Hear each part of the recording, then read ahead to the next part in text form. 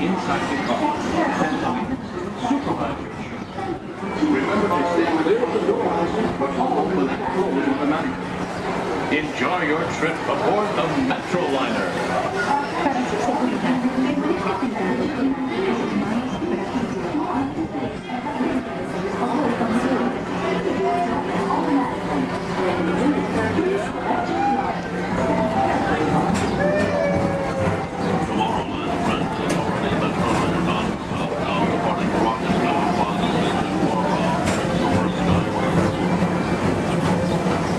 Welcome aboard, TTA travelers. We hope you enjoy Tomorrowland Transit Authority's Super Skyway.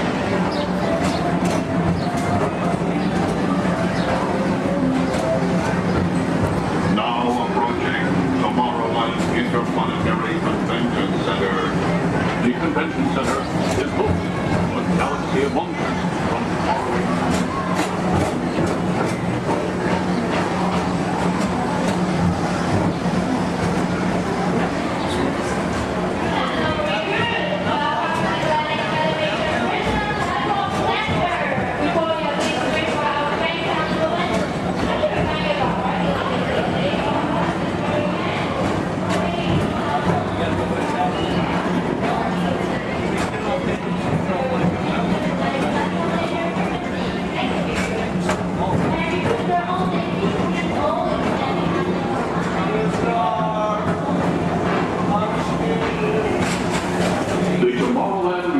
Metro Historical Society presents Walt Disney's 20th century vision for the future. This model city dared to dream the perfect community in which to work, live, and play.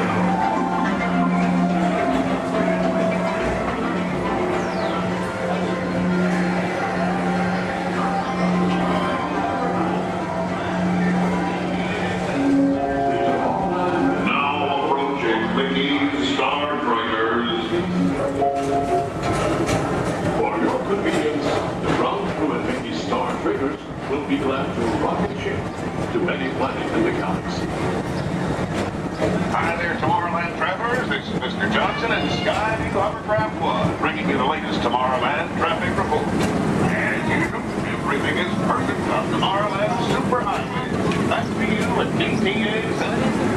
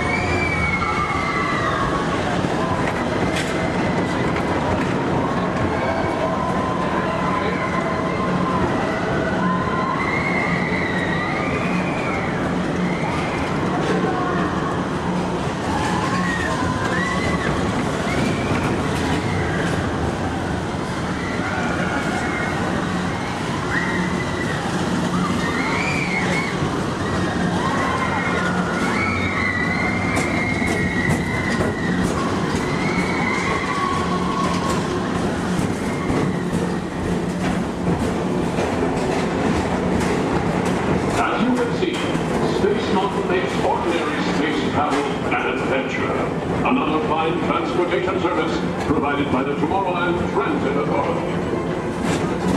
Attention, all visitors from Galaxy M31. Please keep forward-facing tentacles clear of oncoming Metroliner vehicles. Thank you.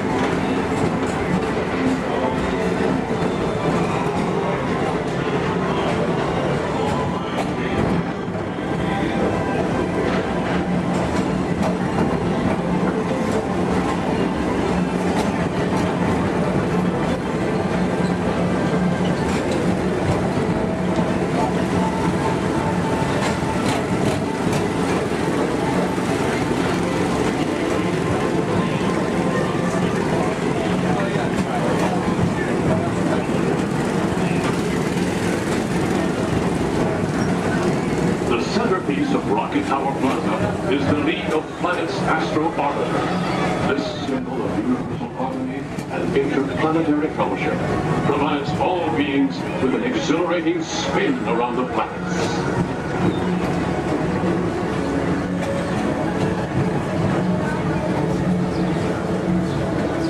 Blue Line passengers, for all your future travel needs, the TTA services all of Tomorrowland's outlying areas, including the personal rocket ship docking lot, and of course, perfect park acres. Paging Mr. Morrow, Mr. Tom Morrow. Your party for the Saturn has arrived. Please give them a ring. Now approaching Walt Disney's Carousel of Progress.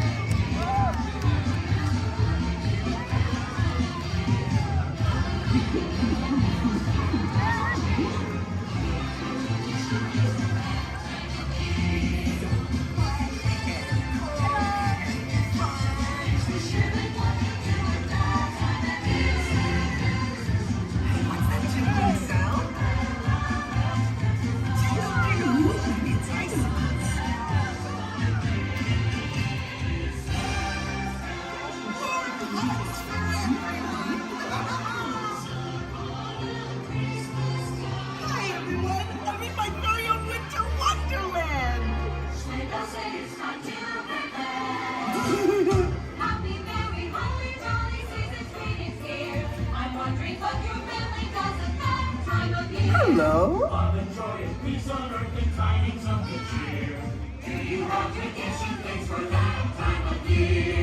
Look at all the lights and the people. Hang a box of evergreen on every single doorway. Make a giant cookie in the weedy shape of Norway. Go from door to door to door by sailing with our choir. Make a fire giant socks like a open fire. Happy Mary, you'll have carol free for friends and dear. Thanks for sharing what you got.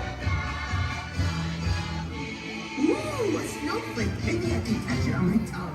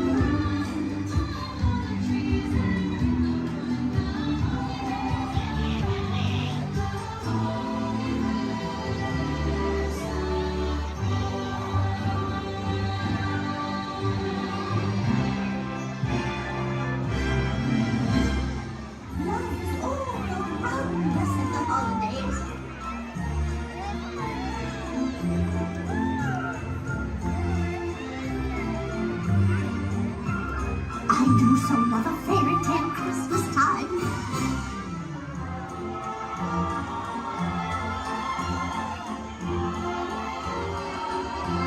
Happy holidays! This is my favorite time of the year.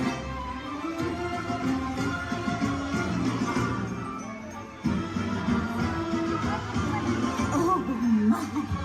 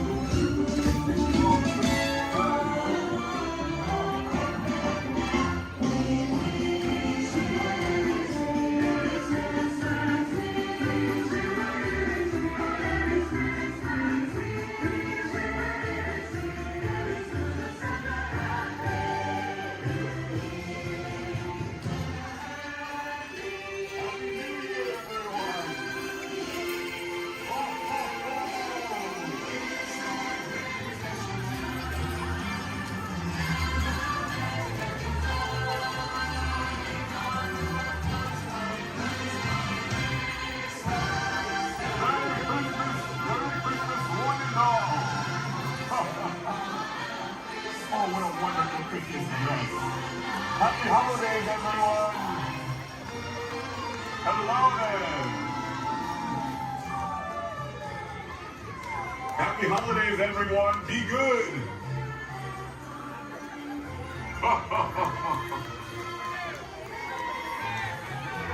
Christmas too.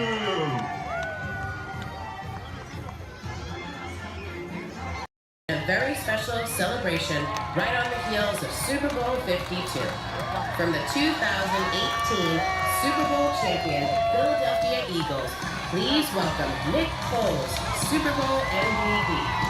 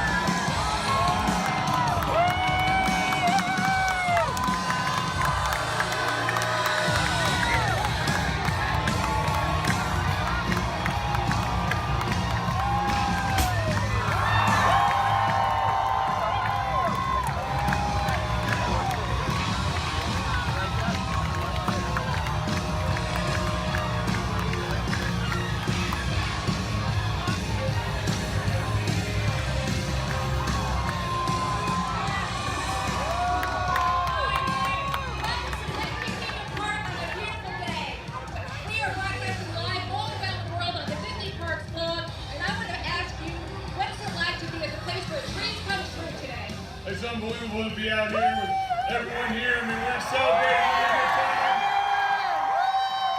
To be at Disney World, to be a part of this is unbelievable. Just to see everyone, to be here, unreal. So, tell me, your fans have lined the parade route from start to finish. What do you have to say to them? I mean, Philly fans are everywhere.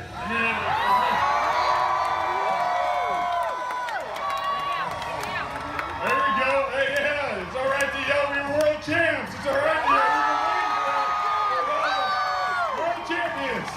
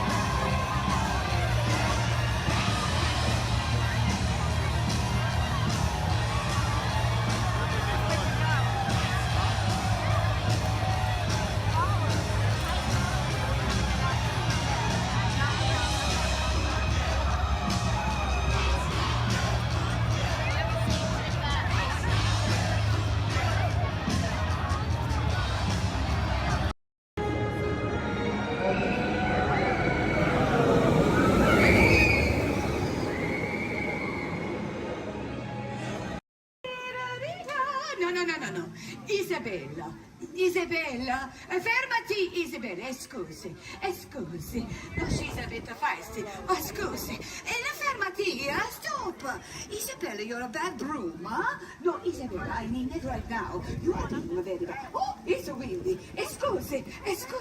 No, oh, Isabella. No, Isabella, fai la prova. Fai la prova, Isabella. No. Scusi, I have a chat with her. Isabella, I need you to behave, huh? I know you're a bit nervous, but we are friends here, huh? Stay. Avvicinatevi, come here. Come closer, huh? Come here. The children especially. Come here. Have you seen any witches? Scusi. Have you seen any mean witches?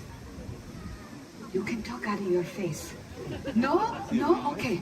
Good. This is a good thing. I'll bring the children forward. Come in.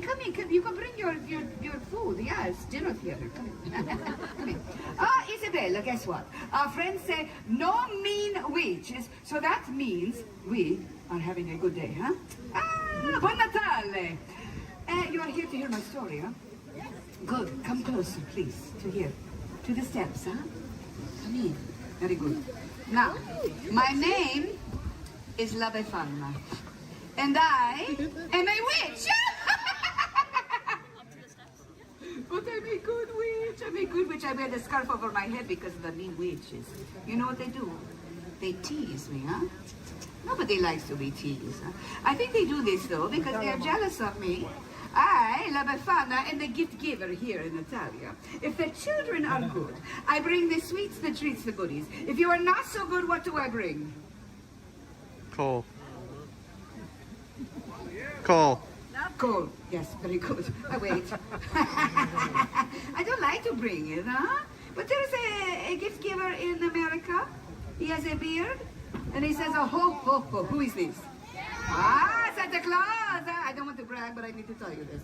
I've been bringing the bambini the gifts down the chimney long before old Cindy was a bambino himself. That just means I'm old. Okay. Tell me, what does Santa Claus fly? Reindeer and the sleigh. Yes. Oh, poor La Befana. She has no sleigh, no reindeer. What do you suppose La Befana flies? A broom, see, because I'm a witch. No, nothing. Not even a little scared, huh? That's because I'm a good witch. What if I only bring you socks and underwear for Christmas, huh? No, you like that, huh? Oh, yeah. You're cheap. Okay, good. All right, kid, I joke. So, Santa Claus, when does he bring the gifts? What night? Yes, when you are sleeping on the Christmas Eve, see? Yeah, the 24th. But when does La Befana bring the gifts?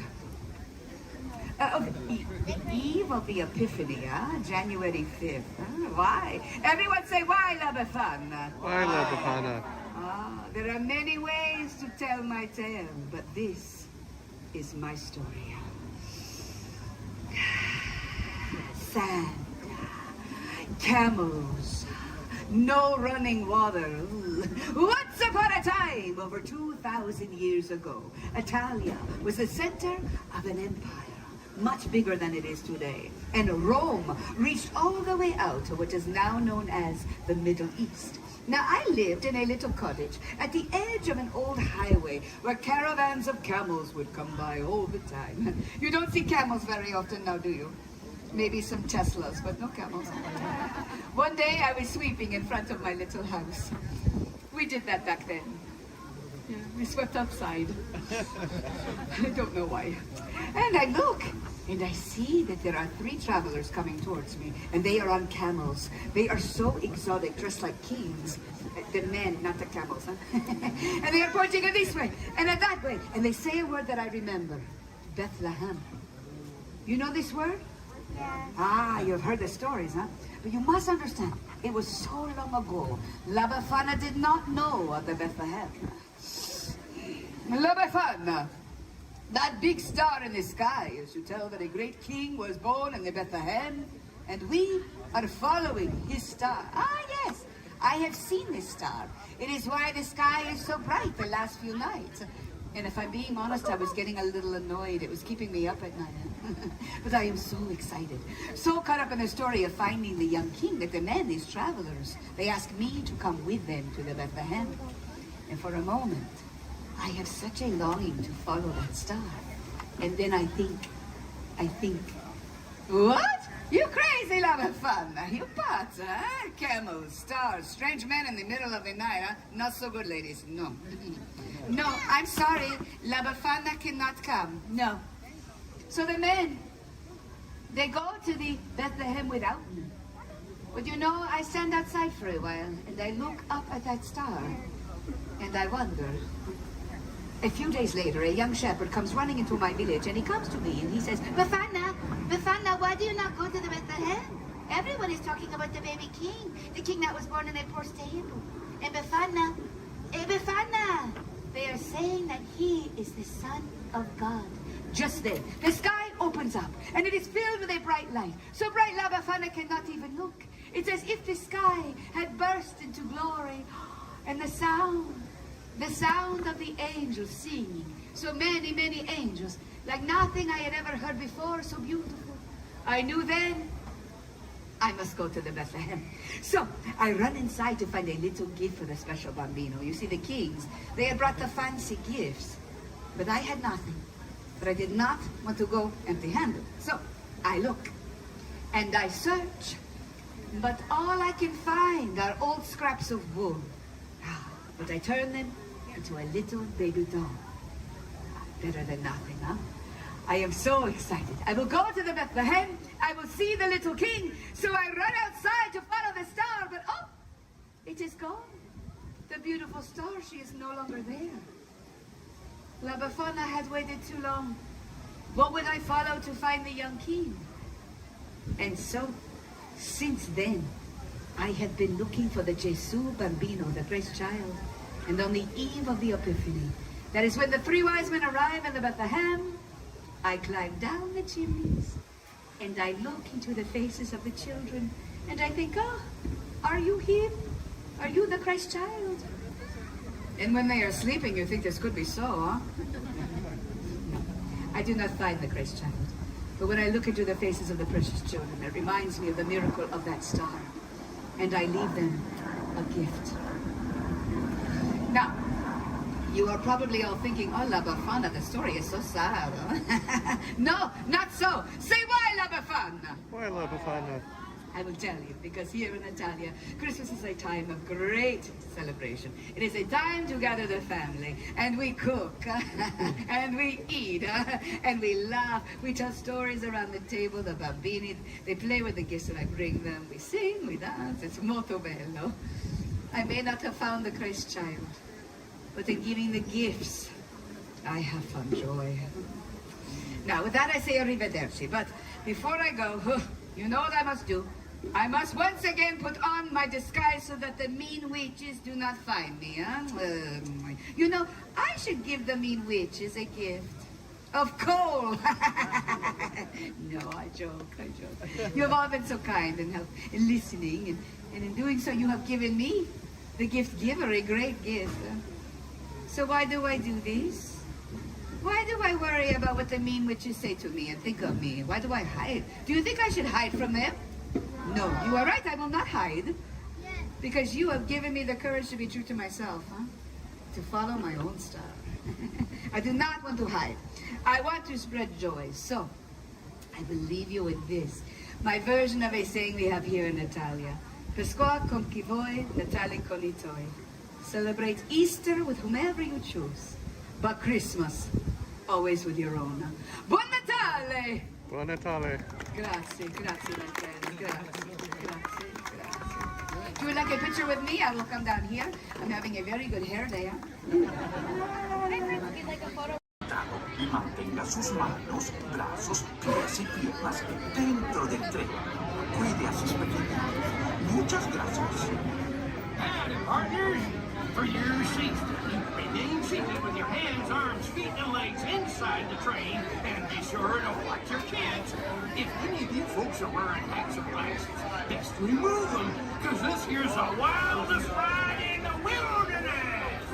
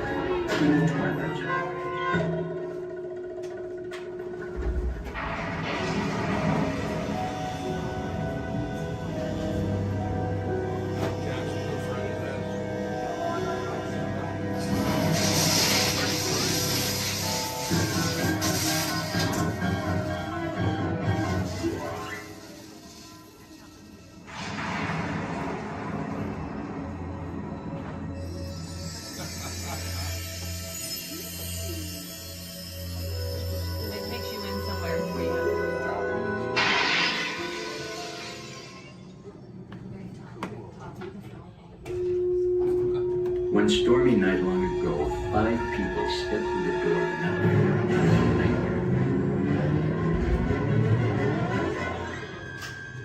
That door is opening once again, this time.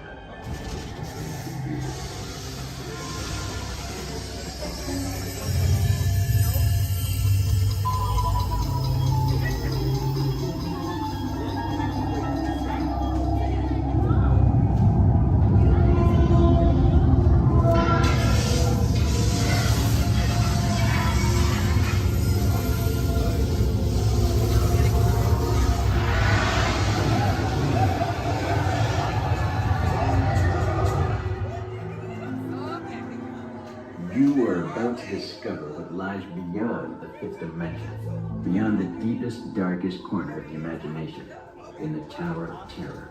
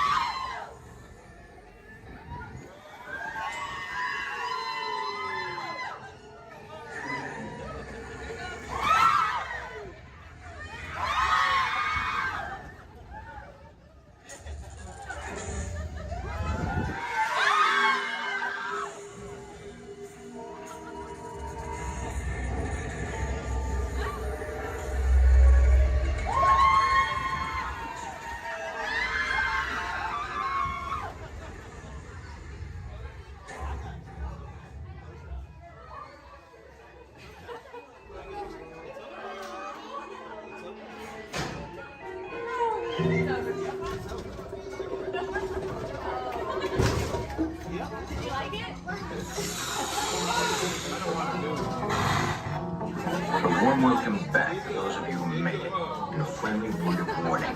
Something you won't find in any guidebook.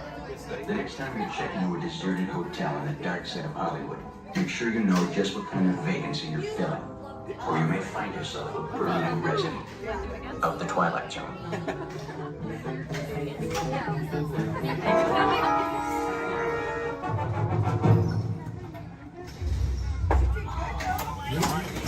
Welcome back, everyone. For your safety, please remain fully seated. No lap sitting and hold on to all these items.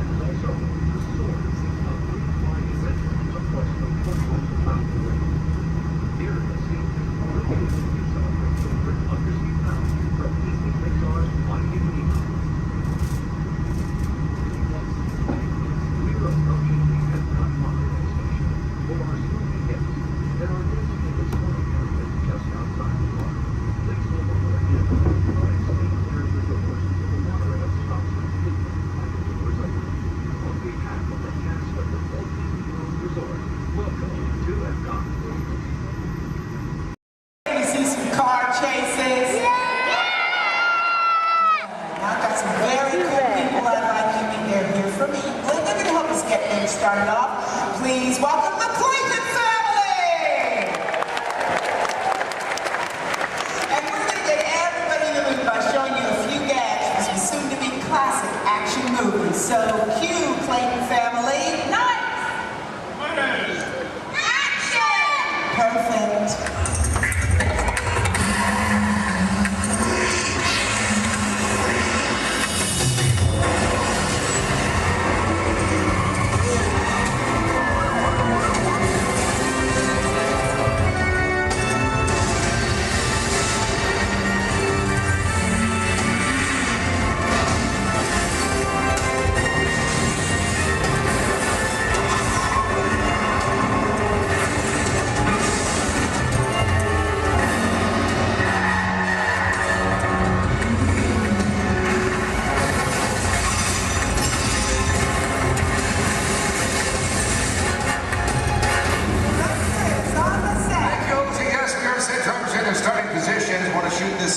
First scene as quick as possible. Just need to know, is everybody fired up? Are you ready? Yes, got a lot of action coming your way. Bobby, let's check in with drivers, make sure we're good. All right, today, ladies and gentlemen, we're shooting a big chase sequence similar to the ones you've just seen on the big screen, only we're shooting a brand new action-adventure film set in the south of France. All you need to know right now is that our hero is in a red car and he has this top secret envelope with him. Now, everybody else is just trying to prevent him from leaving town with it.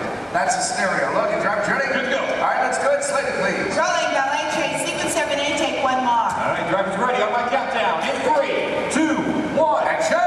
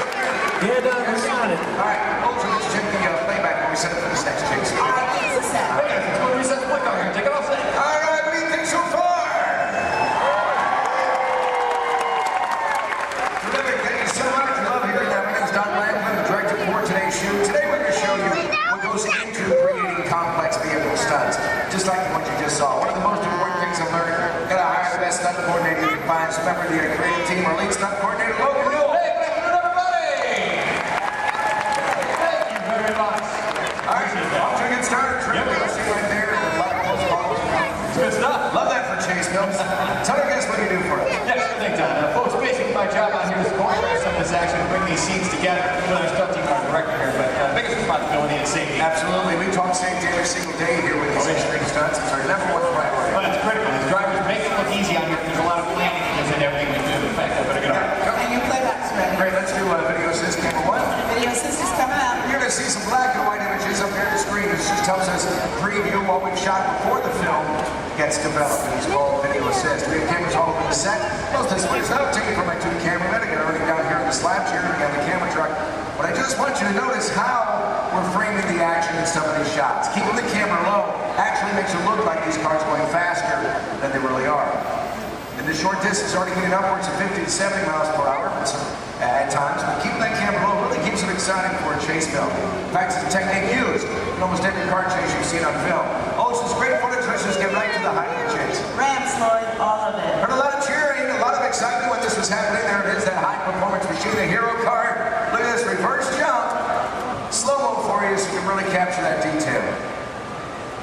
Ernie, my main cameraman, right underneath those cars, and then zooming right in on the driver. There it is right there. Main man, Ernie.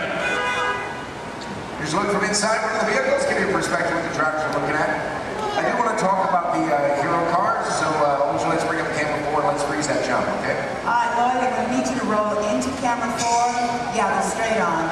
And then freeze it at the top of the jump. Nice work. There you go. Cha-ching. Right there. There you go. All right, this is a very special car for us. Yeah, it sure is. Ladies and gentlemen, this hero car out here was designed and built specifically for our film. It is built with 4 forward gears, but unlike the cars we drive every day, it also has 4 gears of reverse. Now, obviously, we can go a lot faster that way going backwards. Something else a little bit different than that vehicle is where we put the motor. It's not in the front or in the back. It's actually mounted right behind the driver. And the reason we do this, it balances out the car, gives it better overall stability, and of course, maneuverability on all these tight turns out here. That's right. And speaking of time, it's not really a luxury ride for the drivers. They don't grab today's vehicle. Don, we're still setting up here. Let's just bring out the hero truck. You know, let's do that. Let's introduce it tomorrow. All right, let's do it. Hero 2 set. Thank you. Oh yeah, there he is, speaking into place. Ladies and gentlemen, how about a nice warm welcome for your hero from Brazil, Mr. Eduardo. Nice to meet you, my friend. Great work, you do. Great work, my friend. Now we've worked together for a little while, and he's pretty awesome at the 180s, 360s at 540. Pulled that out. Look good. Look good. Glad we put that in. How about you? You glad we put that in? Yeah, you're glad. Okay. It's all right. This thing's on. You can talk. Hey, Eddie, go ahead and look at the camera and tell everybody how you do the jump backwards. They love that too. It's going to take a long time? Yeah. All right. Well, I'll summarize for you guys. As good as he is at what he does, this unique, one-of-a-kind car has its win. Let's check that out. Hero 2 on set. All right, now you see, folks, it's really not safe to drive in reverse at high speeds, of course, or jump a car backwards for that matter. So what we did is we had a duplicate car built. This is exactly every detail as Eduardo's hero car right here, except for one tiny modification. It's built, so our driver faces out the back. Check this out. We even took it a step further. Built a reverse stunt driver. Made it look like he was facing out the front. Hello, everyone. I'm not real. So reverse hero. Let's hear for Ron Fox. Nice work, guys. Great shape. Now, folks, you may be wondering out there how we're able to switch these vehicles mid-take like that without even noticing. In fact, Olga, we got that video system. We bring it up. You got it. I need cameras 1 and 6, Lloyd. Roll. There we go, guys. You can see right up here. This is our first hero, Eduardo. Drove on the set. A reverse hero. Well, he was actually waiting in position to take over for him. That's right. The two cars are like runners passing the baton in a relay race. Once the main car disappeared, well, this reverse car took over without missing a beat. Let's hear it again for these drivers.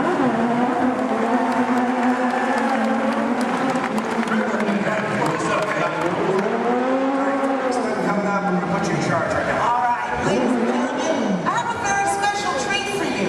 We've prepared a tribute to Disney's original action movie star. He's made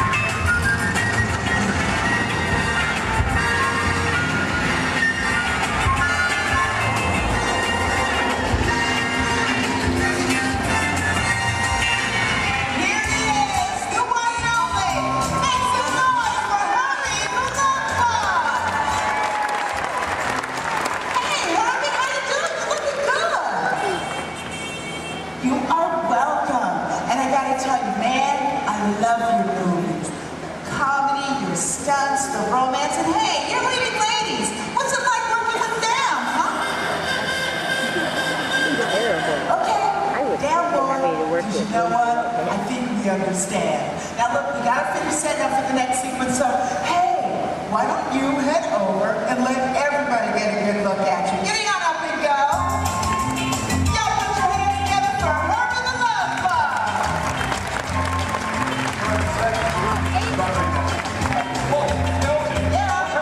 Send it over to say hi to everybody. Okay, well, I've got some close to the title on the top. Hurry, go now!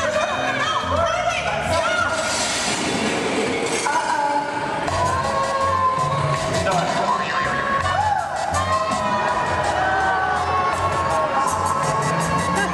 Let's do this. Let's get the presentation loaded. Let's check in with Eduardo. Olja. Yes. Get on the camera truck. We're going to say goodbye to, where's Herbie? He had to split. What's this one? Let me get on the camera truck. Go ahead and set this scene up for everybody, okay? Okay, cool. Now, ladies and gentlemen, this is another segment of our chase. Heroes still being pursued, but it is getting harder for you to maneuver. Our marketplace is now a whole lot smaller thanks to the addition of the big trucks and the market carts. So the questions now become, how's our hero going to spin or go backwards? Where's it going to go? And what's it going to do? Let's find out. Got them all set up for you. All right, good. Everybody set. Yes, good. Logan, drivers ready? Oh, yeah. That's good. Slater, please. Rolling blockades and Kazay, take one more. All right, guys, here we go. One more countdown. In 3, 2, 1. Action.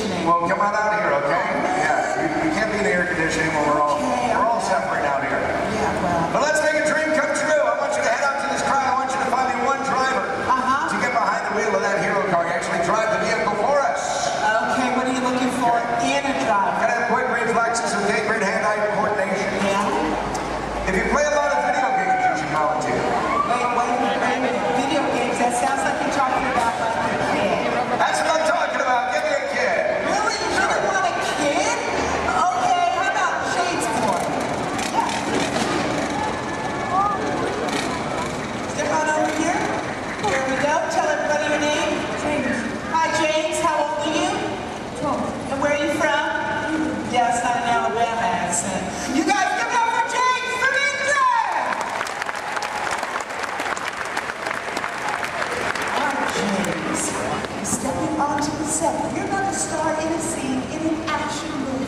that cool?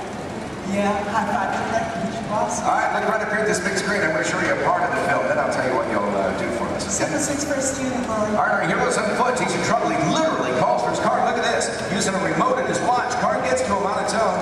Hero makes his escape. I need a longer shot of the car. You're going to drive it for us, and there it is. Do you know what's so special about that car? Well, it's a full-size remote-controlled vehicle. That's right. You drive it with this remote here in my hands, guys. Let's take a look inside. I'll show you the hardware on this vehicle. The hardware, I should say. There you go. Now take a look at the steering wheel. I'll give you guys a quick demonstration. If I want to turn this vehicle to the left, all I do is press this lever here to the left like this, and then to the right. There you go. Right in the center. Oh, that's a fun little toy. Now, guys, this is just like any other remote control car that you can find in the store, except it's a little bit bigger, obviously. It is custom built, bumper, all our safety features inside. The great advantage of having a remote car out here on set is that we can operate safely from a distance, especially when this requires explosion. Pyrotechnics, we've got to keep everybody away, of course. So there you go. All right, beautiful. Have you ever driven a remote control car before? Yeah. Just keep in mind that this is a $100,000 vehicle. Now, James, it's going to be really easy. As a matter of fact, Logan's already shown you how to steer. But for this particular sequence, dude, you have so got to concentrate on directional. Now, make it go forward. You can push his knob straight away from me. For reverse, pull it straight down towards yourself. Does that make sense? Cool. We're going to practice. I'm going to help you out this time. You go ahead, put your fingers there. Now, I'm going to push it away from you. Slow and easy, James.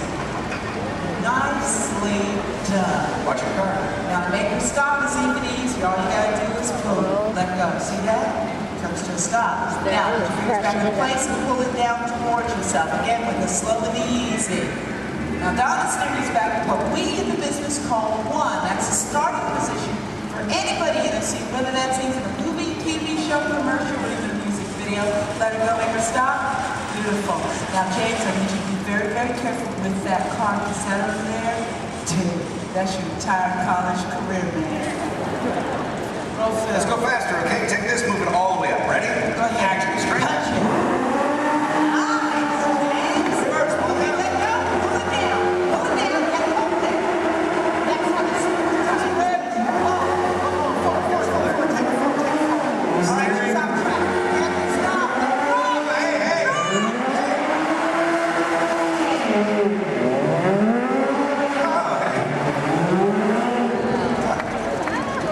Driving on the side of the... I just love how they do special. Are you released? We're just having fun here, but there's a part of the movie where we use a remote car. That's how we do it. This is our remote car driver, Corey.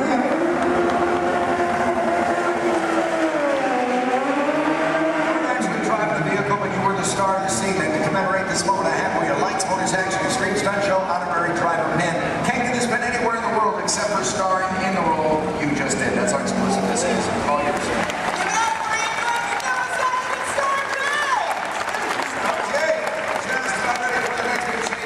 Now we're shooting this, as we often do in movies, out of sequence. We have a lot of complex stunts coming up for you in this chase. In fact, I highly recommend you have your camera standing by. You're going to see some incredible stunts in this one.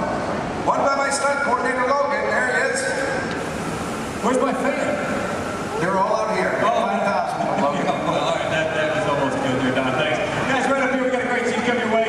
Full of more action, I promise you that. Working in the stunt business, guys, it's a lot of fun. A lot of responsibility, too, but for me, every day changes. One day I might double for our hero. Next thing you know, shooting at him just all depends on what our director needs.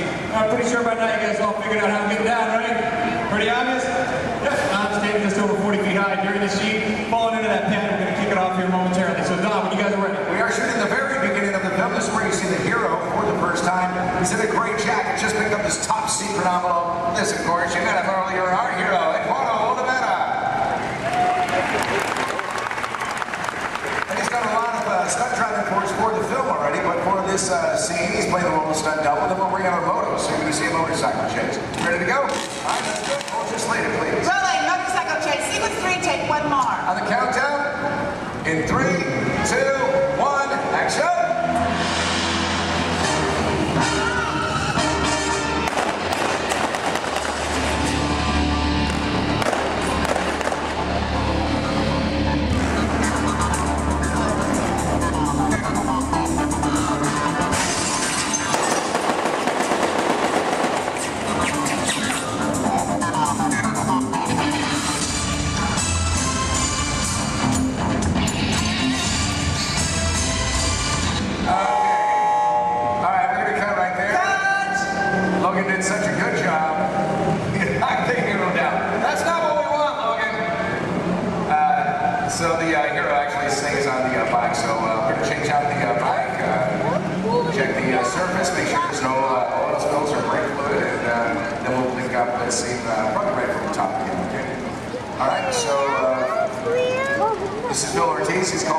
this while Logan was doing the stunt for us, but we'll get the high fall in there.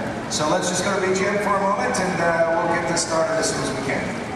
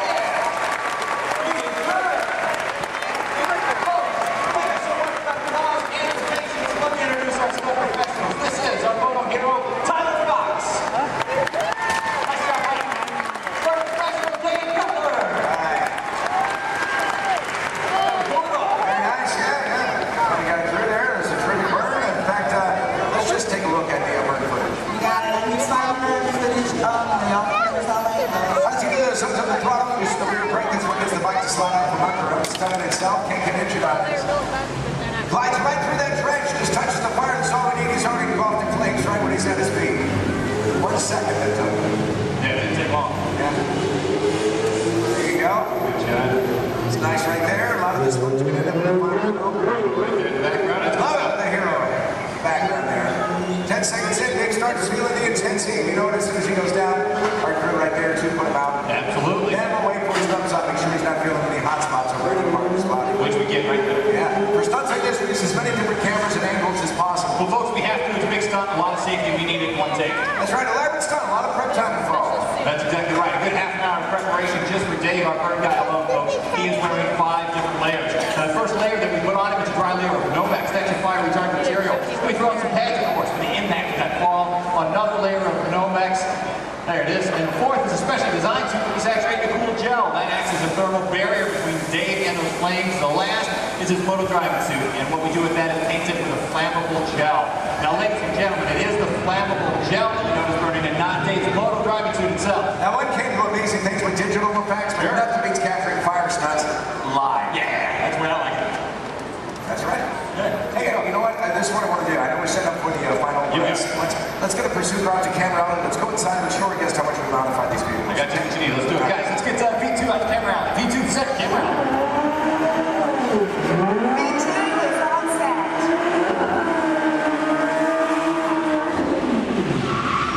There you go.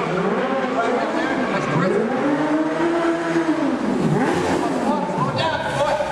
Hey, there you go. Folks, how would you like this guy to be your valet? Put your hands together for Mr. Nick Keeley. Hey,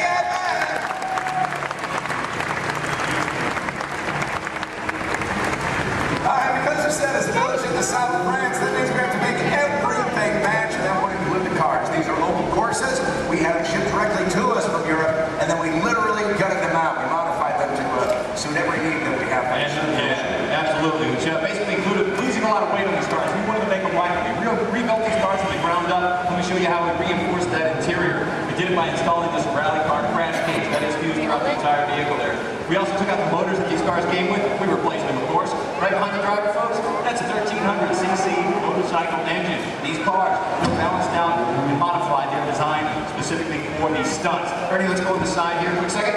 Now, executing these maneuvers, pulling off these stunts that our cars do, it requires a lot of complex timing, using your clutch, your gas, and the emergency brake. These cars here, that e-brake releases the moment our driver lets it go. The cars we drive every day, it locks in position until we release it manually ourselves. These guys are pulling off all these maneuvers and they have to keep going. So that's why we leave it released. Something else a little bit different, the gear shift. Second, third, fourth gear just requires a little push forward. It's called the bump shift in our business. If you want reverse, you just turn the handle on top and you've got 4 gears of reverse. Extra command, just like that. And we are ready. Final shot. Thanks a lot, Nick. All right, let's do it.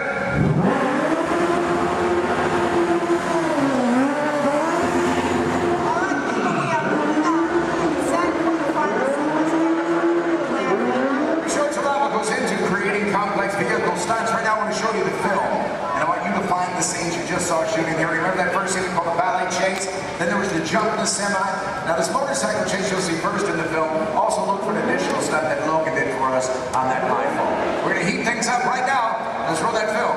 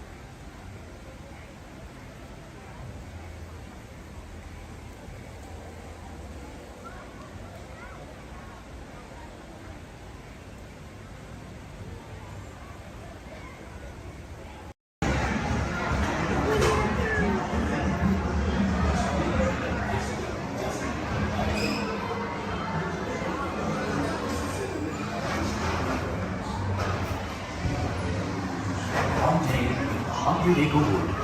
Eastway traded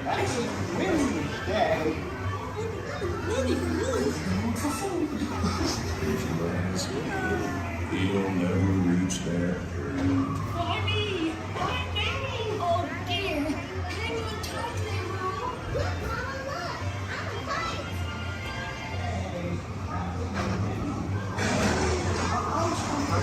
So unrolled by our refrigerator, secret buns. I'm just in time to tell you about my Uncle Clyde. Hunter! Come bounce with me!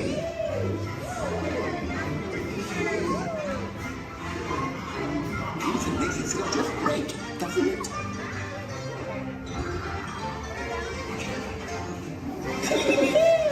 Follow me! Like this way. I almost bounced right out of the ride. Watch out for everyone and movers. They feel honey. Steal honey.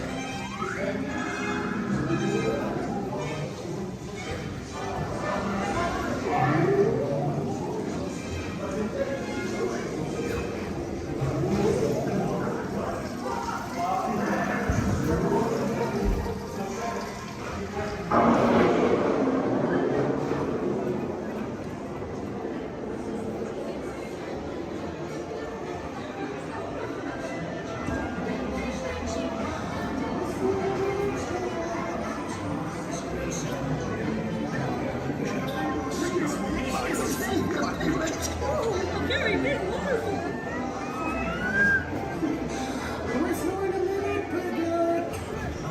Rain went away, and everyone gathered together to say,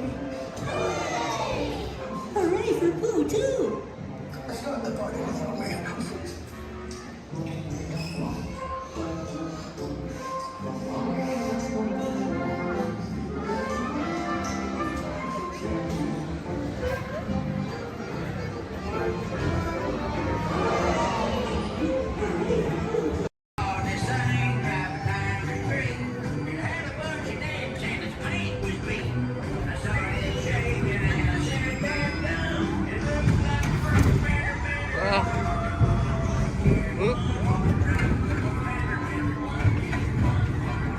Wait, what?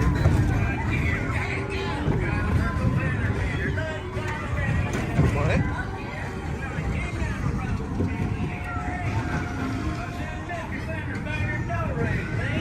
I heard him say, the voice of the river,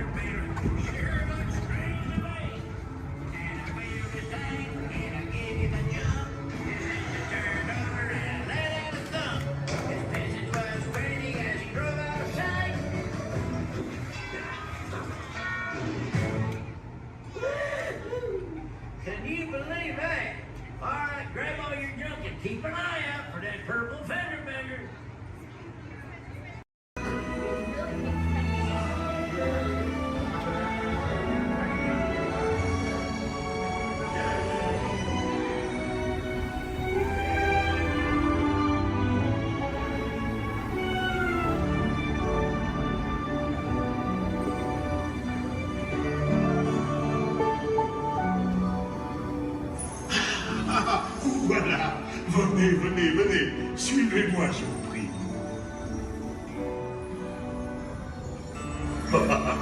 Chef Rally is waiting for you.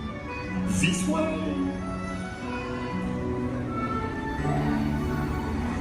Détendez-vous.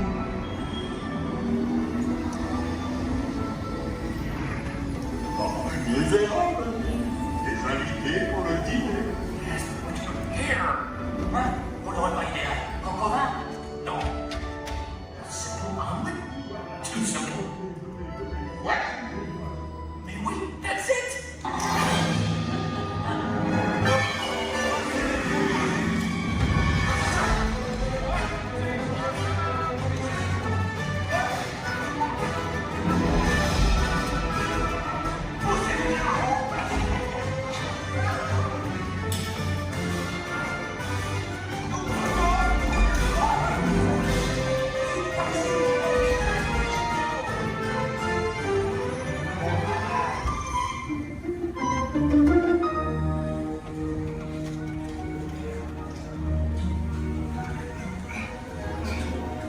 Cette nourriture est pour nos invités, pas pour vous. Hey guys, the food is for them, not you.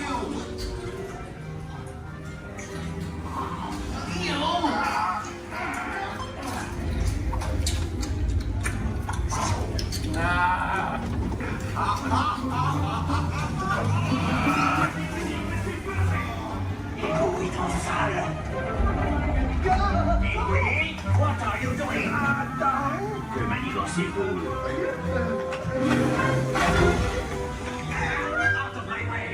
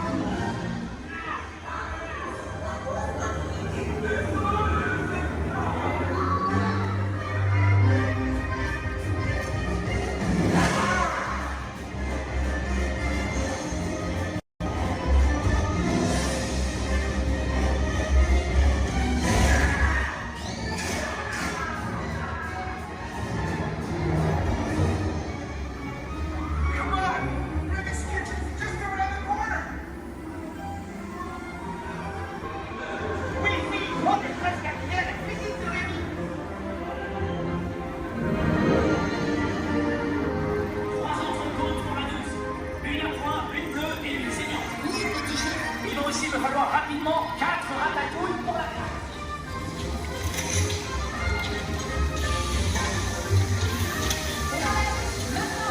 Oui, ma chérie.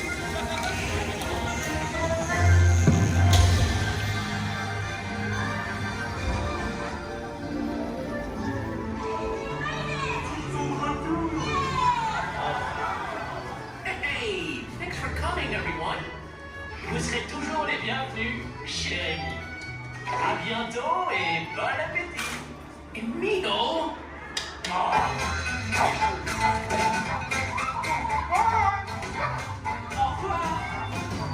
And for you, and this way, you are always welcome at Bistro Shade.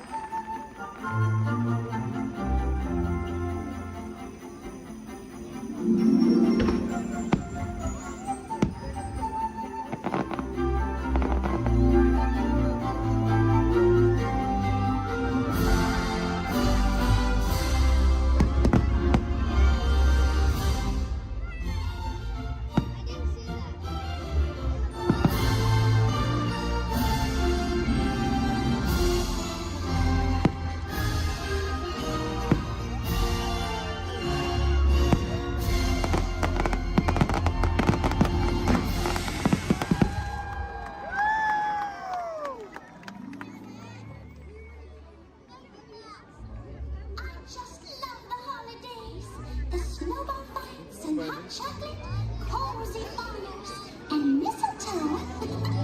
But my favorite part is getting to share it all with the ones I love.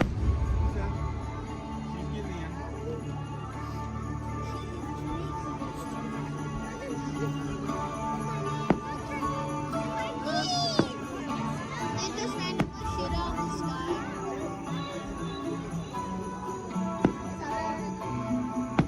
I got you. I kind of want to see what happens if it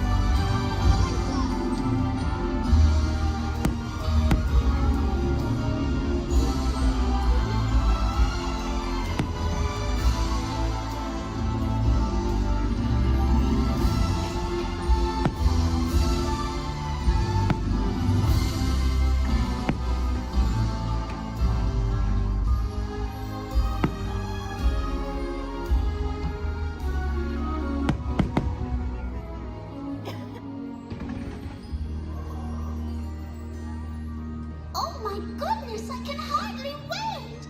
With all the holiday magic this time of year, I'm so happy we get to share it with all of you. And there's no better time to celebrate than right now.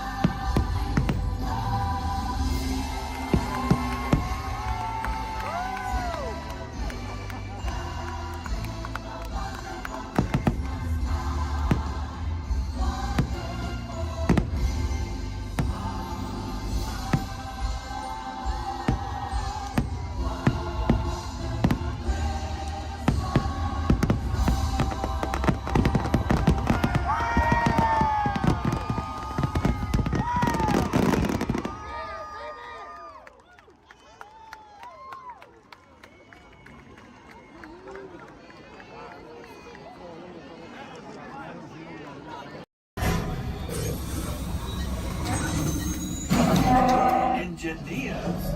Automatic repair engaged.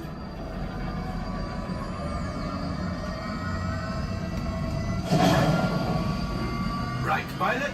Push the flashing button to take off. Pilot on the left. Move your stick to fly right and left. I was just about to say that. Pilot on the right. Pull back on the stick to fly out. And push forward to fly down. Oh, watch it. Chewie is flying this thing look in the air. Weapons are online. Left pilot. Hit the booster. Now let's go get that coaxial. Right pilot. Make the jump to light speed.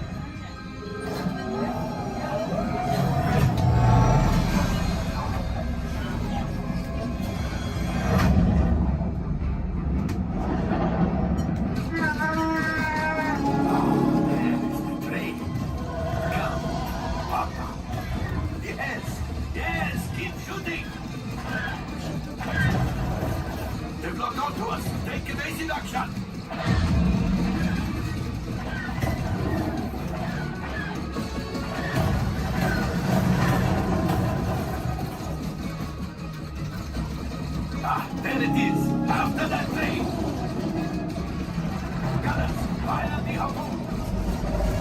Excellent! Now, gunners, shoot the cargo free! Left pilot, brakes! Well, my friends, that could have been much worse. Okay, it's much worse.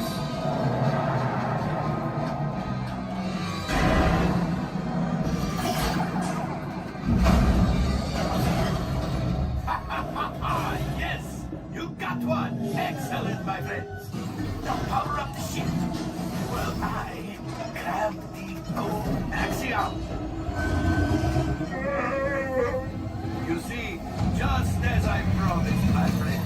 Now that the resistance has already, maybe a little something for Hondo. Pilots, line up behind the train so we can harpoon that last car. Gunners, fire the harpoon. Gunners, shoot the train. The cargo is breaking free. Keep shooting. Good job, my friends. Yes. We got the coaxium. I will grab it. You keep up to the train.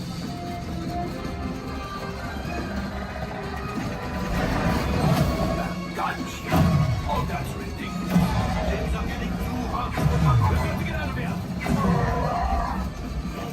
A distraction! Fire the missiles at the train! Hey!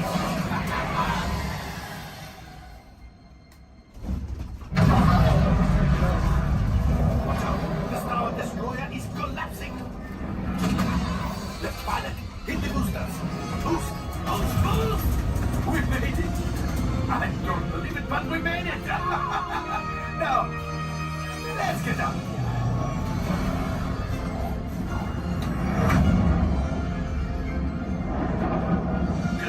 My friends. You retrieved 2 containers of coaxium. This will greatly help the resistance. You have heard the First Order and made Chewie proud. Now, after my modest profit, your cut minus what you owe me for damaging the Falcon is... Hey, not bad.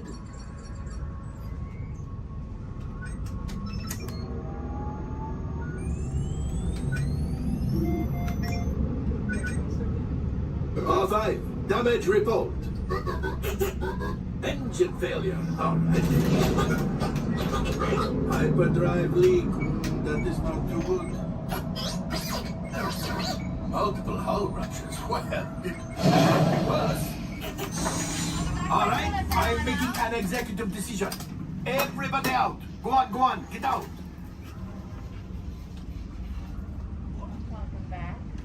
All available techs, we have a Corellian freighter that needs immediate transport back to the maintenance bay. This thing has seen better days. Better fix all that before the Wookiee sees it.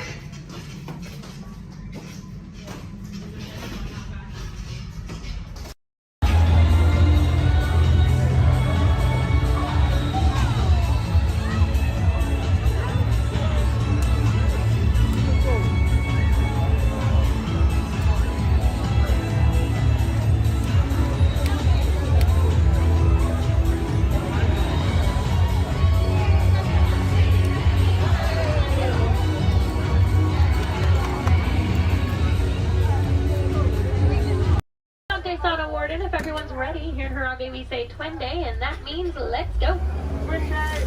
Jumbo friends, my name is Rachel, and I'm going to be your safari guide out of the Harambe Wildlife Reserve. Just a couple friendly safety reminders before we do head on out, though. Make sure we stay fully seated the entire time. It does get pretty bumpy out there. We're also going to make sure we keep our hands, arms, feet, and legs inside the truck, and hold on to any loose items that could fall out, because unfortunately I cannot stop to retrieve anything if it does fall out. Now, the first part of the reserve that we are heading into is the Little Aturi Forest. Now, the animals here in the forest are known for their camouflage, so we may have to look a little bit harder for them. Although over on the right side, the brown colored animal with those striped legs, that is an okapi. Now, okapis might look like they are related to zebras with those striped legs, but they're actually one of the only living relatives of the giraffe. Now, if you look closely at its head, they kind of have the same skull shape the giraffe has. They also have the same tongue that helps them get into the vegetation. Now, that black and white bird that's hanging out down there kind of by the water as well, that is a saddle-billed stork. They can stand at about 5 feet tall with a wingspan all the way up to about 9 feet long. So if you look up above you, that is about the length of the canopy that's on top of your head. Now, they get their name from the yellow saddle shape on their beak, and they do also mate for life. So once they find their partner, they're with them for the rest of their life. Definitely be on the lookout for another one. There's usually another one that hangs out pretty close.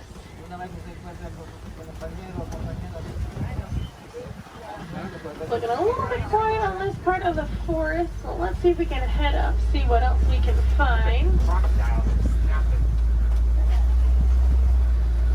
Looks like there is some movement up ahead, so I'm going to head over that way.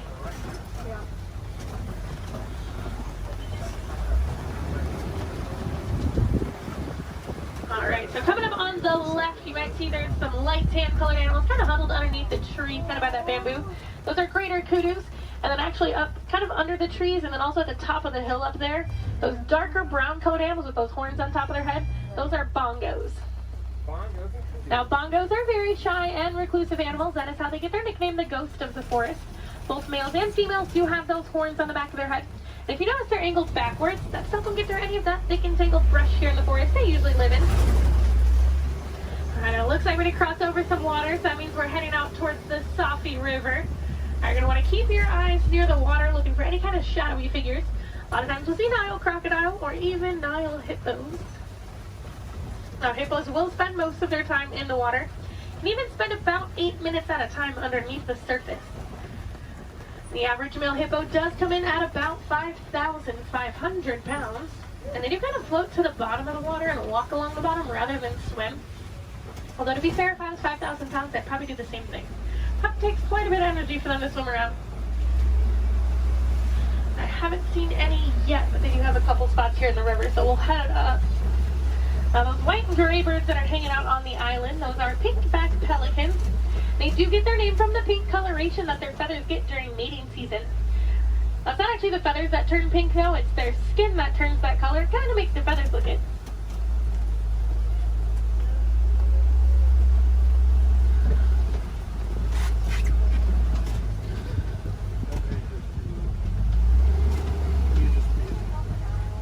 The hippos are being a little bit shy right now, but I do know we are heading towards crocodile territory. Aha, down there on the left, there are some crocodiles down there. Now, the average Nile crocodile does come in at about 16 feet in length, weighing about 500 pounds. Although they can grow to be about 20 feet long, and I do know there's at least one down there that's a little bit over 700 pounds. Now, when it is super hot, you will see them hanging out with their mouth open. That's because, unlike you and I, they can't sweat. So they do open their mouth. It does help them regulate their temperature, keeps them a little bit cooler. You'll notice a lot of the animals here in Africa actually have some sort of natural cooling capabilities. It does get pretty hot out there. Now, we are going to start making our way out towards the savannah. That does happen to be one of the largest parts on the reserve. It's also home to some of the more famous animals like lions, elephants, and giraffes. So hopefully we'll see some of those out there today. Now, coming up on the right side of the truck, though, this tree that almost looks like it was planted upside down. That is a baobab tree, also known as the tree of life or the upside down tree. And they will remain leafless or dormant up to 9 months out of the year, and that's to help conserve any kind of water or energy the tree does have. And I'm already seeing quite a bit of movement down there, so we're going to head down, get a little bit closer to everything. Now, unlike the animals in the forest, the animals out here on the savannah do rely on speed and agility to protect themselves. Even giraffes can run at about 30 miles per hour. That is a pretty funny run if you've ever seen it. Kind of see the head move way before you see any other part of the body move. Alright, coming up, those animals with those really big horns hanging out there on the right, those are Ankole cattle, also known as the Watusi cattle, after the Watusi tribe that did first domesticate them. They are one of the only domesticated animals here on the reserve, and those horns might look really big and heavy, but they are actually mostly hollow with kind of a honeycomb structure on the inside, so they are fairly light. Now, these zebras that are hanging out here pretty close, these are Hartman's mountain zebras. If you look closely underneath their neck, you'll see a little flap of skin. That is called a dewlap. Now, that does help them regulate their temperature. They're also the only zebra species that has it, so it does help us identify them as Hartman's mountain zebras. Now, a group of zebras is called a dazzle. And if you've ever wondered if a zebra is black with white stripes or white with black stripes, just look at their nose. If they have a black nose, they're black with white stripes, and if they have a white nose, they are white with black stripes. Alright, we are going to slowly start making our way towards those giraffes.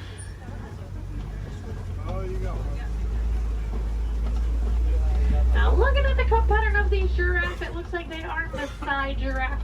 Once we get up there, they do have that kind of jagged puzzle-like coat pattern. Now, also over on the left, kind of hanging out in the back by the trees over there, those are sable antelope. If they do look at all familiar, they are the emblem of the Harambe Wildlife Reserve, so you might have seen their pictures out and around in the village out there. There we go, coming up on these giraffes. That one that's actually scratching its head right there, that's a baby giraffe. Got a little itch. Now, the reticulated giraffes will have a much smoother, almost net-like pattern to them. Now, they can stand at about 18 to 20 feet tall. That does make them the tallest animal in the world. Now, even their young come in at about 6 feet tall when they are born. So they're already fairly big when they're babies. I believe that little one came in at about 5'11", so he was already really, really tall, definitely taller than I will ever be.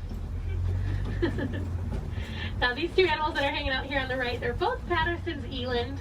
Now, that darker colored one that's a little bit bigger, that is a male, and then the lighter colored one, that's a female. Now, they are one of the larger species of antelope, coming in at about 6 feet tall at the shoulder. Can also jump up to 9 feet in the air. Now, with those giraffes, just like your fingerprint is unique to you, the coat pattern of the giraffe is unique to them. It does help them tell each other apart when they're in groups, and a group of giraffes is called a tower. Seems to be a pretty fitting name for something so tall. They do also only sleep for about 30 minutes a day. The rest of the time is pretty much spent eating. There's a really good view of those Ankole cattle there.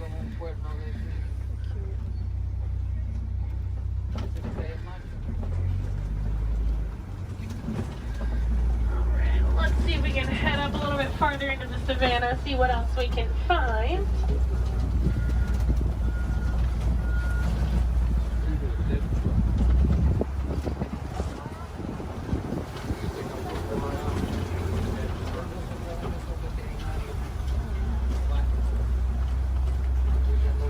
There's a couple animals coming up on the hillside up ahead here. Once I make the turn, they're going to be on the right side. Those are white-bearded wildebeest. We might get a little bit closer to them in a moment, though. Now, they are a large herding animal. They take part in the Great Migration, which is so large it can actually be seen from space. There's easily over a million, usually more like 1.5 million that will migrate every year together.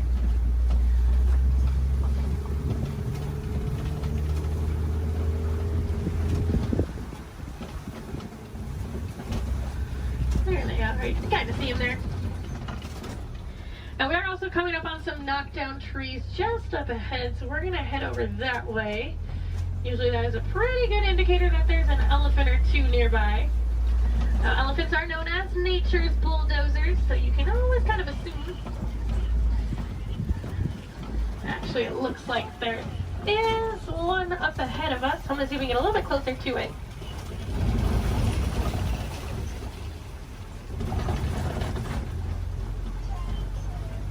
Now, in the meantime, while we are heading up to that elephant, also over on the left, there's a bunch of mandrills walking around on top of the rocks there.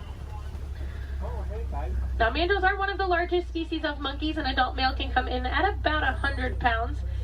They do have those vibrant blue cheeks, and as they get more excited or even more angry, they actually get even more blue. Well, it's a view of an elephant. Probably not the best view. I do know there is usually another herd of them that like to hang out a little bit farther up as well, so we'll see if we can head over that way, maybe get more of a frontal view of an elephant. That would be nice. Now, as male elephants grow older and more mature, they do get kicked out of the herd by the female elephants. They can live in solitary or smaller groups of male-only elephants. They do tend to get a little bit too rough with the young ones, and the females are not a huge fan of that. Well, you can kind of see that one a little bit better. Now, we can also tell that's an African elephant, not only because we're in Africa, but if you look at the ear shape, it almost looks like the continent of Africa. Makes it super easy to identify. Let's see if we can head up and find the herd. Thanks to our team's conservation efforts, they found that elephants are afraid of bees. So because of that, farmers have been putting up beehives around their crops. It's a much safer alternative for the elephants. It keeps them farther away from the crops, but it also keeps our locals and our farmers happy. Now, I thought it was so funny that such a large animal was afraid of such a tiny little insect. And it's actually the noise that the bees make.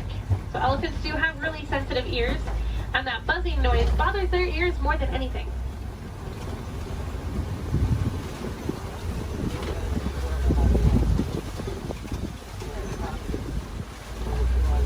And I am seeing some tusk marks in the red clay, so hopefully that is a good sign that the herd has moved through here fairly recently.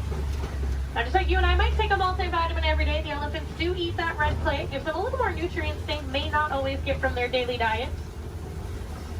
Female elephants do also have one of the longest gestation periods, coming in at about 22 months.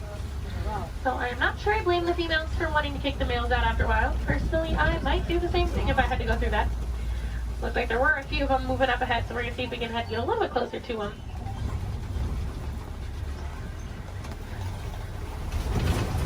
Male elephants also won't get to their full size until they are about 35 to 40 years old. That is about half of their lifespan. In the wild, their lifespan is about 60 to 70 years, and that full size can come in at a whopping 15,000 pounds. So that does make them one of the largest land animals.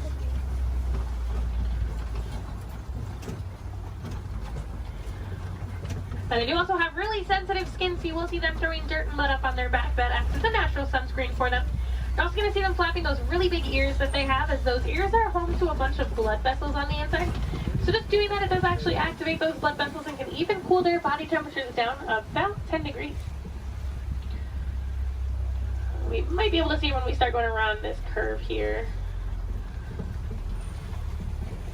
Now, in the meantime, we are coming up on some greater flamingos as well. Now, those greater flamingos actually start out as a gray color, and as they get older, they get their vibrant pink color from their diet, which does consist mostly of beta-carotene, like brine shrimp. If you actually look on a couple of them, the back of their head and neck, you can still see some of the gray feathering on some of them. They are one of the lighter colors of flamingo species, as well as one of the largest. You might have seen their cousins, the lesser flamingos, out on Discovery Island when you were coming in today. They're quite a bit brighter in color than these ones, but they're also a little bit smaller. And if you didn't see them, they like to hang out the very front of the tree line, kind of down to the left-hand side.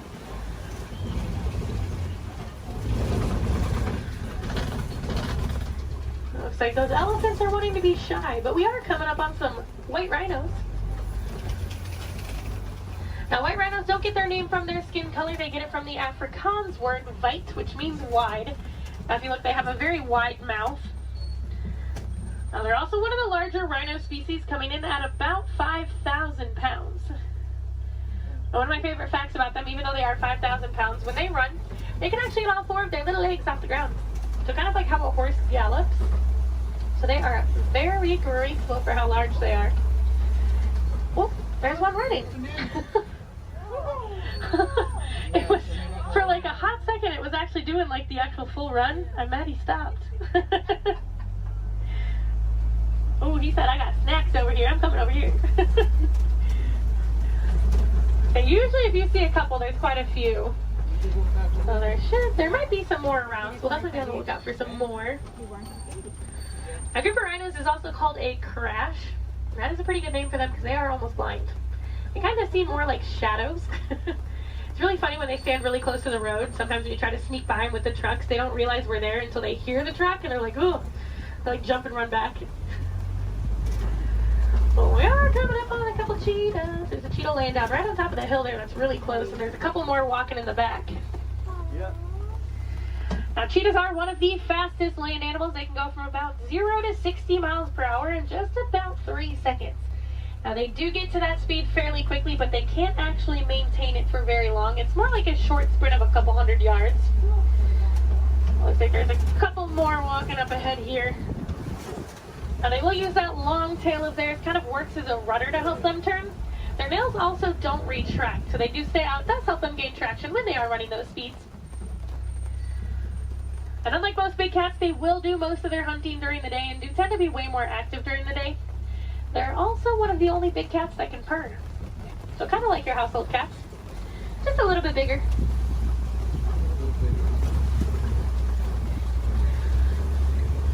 Oh, it looks like there's some lions hanging out on top of the Kobe rock. Oh, they're so pretty. Like there's a male and a female here, and there's another female up ahead a little ways. Lions do sleep about 16 to 20 hours a day, so we're pretty lucky that we're actually seeing them kind of moving. I mean, they're not moving around, but they have their heads up and not sleeping. Now, they do tend to be more nocturnal and will do most of their hunting at night, and it's actually the females that will go out and do the hunting while the males stay back and protect the pride. During the day, their eyesight is pretty much identical to ours, but at night, it gets about 6 times better. So they have super good eyesight at night.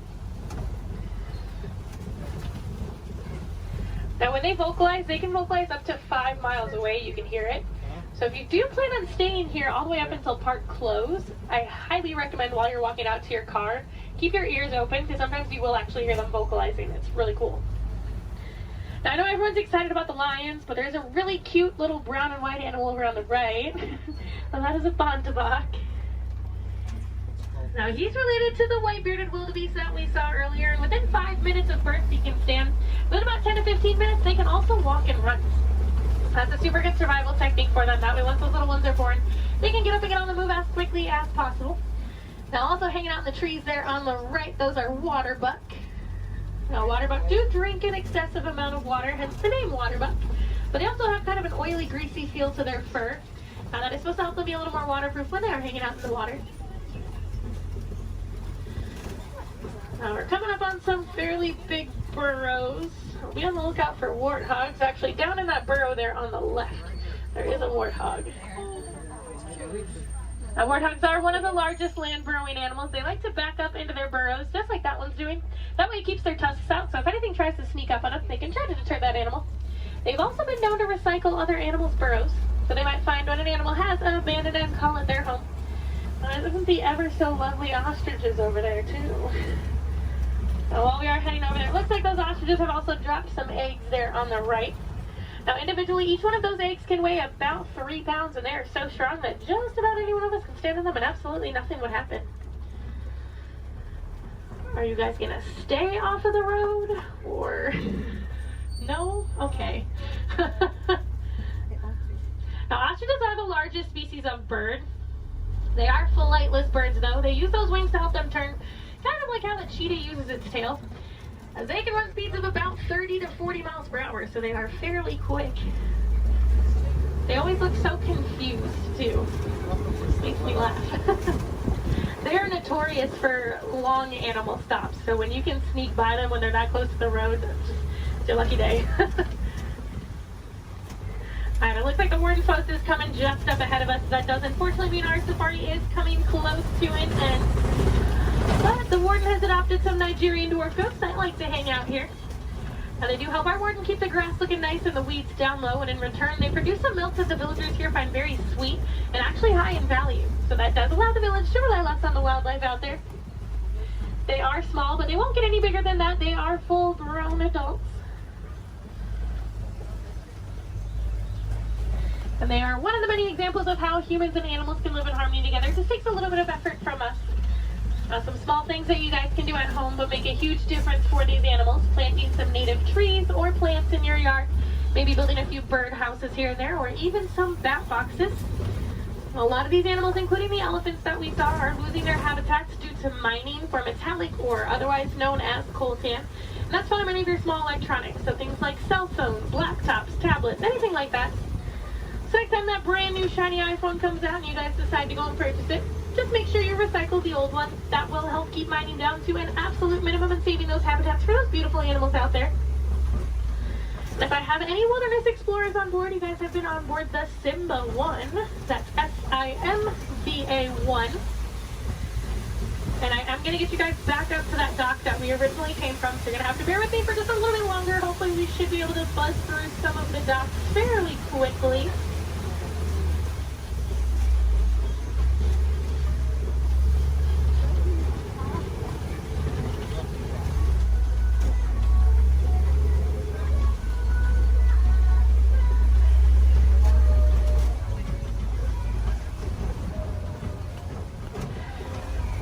If you guys did enjoy seeing the animals here on the safari, there are plenty more for you to see today. Now actually, when you guys get off of the truck, when you hop down that little pathway there and go down the hill, if you guys take an immediate left, you'll actually be on the Gorilla Falls Exploration Trail. Now over there they have naked mole rats, meerkats. They have an underwater hippo viewing pool where you can usually get a little bit closer view of some hippos, as well as silverback gorillas. If you're heading over to Asia, right behind Tully River Rapids, you'll find the Maharaja Jungle Trek. Now over there they have Sumatran tigers, Komodo dragons, bats, and a whole bunch of different exotic bird species. Now both of those trails are about a 15 to 20 minute walking trail though, so you do want to give yourself a little bit of extra time. Now ECVs, strollers, wheelchairs, any of that can go through those. You don't have to park them, so you can bring them with you. And if anyone has Disney Plus at home, if you have not seen it already, there's actually a whole series on there called The Magic of Disney's Animal Kingdom. And they do go into way more detail about the animals here on the safari, as well as the ones over at Epcot and Animal Kingdom Lodge. I know they have episodes on the giraffes, the lions, the rhinos, the elephants. You get to hear from the keepers that do actually take care of them on a day-to-day basis. So you get to know them a little more on a personal level. You might even get to know some of those names. So next time you come and ride the safari, you can impress your friends and family by knowing those. On that note, no two safaris are ever the same as well, and the animals will always make sure of that. So if you guys are here on another day or even later on in the evening, definitely come back and check us out. You might see some different animals out there. Sometimes you'll actually see the hippos. We didn't really get good luck with the hippos today. But you might see some hyenas. They do tend to be a little more nocturnal, so they'll tend to come out a little bit later. And you might see the lions actually up and moving around. You never know. They'll probably have a different safari guide as well, so you might learn some different facts you guys didn't hear from me this time around. As you guys are walking around the park too, I encourage you guys to be super aware of your surroundings. A lot of times you'll walk past different animal habitats and you guys won't even know it. On front of the trail life, you'll see those lesser flamingos that I kind of touched on a little bit. You'll see some kangaroos hopping around, some vultures, all kinds of stuff. And then towards the front of the park, actually one of my favorite animals likes to hang out there, the giant anteater. Now that's like if you're heading out of the park when you go over the bridge and there's like the spot where you can go on the left side and the right side to exit. She likes to hang out on the right side. So if you go down there, she tends to kind of hide those. So you have to look into her habitat a little bit to see her. But she's usually there. Alright, it looks like this truck ahead of us is just about loaded, so they should be on their way. So it's a really good time. Double check your rows. Make sure you do have everything. You don't want to leave anything behind because I will be heading out on another safari as soon as I drop you guys off. So it'll take a little bit of time to get those items back to you. The warden knows we are on our way, so we should be able to get cleared into that dock here fairly quickly.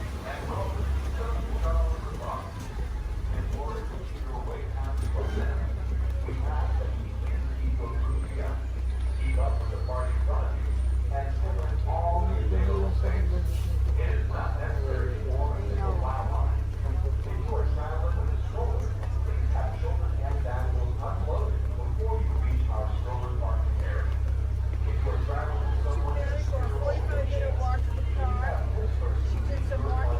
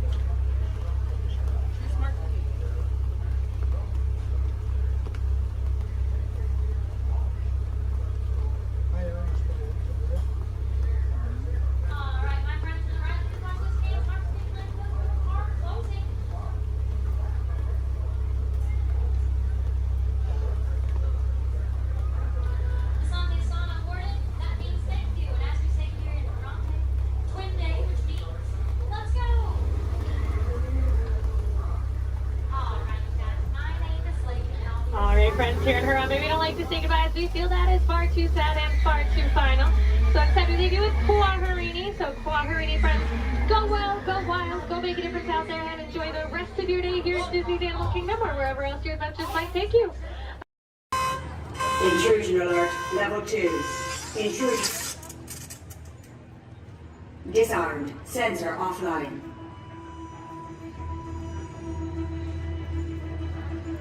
Nothing to see here. Move along.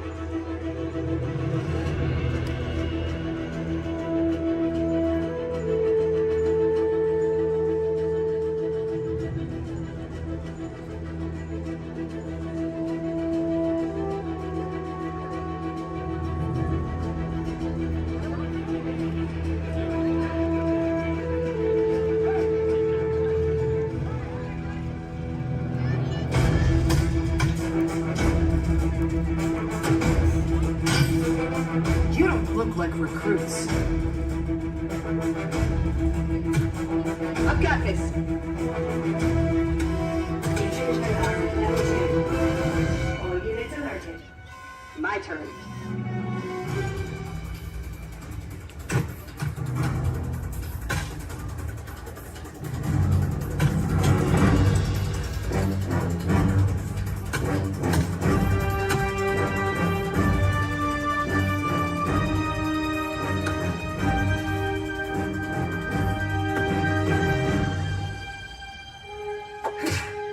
Let's try this again.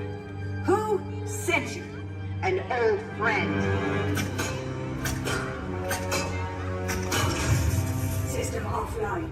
Assets at risk. Reinitializing. Taskmaster. What do you want? HQ back online. Ms. Romanoff, the Wakandan cargo has been secured safely inside the Quintet. It's in the jet. Let's go.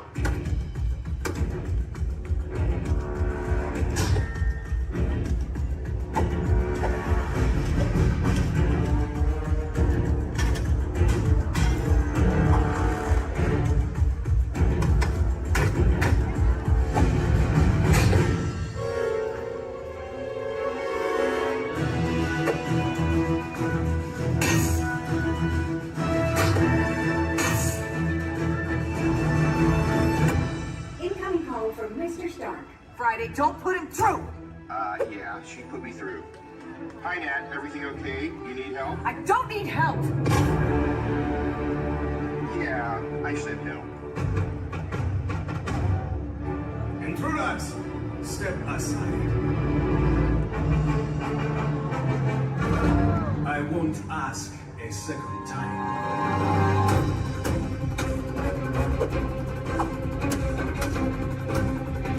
Friday, please introduce our guest. The Taskmaster. Origin unknown. Be ready. Taskmaster has the ability to master and replicate your fighting skills. It's annoying. This is a fight you cannot win.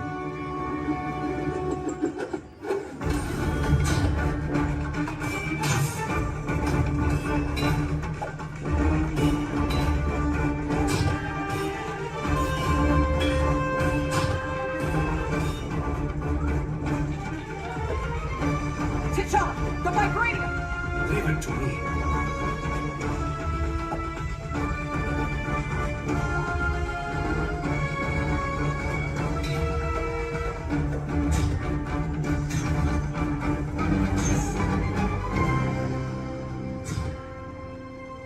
We got it. Let's go. Friday, seal off Bay 94. Yes, Miss Romanoff. Bay 94 secure. This is not going to end well for you.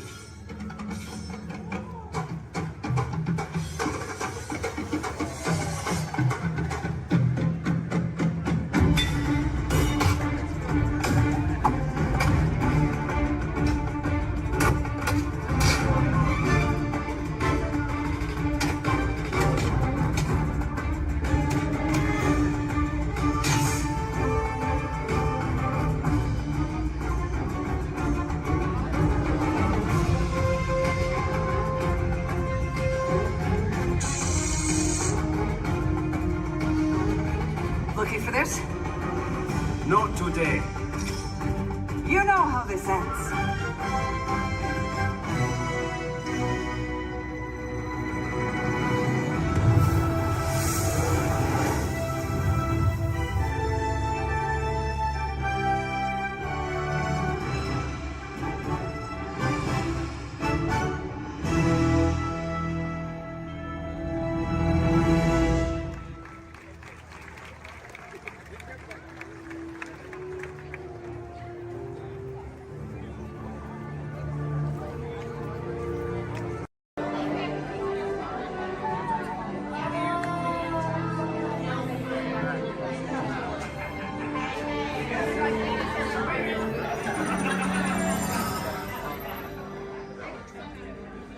Greetings, Terrans. I am Nova Prime Irani Rayab, Commander of the Nova Corps. On behalf of all Xandarians, I hope you have enjoyed exploring the wonders of Xandar. As you have seen, your world and ours were born of the same moment, one which you refer to as the Big Bang. As such, we are all galactic neighbors in a vast universe which we and countless others share. For you to travel to Xandar would take 2.5 million years, assuming you had a ship that could fly at the speed of light. So we decided to come to you. But even we could not have reached you so easily were it not for the Cosmic Generator, an advanced piece of Xandarian technology that creates jump points, artificial tunnels that act as shortcuts, linking distant points in space. It is our desire to share this wondrous technology with your people so that together we might explore new worlds and create a brighter tomorrow. And now, as the culmination of the wonders of Xandar, you will be teleported to a Nova ship above your planet for a demonstration of the Cosmic Generator. I trust you will find it an unforgettable experience.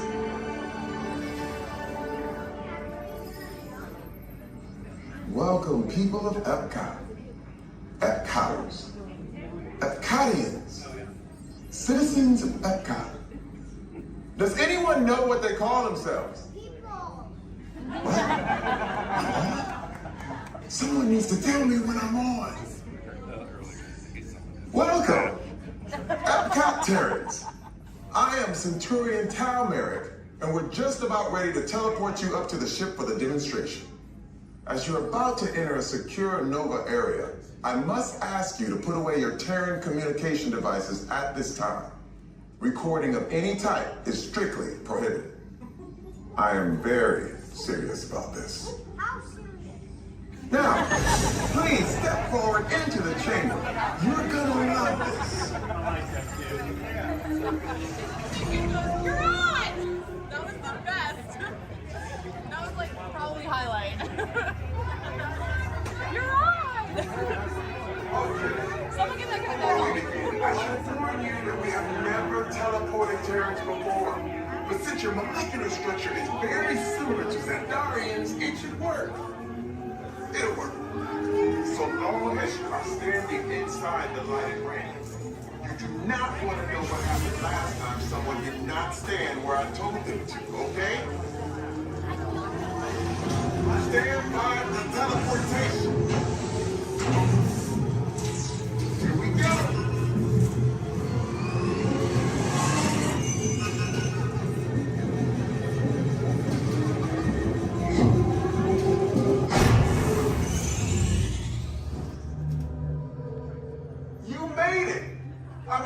Of course you did. Nova Prime, they're ready. Excellent. What you see before you is the Cosmic Generator. And in just a few moments, we'll be activating it so you can experience for yourself what's happening. I'm not sure. Our power's out. And the Cosmic Generator is gone. Security Mod, go to Code Red, prepare the fleet, and call the Guardians. Now! There is no cause for alarm. Turn off that alarm. I've got an important transmission coming in. Hey, what's up, Nova Corps? Our cosmic generator has been stolen. What? How? Why didn't we think of that? That thing's gotta be worth a fortune. I am Groot. Good question. Yeah, who do you think took it? Perhaps that really big man outside your ship. Oh, that is a big man. I need to alert Nova Prime. I will be watching Terrans for beyonds. That's not creepy at all. This species has failed. Wait, whoa. We didn't even know there was a test. He's got the cosmic generator. He's creating a new jump point. Jump point to where? Not where. When? It's some kind of mutant jump point. It's going back to the dawn of time. Dawn of time, why? To erase an error. Well, that doesn't sound good.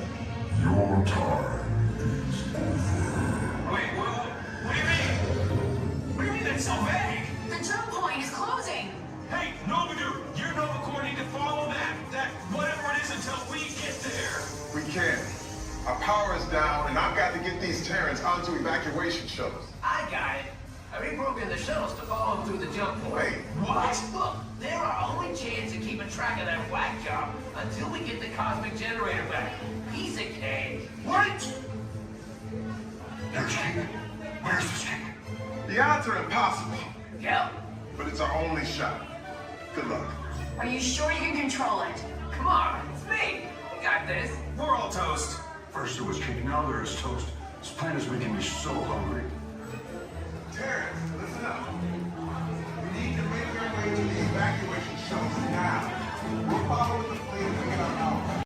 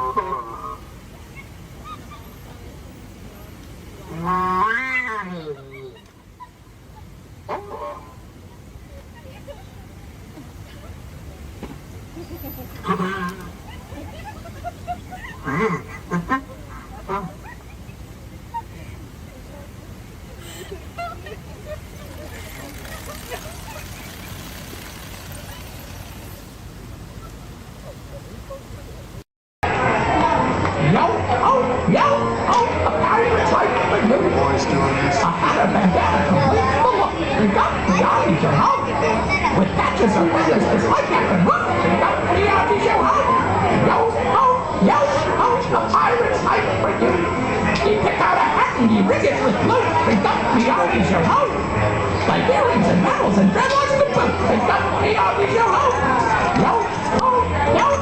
A pirate's life for you. That's up to you, mateys. That's up to you.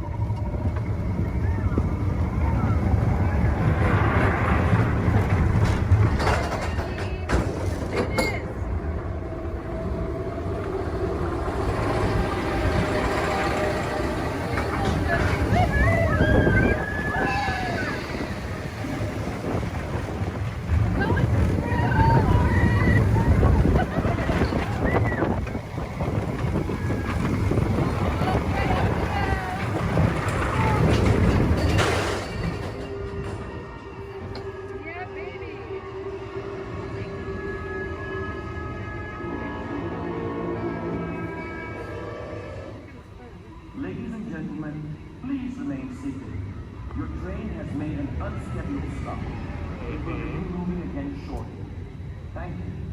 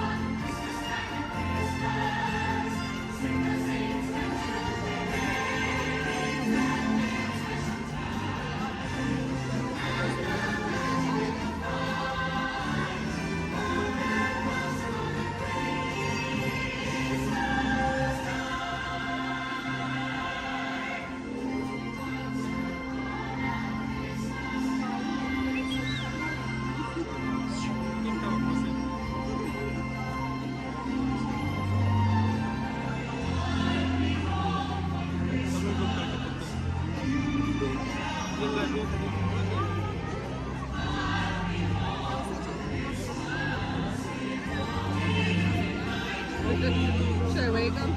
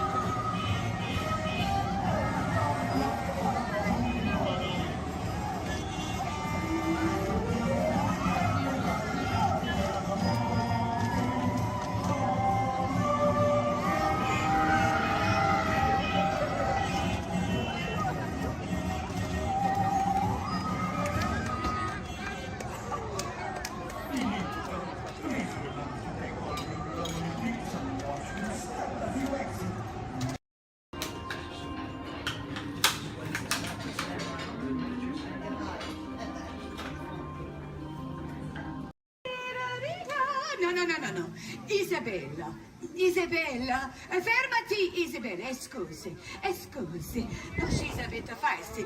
Scusi, fermati, stop. Isabella, you're a bad broom, huh? No, Isabella, I mean it right now. You are being very bad. Oh, it's windy. Scusi, scusi. No, oh, Isabella, Isabella. No, Isabella, fai la prova. Fai la prova, Isabella. No, scusi, I have a chat with her. Isabella, I need you to behave, huh? I know you are a bit nervous, but we are friends here, huh? Stay. Avvicinati, come in. Come closer, huh? Come in. The children especially. Come in. Have you seen any witches? Scusi. Have you seen any mean witches? You can talk out of your face. No? Okay. Good. This is a good thing. I'll bring the children forward. Come in. You can bring your food. Yes, dinner theater. Come in. Isabella, guess what? Our friends say no mean witches, so that means we are having a good day, huh? Buon Natale! You are here to hear my story, huh? Good. Come closer, please, to here. To the steps, huh? Come in. Very good. Now, my name is La Befana, and I am a witch. But I'm a good witch. I wear the scarf over my head because of the mean witches. You know what they do?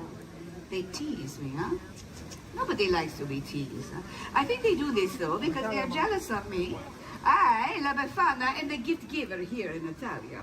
If the children are good, I bring the sweets, the treats, the goodies. If you are not so good, what do I bring? Coal. Coal. Yes, very good. Wait. I don't like to bring it, huh? But there's a gift giver in America. He has a beard, and he says, ho, ho, ho. Who is this? Santa Claus! I don't want to brag, but I need to tell you this. I've been bringing the bambini the gifts down the chimney long before old Cindy was a bambino himself. That just means I'm old. Okay. Tell me, what does Santa Claus fly? Reindeer and the sleigh. Yes. Oh, poor La Befana. She has no sleigh, no reindeer. What do you suppose La Befana flies? A broom, see, because I'm a witch. No, nothing. Not even a little scared, huh? That's because I'm a good witch. What if I only bring you socks and underwear for Christmas, huh?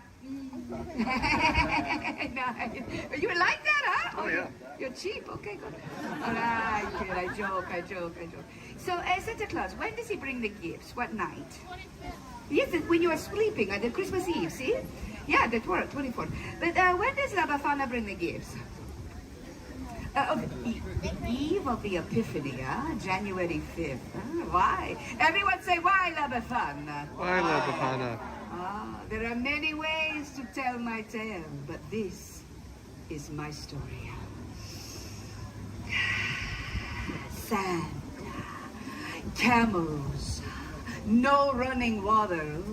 Once upon a time, over 2,000 years ago, Italia was the center of an empire, much bigger than it is today. And Rome reached all the way out to what is now known as the Middle East. Now, I lived in a little cottage at the edge of an old highway where caravans of camels would come by all the time. You don't see camels very often now, do you? Maybe some Teslas, but no camels. One day I was sweeping in front of my little house. We did that back then. Yeah, we swept outside. I don't know why. And I look, and I see that there are 3 travelers coming towards me, and they are on camels. They are so exotic, dressed like kings. The men, not the camels, huh? And they are pointing in this way, and in that way. And they say a word that I remember. Bethlehem. You know this word? Yeah. You've heard the stories, huh? But you must understand, it was so long ago. La Befana did not know of the Bethlehem. La Befana, that big star in the sky is to tell that a great king was born in the Bethlehem, and we are following his star. Yes, I have seen this star. It is why the sky is so bright the last few nights. And if I'm being honest, I was getting a little annoyed. It was keeping me up at night. But I am so excited. So caught up in the story of finding the young king that the men, these travelers, they asked me to come with them to the Bethlehem. And for a moment, I have such a longing to follow that star. And then I think, what? You crazy love of fun. You pots, huh? Camels, stars, strange men in the middle of the night, huh? Not so good, ladies. No. No, I'm sorry. La Befana cannot come. No. So the men, they go to the Bethlehem without me. But you know, I stand outside for a while, and I look up at that star, and I wonder. A few days later, a young shepherd comes running into my village, and he comes to me, and he says, Befana, why do you not go to the Bethlehem? Everyone is talking about the baby king, the king that was born in a poor stable. And Befana, they are saying that he is the Son of God. Just then, the sky opens up, and it is filled with a bright light. So bright, La Befana cannot even look. It's as if the sky had burst into glory, and the sound of the angels singing. So many, many angels, like nothing I had ever heard before, so beautiful. I knew then I must go to the Bethlehem. So I run inside to find a little gift for the special bambino. You see, the kings, they had brought the fancy gifts, but I had nothing. But I did not want to go empty-handed. So I look and I search, but all I can find are old scraps of wool. But I turn them into a little baby doll. Better than nothing, huh? I am so excited. I will go to the Bethlehem. I will see the little king. So I run outside to follow the star, but oh, it is gone. The beautiful star, she is no longer there. La Befana had waited too long. What would I follow to find the young king? And so, since then, I have been looking for the Gesù Bambino, the Christ child. And on the eve of the Epiphany, that is when the 3 wise men arrive in the Bethlehem, I climb down the chimneys, and I look into the faces of the children, and I think, oh, are you him? Are you the Christ child? And when they are sleeping, you think this could be so, huh? I do not find the Christ child. But when I look into the faces of the precious children, it reminds me of the miracle of that star. And I leave them a gift. Now, you are probably all thinking, oh, La Befana, the story is so sad. Huh? No, not so. Say why, La Befana? Why La Befana? I will tell you, because here in Italia, Christmas is a time of great celebration. It is a time to gather the family, and we cook, and we eat, and we laugh. We tell stories around the table, the bambini, they play with the gifts and I bring them. We sing, we dance, it's molto bello. I may not have found the Christ child, but in giving the gifts, I have found joy. Now, with that I say arrivederci, but before I go, you know what I must do. I must once again put on my disguise so that the mean witches do not find me, huh? You know, I should give the mean witches a gift of coal. No, I joke. You have all been so kind and listening, and in doing so you have given me, the gift giver, a great gift. So why do I do this? Why do I worry about what the mean witches say to me and think of me? Why do I hide? Do you think I should hide from them? No, you are right, I will not hide. Because you have given me the courage to be true to myself, huh? To follow my own star. I do not want to hide. I want to spread joy. So, I will leave you with this. My version of a saying we have here in Italia. Pescoa con chi vuoi, Natale con i tuoi. Celebrate Easter with whomever you choose. But Christmas, always with your own. Buon Natale! Buon Natale. Grazie, my friend. Grazie. If you would like a picture with me, I will come down here. I'm having a very good hair day. Hi, friends. Would you like a photo? Y mantenga sus manos, brazos, pies y piernas dentro del tren. Cuide a sus pequeños. Muchas gracias. And partners, for your safety, remain seated with your hands, arms, feet, and legs inside the train, and be sure to watch your kids. If any of you folks are wearing hats or glasses, best remove them, because this here's the wildest ride in the wilderness.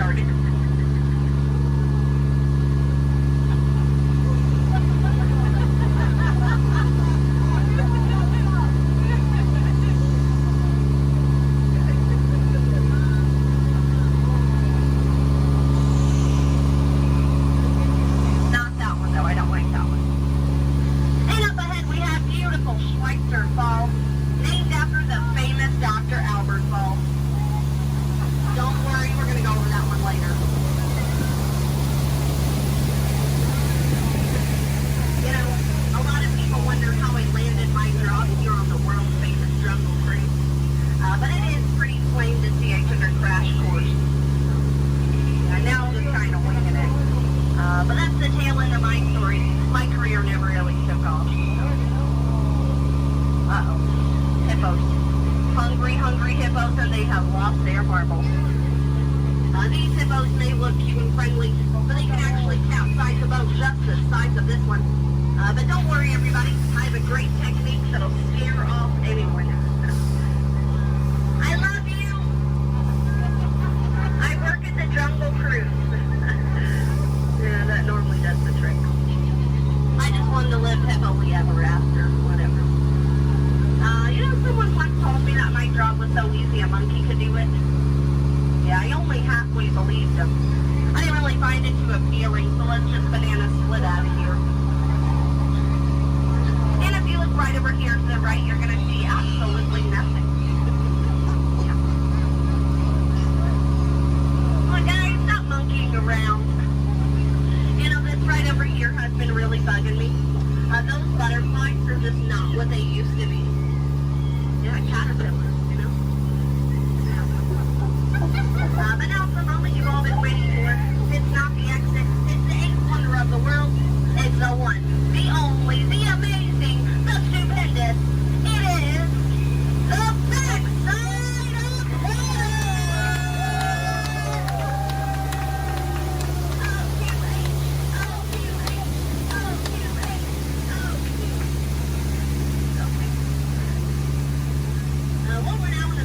River deep in the heart of Cambodia. Oh, look at that, a pair of Crocs. I always wanted a pair of Crocs. Said no one ever. I don't know, it looks a little scary. What do you guys think? Should we go in? Yeah. Good answer. 3 people. All right. I don't know what lies ahead. Could be treasure. Could be a dead end. Knowing Disney, it's probably a gift shop. Although it might be painful. It's a root canal.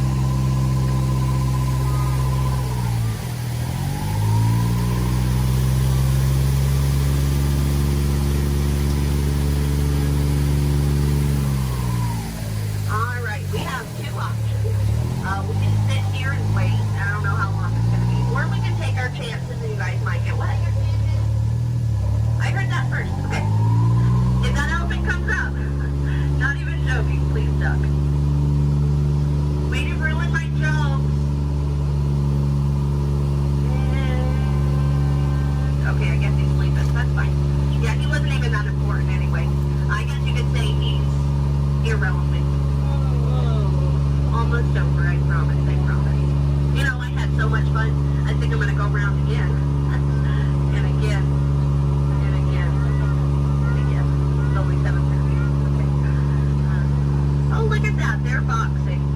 Well, that's fun. Alrighty, folks. Well, if you laughed today, thanks so much for laughing. And if you did not laugh today, thanks so much for leaving. It's been a pretty awkward 10 minutes for everybody. As we approach up, make sure to keep your hands and arms inside the boat. You know, folks, we laughed together. We cried together. We very nearly died together, so it kind of makes us like a family. But just like any family, 10 minutes together is enough. So, you know what they say. Get out. Oh, sorry, that was rude. Let me try that one again. What I meant to say was, please, get out. Hello, my name is Becky Klein, and I'm the director of the Walt Disney Archives. Here at the Archives, it is our mission to protect, preserve, and make available the history of the Walt Disney Company. So in celebration of 100 years of Disney magic and entertainment, it's my honor to welcome you to Disney 100, the exhibition. This very special exhibition will travel the world for 5 years in 2 units, one in North America and one in international locations. Both units feature hundreds of iconic Disney artifacts from throughout its history, including props, costumes, models, attraction vehicles, and artwork, as well as original immersive activities that are sure to please visitors of all ages.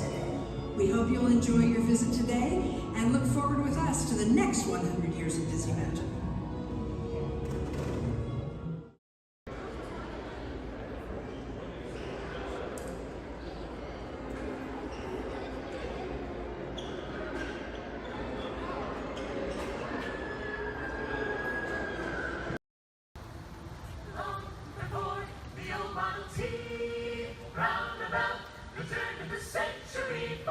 Discovered a barrel of fun. Taking pictures by the light of the sun. Smile, hug, look at the camera. Hold your breath and say cheese. Little did they realize back then they were making memories. Veggie, veggie, veggie, veggie, veggie, veggie. Making memories, making memories. Taking pictures is making memories. Catching little pieces of time, making them yours and making them mine. Birthday faces and happy faces gradually disappear. But when we're making memories, happiness can reappear. Veggie, veggie, veggie, veggie, veggie, veggie. A little spark,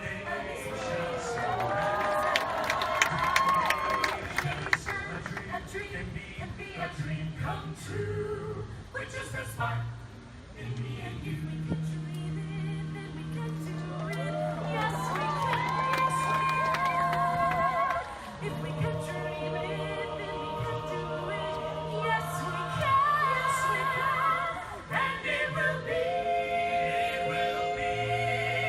our future filled with care for you and me. A world we all can share. For today holds the challenge to make this world a better place to be. New horizons for you and for me.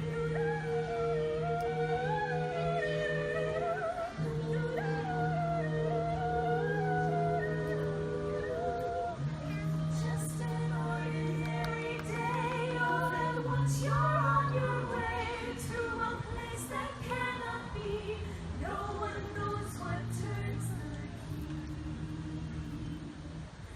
Magic journey.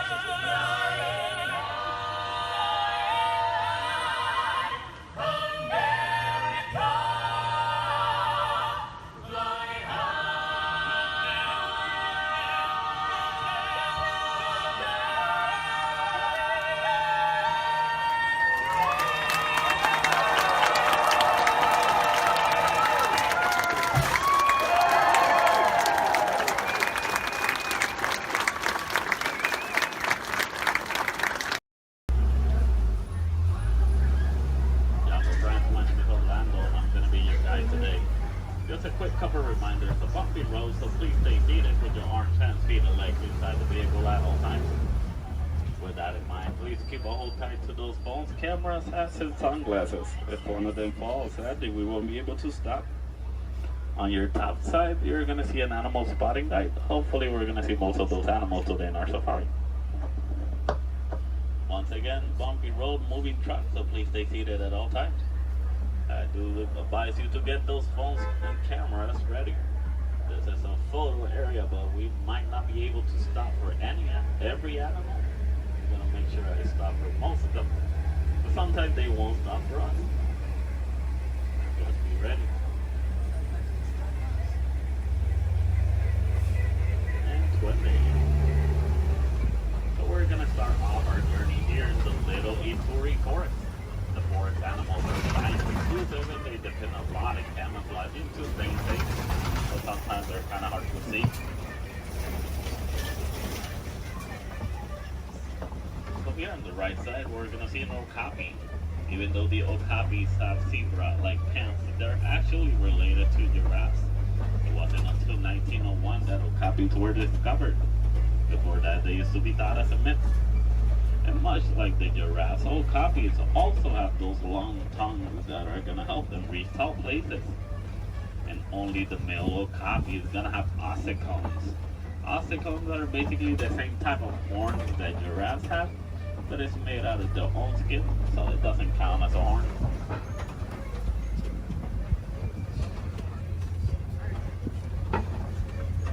So coming up on our left side, we're going to see some black rhinos. The black rhinos are one of the smallest of their species, weighing up to 3,000 pounds. The shape of the black rhino's mouth is kind of pointy or triangle-like, so that way it's easier for them to feed on the forest. It's also a nice way for them to, also a nice way for us to identify the rhinos. Black rhinos have a pointy-shaped mouth, while white rhinos have a square-shaped mouth. So this one here on the right side, closest to the truck, is going to be a greater kudu. The greater kudus are one of the tallest of the forest antelopes. They can go about 55 inches to the shoulder. That's about 4 feet tall. That greater kudu doesn't have any horns like the one in the picture. It's because this one is a female. Only the male greater kudu is going to have horns. Behind the greater kudu, we're going to see some bongos. Bongos are also known as the ghosts of the forest because they're rarely seen. The shape of the bongo's horn is twisted and it goes all the way towards their backs. So that way it's easier for them to travel around the forest without getting stuck. So as we start exiting the Little Ituri Forest, we're going to head all the way towards our Safi River. Rivers and water spots are great areas to see some of the wildlife that live near the water.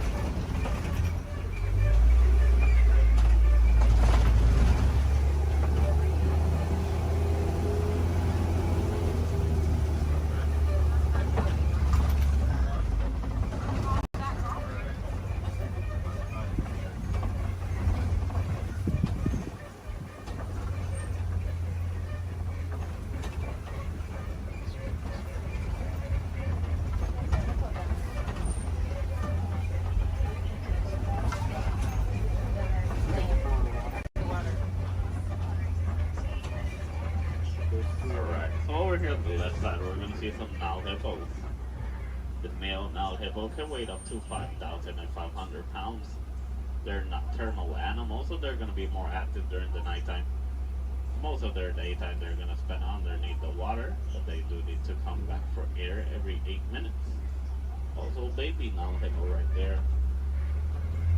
A group of hippos is also going to be known as a bloat. Bloat of hippos. So here on the left side, we also see some pigbat pelicans. The pigbat pelicans get the coloration in their feathers during mating season. They're colonial nesters, so most of the time you're going to see them in large groups. They can go between 50 to 500. As we head around this curve, we're going to approach a bridge. And once again, we're really jumpy, so please stay seated at all times. And to the left side, we're going to see some Nile crocodiles. Crocodiles are one of the largest crocodiles in Africa. They can go between 15 to 20 feet long and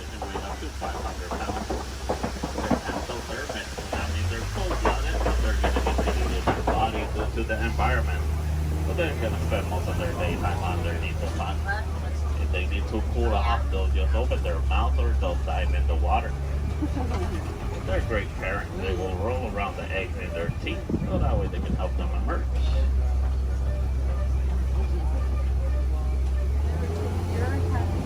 So as we exit the Taffy River, we're gonna head all of the way towards our savannah. Savannah is gonna be a large plain and a great area to see most of the animals in Africa.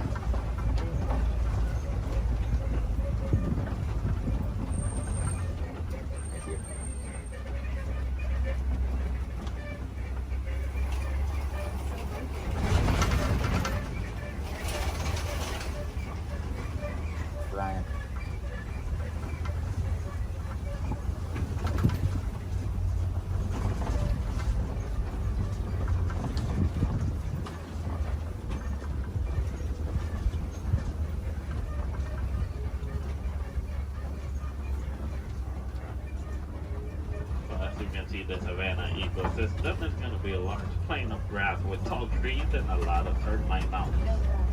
Each ecosystem is going to be unique and shaped by the animals that live on them. Between savanna, deserts, rivers, mountains. Most of the animals will actually use the termite mountains as fast crashers.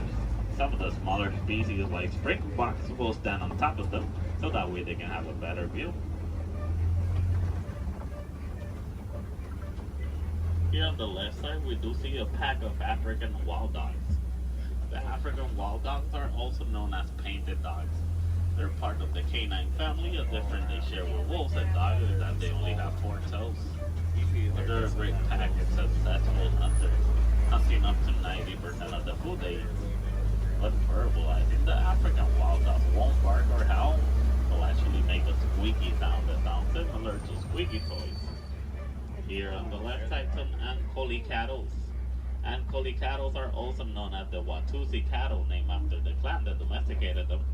They're a sign of Walt in Africa, where both male and female will have those huge, majestic horns that can go up to 6 feet long. Even though those horns are big and they look kind of heavy, they're actually honeycomb inside. They use the inside of those horns to move blood up and down, so that way they can keep themselves cooled off. Over here on the left side, we also see a sable antelope. Sable meaning brown, they're also the emblem of the Harambe Wildlife Reserve. They're the only type of antelope that in a fight or flight situation they'll stand their ground and they will fight.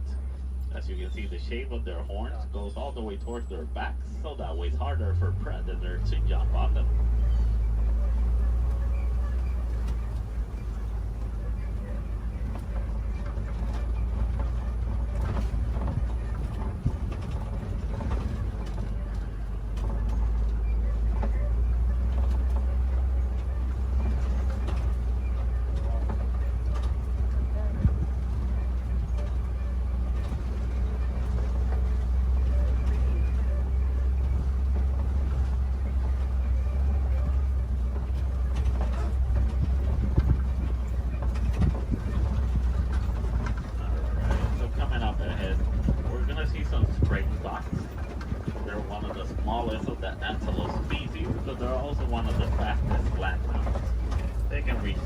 Between 50 to 60 miles per hour.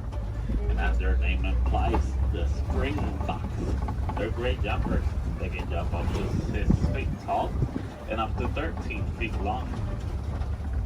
Behind the springboks, we do see some wildebeest. The wildebeest are the second largest grouping of mammals, second only to us humans. Wildebeest is a translation from the African word wild beast. But they're also known as the newt due to a sound they make when verbalizing. It sounds like they're saying newt.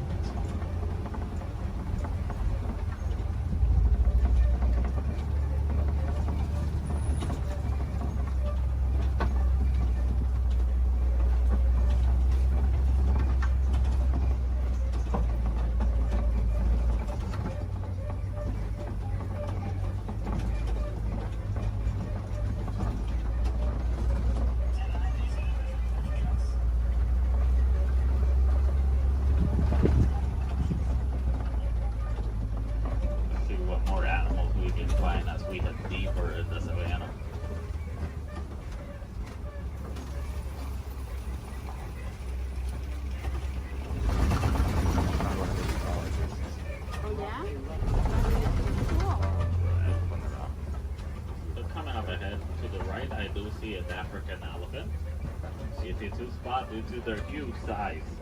Also, the shape of their ears look like the continent of Africa. They like to flap around those huge ears back and forth so that way they can keep themselves cooled off, basically like a giant pair of fans. Also to the left side, mandrills, and the mandrills are one of the largest species of monkeys. Male mandrill can weigh up to 100 pounds, while the female can weigh up to 35 pounds.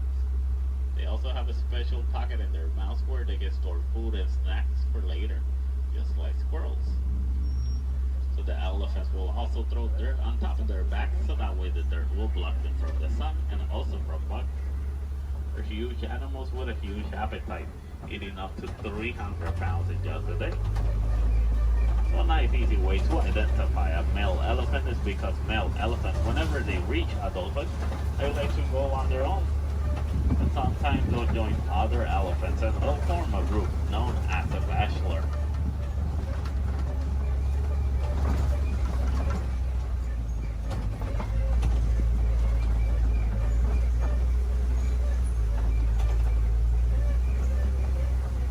Once again, another bridge. These days need it.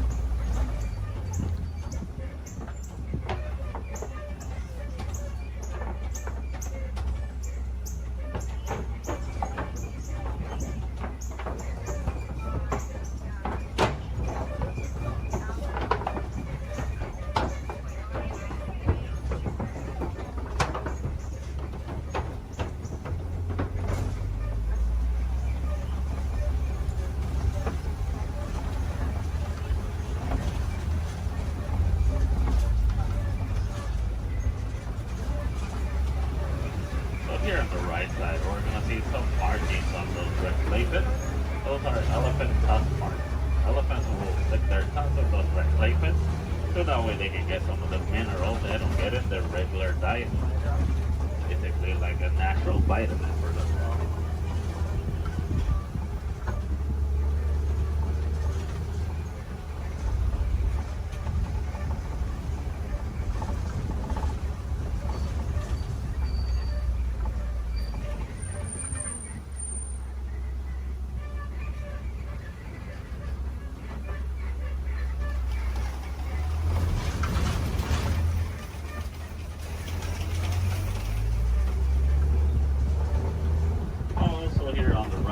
We do see some trees that look like they're upside down.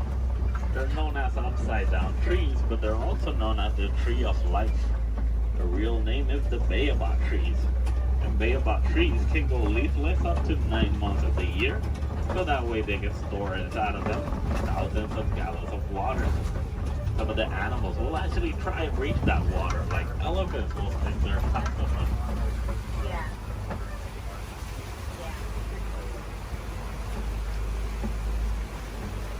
As we head around this curve, we're going to see a small island of greater flamingos. Greater flamingos are not greater because they're better than the other flamingos, it's just because they're bigger in size. As you know, flamingos have pink coloration in their feathers, actually get those due to their diets. They come some dried shrimp, and shrimp is high in keratin. If you guys ever get to see baby flamingos, you're going to know that they have great feathers instead. A group of flamingos like this one is also going to be known as a flamboyant.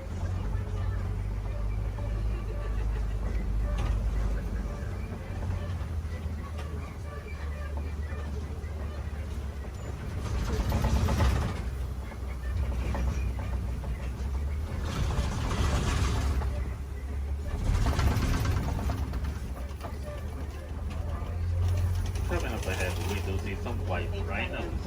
And the white rhinos are one of the largest of their species, weighing up to 5,000 pounds. That doesn't make them slow, because they can actually run up to 30 miles per hour. As you can see, the shape of their mouth is kind of squared, so that way it's easier for them to feed on the grass on the floor. And you'll usually find them in the savannah around mud pits. They like to roll around those mud pits, so that way the mud will help them against the sun and also against bugs. It's a nice way for them to stay cooled off. Basically, white rhinos are a different type shade of gray from the black rhinos. The reason they get the name white rhinos is not because of their colors. It's actually a mistranslation from the African word white.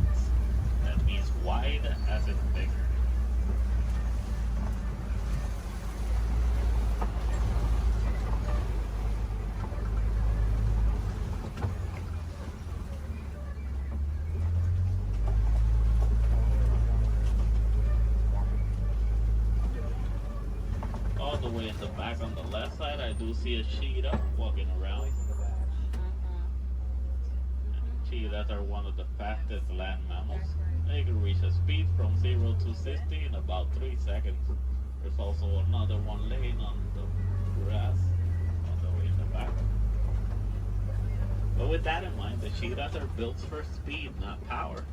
So after running so fast in such a short amount of time, they're gonna need a couple of hours to rest their energies. The cheetahs are also diurnal big cat predators, so that means they're more active during the daytime.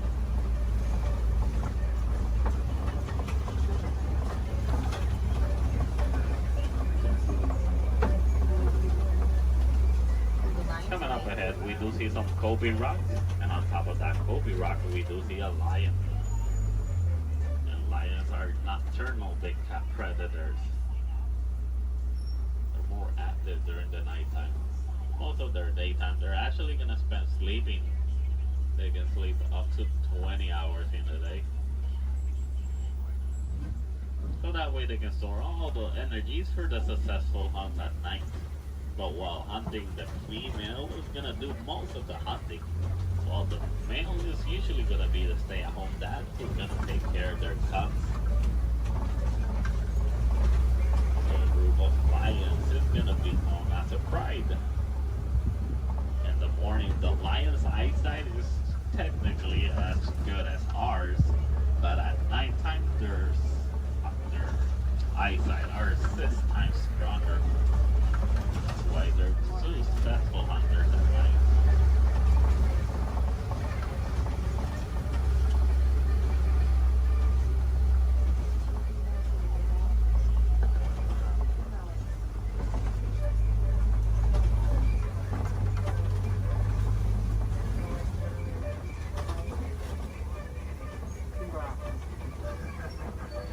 So coming up ahead, we're gonna see some warhogs. There's one behind that tree. There it is. And warhogs are one of the largest burrowing mammals. They like to make burrows like those in which they will sleep on facing outwards, so that way they can see anything that's coming toward them. They're super close relatives to domesticated pigs, and they can run up to 35 miles per hour.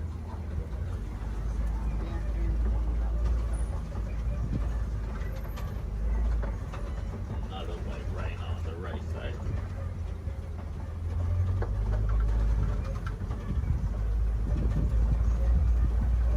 So as we start exiting our savanna, we're gonna head all the way towards the Warden's Post.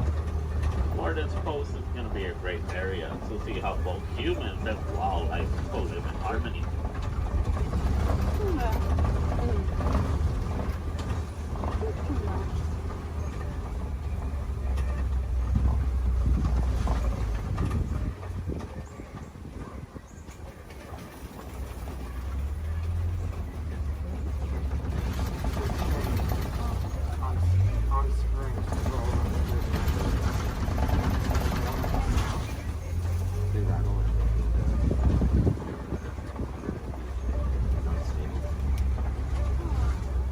Alright, so here in the Warden's Post, we're gonna see some Nigerian dwarf goats. These goats are super cute, but they're also really friendly. They're a great source of milk and cheese, and they're really agile with a great sense of balance. They're also one of the few domesticated wildlife that we have here in our reserve. So next to that yellow barrel, there is a yellow box.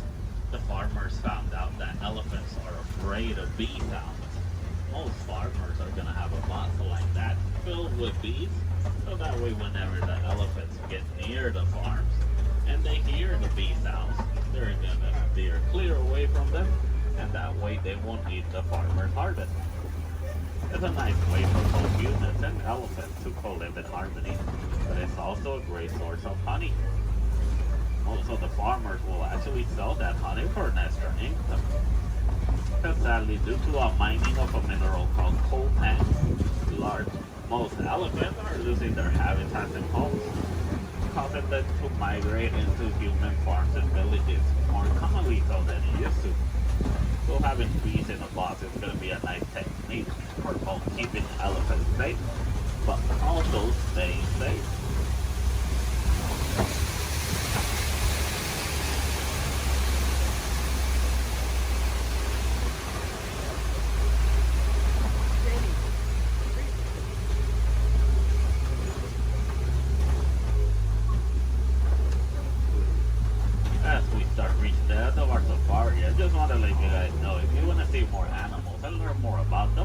I do advise you to visit Gorilla Falls Trail.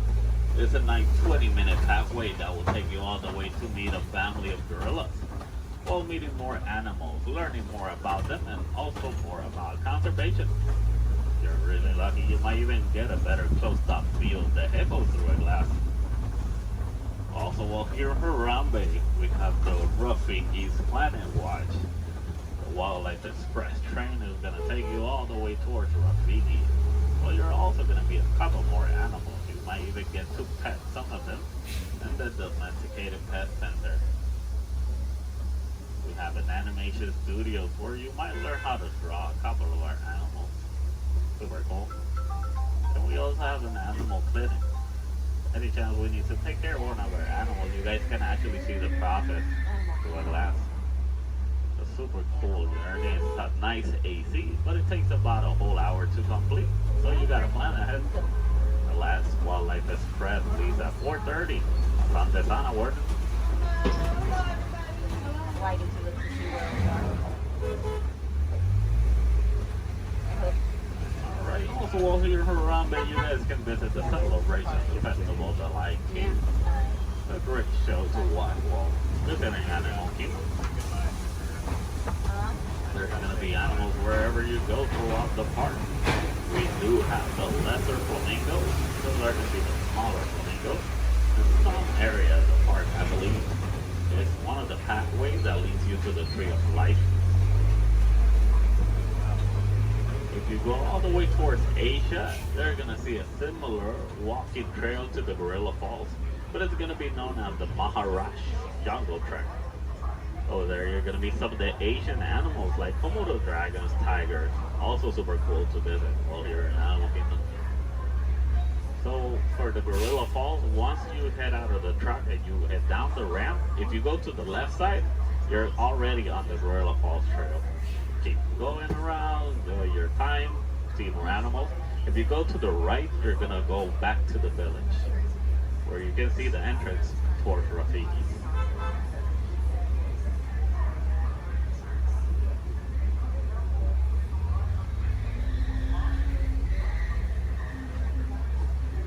Almost to our destination. Just gonna wait a little bit.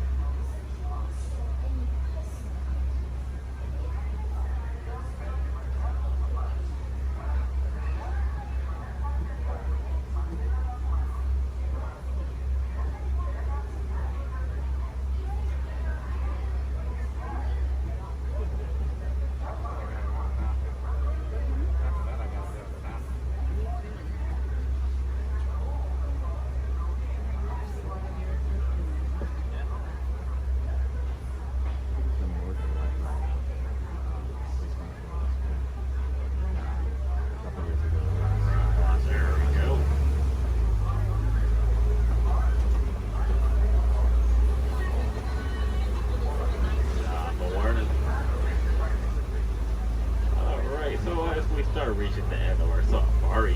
So here in Harambe, we don't like to say goodbye because goodbyes are always sad and final. We instead say Kwaherini. And Kwaherini does mean to go well.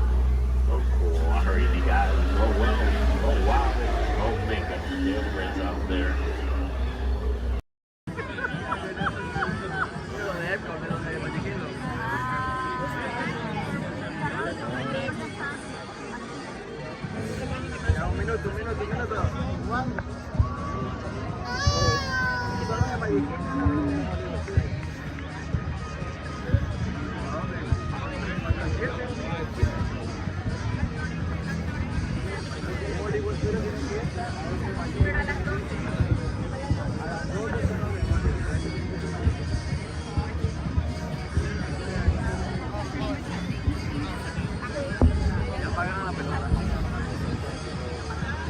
Aquí,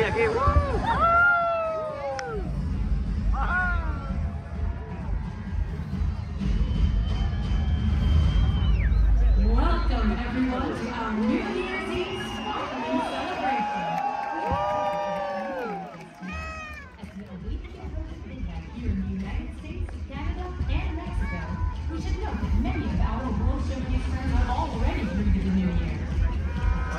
2025 reached the country of Japan, and 1 hour later, China celebrated the New Year. Let's celebrate with them now. 皆様、新年明けましておめでとうございます。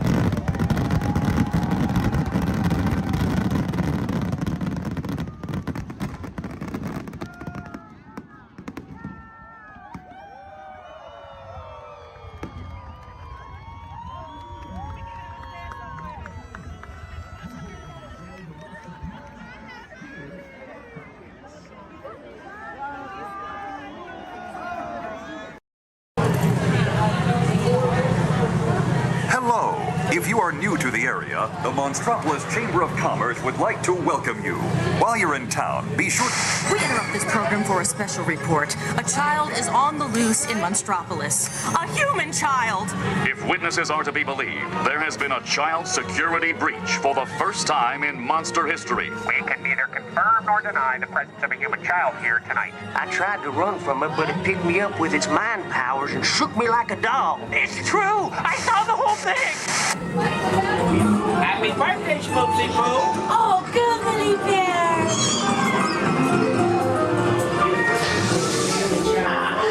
It's telepathic control. It made me dance like a chicken. I thought for it on my own. Then it grabbed me with its giant forked tongue and rolled me up and down like a... Oh, we gotta get you home.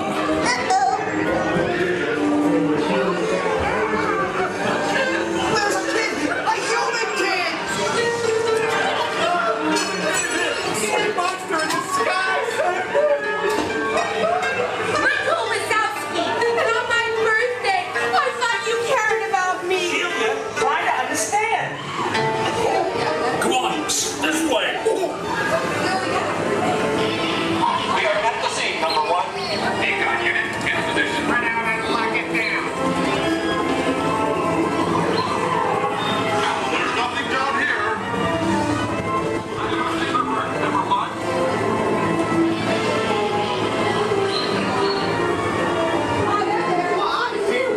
Nice. Yeah, nothing exciting ever happens. Hurry up, Sully, hurry up. I've got both doors set up on the scare floor. Are you done yet, Pooh? Race you to the scare floor.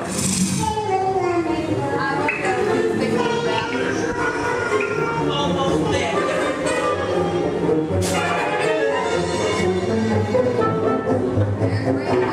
They'll never find her door now.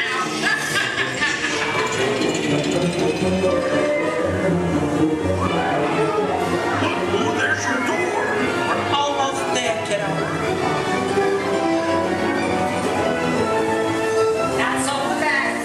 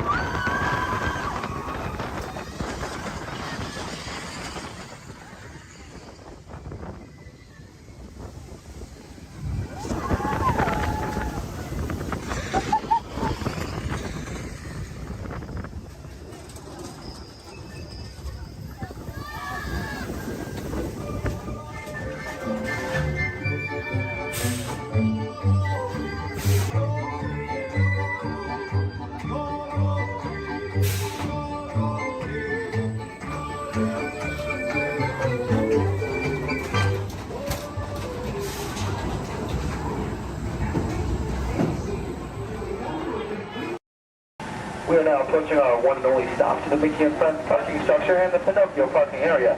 For your safety, we ask you please remain seated until the tram has come to a full and a complete stop.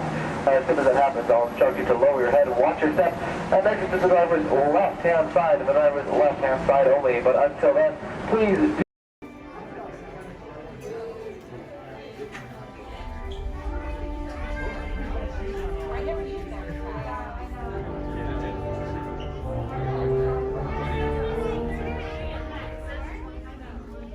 Hello and welcome to Soarin'. My name is Patrick and I'll be your chief flight attendant today. We'll begin boarding in a few minutes, but first I'd like to acquaint you with some important safety information. When the doors to your flight open, please take a seat and store all carry-on items in the under-seat compartment. This includes cameras, purses, hats, and of course, these little dudes. Next, fasten your seatbelts, inserting them into the buckle on your right. If smaller aviators don't measure up to the height indicator on the seat, just put the belt through the loop in the center strap before buckled it.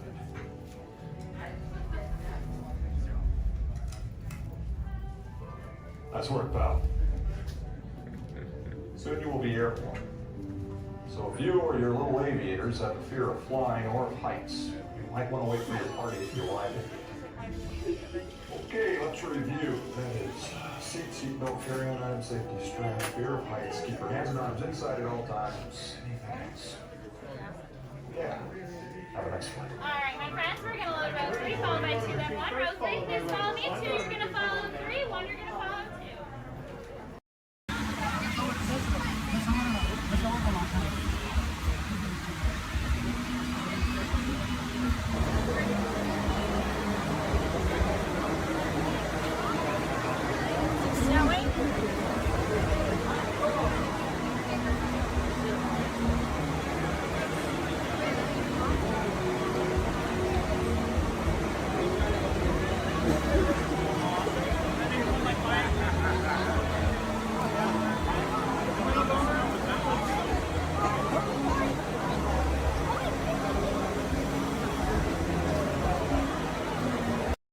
We recently learned that your Terran visionary, Walt Disney, had a similar goal in mind with his early concepts for the experimental prototype Community of Tomorrow.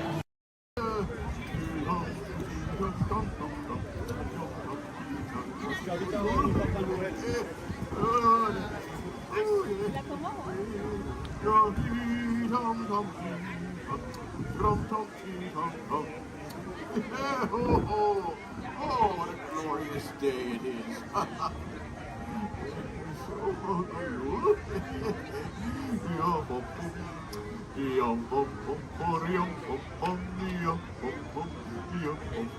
Let's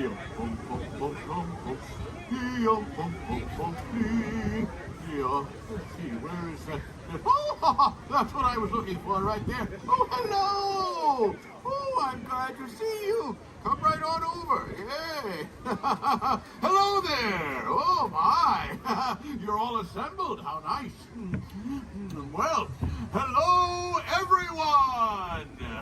Hello. Oh, what a fine-looking group. And you, sir? I suppose I should introduce myself. I am the legendary Barn Santa! Here in Norway, they call me Fjos Nissen. Now, sometimes people can't see me, so they think I don't exist. And wait a minute, you can see me, can't you? Yeah, oh, good, yes, I can see you too. And now, this time of year in Norway, we like to say God Jul. So let's all try that together on the count of three. Ready? And two, three. God Jul! Oh, very nice, yes. You and me a God Jul, except every Christmas it's the same. Sigrid, who is on her way here now, she doesn't see me because she doesn't believe I exist. Say, you wouldn't mind if I use a little magic and mischief to help Sigrid tell her story, would you? Huh? Who knows? Maybe this year she just might believe, huh? Oh, here she comes. Hello there, everyone! Hello, so good to see you here! God Jul! Good Jul. God Jul! Good Jul. Very good! That is how we say Merry Christmas in Norway. Very, very good. Oh, what a Merry Christmas it is! Look at all of these lovely decorations! So cute. Hello there, and welcome to the International Festival of the Holidays. My name is Sigrid, and I am the Holiday Ambassador for the Norway Pavilion, and I am so excited to tell you all about Christmases in Norway.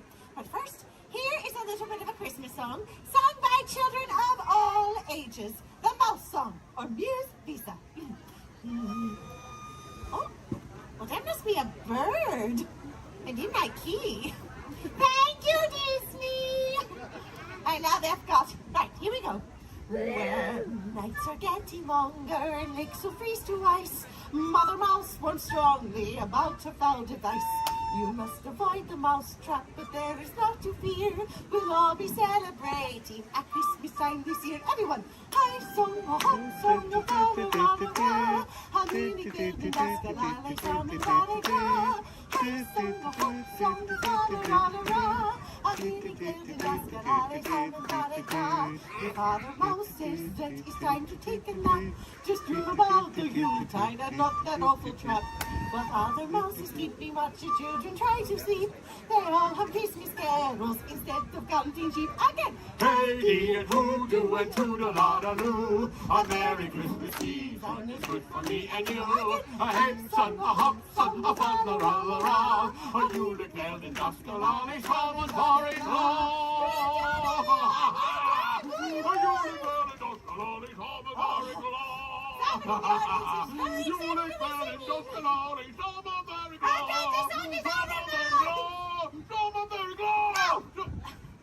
Now, all across Norway, the holidays are family time. But exactly how you celebrate the holidays depends on if you live in a big fancy city, or like me, on one of our wonderful Norwegian farms. Now, in the city, they might celebrate by going to concerts, or festivals, or church services, or my favorite, parties. And in the city, like many of you, they are visited by Santa Claus, yes? But on our farms, many families like mine still celebrate the tradition of the Christmas Nissa, which is kind of like a Christmas gnome, yes? Now, there are two types of this Nissa. There's Julenissen, who is much like Santa. He comes on Christmas Eve and brings the children presents. And then there's Fjusnissen, who lives in the haylofts of our barns. He's not creepy at all. Now, this Fjusnissen, also known as the Barn Santa, is a wonderful yet strange little elf who is the guardian of our farm animals, yes, and our welfare.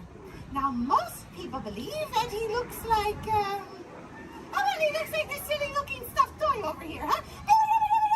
He's so cute. Now, it is said that especially at Christmas time, You must treat your barn Santa with respect, for if you don't, he has been known to cause a bit of mischief in one way or another. I have lived on a farm my entire life, and in all of my Christmases, I have never seen this fierceness. No, even when I was a little girl and all of my friends said that they could see him. Even my best friend, Marta.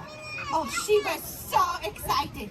Secret! Secret! I saw him! I saw the White Santa! Last night they snuck into the barn while the porridge was still hot, just like we said we would. And then I hid behind the hay, and then there he was! Marta, you don't have to lie. I know the barn Santa isn't real. It's okay. But Secret, I saw him with my own 2 eyes. He was right there in the barn. Didn't you see him too, Secret? But I didn't see anything. So all this talk about the barn Santa is neither here nor there, is it? No, because we all know that these mischief makers do not exist, except in stories and in fairy tales, yes? Toodaloo! Did you feel that? No? Maybe I had too much coffee. What was I saying? Oh, yes. They do not exist. Unless they do exist and are therefore very clever and mischievous indeed.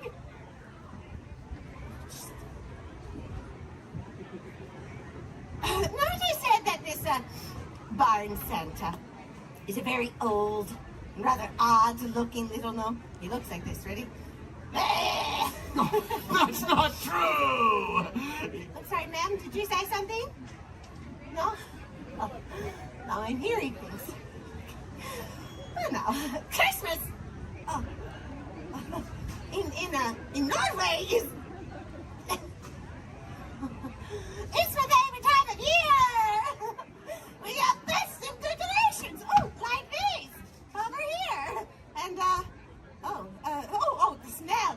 The smell of the holiday cookies just fills the air! But here's the best part! In Norway, we have a 3-day celebration! Toodaloo! Oh yes, we celebrate with a party! We like to party! We like to party! We like to toodaloo! Celebrate! We like so you celebrate! Our biggest celebration is on Christmas Eve. That would be ridiculous. I've had far too much caffeine today.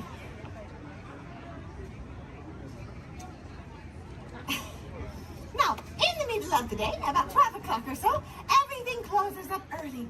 The bells in the chapel ring, and everyone returns home to their families to begin the celebration. And then, in the evening, it's lights out.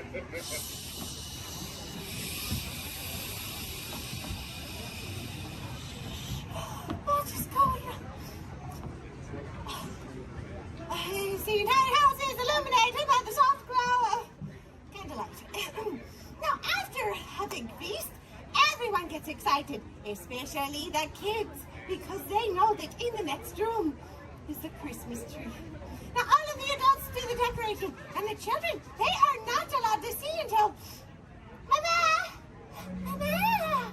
Is that tree ready? Yes, Sigrid. The tree is ready. Would you like to come and see it?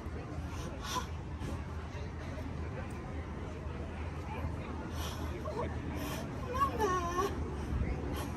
It's beautiful! Look at you all!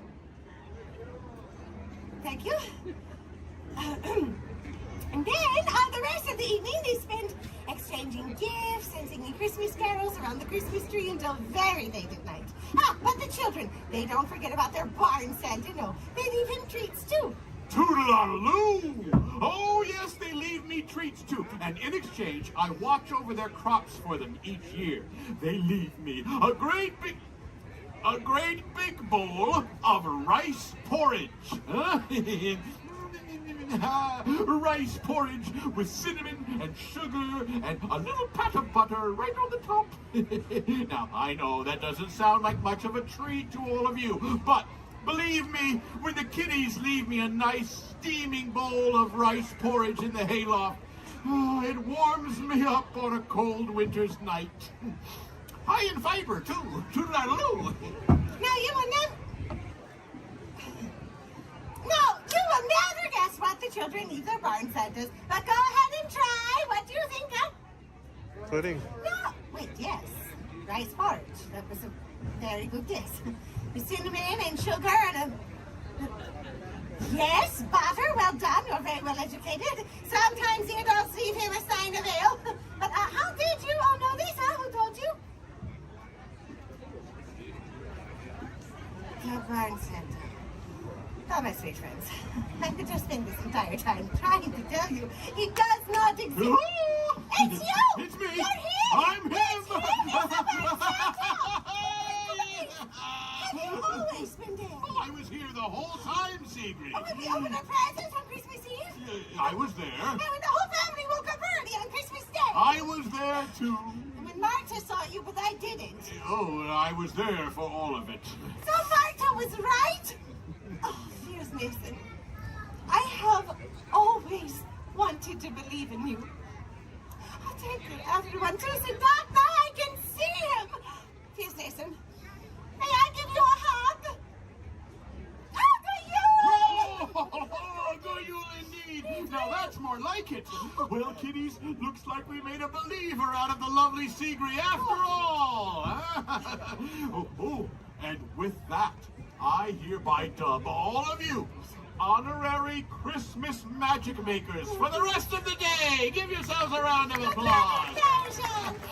Oh, I suppose I should get back to the hayloft.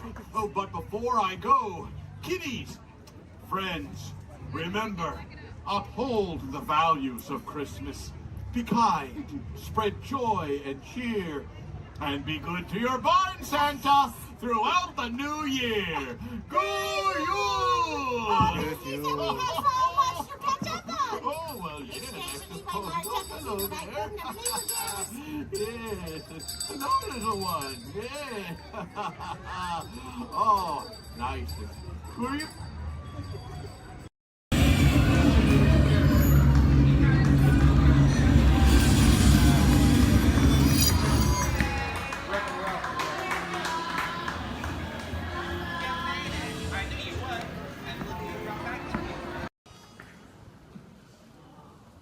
Ladies and gentlemen, the voices of liberty.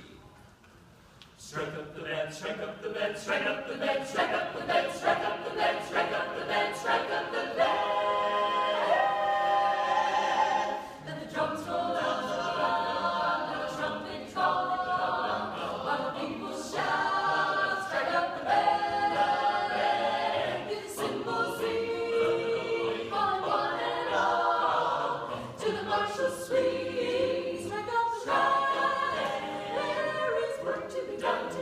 There's a prize to be won to you and come, you son of a God. Take your stand, and take your stand. On the nightingale boy, come along, let's go. Hey, leader, strike up the band, strike up the band. The morning heat,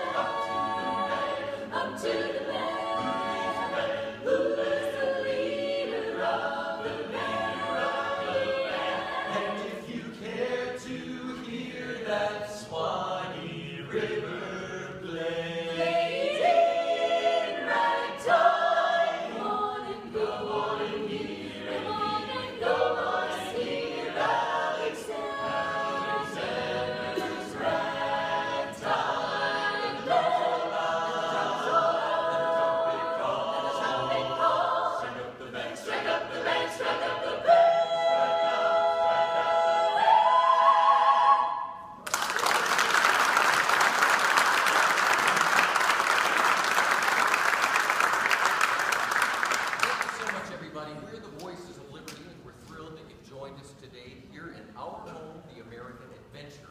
And hopefully in the next few moments, we'll be singing some of your favorite Americana music, but I promise you'll enjoy that music so much more if you'll listen to it under the dome. The acoustics are incredible up close, so while our singers take a step back to give you lots of room, come on up to the edge of this red circle all the way up here. You guys can just get closer. Especially if you're underneath the balcony, you really enjoy the music so much more up close. Have a seat on the floor so those folks behind you in wheelchairs or sitting on benches can enjoy the show.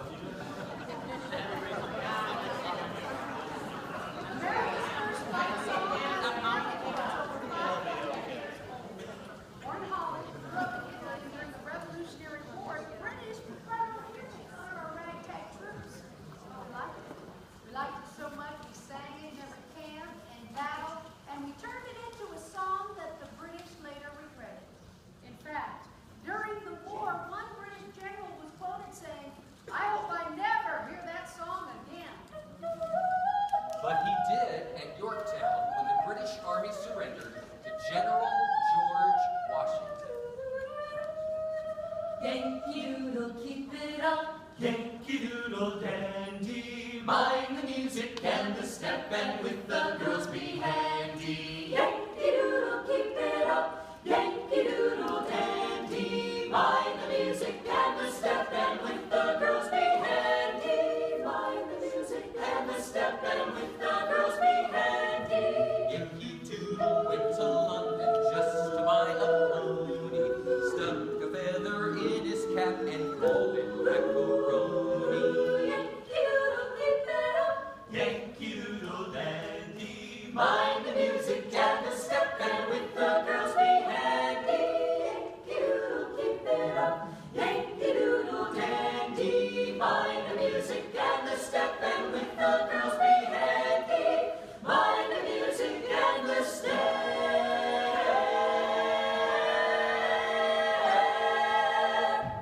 and with the girls be handy.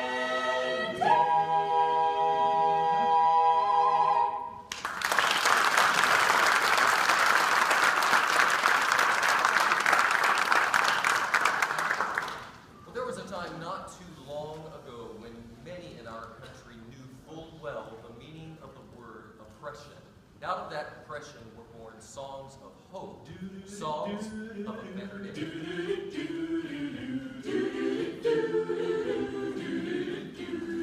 In that great get the morning, fare thee well, fare thee well. In that great get the morning, fare thee well, fare thee well. In that great get the morning, fare thee well, fare thee well. In that great get the morning, fare thee well, fare thee well. Sometimes I feel like a motherless child. Sometimes I feel like a motherless child. Sometimes I feel like a motherless child. A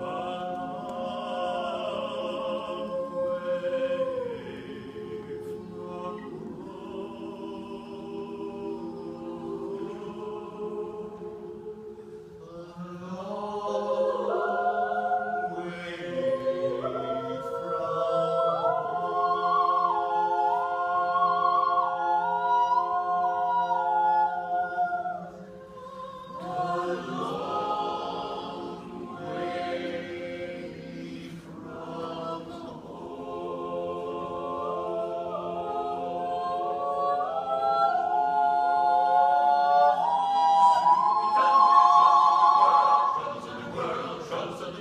Soon we'll be done with the troubles of the world. Going to live with God. To live with God. No more reaping and away. No more reaping and away. No more reaping and away. We're going to live with God. To live with God. Soon we'll be done with the troubles of the world. Troubles of the world. Troubles of the world. Soon we'll be done with the troubles of the world. We're going to live with God. Going to live with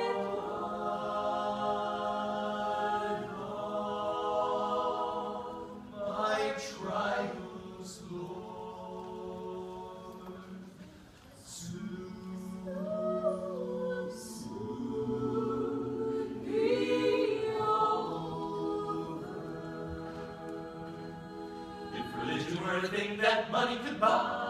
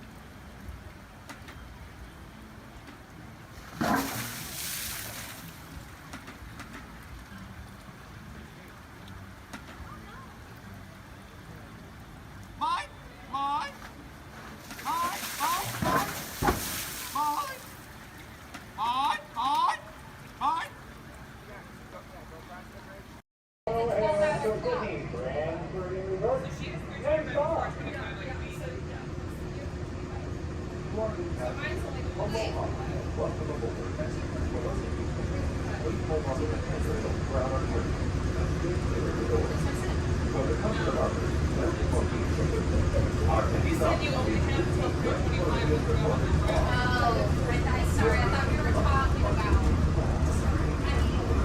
Okay, well now I'm confused. Which one should we do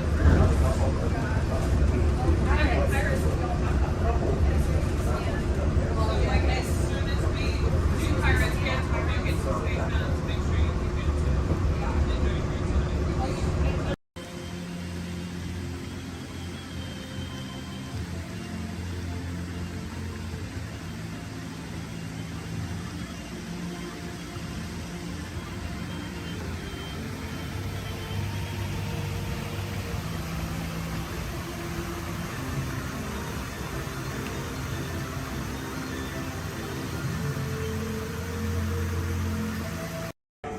I want 2 on gray, 4 on orange. 2 on gray, rest of you on orange. How many here? 1? You're going to be over here on blue. And 2, you're going to be on blue. Now, stand over your color, face the center, shoulder to shoulder. Now remember the color you've been assigned. Blue, red, gray, and orange. It'll be an important part of your interrogation process. You're going to need to know that color at the end of your interrogation and possible long-term motive. How many? Okay, assign blue. Yeah. Quickly to the end of the hallway. How many? 4. Okay, assign red. How many? 3. Okay, assign gray. How many? Yeah. This cell door opens, I will call you in by your assigned color. And you will tell us everything. No, oh, you're going to have a tough time in interrogation. Get on your color. There you go. Scoot over, blue. Make a little room. Get on your color. Not that light, on your color. Ready to go.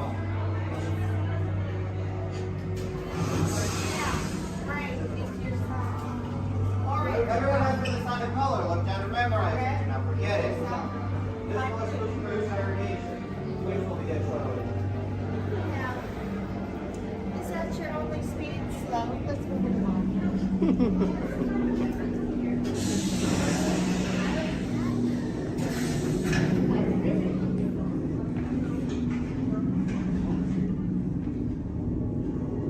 Leave us. Yes, General. Enemies of the First Order. We will soon snuff out your meager resistance. You chose the wrong side, and now you will pay. The resistance prisoners. You have what I want. You know the location of the secret base, and I will take it from you. We are needed on the bridge. Keep the prisoners here. I will return to finish this personally.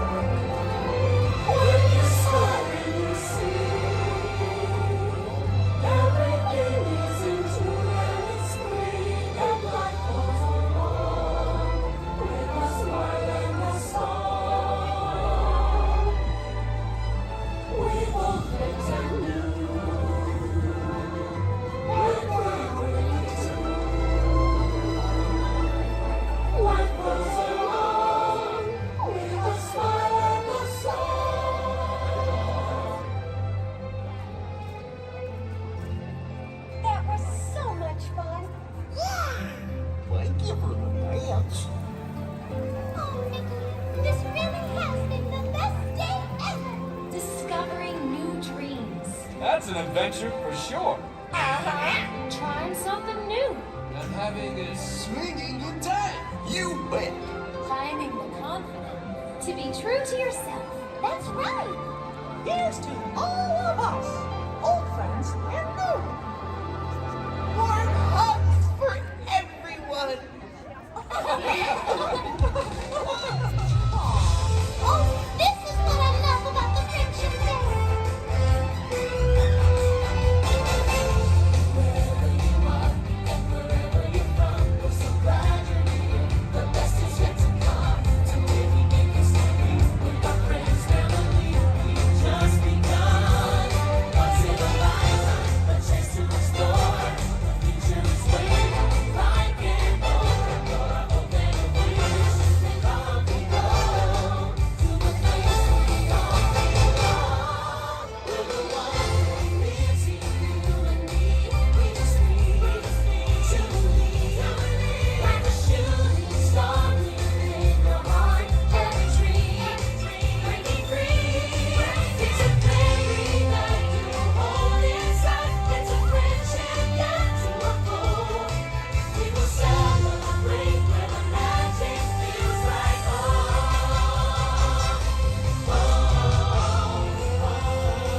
Let's go where the magic feels like home. Let's go where the magic feels like home. Let's go where the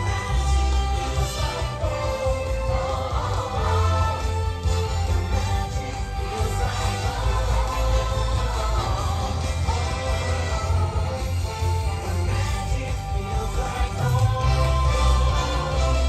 Feels like home. The magic feels like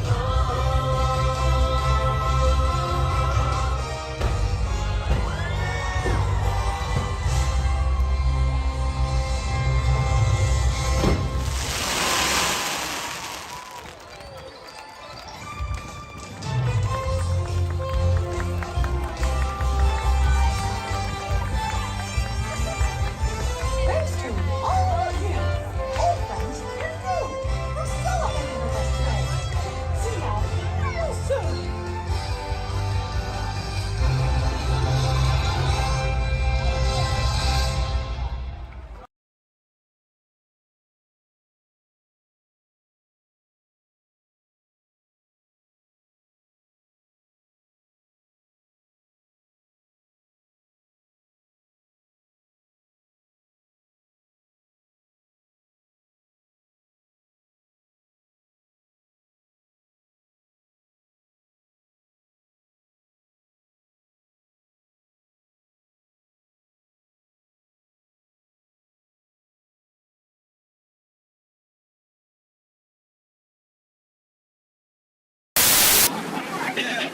Just kidding, you'll never see them again. Yeah, but chances are you probably never saw them before, so who cares? Ladies and gentlemen, welcome aboard the world-famous Jomo Cruise, world-famous for being world-famous. My name is David, and I'll be your skipper, your tour guide, your social director, your dance instructor, and if you don't laugh at my jokes, your swimming instructor. For the next 2 weeks. All right, the first river we're entering is the Amazon River, where everything is larger than life. You can tell to the left and to the right of the boats by these butterflies coming up over here. Now, these butterflies, just to let you know, have a wingspan ranging between a mild and tiny 12 inches to a whopping and amazing 1 foot. And over here to the right is Inspiration Falls. Now, people usually ask me in unison, why do you call it Inspiration Falls? How odd of you guys to ask. Well, the longer you stare at it,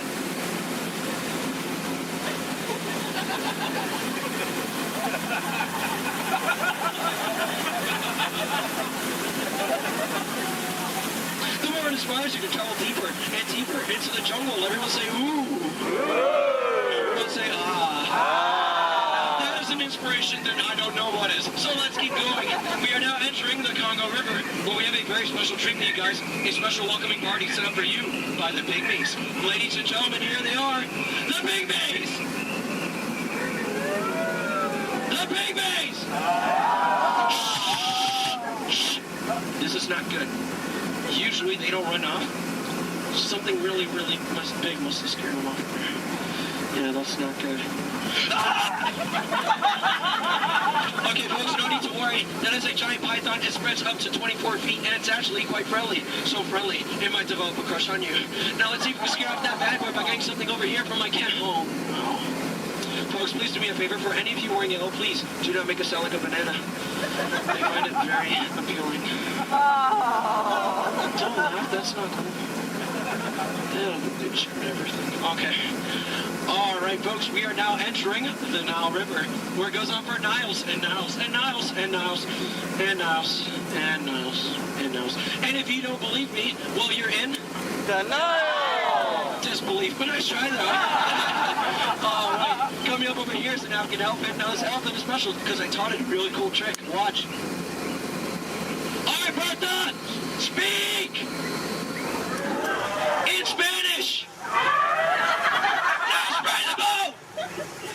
I'm just kidding. I haven't taught him that yet. Over here to the right, you'll see a sandstone formation. Now, I like to point this out because most people take it for granted.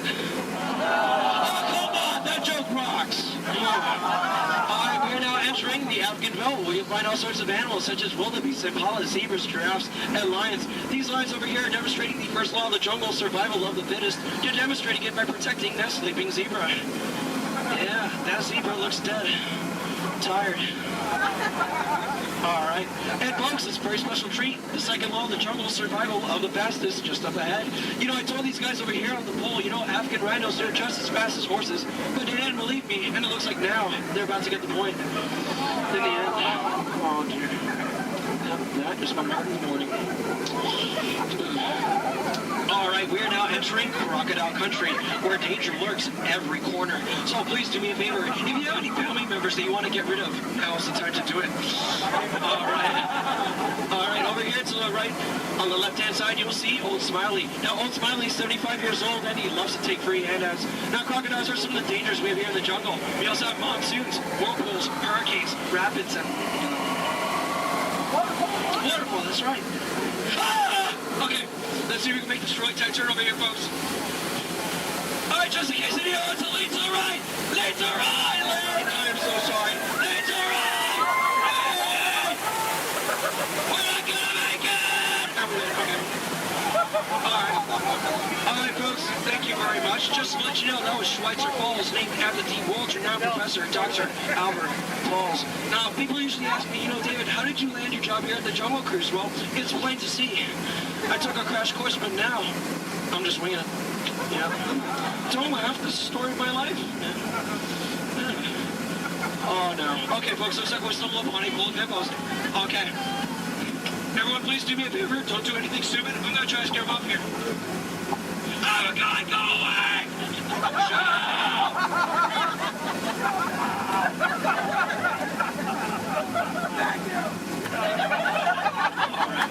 Oh, no. Oh, no, folks. Looks like we're now heading into headhunter territory. This is not a good place to be headed. You can ask my last crew over there. Yeah, they were just yelling the entire time. Alright, from my years of experience, I know when the natives are dancing like that means they're going to attack the boat. Usually they attack this side, so there's nothing to worry about if you're on this side of the boat. So, you know, keep your eyes peeled and see if we can avoid the attack here. Establish your attack! Don't worry about looking stupid, because I'm doing that for you.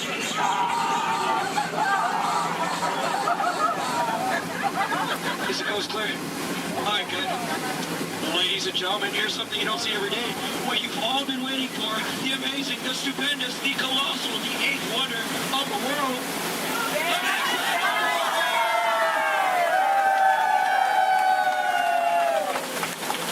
I love you guys. I love you guys. I'm just fine. Thank you. Thank you. Alright, we are now entering the Mekong River, deep in the heart of Cambodia, where the Khmer Empire used to rule for over 7 centuries, and they used to build temples just like this one.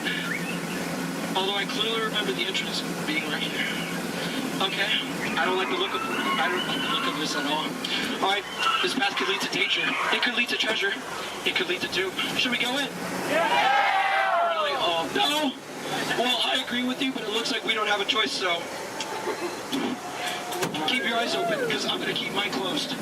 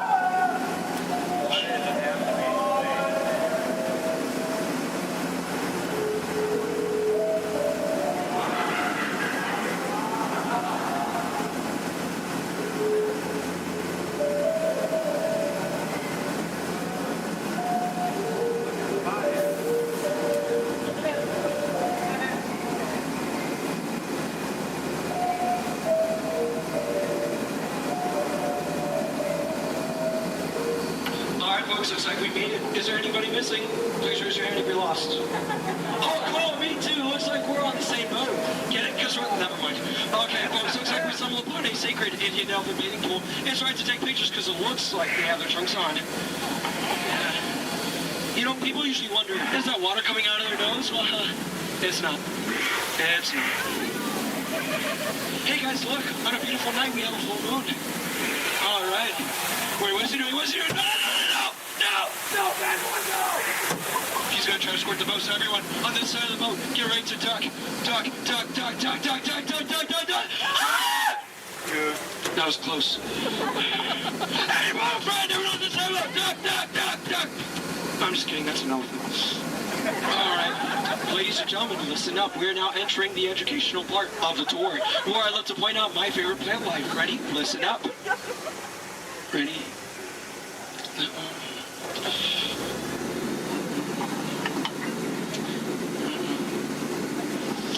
No, and that one. Any questions? No? Which one's over here? The green one.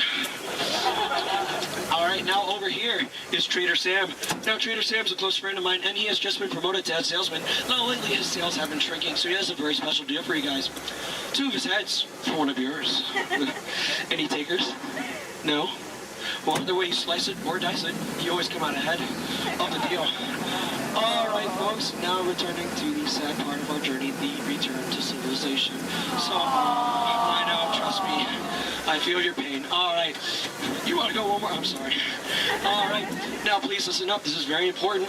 When exiting the boat, please exit the way you entered. Please do not cross these center crates over here. Trust me, it is a tripping hazard. You will trip, you will fall, and that would be 2 bad trips in one boat, and I'm only responsible for the first. And please remain seated at all times. Okay, everyone? Thank you so much for joining me. Now get out. I'm so sorry.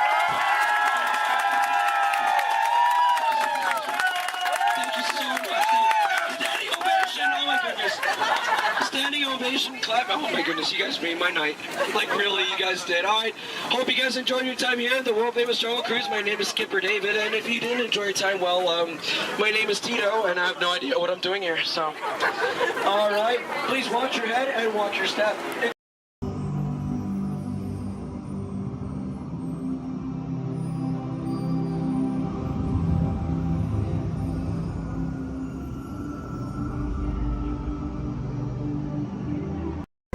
In the life cycle, there are winners and there are losers. Who are you?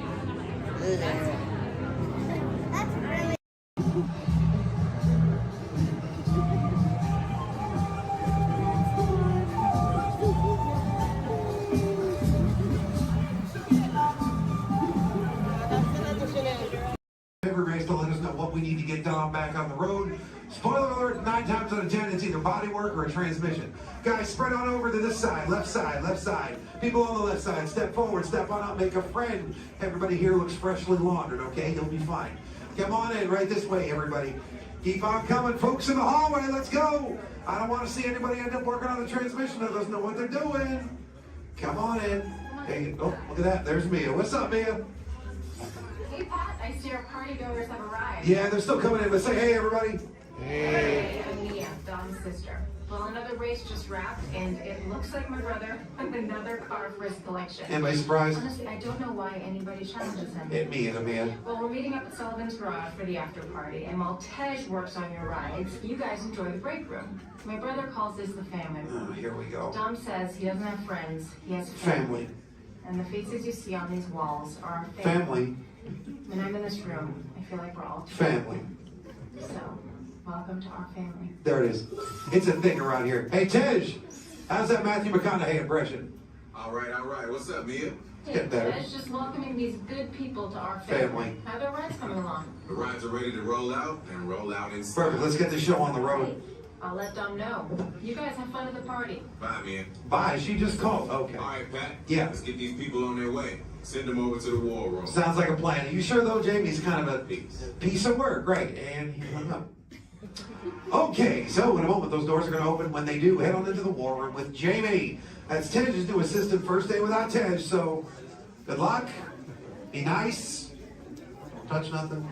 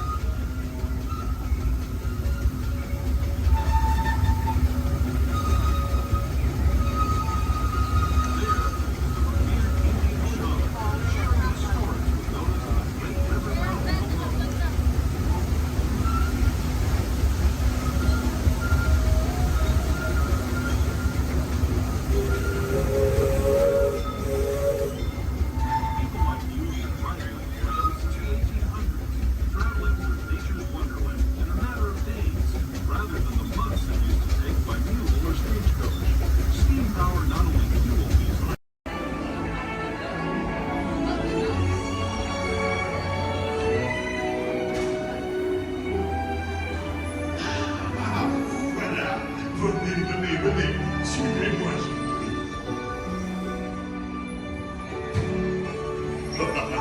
My chef Rami is waiting for you. This way. Qu'attendez-vous?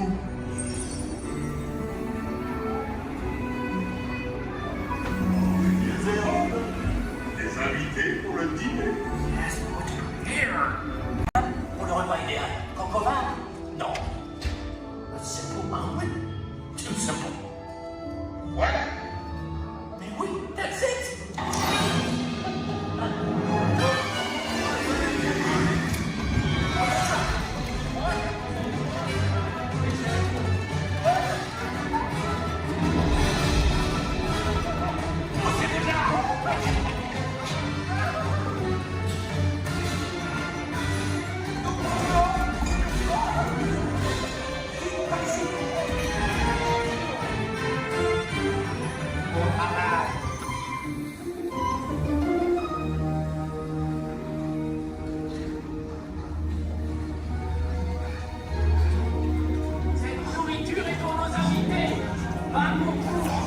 Hey guys, the food is for them, not you.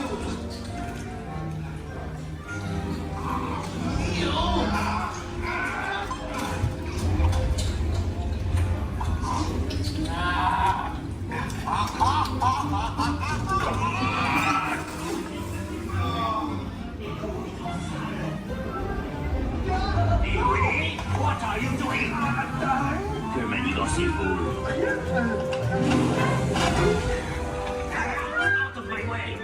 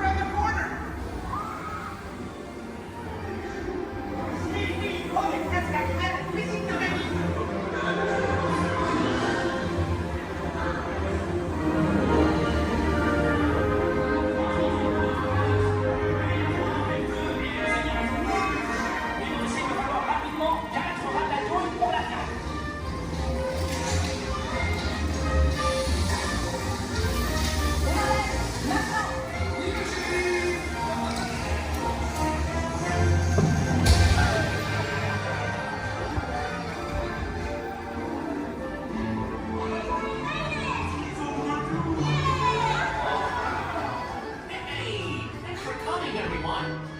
Vous êtes toujours les bienvenus chez Rémi. À bientôt et bon appétit. Et Mino.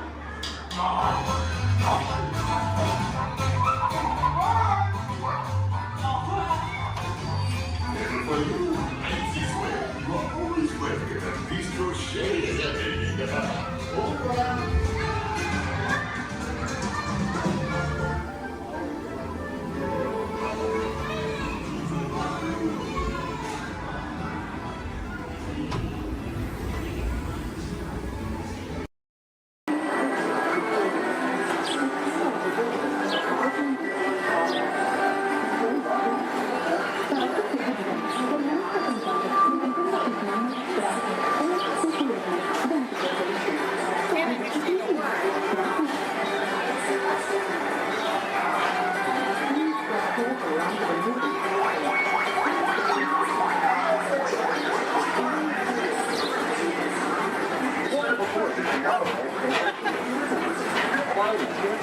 Highway of the South.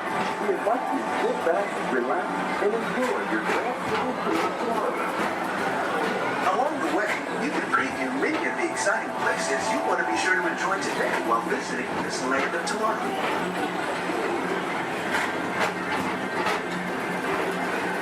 The People Mover is the perfect vehicle for people watching, so keep your eyes peeled. You never know who you might see.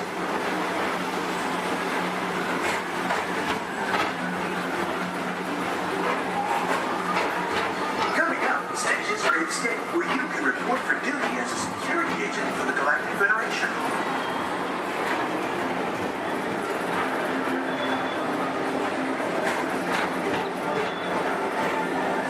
The mission is to keep Experiment 626, the biggest little mischief maker in the galaxy, under control.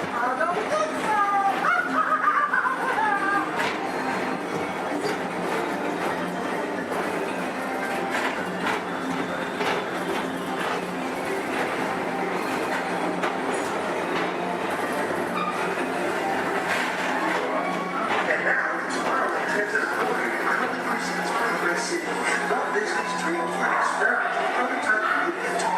Progress City was the inspiration for Epcot, and many of its forward-thinking ideas have been realized throughout Walt Disney.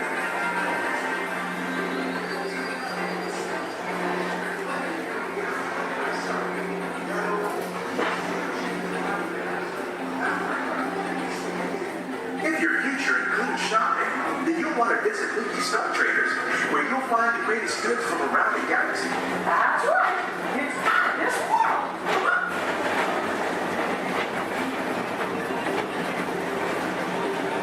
At the Disneyland Speedway, put the pedal to the metal and speed towards the checkered flag in your very own race car.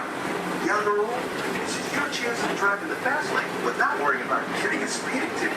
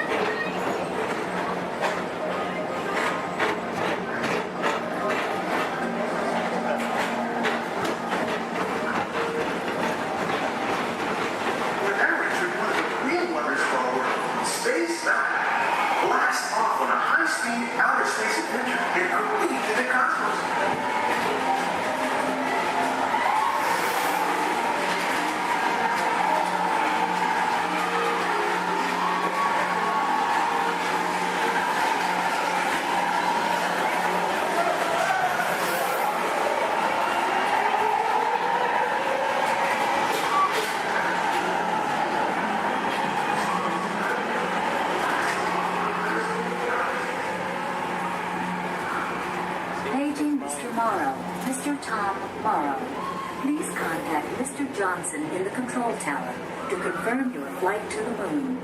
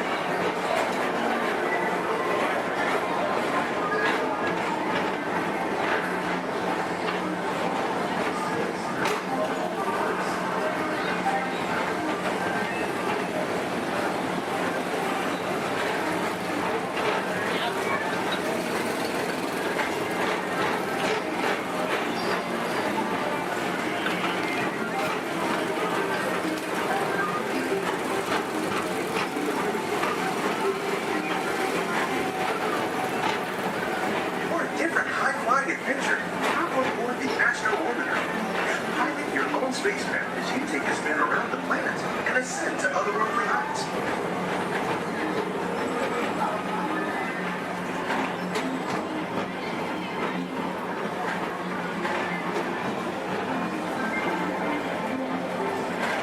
We're now approaching Walt Disney's Carousel of Progress.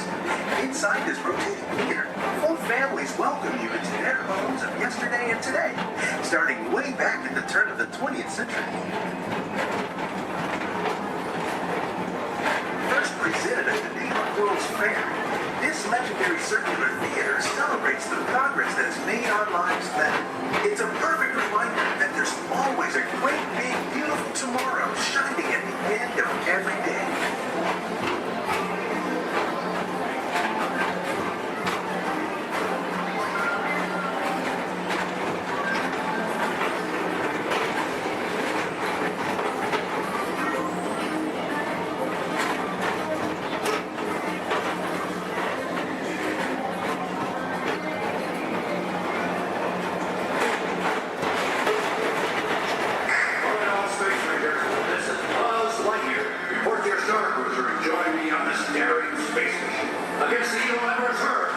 As an honorary space ranger, you'll use your own personal laser cannon to save the entire galaxy.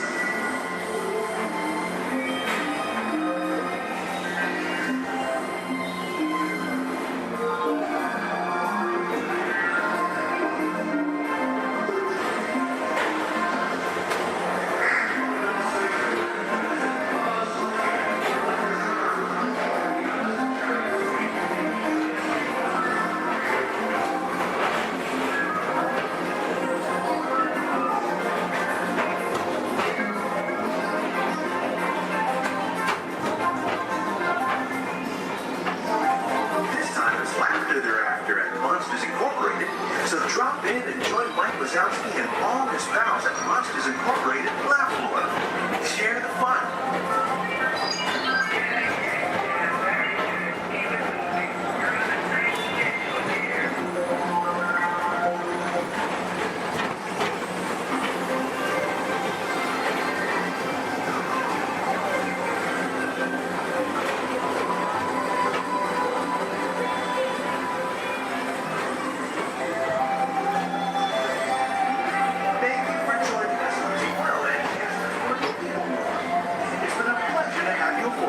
Enjoy the rest of your day and have a great, big, beautiful tomorrow.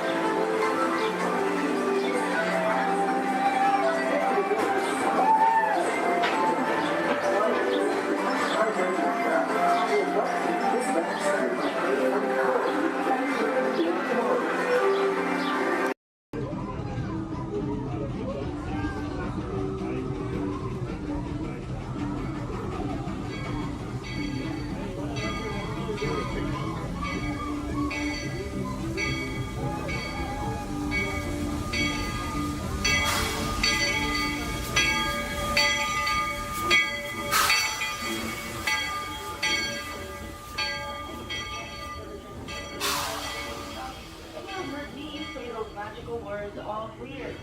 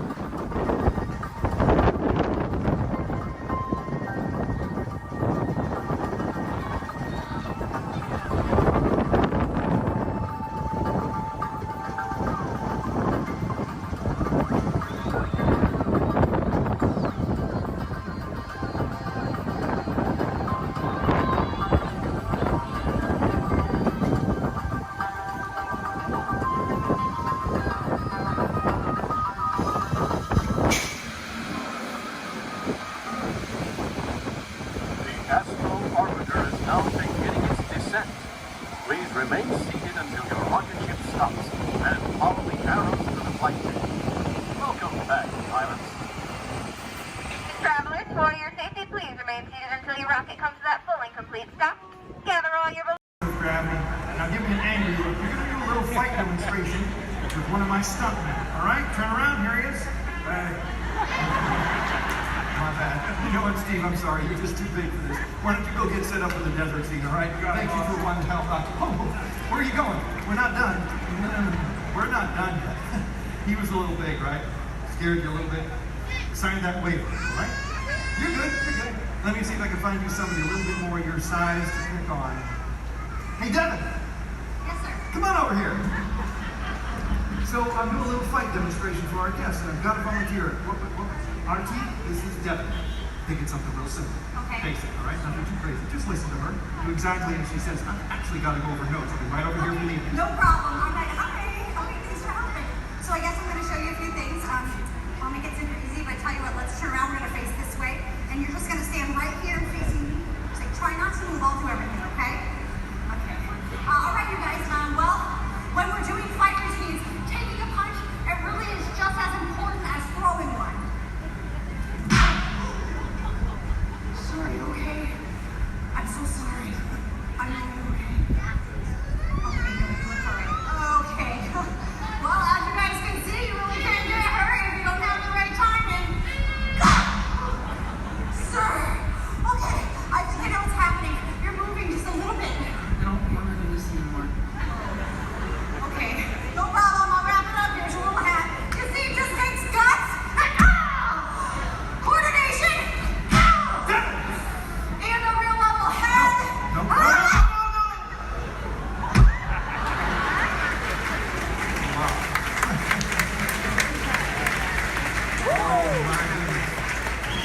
Not at all what I had in mind.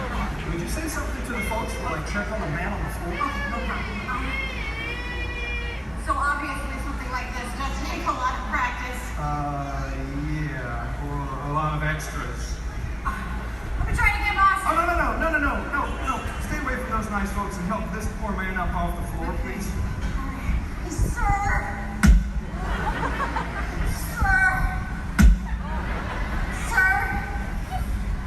Ladies and gentlemen, that is indeed one of my stuntmen. Give it up for Mr. R.T. Romano!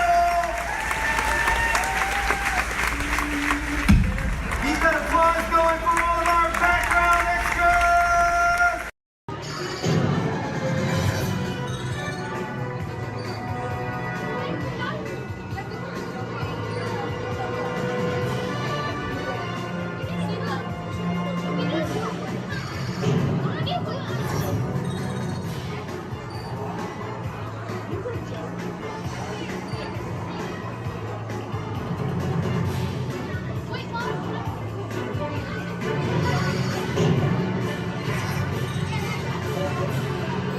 Prison transport launch in 12 Archelian weeks. Hold on, people. Zed here. Glad you made it to the Black Bar Florida tour and hope to get with us today. You MIB recruits. Warning. 10 seconds to planetary implosion. 8, 7, 6, 5. Planetary implosion averted. Have a nice day. Never a dull moment around here, folks. Many of you may be wondering, are resident aliens really that common here on Earth? After all, how many antennae or antennae does one see in a day? And that's precisely the point. Because when they get here, they look like this. Then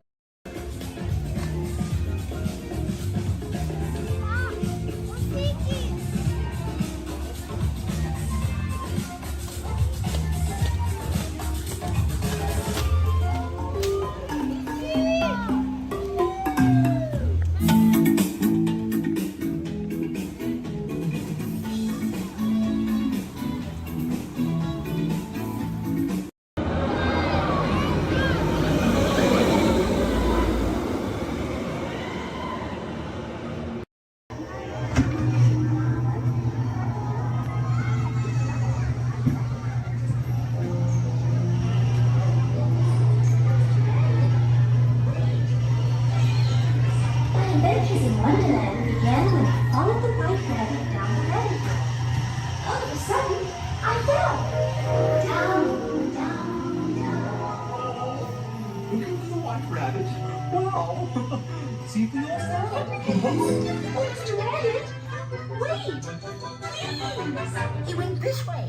No, that way. Okay, just say hello, goodbye. Okay.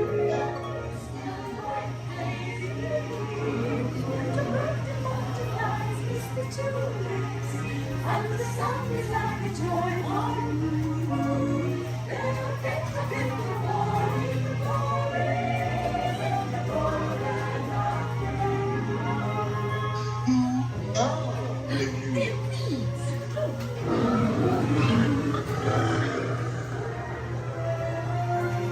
Now this is curious. I wonder if the rabbit came in here. I'm not sure. Where I am, you do. But wait! Don't go, please!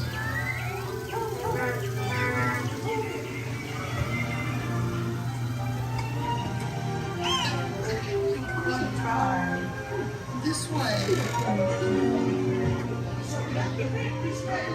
The baby girls is ready. And make a cheery shake. Because we know They'll cease to grow. in fact they'll soon be dead. No, and yet we go ahead. Baby girls is ready. Royal Majesty, the Queen of Hearts, and the King. Shall we play croquet? Rule 42, the Queen always wins.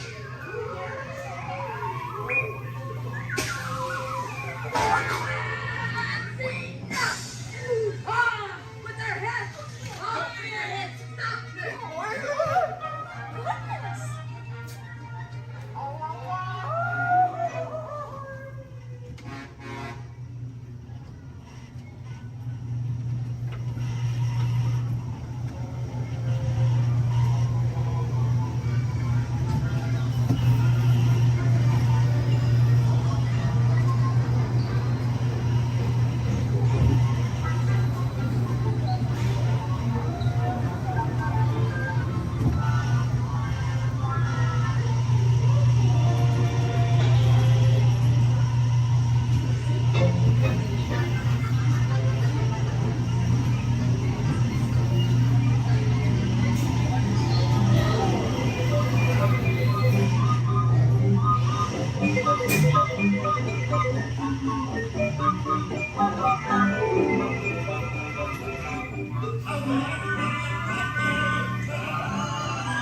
Majesties, I am lifted too.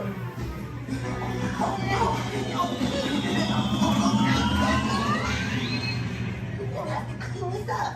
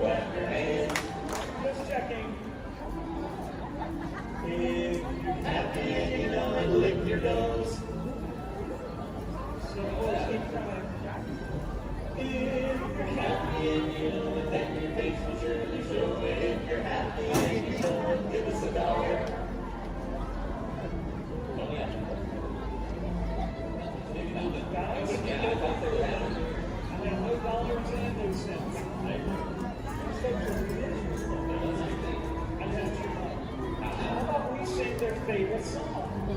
Which one is that? The last one. One of our favorite tunes. Yeah, 20.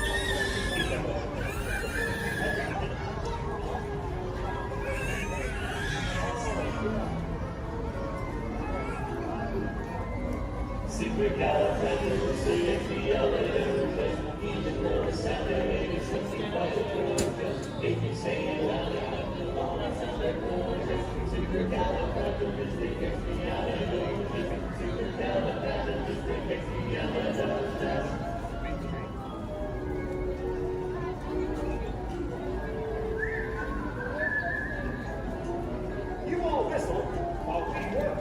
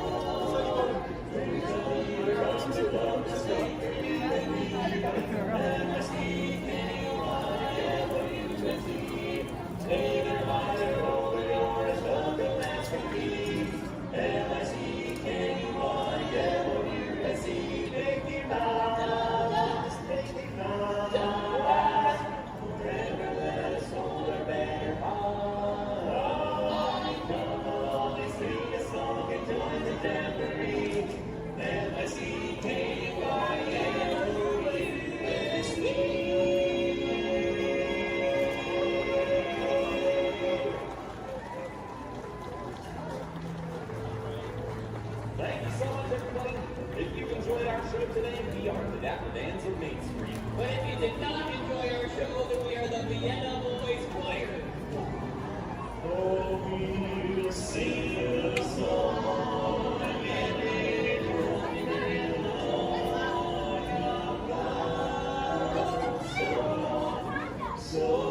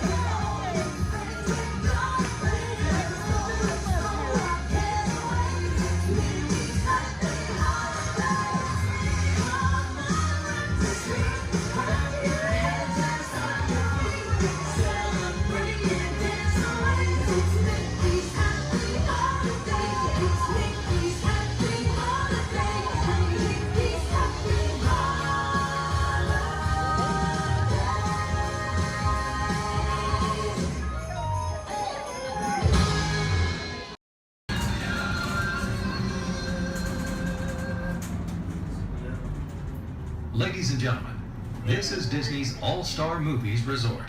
Please collect your belongings, watch your head and step as you disembark, and take small children by the hand.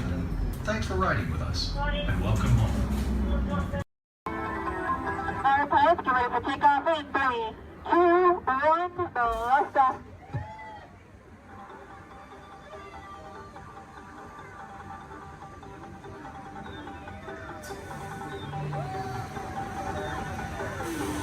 Just a reminder, pushing and pulling the lever in front of you will control your height.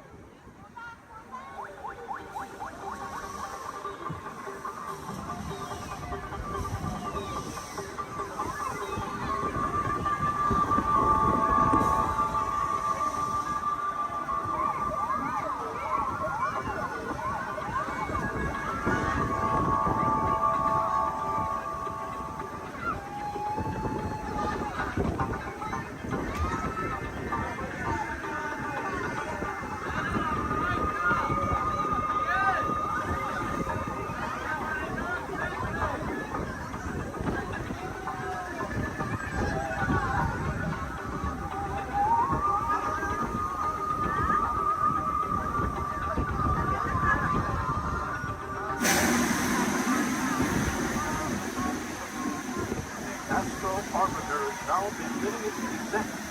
Please remain seated until your launching stops, then follow the arrows to the flight. Welcome back, pilots. Complete stop. And gather our belongings. They're putting to the left and only. One more. Playback. Background. Action.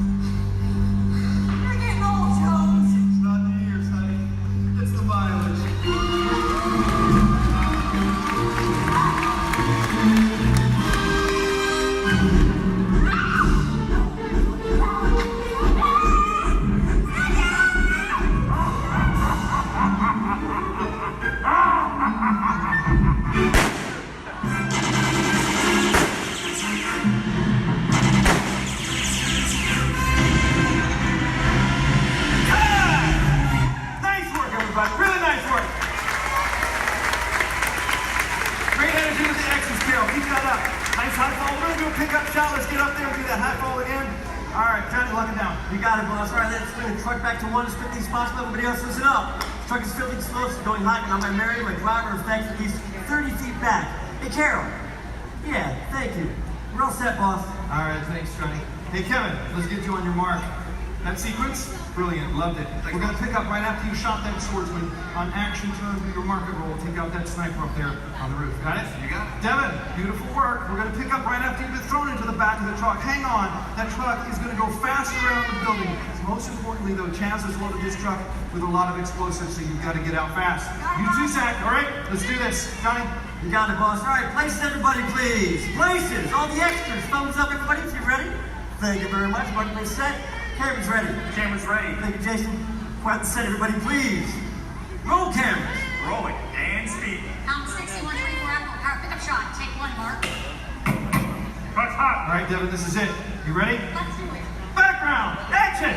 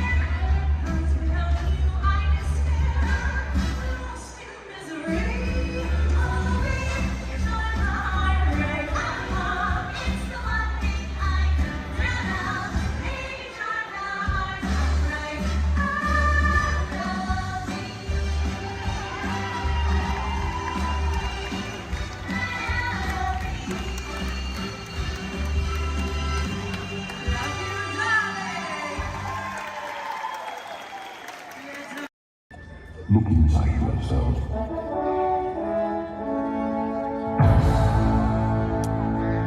You are more than what you have become.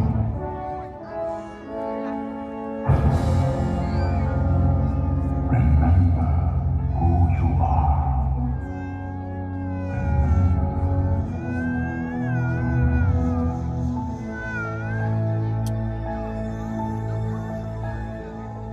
I have all dreamed of a far place where a hero's welcome would be waiting for me. Where the crowds would cheer when they see my face, And a voice keeps saying, this is where I'm meant to be.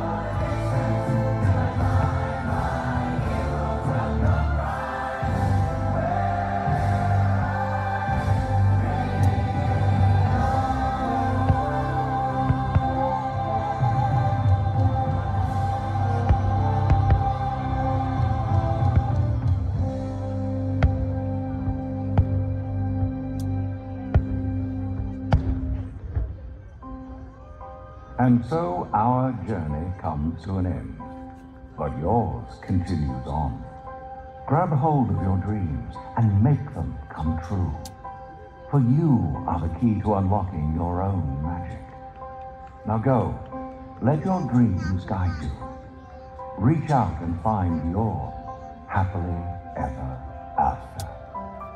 In the battles, my soul leads crosses and all the glory, we're changed by the way we live every day.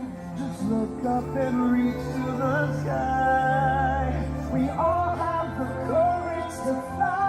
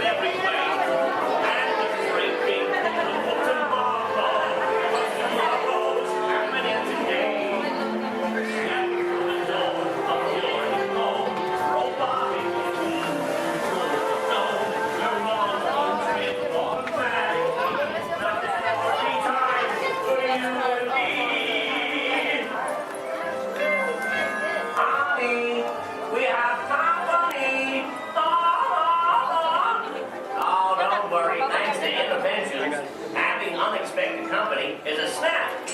But getting them to leave is still a nightmare. We're still working on that. Yes, sir, we've got all the latest things.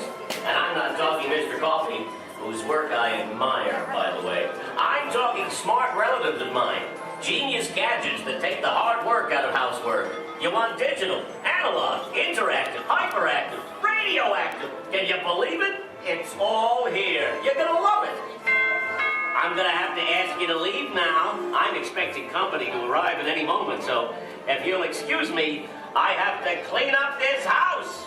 There's a great, big, beautiful tomorrow headed right this way. Well, see you around and around and around and around and around. Oh, bye. Bye.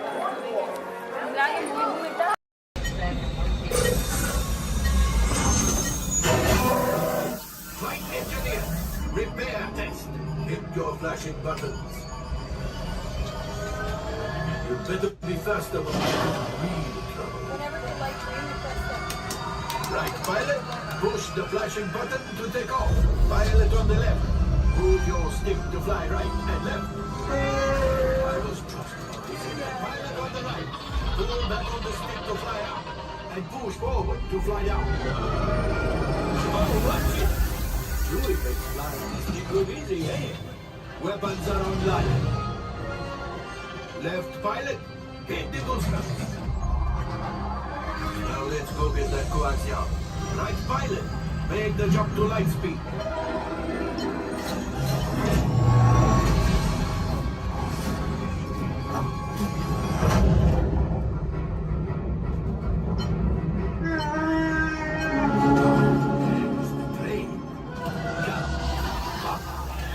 Yes, yes, keep shooting. You knock out to us. Take evasive action.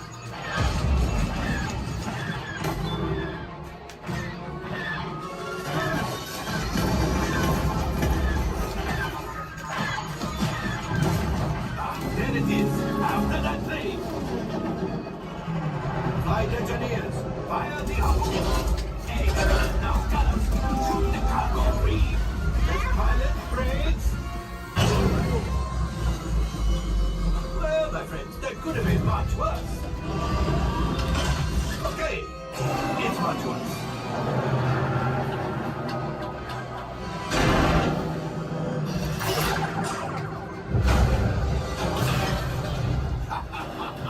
Yes, you got one. Excellent, my friends. How that ship. Go axiom.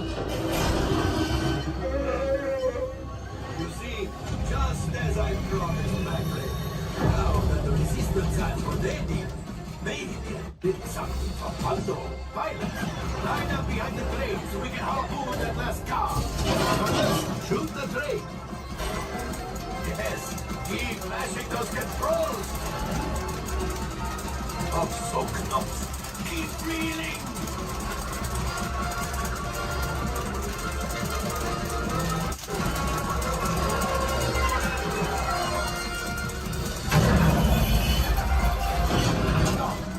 I thought you had it. Gunship. Oh, that's ridiculous. Things are getting too hot. We've got to get out of here. Yes, a distraction. Fire the missiles at the train. Hurry.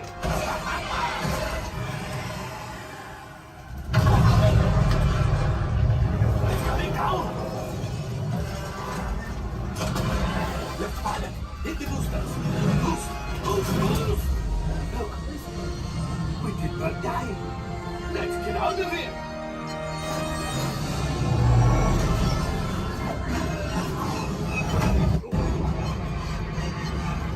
Your hyperdrivers failed. Pilots, evasive maneuvers. We've got company. True is right. If we lead them back, they may find the resistance. He's the last. Steady. Watch out! Oh, that's going to be wrong. Great job, my friends. You retrieved one container of coaxium. This will greatly help the resistance. You have heard the First Order and made Chewie proud. Now, after my modest profit, your cut, minus what you owe me for damaging the Falcon, is, hey, not bad.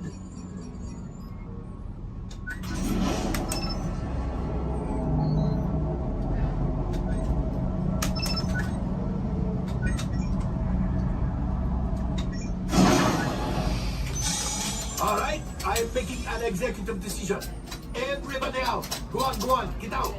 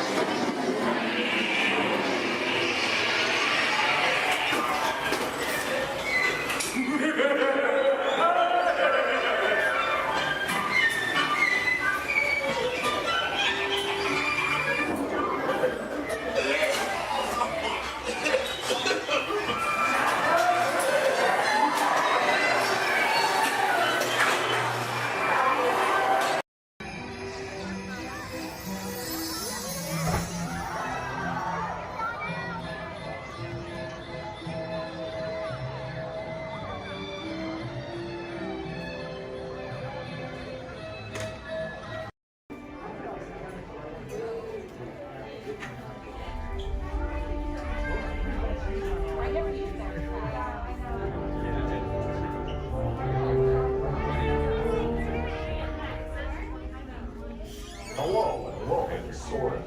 My name is Patrick, and I'll be your chief flight attendant today. We'll begin boarding in a few minutes, but first I'd like to acquaint you with some important safety information. When the doors to your flight open, please take a seat and store all carry-on items in the underseat compartment. This includes cameras, purses, hats, and, of course, these little beauties. Next, fasten your seatbelts, inserting them into the buckle on your right. If smaller aviators don't measure up to the height indicator on the seat, just put the belt through the loop in the center strap before buckling it.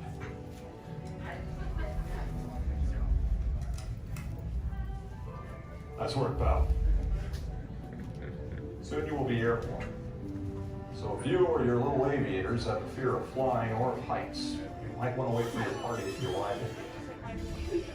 Okay, let's review. That is seat belt, carry-on item, safety strap, fear of heights, keep your hands and arms inside at all times. Anything else? Yeah. Have a nice flight. All right, my friends, we're going to load row 3, followed by 2, then 1. Row 3, please follow me. 2, you're going to follow 3. 1, you're going to follow 2.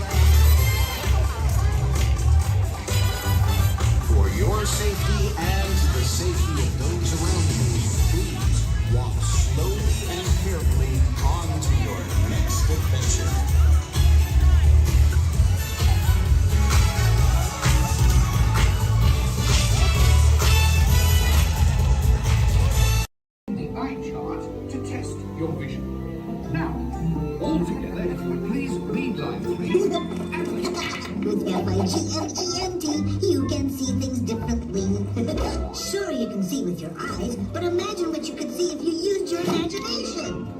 Follow the bouncing figment. One spark of light can light your fancy. Your mind sees more than what your eyes see. Your sense of sight can make your fancy fly. There's more to sight than meets the eye.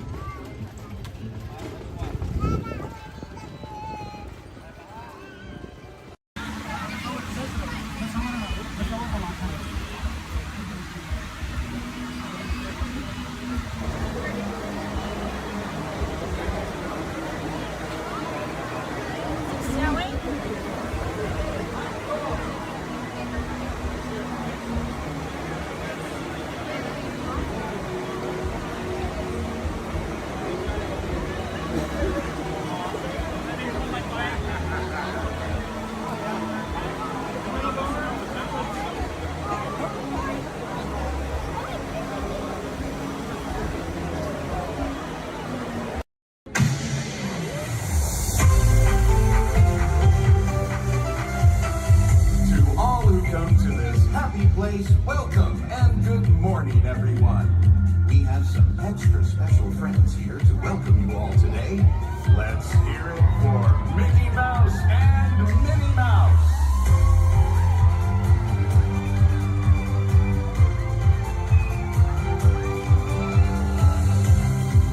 Well, hi, everybody.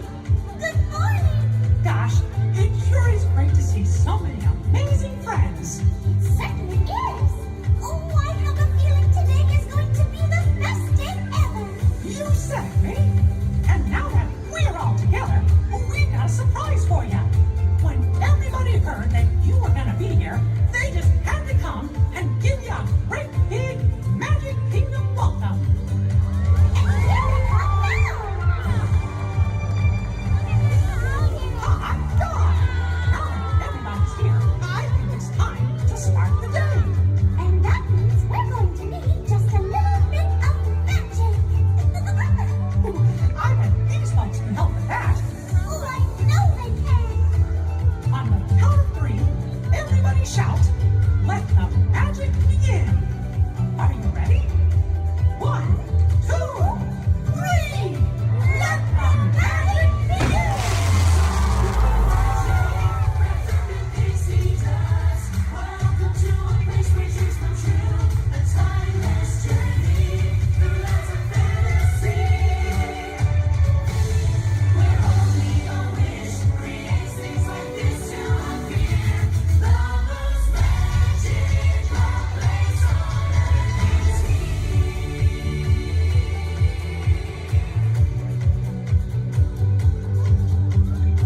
Well, what are we waiting for? Let's get going. Bye-bye, everyone. See ya real soon.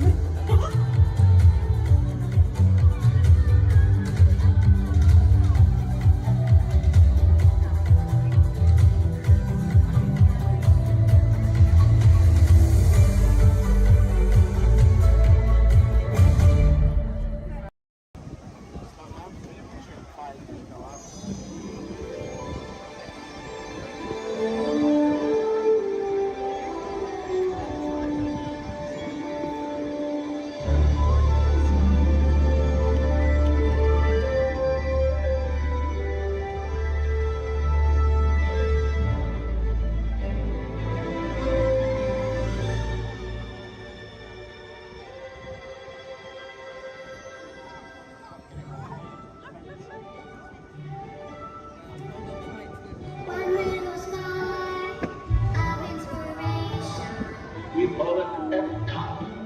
is at the heart of all creation. EPCOT. Right at the start of everything that's new. Experimental, prototype, community of tomorrow. One little spark lights up for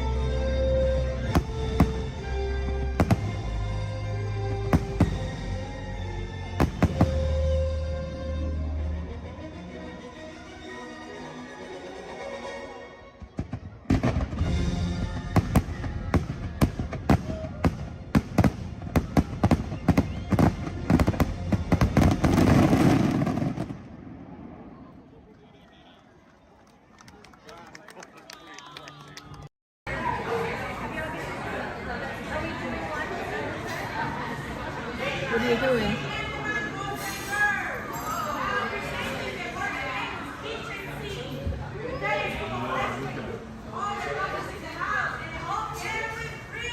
The whole can?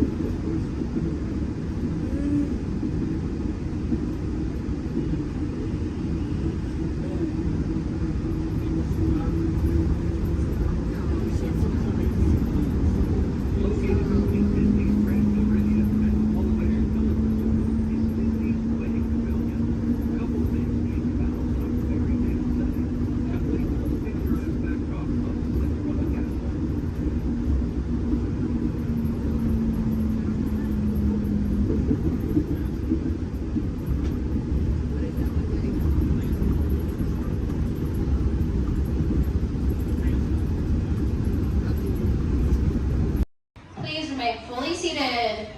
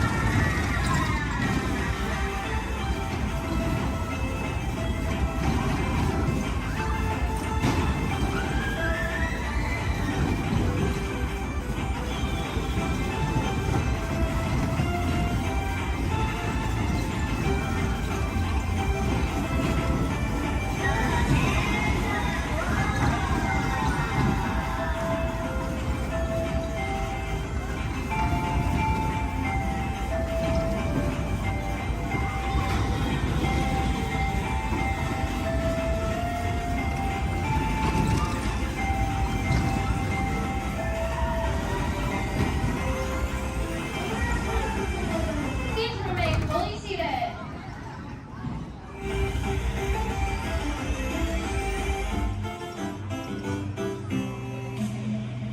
We are eternally dizzy. With exiting the garage.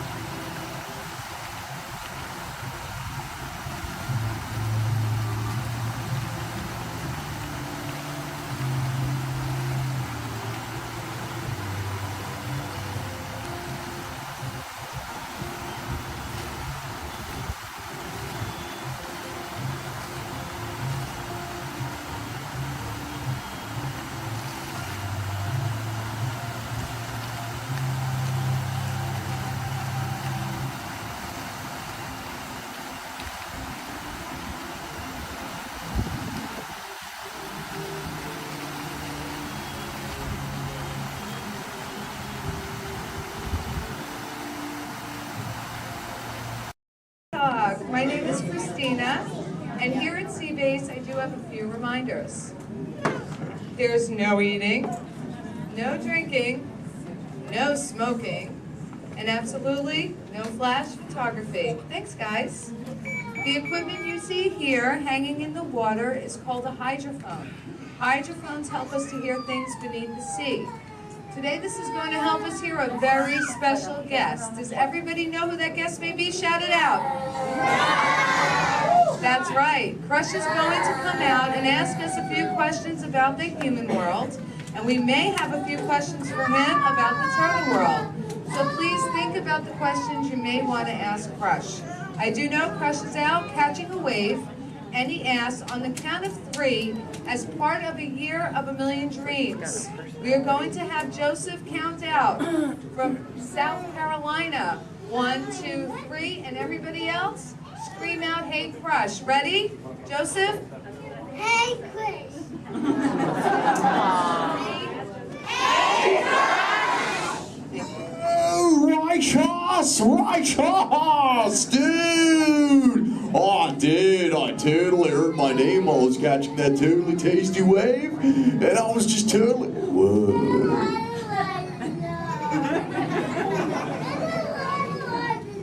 Check out all of you human dudes in the human tank. Hello, dudes! Oh, they live. Hey, dudes! Whoa, there's a little Brahmin sub-level. Awesome! You know, where there's little dudes and dudettes, I bet there's some fellow moms and pops. Let's hear from all the moms and pops! Yeah! Awesome! Let's meet some humans up close. Hey, there's a dude here with a light lid and a gray shell. Hey, dude. What's your name, Minnie Man? Mitchell. Mitchell. Mighty Mitchell, dude. Where are you from, dude? Kansas. Whoa. Never heard of it. That's cool, though, Mitchell. Do you think any of your friends back home knew you would be talking to a turtle? Not really, no. Yeah. Well, dude, if you told me earlier I'd be talking to a human, I'd have been like, no way. Hey, Mitchell, dude, it's really nice to meet you. I'll just assume the feeling is mutual, dude. Totally, dude. Hey, there's more humans on this side. There's someone with a blue lid and an orange shell, I think, right in the front here. What's your name, dude? Michaela. Minnie Michaela, who brought you here today? Your mom. Where's the mom to Michaela, dude? Oh, way in the back. Sorry to get stuck with the cheap seat. Standing room only, dude. Sorry. Hi, name's Crush. What's your name? Shelly. Shelly. Oh, that's the name of my wife. Shelly. Yes. That's your little offspring, Michaela. Do you have multiple offspring? Yes, I have 3. Awesome, dude. Do they ever ask you questions? Yes, I do. They never stop, do they? No. I bet some days you're like, dude. Am I right, dudette? You are very right. Sure. You know what, Shelly? What? From one parent to another, we just shared a moment. Totally did do that, y'all. Because my offspring Squirt, he always asks me questions about all of you humans. So if you dudes can answer some of his questions, everybody here really loud say Cha! Cha! Awesome, dudes! Now, dudes, before we can answer any of his questions, we gotta make sure we're all on the same page, lingo-wise. Do you dudes know what the most important word, dude, in the turtle language is, dudes?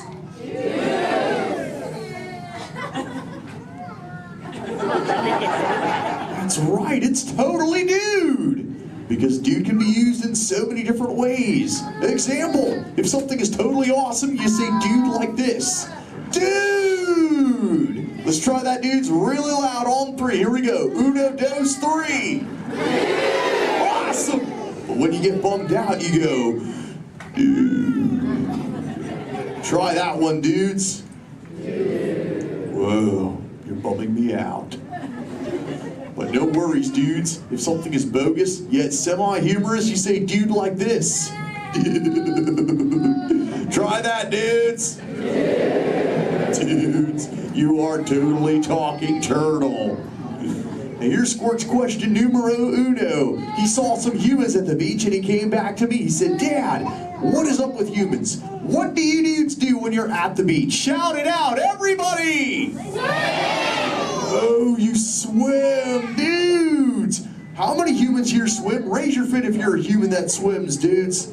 Lots of human swimmers here today, dudes. Most excellent. There's even a dude sitting on the front row bench on the corner of this side. He's wearing a white shell. Where are you going? There he is. What's your name, dude? Brian. Brian, dude, you swim? Yes. Awesome. Brian, when you swim, do you prefer to swim real fast or to take it easy and take the turtle's pace? The turtle's pace. Turtle's pace. No shame in the turtle's pace, right, Brian? No shame. Awesome, dude. Hey, Brian, I've got a question for you, dude. All right. Does this look familiar? Yes. I'm Brian. Yes. Awesome, Brian. Thanks for your help, dude. Hey, dudes.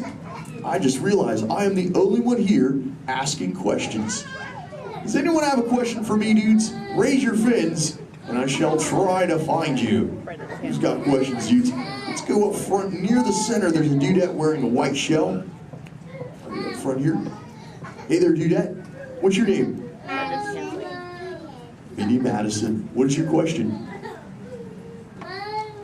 How do turtles swim? How do we swim? Well, we got these awesome flippers that push us through the water, Madison. It's totally awesome. In fact, a sea turtle like me can swim up to about 20-25 miles an hour. And that's like, whoa.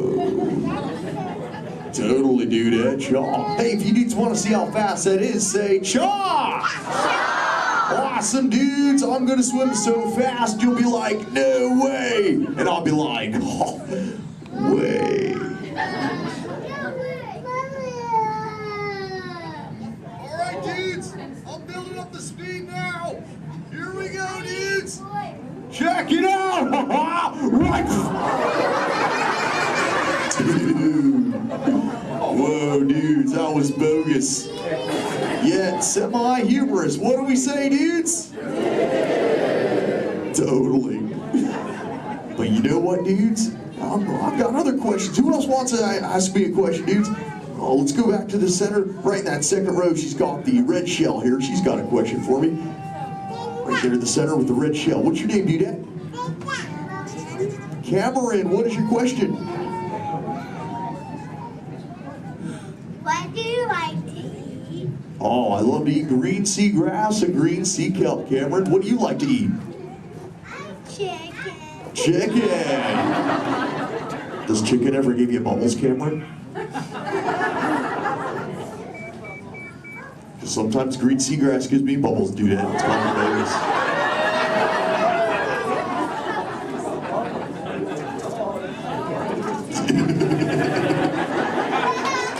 Sorry about that, dudes. Who else has a question for me?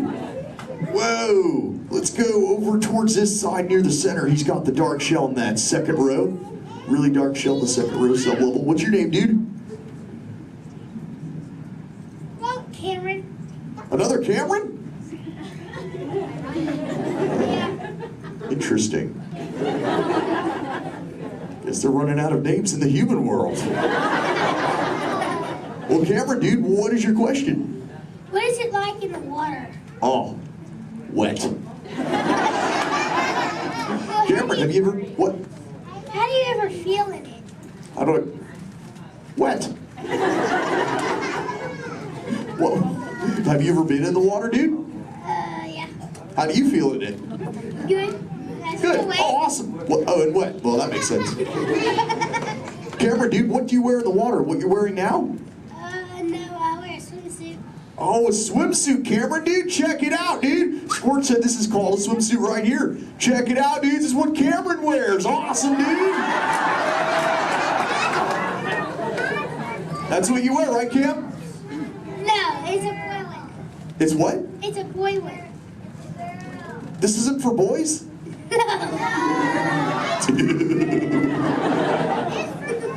I didn't know that, dude. Cameron, dude, can I ask you a personal question, dude? Yeah. Does this make me look fat? No. No? Oh, thanks, dude. Cameron, dude, remember, when you get older, you'll find that will always be the correct answer to that question. Totally. What, dudes? No, dudes, the name's Crush. Where you see Little Blue? On the other side? No way, dudes. That'd be awesome if she were here, dudes, but she's totally not. Hey. Whoa, Little Blue. Don't I know you? Sure. Hi, I'm Dory. Totally. I remember you. You're Mush. Little Blue, the name's Crush. But what brings you here on this fine day? What brings me here? Sure. My fin, silly. Watch. Woo ha, chee ha, woo. Ow, ow, yeah. Ow, ow, ow. Wow, that really clocked me there. Am I bleeding? Little Blue, I hope not, but... Look. It's a people tank. Hi. Hola. Ooh, bonjour. Welcome. Ni hao.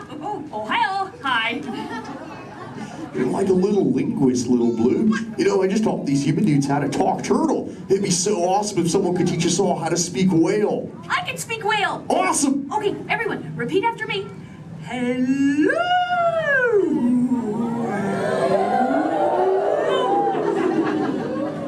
That sounded pretty good, dudes, but let's try it all together real loud. Hello.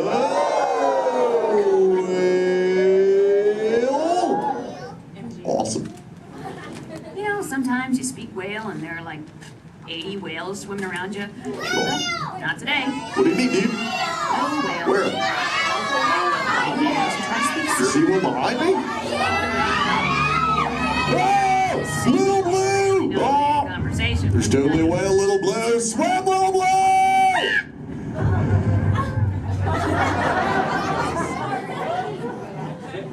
Tell the whale to go away. Help her out, dudes, and say, go away, whale.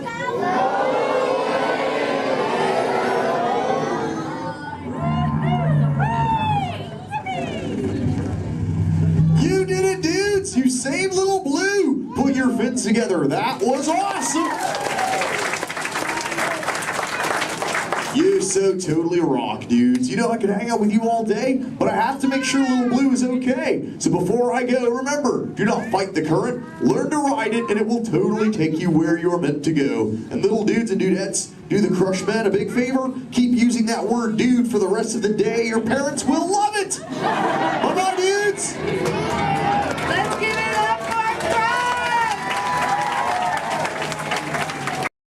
Yes, Walt has some of the brightest minds in the world, but I keep things around here pretty chill, so the kids can create the next big idea that will give you the tools to become the next generation of heroes.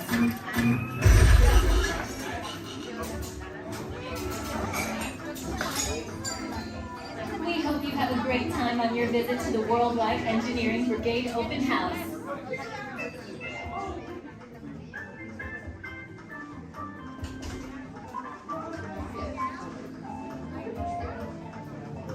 And now, our project lead, the brilliant, Peter Parker.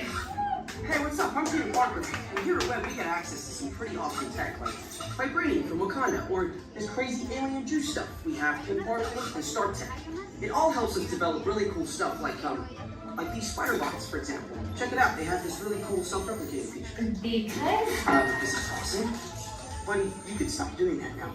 But anyway, you guys are here today to help us test the Web Slinger vehicle. Using onboard tech, you will be able to sling webs just like my buddy Spider-Man. Peter, your presentation is getting away from you. Yeah, I'm aware of that, Sharon. If you could just initiate the safety protocols, that'd be great. Problem with that, So Peter. anyway, if you want to sling a web, all you gotta do is sling your arm in the direction you want to shoot the web, and that's it. It's awesome. Peter, your spider bots are continuing to replicate and are consuming everything in their path. They seem to be stuck in self-recognition mode. If you could just handle that for me, please. On it. Contacting Mr. Stark. Don't call Mr. Stark! Don't call Mr. Stark. Sorry for shouting. Just call someone else. Ask them to do it. Okay. Contacting Spider-Man. Here. I'm gonna go find Spider-Man for us all, because he's around here somewhere. Okay, goodbye. Spider-Man! As you may have noticed, the spider bots are locked in that awesome self-replication mode. In spite of what you see, they were created to be robotic helpers that can break down raw material and create all kinds of useful tech. That's because they are stuck in self-replication mode, despite about currently consuming everything in sight and multiplying at an alarming rate. If left unchecked, my calculations predict this will lead to the devastation of the entire Avengers campus. That should be safe until Spider-Man gets here, as long as they don't get into the alien fluid. This is now a bigger problem. Activating threat level protocols. Hey guys, what's up? I hear you have a problem. I'm here to help. You made it. Great. That level is at exponential danger. You might need some help. Perhaps I'll call the Avengers? Don't worry, everyone. I got this. Okay, everybody. Open house is canceled. Wise idea. And I could use some help. Yes, you could. Sharon, prep the Slinger vehicle. Already on. Everyone head to the Slingers and we'll team up to stop the spider bots before they destroy the campus. It's easy. Okay, we have a plan. Please move quickly through the doors and down the hall to the Slinger vehicle bay. Your open house demo has been upgraded to a high-stakes mission to save the...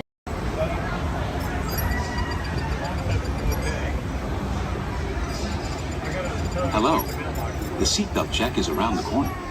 For your safety, remain seated with your seatbelt fastened and your hands, arms, feet, and legs inside the vehicle at all times. And please supervise children. Thank you.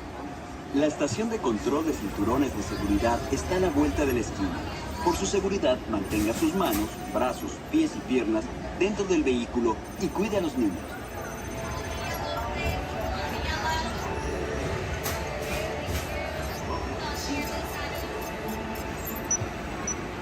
Automated driving technology activated. Welcome to the sim track.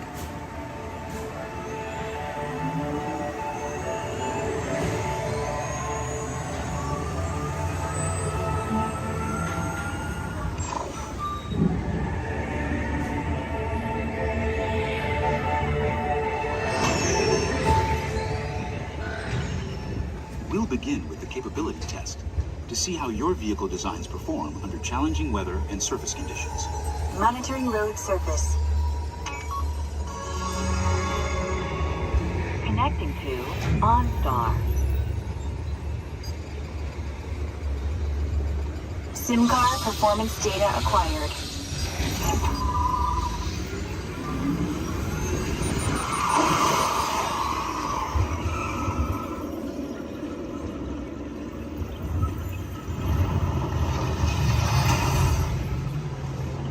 Let's see how your designs hold up now. Commencing SimCar off-road and extreme weather sequence.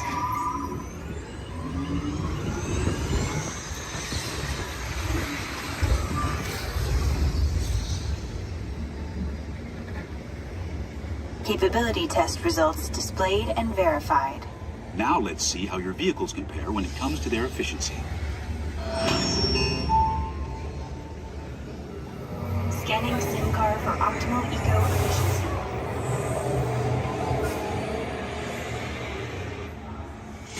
Engaging EcoScan for aerodynamic efficiency.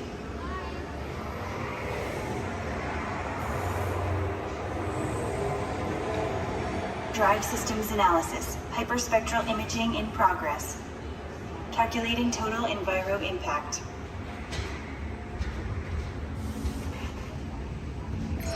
Commencing responsiveness test. Okay, the responsiveness data is now being synchronized. Automated driving technology verified and active.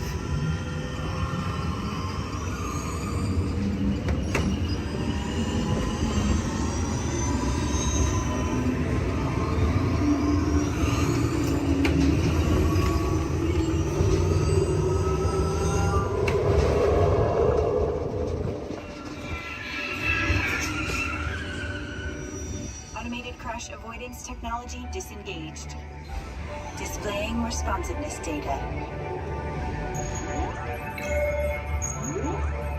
Here comes the final test. Energizing for power test.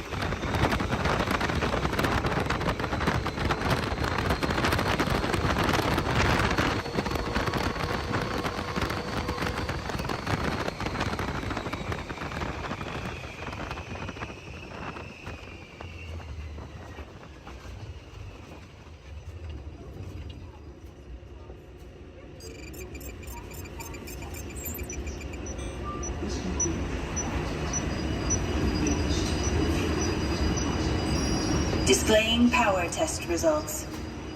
SimTrack performance testing complete. This concludes your performance testing.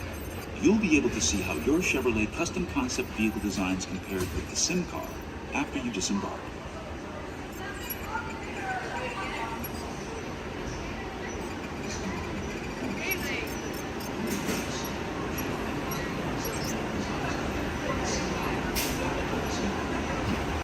You to walk and get that movie star treatment. There you go, that you know you deserve. And you know what, you might look and see. And see. This could be the start of something wonderful.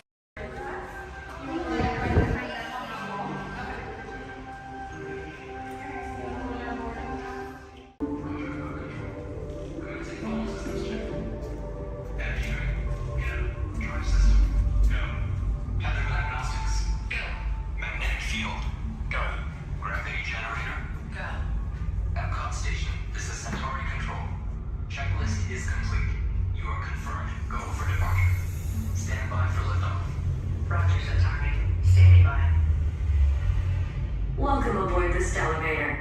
In just a few moments, you'll be on your way up to Space 220 aboard the Centauri space station. Enjoy the ride. SV1, you are clear for departure. Initiating in 3, 2, 1, liftoff. You're riding aboard the Mark V Stellarator, the latest in space elevator design and technology. Today, you'll have a spectacular view of Florida and the eastern seaboard. Enjoy the ride. I'll be back in a bit with arrival information.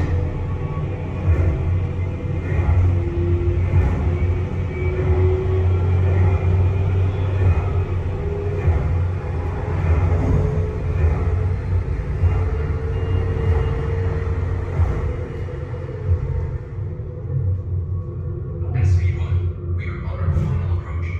Roger that. If you look above, you'll see Centauri Space Station coming into view. Once we dock, gather your belongings and exit through the open airlock. A Space 220 agent will be waiting for you. SV1, cleared for arrival. Gravity generator active. Airlock activated. Docking complete.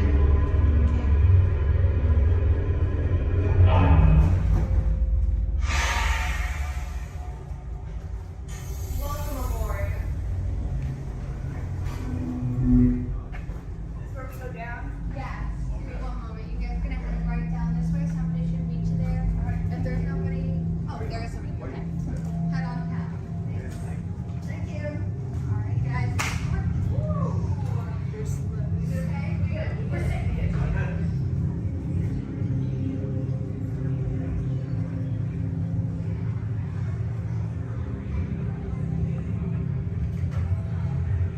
Hi there, guys. I'll Hello. take that boarding pass. And what's the last name? Niece?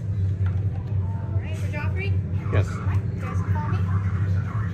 How was the trip up today? Was it good? Very good. Awesome.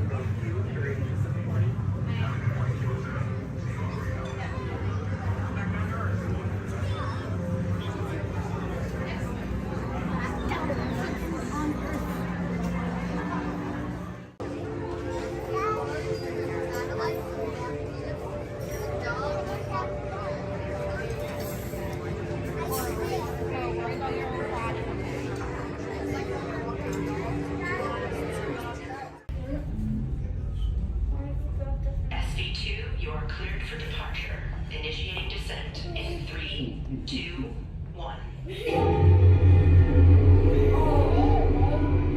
Your journey back to Epcot will be a smooth and quick one today, so enjoy the ride.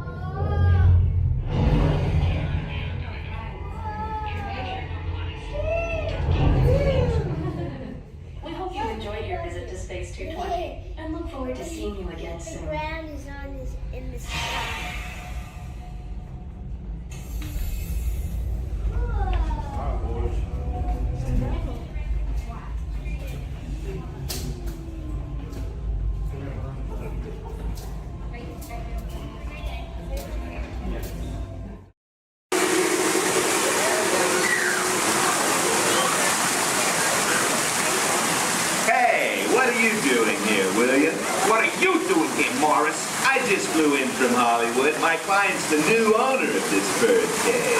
What? Are you cuckoo? My client's the new owner. Disney gave me an exclusive. Co-exclusive. Didn't read your contract. I gave it a bird's eye glance. And you call yourself a talent agent?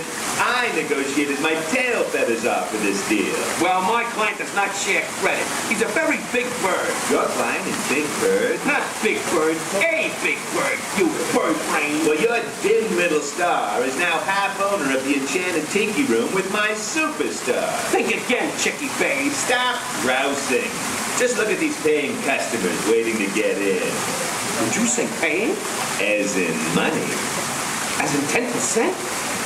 Hey, who am I to go against the status quo? Sorry to interrupt, but I would like to inform our guests about the next show that we starting soon.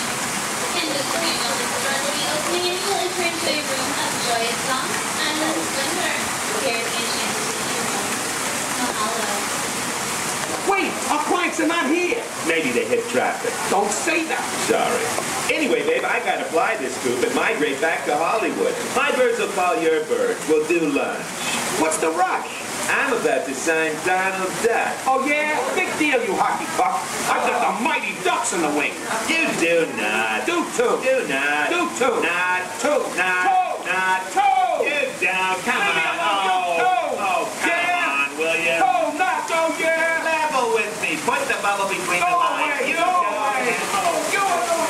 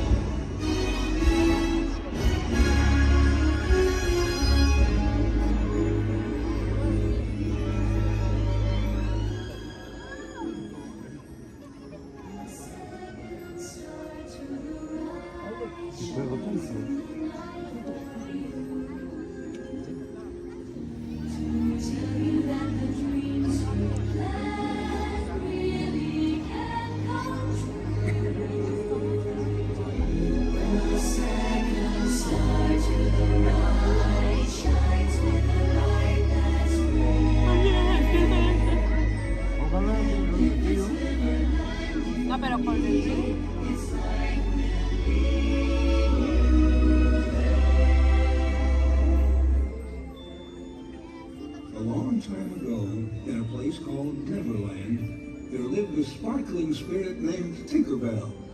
Legend has it that to this day she still flies over this magical land of fantasy. And the story is told for children of all ages that if you wish hard enough and believe strong enough, Tinkerbell will soar high above the magic kingdom and light our fantasy in the sky.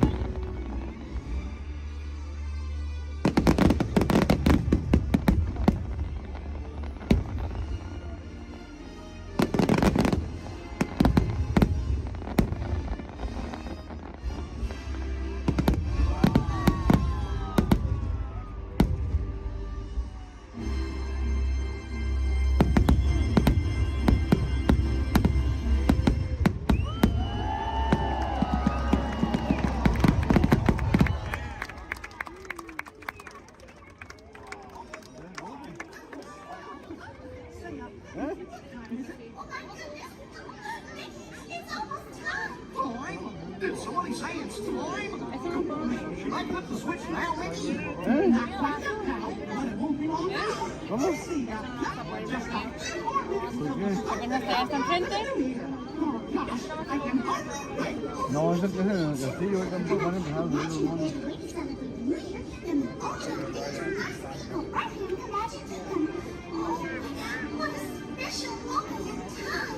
Time isn't time. Now, Dorothy. Take it easy there, Pooh. We still have plenty of time. Oh, no, we don't. Don't. This is it. Start the countdown clock. All right, Mickey. Starting the countdown clock. Okay, everybody. It's time to start counting down the new year. Are you ready? Okay, then. Here we go.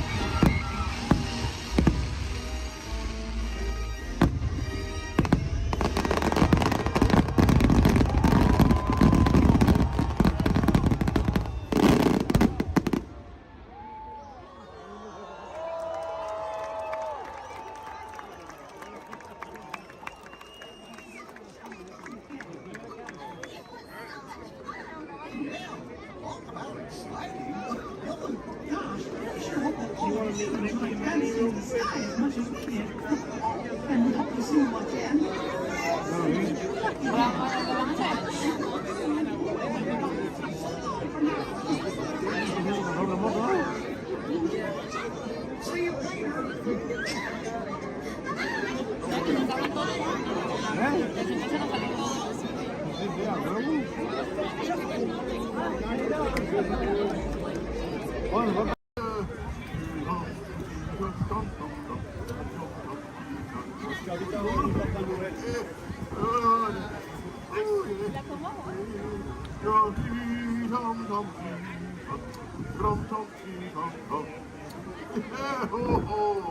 Oh, what a glorious day it is.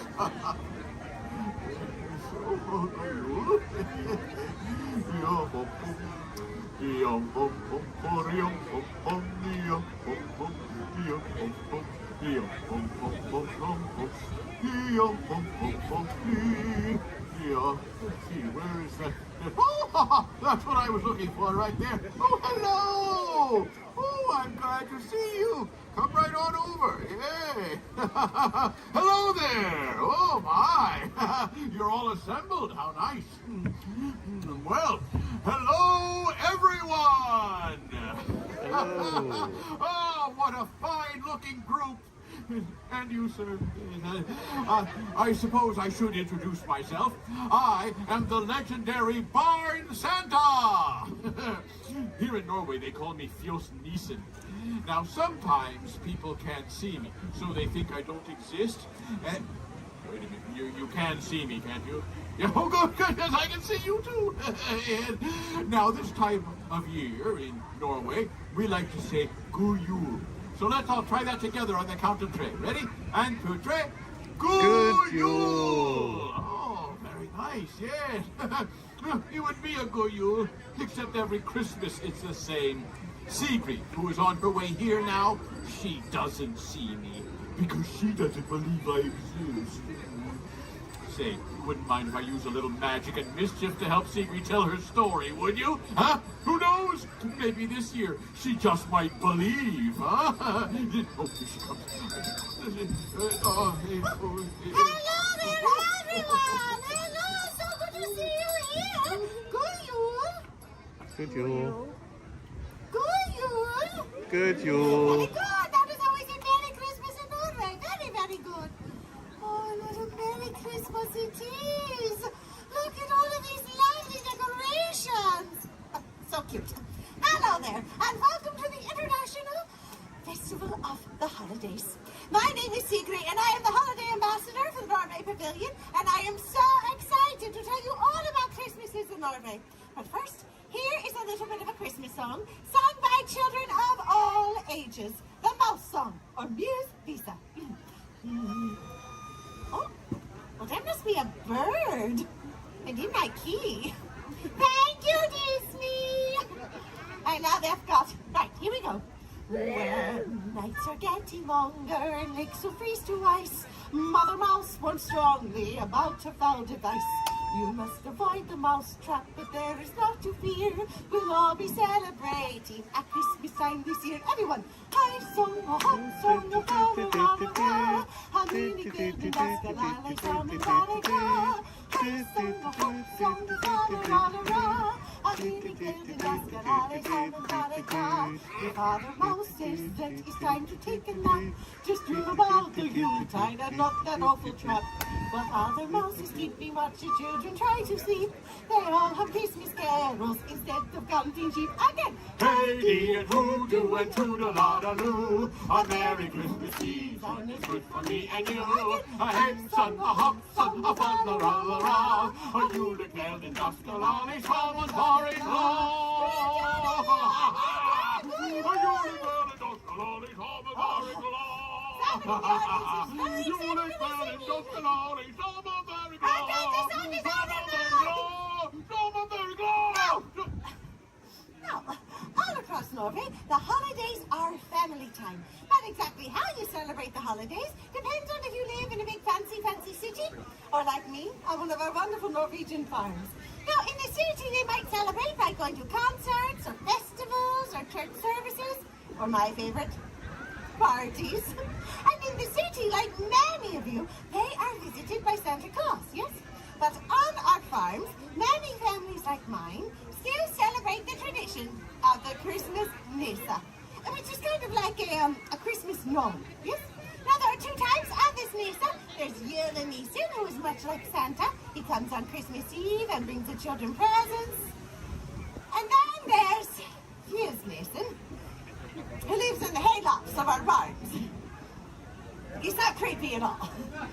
Now, this Fusnissen, also known as the Barn Santa, is a wonderful yet strange little elf who is the guardian of our farm animals, yes, and our welfare.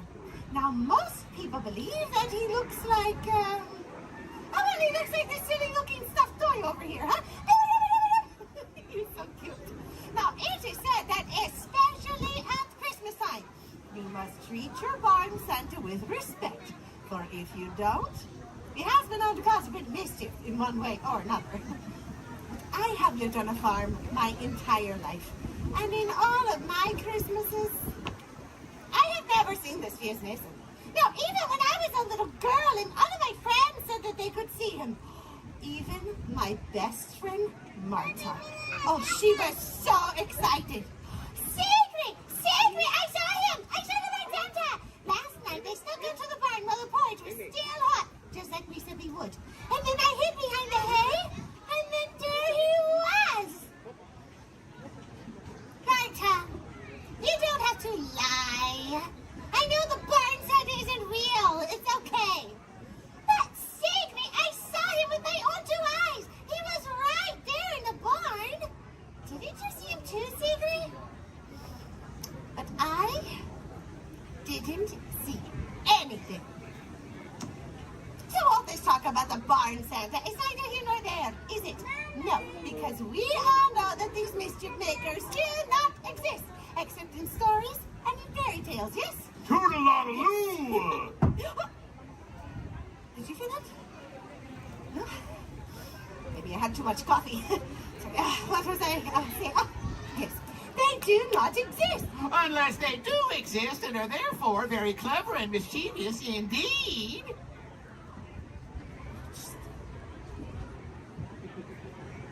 Notice said that this barn Santa is a very old, rather odd-looking little gnome. He looks like this. Ready? That's not true! I'm sorry, ma'am. Did you say something? No? Oh, now I'm hearing things. Well, now, Christmas! Oh. In Norway is... It's my favorite time of year! We have festive decorations! Oh, like these! Over here! And, the smell! The smell of the holiday cookies just fills the air! But here's the best part! In Norway, we have a 3-day celebration! Toodaloo! Oh yes, we celebrate with a party! We like to party! We like to party! We like to toodaloo! Celebrate!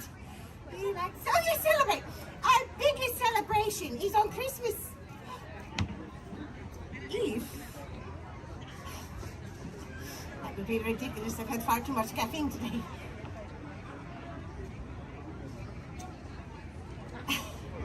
Now, in the middle of the day, about 12 o'clock or so, everything closes up early. The bells in the chapel ring, and everyone returns home to their families to begin the celebration. And then, in the evening, it's lights out.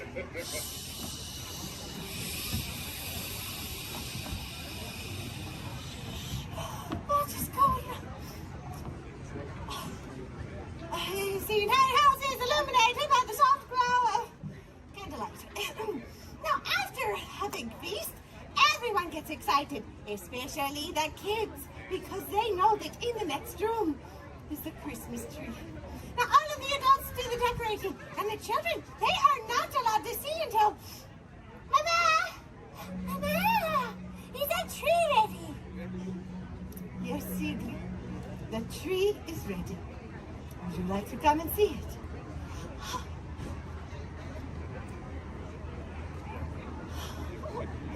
Mama, it's beautiful. Look at you all. Thank you.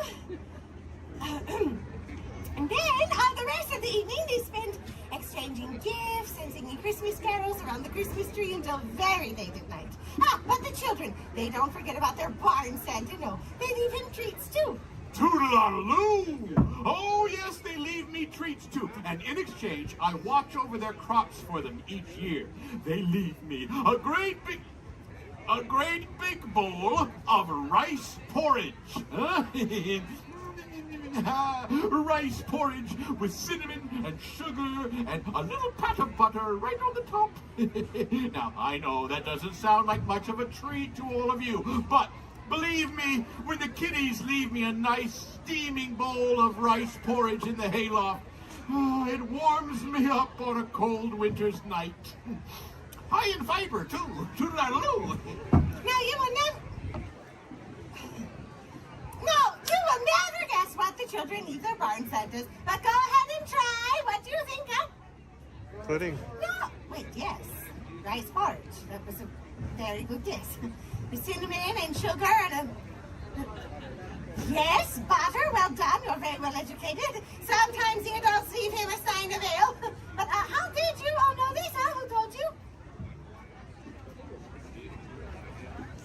The barn Santa. Oh, my sweet friends, I could just spend this entire time trying to tell you it does not exist. It's you! It's me! You're him! I'm him! It's him! It's the barn Santa!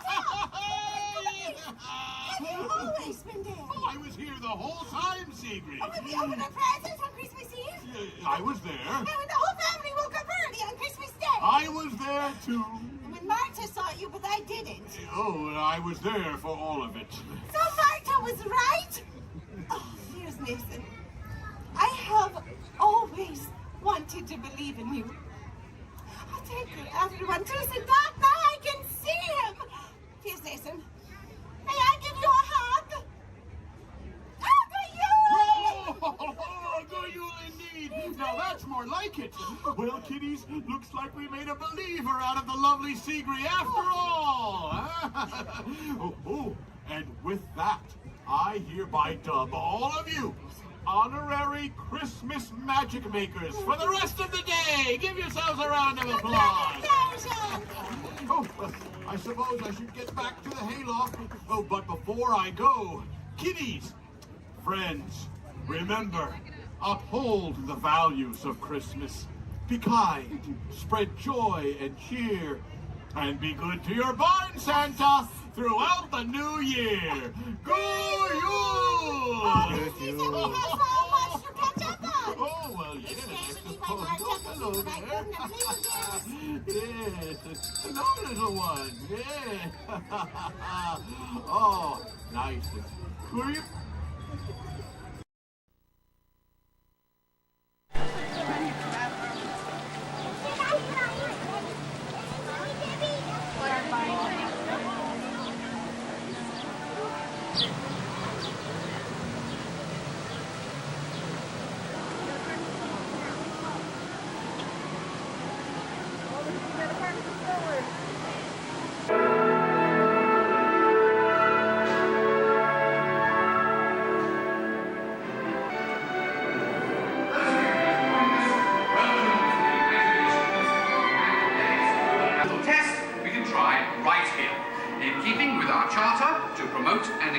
The imagination, and because it has been clinically proven that certain types of music can actually make you smarter, a little Mozart, please.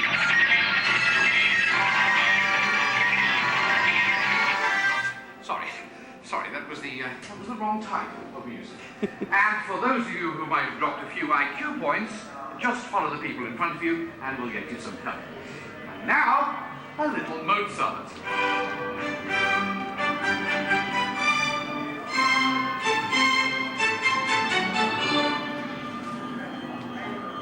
Dr. Chang, please pick up line 4, line 7, and 9. Telecommunications. Dr. Nigel Channing here with a quick one of my imagination. Please remain seated with your hands and arms inside the vehicle at all times.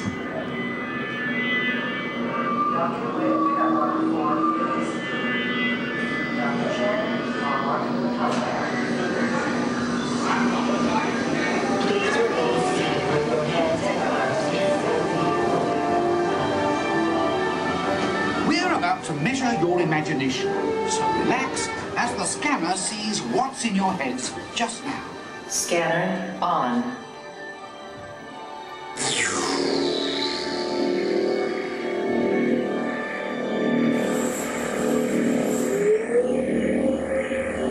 Well, as you can see, there's not much going on upstairs, imagination-wise, but that's just perfect for our experiments. Yeah, I got the same rate of bond, the mark right there. Perfect. End of sequence. Give me tones and rapid description.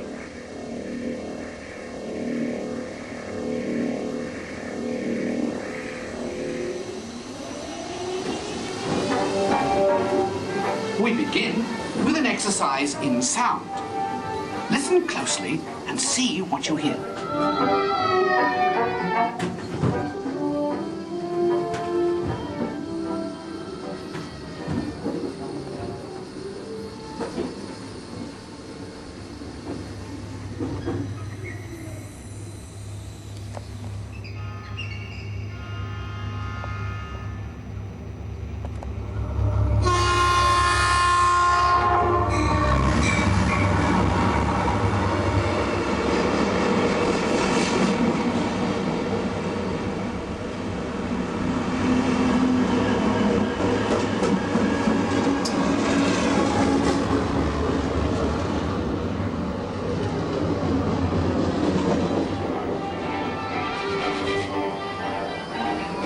Is this looking glass actually magnifying, or is it your imagination?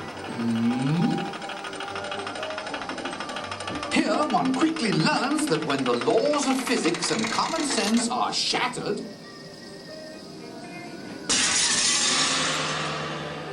imagination takes over.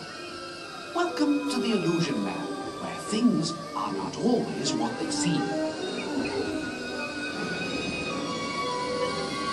Looks can be deceiving, can't they? Well then, take a second look. Now what do you see? When you use your imagination, nothing can truly hold you back.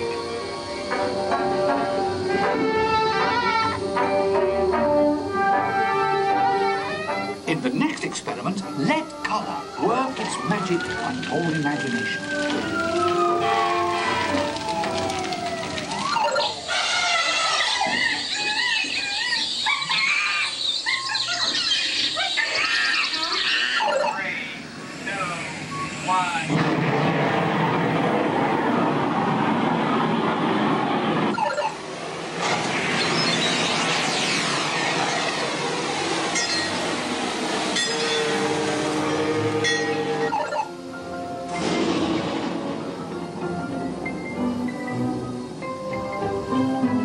And now an exercise all about making connections. Stare at these points long enough and your imagination will take flight. You'll see.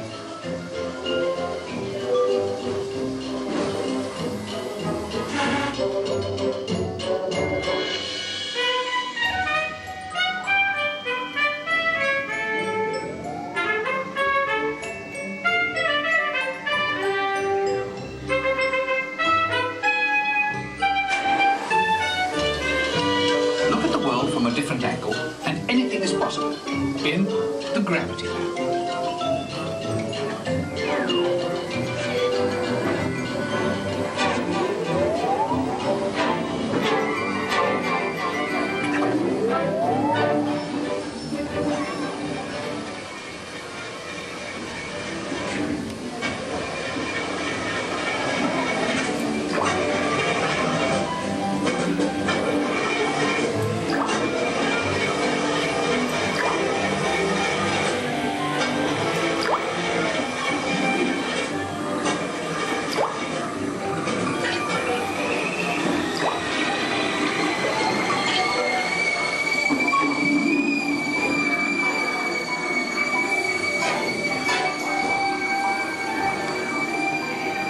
Our experiments are now complete. Time to run you through the scanner once again. Who knows what we'll find in your imagination this time? Scanner on. Initiate feedback program. Sharp receiving data. Recalibrate for a wider scan. Interesting. Stand by. Recalibrate. Settings at full. Scanner readings at 150, 175. Test for existing performance. Level that optimum. You've pushed the scanner to the limit. This is absolutely unbelievable. Fantastic! Look what your imaginations have created.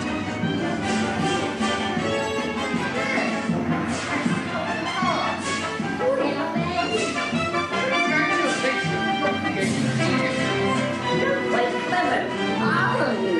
What a brilliant burst of creativity. Incredible, awesome, absolutely fabulous. I couldn't have imagined a better...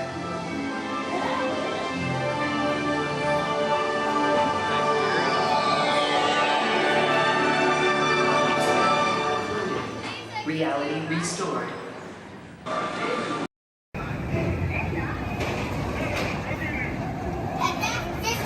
Hold on!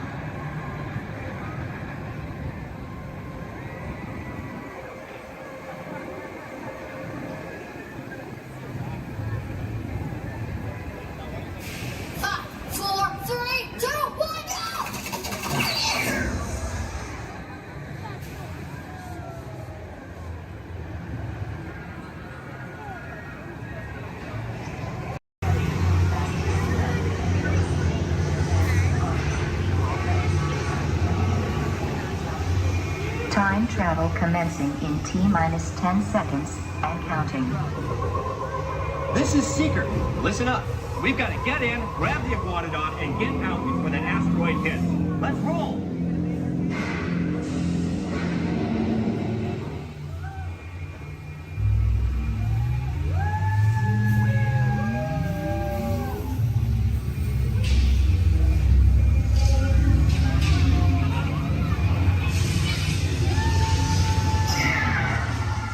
Okay, now, let's go get that dino.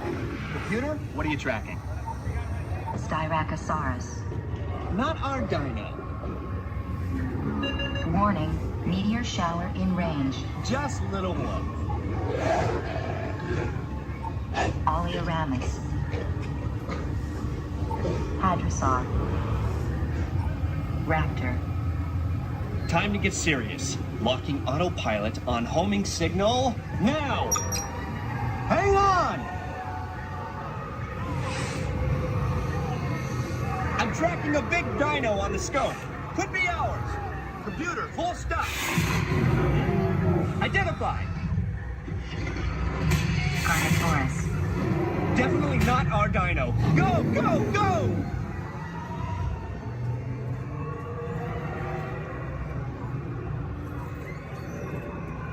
Another big guy coming up.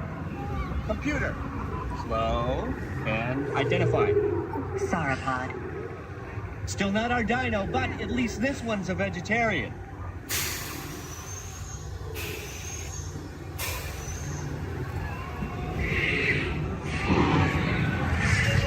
Asteroid impact in 90 seconds. We better move it.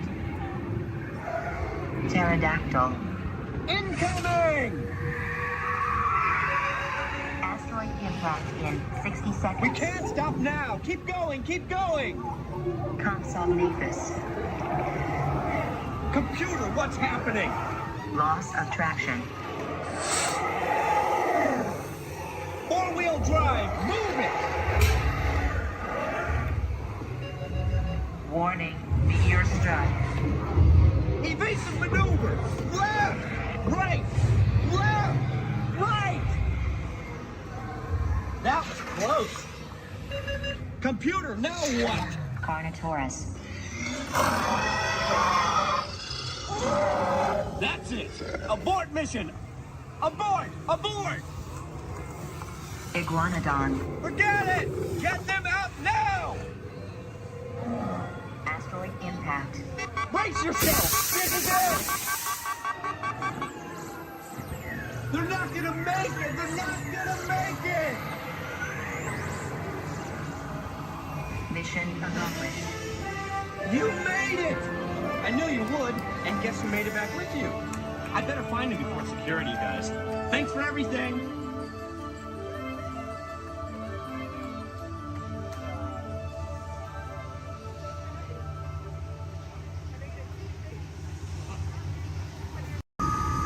Welcome aboard the Walt Disney World monorails at Come.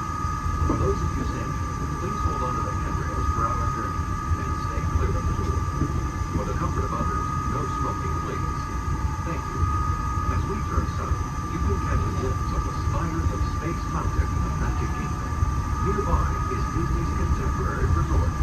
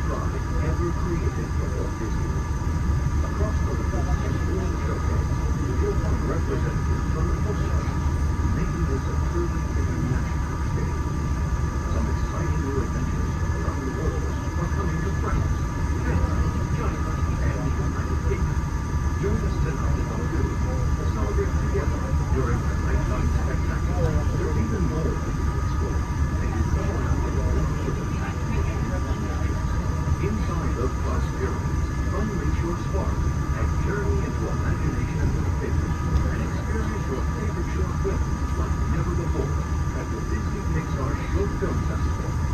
Next is The Land, where you can celebrate Earth's rich diversity. The Land is also home to Soar, a free flying adventure across the wonders around the world. Here at the stage, you'll be able to meet some of your favorite undersea pals from Disney Pixar's Finding Nemo. We're approaching the Epcot monorail station.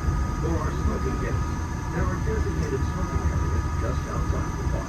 Please hold on to the handrail and stay clear of the doors until the monorail stops completely and the doors open. On behalf of the cast of the Walt Disney World Resort, welcome to Epcot.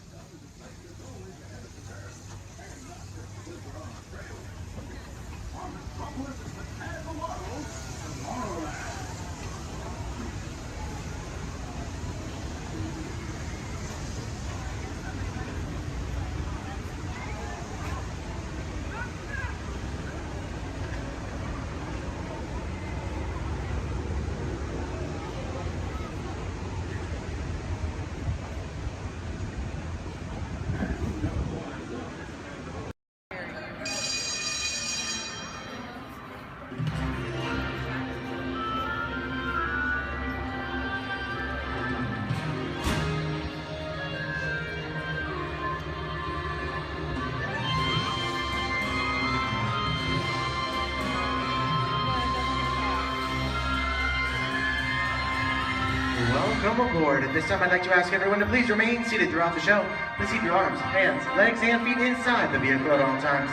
Don't forget to supervise your children. And for the safety of our cast, please refrain from the use of flash photography and external video lighting. Now that we've taken care of business, let's talk about me. My name is Justin, and I will be your guide for this magical journey into the movies. It's the perfect job for me because I love movies. Is everybody ready? Well, great, because it's showtime. Ready when you are, CB.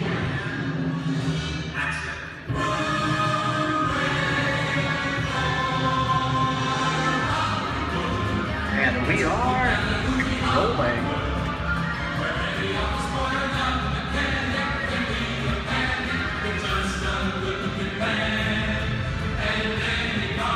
Hello everyone and welcome to the Great Movie Ride. Once again, my name is Justin and I will be taking you from this Hollywood soundstage into some of the greatest movies of all time. All on one tour. But just between you and me, this is no ordinary tour, as the Great Movie Ride brings movies to life and puts you right in the middle of the action.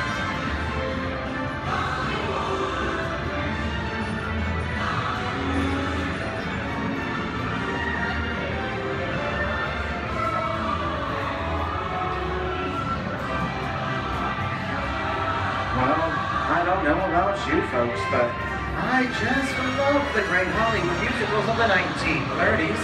This scene is from one of my favorites, the Busby Berkeley classic Footlight Parade, starring James Cagney, Ruby Keeler, and Dick Powell. In 1952, Gene Kelly was singing in the rain with Debbie Reynolds and Donald O'Connor. Did you know Gene Kelly co-directed this movie? And can anybody tell me what movie this is? right, Walt Disney's Academy Award-winning film from 1964, Mary Poppins, starring Julie Andrews and Dick Van Dyke. The London fantasy of Mary Poppins was shot entirely indoors on sound stages at the Walt Disney Studios in Burbank, California. There was no exterior shooting at all.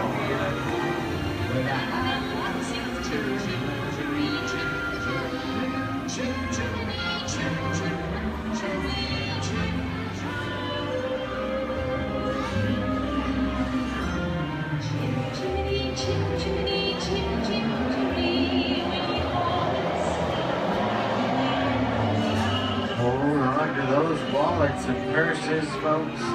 This doesn't look like a very good neighborhood. In fact, it looks a lot like the underworld, the scene of such classic gangster films as The Public Enemy, starring one of my favorite tough guys, James Cagney. The working title of the film was Beer and Blood, and in the United Kingdom it was known as Enemies of the Public. In one scene, Cagney shoved a grapefruit in Meg Clark's face. She could never look at breakfast the same way again. Kick in with the dog. If you don't, somebody's going to drop by here and kick your teeth out one at a time. You know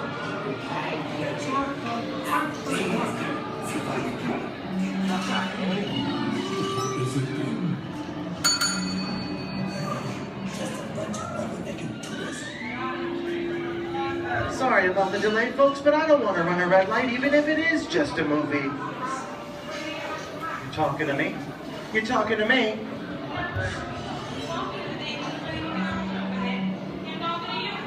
I'm not supposed to leave my vehicle. I said get up, baby. Okay, Muggsy, whatever you say. How'd you know my name anyways? I've seen this movie before. Well, they need some. See, you fancy. Congress might take it out of here, so be it. I said swear out of here. You're gonna get hurt. I can't just walk out. Here they come, Bus! Get out, you grinders!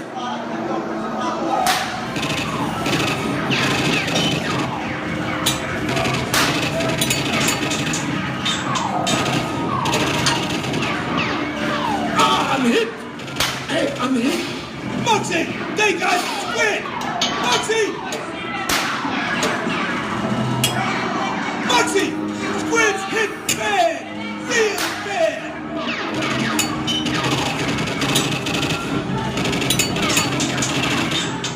Everybody just excited. When the red lights against the law, and I would never break the law. Kick it. Watch this. No more red light. Muggsy!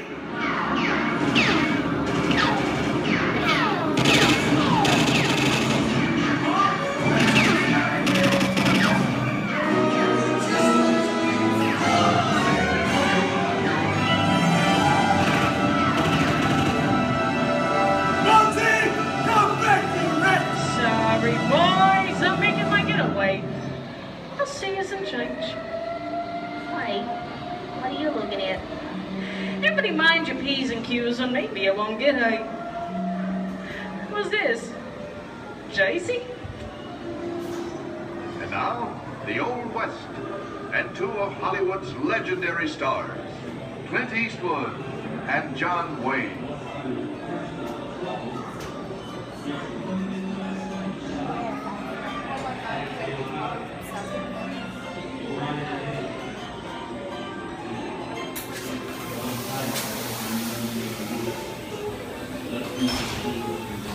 Sleepy little bag, ain't it? That's some mighty tough territory you're heading into, Pilgrim. I'd think about turning back if I was you. That is, if you want my opinion. But I reckon you ought to do Now that we're in the clear, it's a pleasure time for me to collect a couple of your valuables. We'll start with the jewels.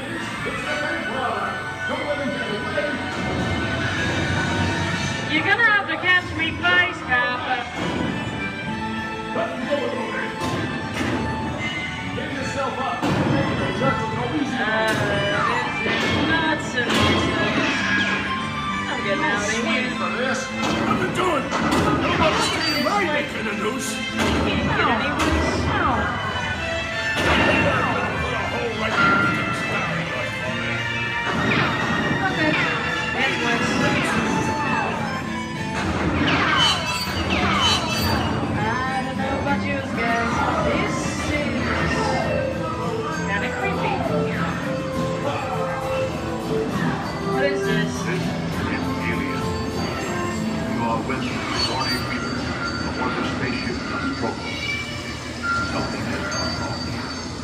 one by one the crew has vanished.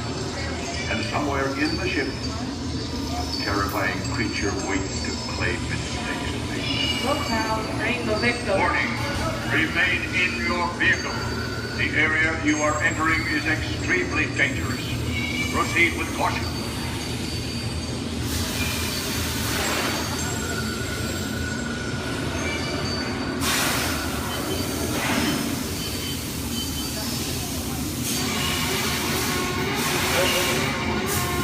The emergency destruct system is now activated.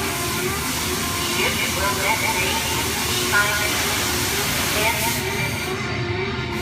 Option to override automatic detonation expires in -5 minutes.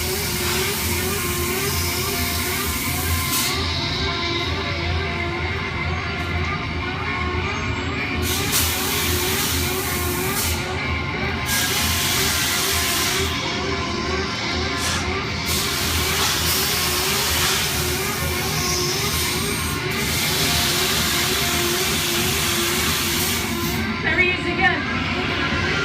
Okay, this is a creepy crawly thing for one day, right?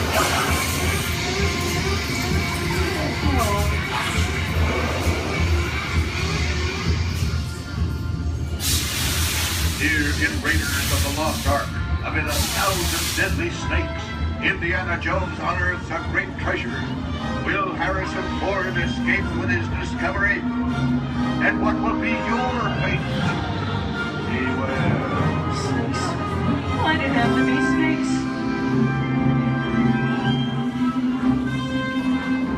The dust of 3,000 years lies undisturbed in this ancient burial chamber. On the chest, the red stone god, priceless jewels. Get a load of that, you guys. Time for me to get back to work. Don't nobody move while I go get the goods. I don't think they notice a few extra bodies around here.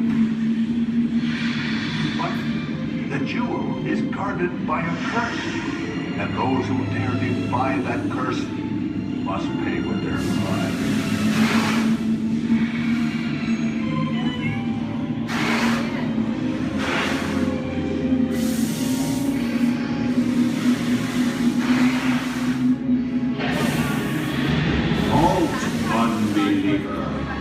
Disturb the treasure of the gods, and you shall all lose your lives.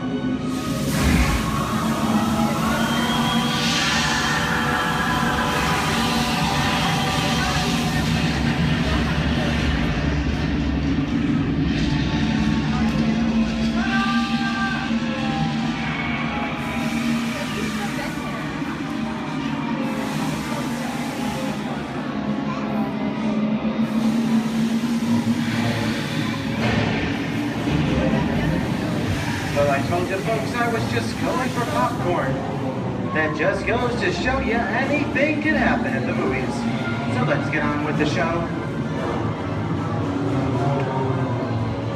I see dead people. The horror movie is my all-time favorite genre. Some of the best horror films are produced in the 1930s and 40s, but monsters, mutants, and maniacs are still audience favorites and continue among us today. Now that's what I call a rap. We are now entering the jungle home of one of the most beloved characters of all time. And no, it's not George of the Jungle. Actually, it's Tarzan, played there by Johnny Weissmuller. Over here we have Marino Sullivan as Jane, and the one and only Cheetah as herself. Tarzan has appeared in nearly 50 film adaptations since 1918, including Disney's 37th animated feature.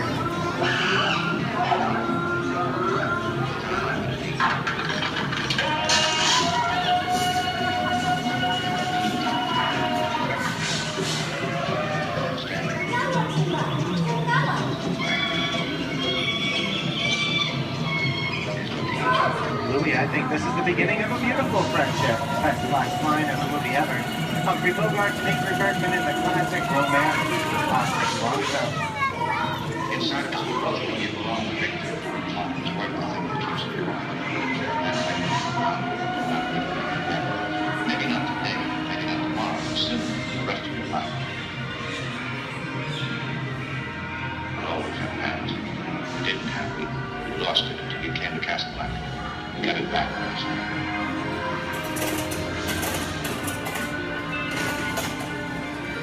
I've got a job to do, too.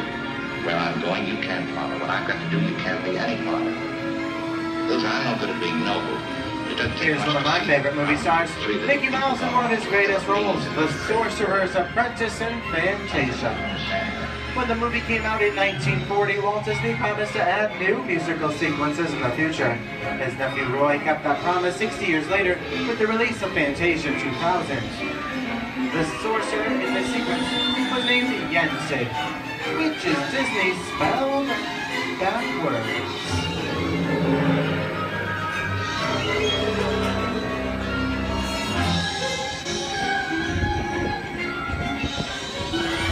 I don't have a feeling we're not in Kansas anymore. How often do you get to say that? I'd say we're definitely somewhere over the rainbow in one of the most beloved movies of all time, The Wizard of Oz.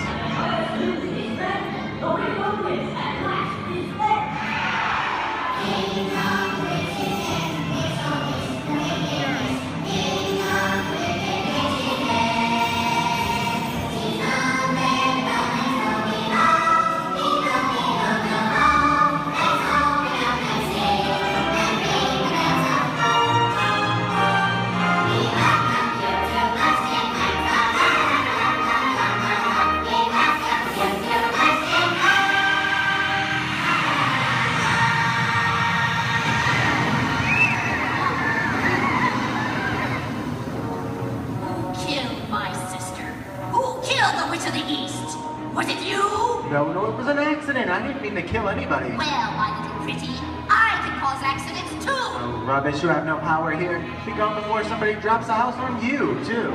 Very well. I'll bide my time. But just try to stay out of my way. Just try. I'll get you, my pretty, and your little dog, too.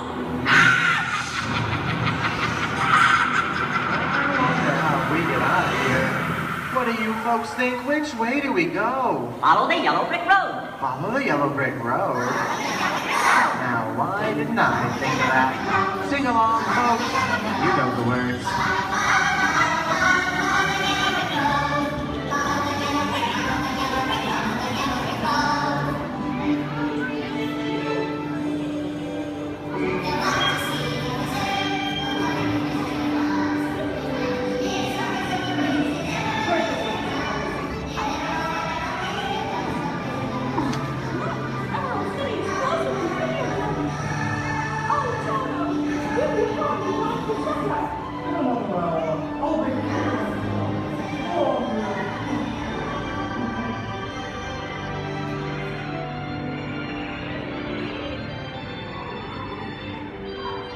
I hope you've enjoyed our tour through these great moments at the movies, but we've only scratched the surface of what Hollywood has to offer.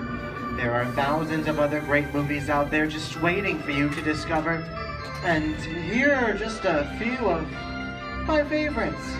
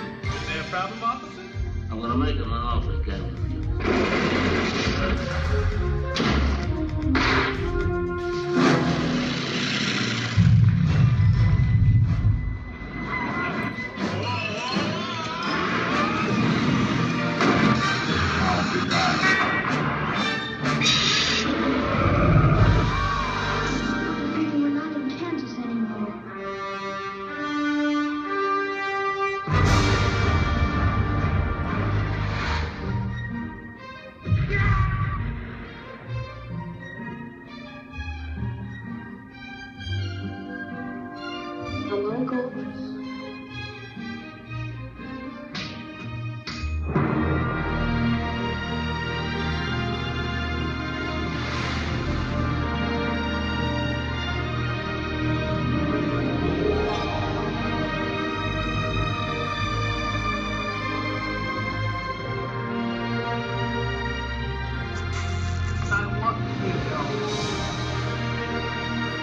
We didn't need that. We had faces.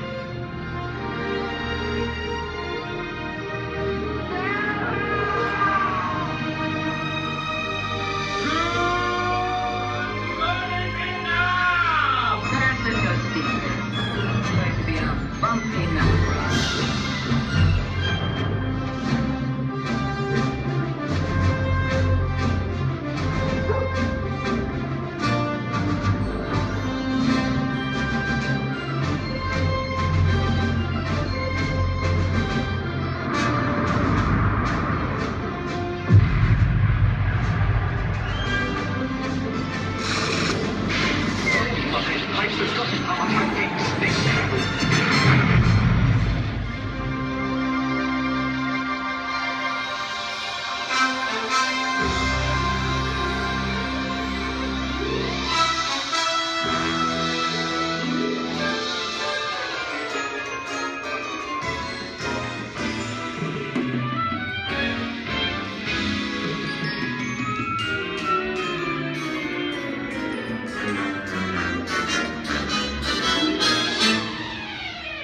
On behalf of Disney's Hollywood Studios, I'd like to thank you for joining us on the great movie ride. Now, before we wrap this production, there still is one scene left to do. It's called The Exit. The action begins with you remaining seated until the vehicle comes to a complete stop. Then gather your belongings, take small children by the hands, and when these doors open, rise dramatically to your feet and make your grand exit directly to the rear of your vehicle. Oh, and one more thing. When I yell action, don't forget that there is applause for yours truly. Okay, places everybody, and action! Thank you. Have a wonderful day here at Disney's Hollywood Studios, and also to you and the movies, the stuff dreams are made of. Good. Chills, thrill, games that test your skills. It's all right here at Toy Story Midway Mania. Do you think I'm kidding? Do you think we call it Mania for nothing? Oh no, you gotta see it to believe it.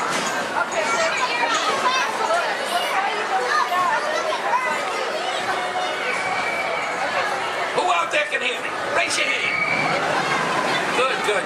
Who out there can't hear me? Raise your hand. Look over here. We got a bunch of wise guys.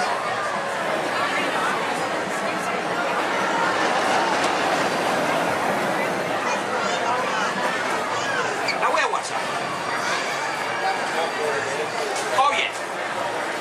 Hurry. Right this way.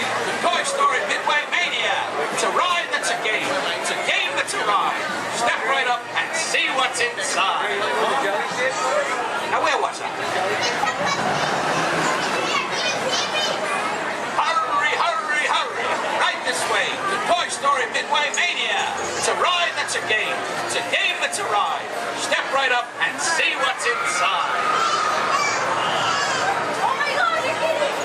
Do you think I'm kidding? Do you think we call it Mania for nothing? Oh no, you gotta see it to believe it.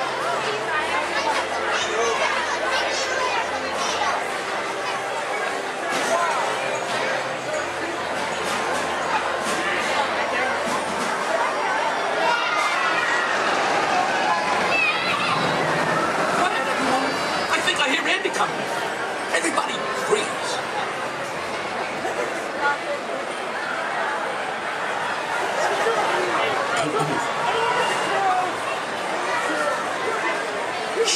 Greetings, everyone. We are pleased to announce that tonight, Disney's California Adventure will remain open until 10 p.m. for your enjoyment. Again, Disney's California Adventure will remain open until 10 p.m. this evening. It's okay, folks. Thank you. Walt's along.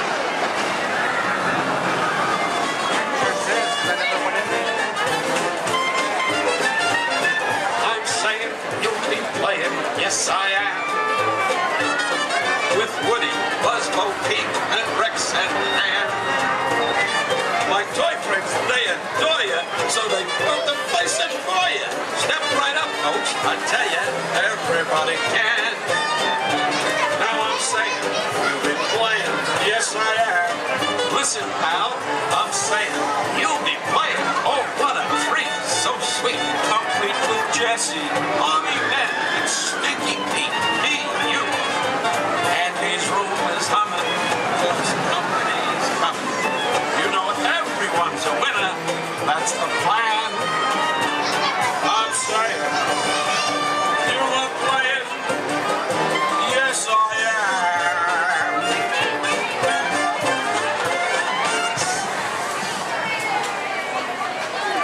Thank you, thank you.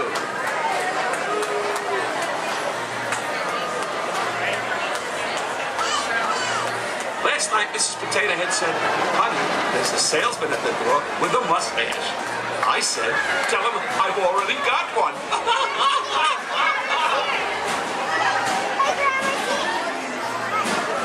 Check out my new hat. It cost me an arm and a leg. Next.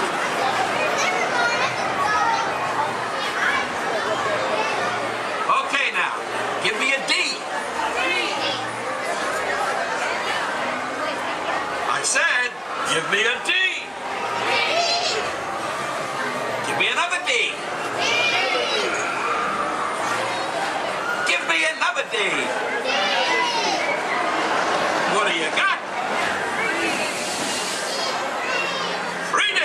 Yes, that's right, folks. Midway Mania is in 3D.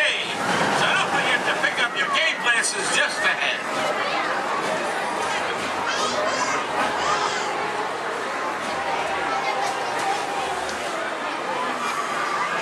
Hey, young man. Yes, you. What? Yes, I'm talking to you. Have you played Toy Story Midway Mania before? Well, you're in for a real treat. All the toys are inside, setting up the carnival play set. Even a couple of little green men that the missus insisted on adopting. Don't get me wrong. They're cute. I just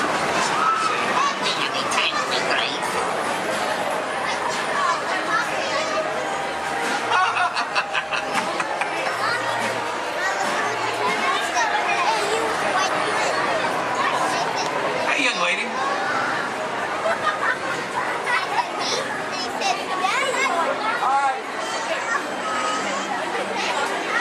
Who's your favorite?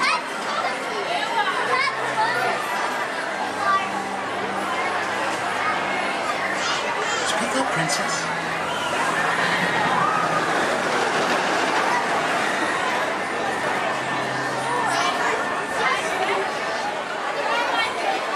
Take your time, kid.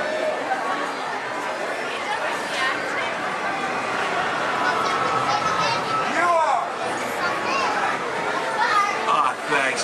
You're my favorite too.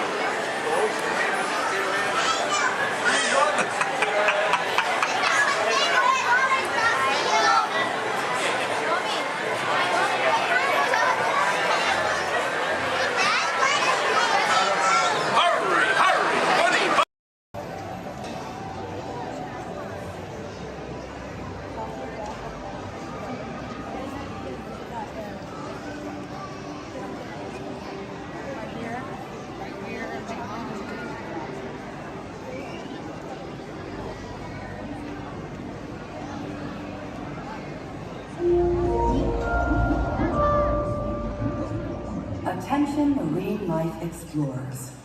Do you ever wonder why pufferfish puff? It's a special adaptation that keeps them safe from predators. Thanks to elastic-like skin that stretches easily, puffers inflate their stomach when they're scared or threatened, and some are even covered in spines that ward off danger.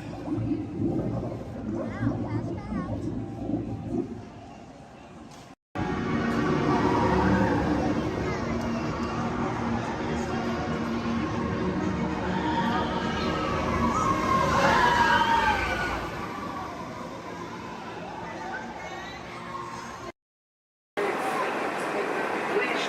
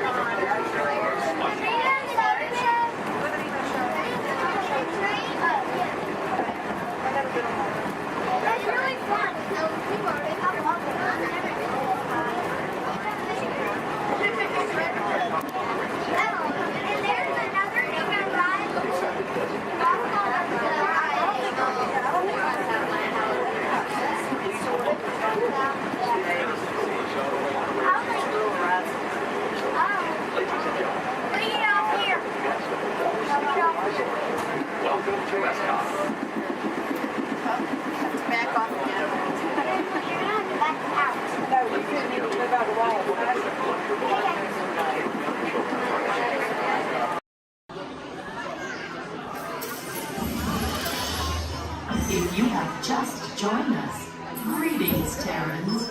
I am Worldmind, the Xandarian sentient supercomputer. In my extensive database are stored the combined knowledge of every Xandarian that has ever lived. Recently, I have been learning so much more about you Terrans. We Xandarians and Terrans have much in common, including our mutual love of exploration. Xandarians have explored many celestial bodies, what you Terrans call planets, and many fascinating life forms.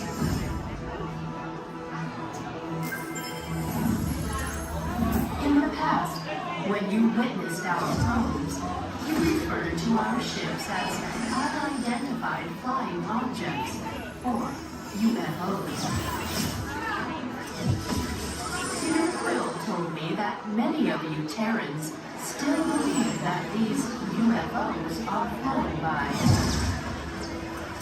little green dudes with big eyes and small mouths and antennas and whatnot. In your Terran year of 1977, your scientists launched spacecraft on an exploratory mission.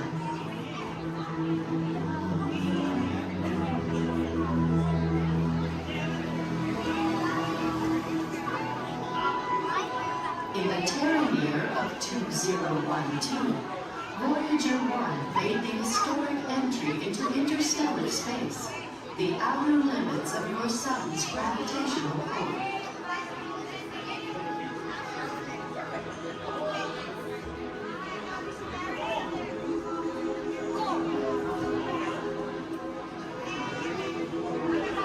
Voyager 2 entered interstellar space 6 years later, and I detect that both are still sending you data about their surroundings. Most impressive.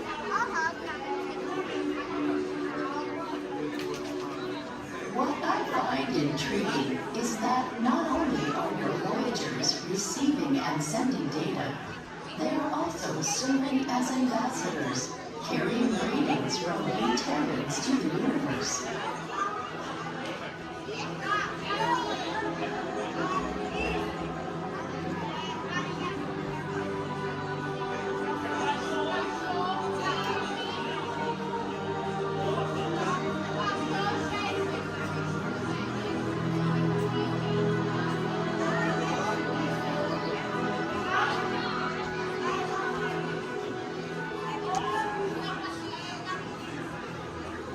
When we Xandarians first detected your probes, we scanned them and discovered on board a golden disc containing sounds, images, and messages from the people of Terra, or Earth, as the word you call it.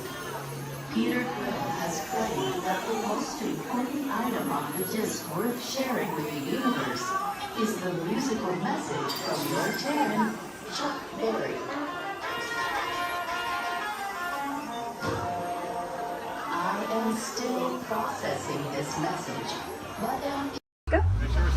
Jumbo friends, my name is Sky and I'll be your guide on the Roby Wildlife Preserve. If you look above your heads, there is an animal spotting guide. Probably not going to see all of those animals, but we have some pretty good luck. Just remember to stay seated at all times. That includes any little ones. Please don't hold anyone up or pass anyone around. Keep your hands, arms, feet, legs inside of the vehicle at all times so you brush up against some thorny brush. And these are going to be real wild animals. They are going to be moving around, so you may want to have your cameras out ready, hold on tight. I recommend a sport or an action mode if you have it.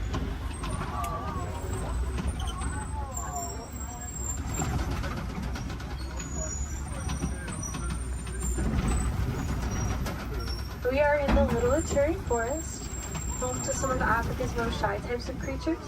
They're usually very good at hiding, and their markings will help them to blend in. Like that okapi up on the right. They have white stripes on their legs, kind of like zebra stripes. Okapis are actually the only known relative to the giraffe. They have a similar skeletal structure without the long neck and long legs. They were believed to be mythical creatures until 1901. People thought they were too good to be true, but they're true. I think they're pretty great. To the right of the bamboo on the hill in the sun, there's a yellow-backed duiker, dark brown animal. Duiker means diver in the Afrikaans language. They dive into the nearest bush when they get spooked. There are some saddle-billed storks a little further up to the right. They're walking up this hill. There's one on the top of the hill. Looked like they were collecting things to build a nest, but big black and white birds. Stand about 5 feet tall, have a 9-foot wingspan, and they're made for life.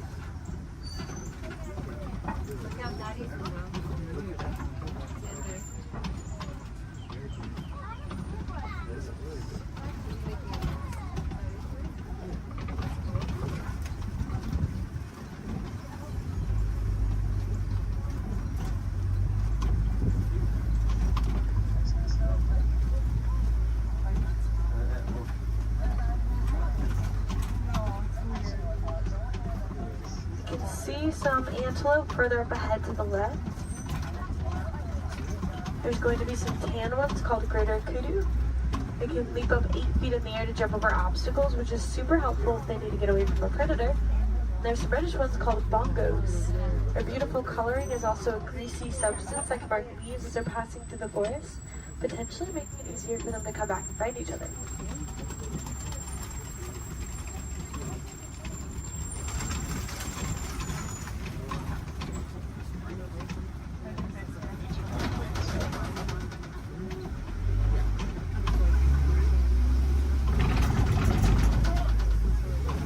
Let's make our way down to the Safi River next. That's home to some of Africa's more aquatic animals.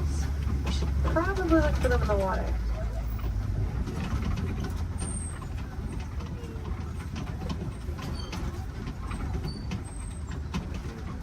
There are some big whitish gray birds on the land called pink-backed pelicans. They get a pink coloring on their backs during mating season to help them attract the mates. And there's also some Nile hippopotamus. Hippos spend most of their time in the water. They can swim, but they often choose not to. Instead, they sink down to the bottom and tiptoe at the bottom of the water. And they'll often come out to find food or relax on a cool day.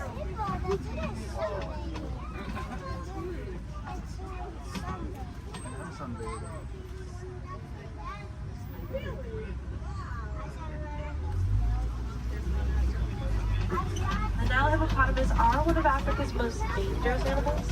They don't really eat meat. They are herbivores, they eat plants, but are very territorial, and some can even outrun us on land at up to around 30 miles per hour, which is very impressive for an animal that can weigh around 5,500 pounds.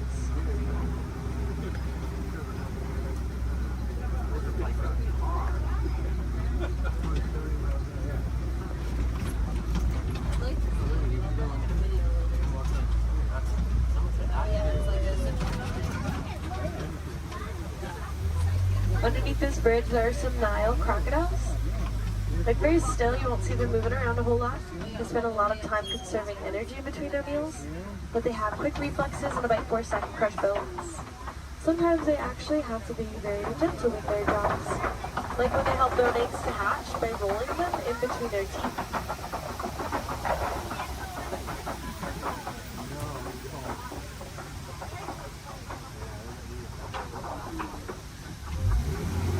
Let's make our way towards the savannah next. That's where we will be spending the most of our time.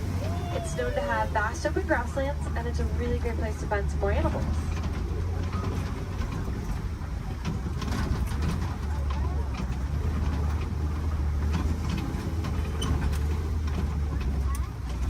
We are getting close. Just around this bend to the right, there's a baobab tree. It'll be the one that looks like it has been planted upside down. Some people like to call it the upside down tree, but it's also known as a tree of life. It's stay leafless about 9 months out of the year, collecting thousands of gallons of rainwater in its trunk to survive through the dry season. Anything with horns or tusks can very easily break it open, drain the water out, and gain a tree.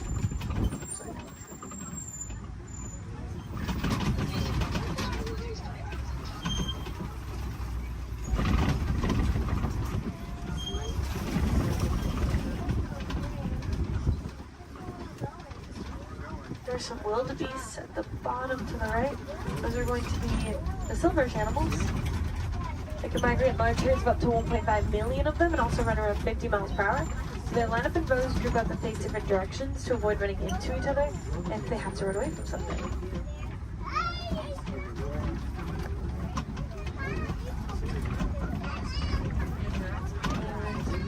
There's some giraffes. There's a tower, which is a group. Makes sense, they tower over everything at around 20 feet tall. Giraffes are born at about 6 feet tall after a 15-month pregnancy. And the large tan antelope are the elands. They stand up to around 6 feet tall at the shoulder, weigh around 2,000 pounds, and have a funny way of attracting a mate. They'll wrap their woods in leaves like they're creating crowns on their heads, and they'll flex their muscles.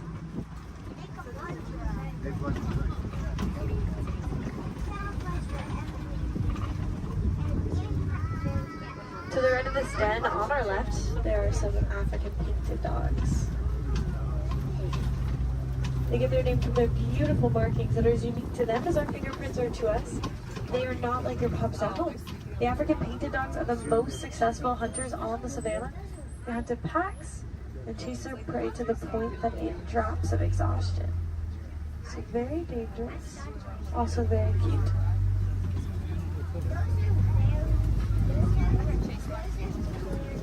There's some sable antelope here to the left, with spear-like claws that point backwards to fend off attacking predators that may try to jump on their backs. They live on fight the flight, very territorial and quick to stick up for each other, despite being a prey animal. There's some zebras, a dazzle, which is a group of them, because their stripes help them to blend into each other and confuses predators. In other words, it dazzles them. When they're born, their legs are the same length as the adults to help them blend in even more, keeping them protected from predators that may try to seek them out.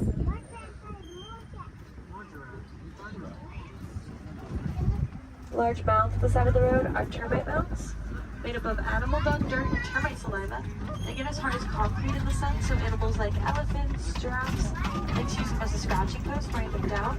Antelope can stand right on top of the worn down ones to use them as a lookout, looking out for predators.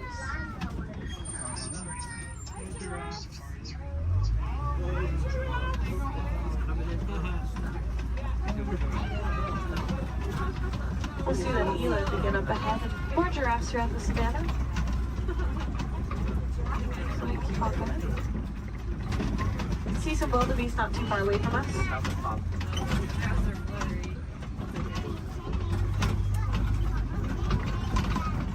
They are a silverish animal on the hills up ahead to the right. Wildebeest can migrate in large herds with about 1.5 million of them crossing the savannah each year.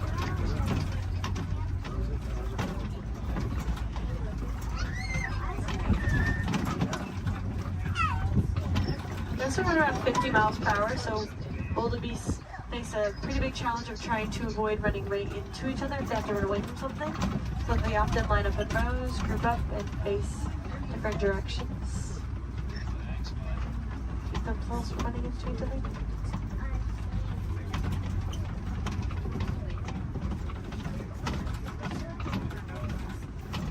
On the very top of the hill to the right, there are some really cute tiny tan antelope called springbok on that tree.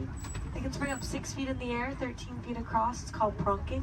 Sometimes they do it to show off to predators because they can also run up to about 60 miles per hour, making them one of the fastest land mammals.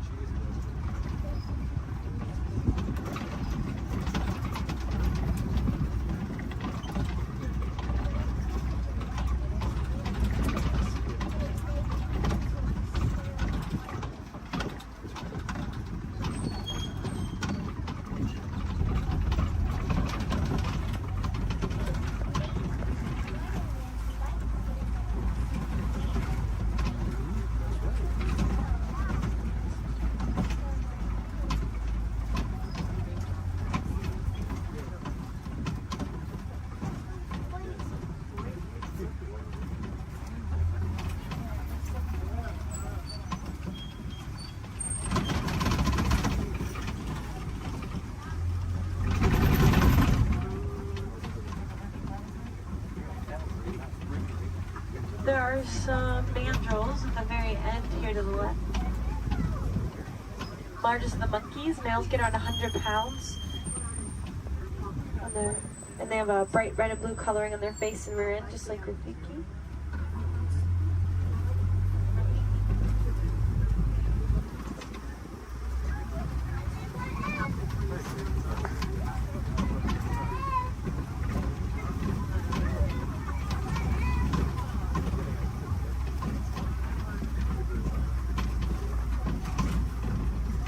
Next up we'll head towards some red clay pits. Some animals really like to eat red clay. It's really good for them. Kind of like taking a vitamin. Although unfortunately red clay pits are also often a set of coltan mining, which can cause some problems like habitat destruction, limited food source, more poaching. It's actually very easy to help out with those issues if you are interested. All you have to do is recycle any of your old, unused, broken electronics or appliances. They contain that coltan. You might be able to find some recycle bins in places like your local grocery stores or electronic stores. Or you can check out Grace Gorillas. They're working to help gorillas in the Congo, and they cover the cost of shipping if you recycle with them. We're pretty big fans too. We named one of the gorillas Grace on Gorilla Falls Exploration Trail.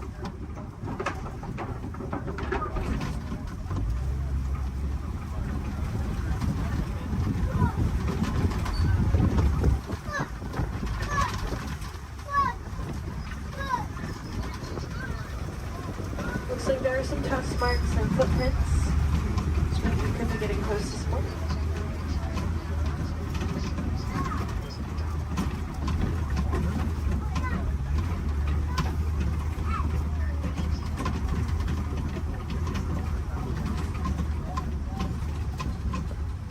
It's pretty quiet here. We'll try to check out around the watering hole up ahead. Sometimes we have a little bit better luck because these animals really like to stay close to their source of water, especially in a place where there is a 3-month drought every year. The savanna dry season does cause animals to have to migrate across the savanna in search of better sources of food and water. When they find them, they stay close to them for as long as possible.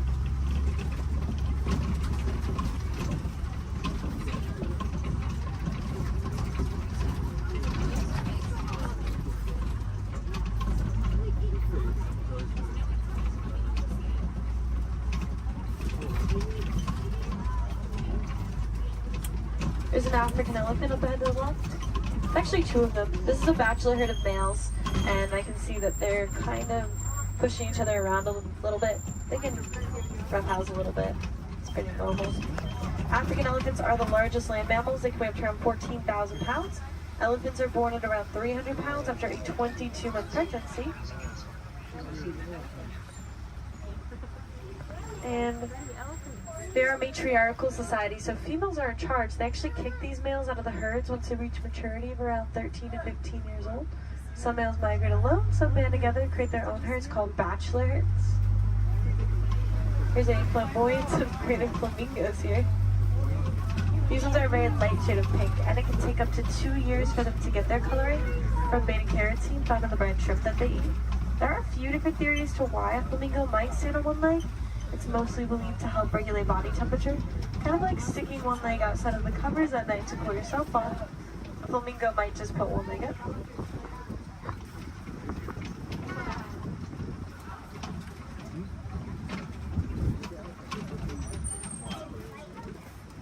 It's really cool to watch those elephants play.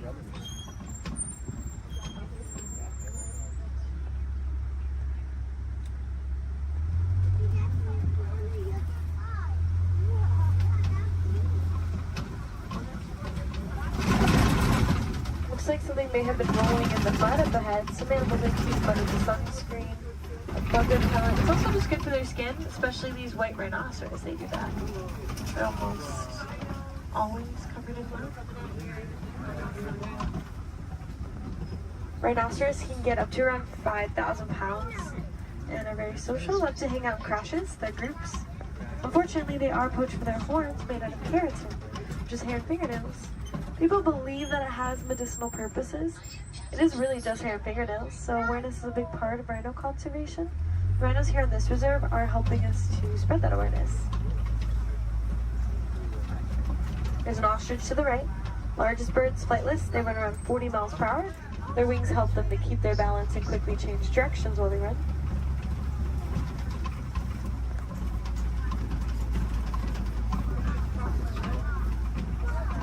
There are some cheetahs along the hills to the left. We should have a whole coalition of them, which is a group of them. Fastest land mammals, they have a top speed of up to 70 miles per hour, which we'll get to in just a couple of seconds. Cheetahs really only run for about 30 seconds at a time. Not long distance runners.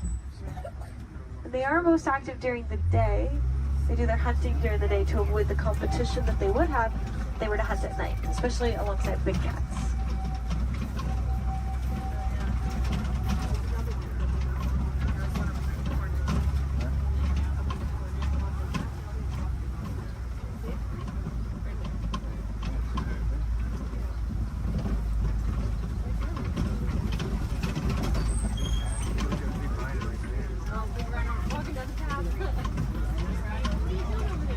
These large rocks are copies, falls point on the savannah. Some animals like to use them as a vantage point to look over the savannah.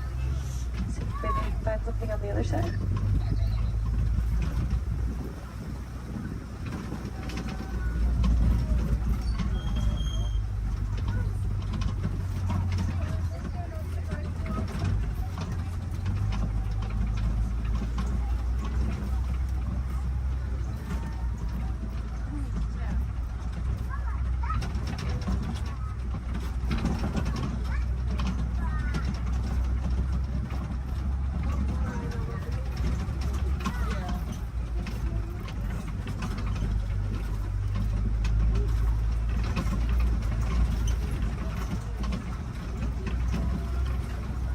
There's some lions here to the left. They sleep and relax about 18 to 20 hours out of their day, active for about 4 to 6 hours at night. So we get a tail. That's mostly what I can see. When they wake up, the males stay back to make sure the prides are protected. The females tend to do about 90% of the hunting.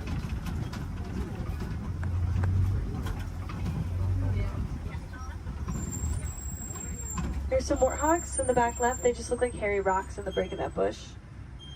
Pumbaa, that means foolish one in Swahili. Actually very intelligent. They'll back up into those burrows with their tusks out to ward off predators. Also use them to dig too, but they work smarter, not harder. They will find them abandoned or steal them from other animals if they can.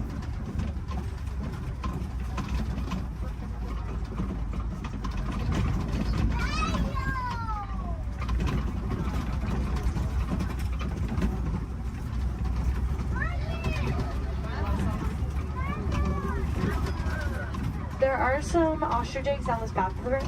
Largest of the bird eggs, they get around 3 pounds each. One is the equivalent to 2 dozen chicken eggs, and they're very tough. Probably wouldn't crack if you were to stand on one, but I don't think that ostrich we saw earlier would like that very much. And now we are heading into the final area of the resort. Mostly farmland. We'll see if we can find some farm animals before we head back to our warden's post.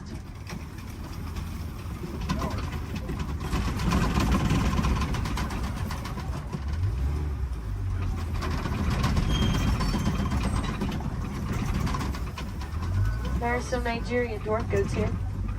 Very tiny type of goat known to take up very little space, and they produce a milk that's nutritious and high in value. Helps communities to rely less on their local wildlife for things like nutrition and income.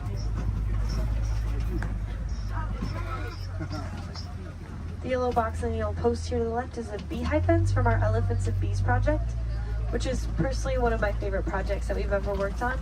Basically, elephants don't like bees. They can hear the buzzing over a mile away and stay away from it.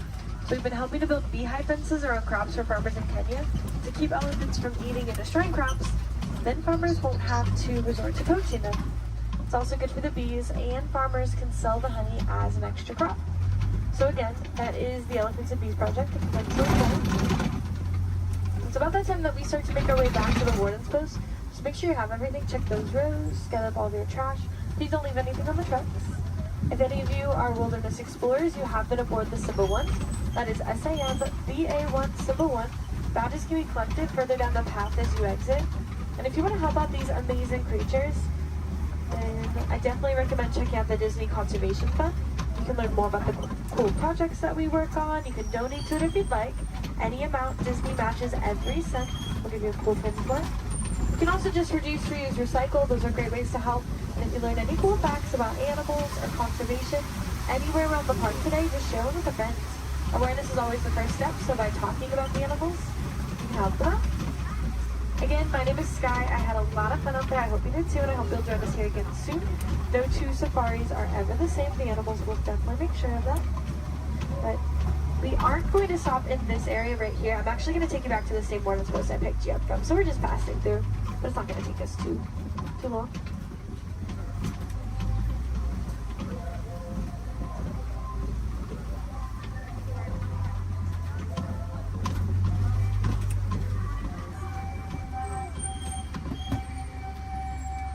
Sante Sana, thank you.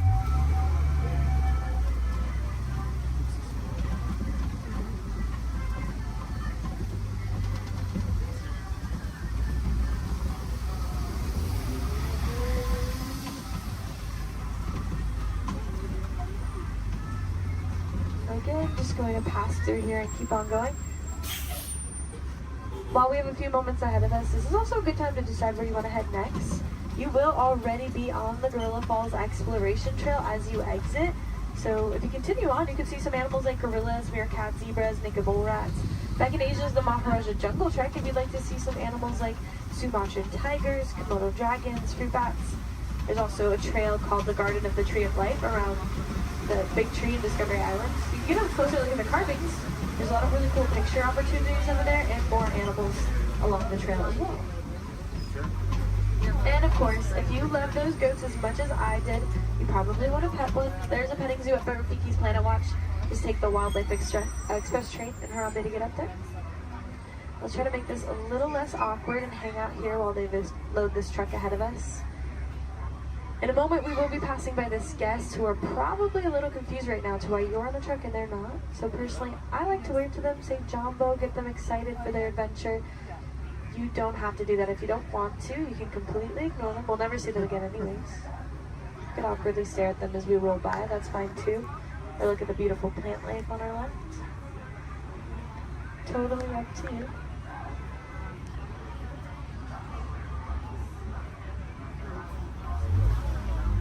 Alright, here we go.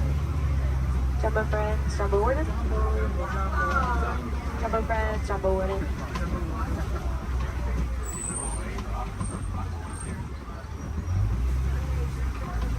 Here in Harambe we say Kwaherini, which means to go well. So Kwaherini, enjoy the rest of your day out there in the wilds.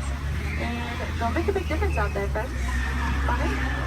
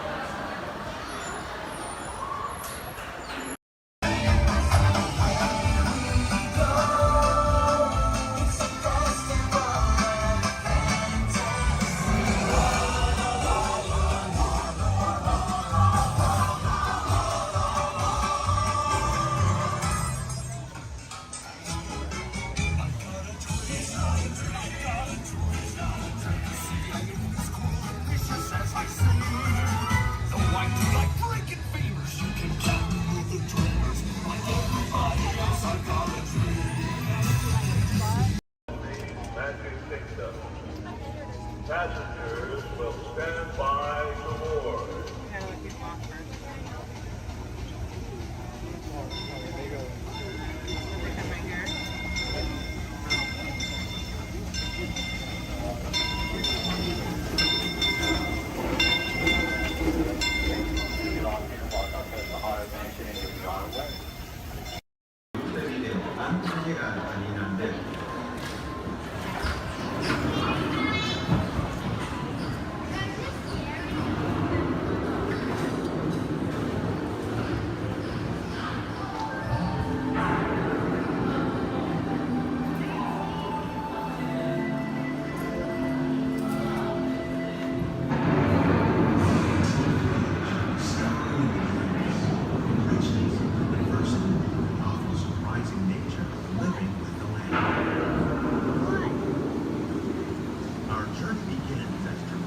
Sudden change in slipping right away.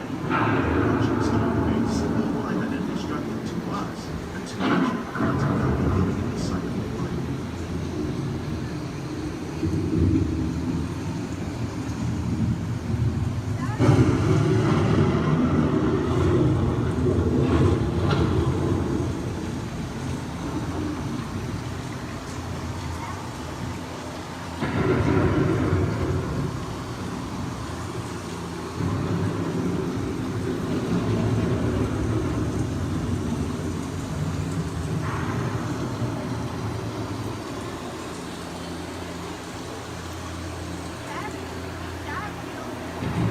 Beneath the surface of the land, roots trap water from the flowing mud, extracting precious nutrients and minerals.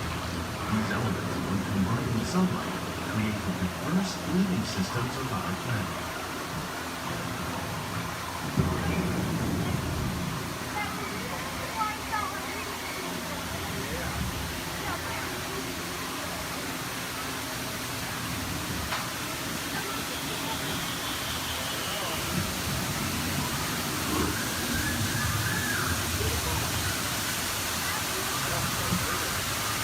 One of those living systems is the rainforest, home to the most amazing concentration of life on our planet.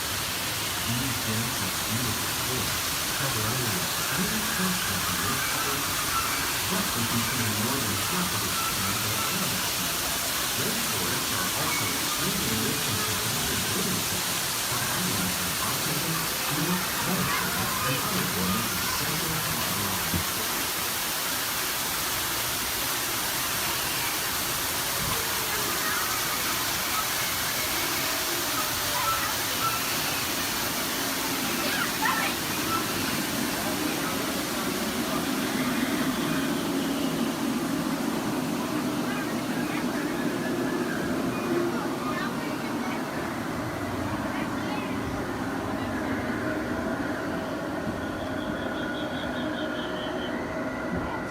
In the desert, nature has created a very different, known as beautiful living system. And while this arid landscape may seem lifeless, it is very much alive.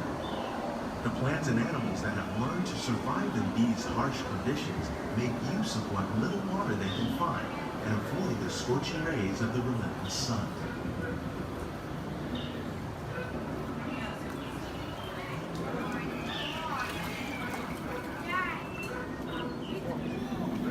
The American prairie once appeared as desolate as the desert, but over time, rainwater and nutrients gradually penetrated the hard surface of this land.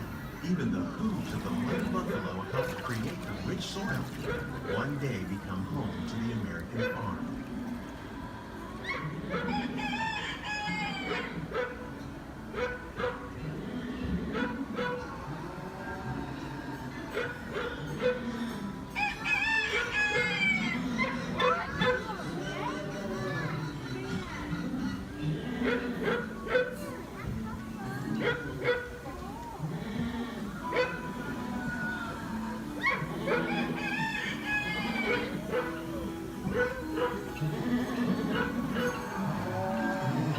Forces at work on the land, humans have had profound effects. The need to produce food for a growing world led to the enormous use and sometimes overuse of the land. In our search for more efficient ways to grow food, we often fail to realize the impact of our methods.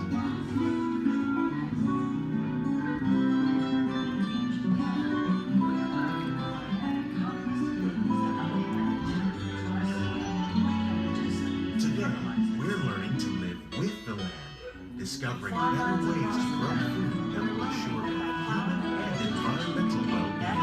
Fertilizers, we can enrich the soil without the use of chemicals. In Saudi Arabia and Mexico, we're learning to produce food on desert seacoasts by developing and planting crops that thrive on saltwater. Here at Epcot, we're learning to reduce the need for pesticides by using natural predators like ladybugs and wasps to control pests. In Japan, we're learning that by adding composted leaves and other plant material to our soil, we can reduce the need for fertilizers. In farmlands across America, we're learning that by plowing under vegetation containing natural fertilizers, we can enrich the soil without the use of chemicals. In Saudi Arabia and Mexico, we're learning to produce food on desert seacoasts by developing and planting crops that thrive on saltwater.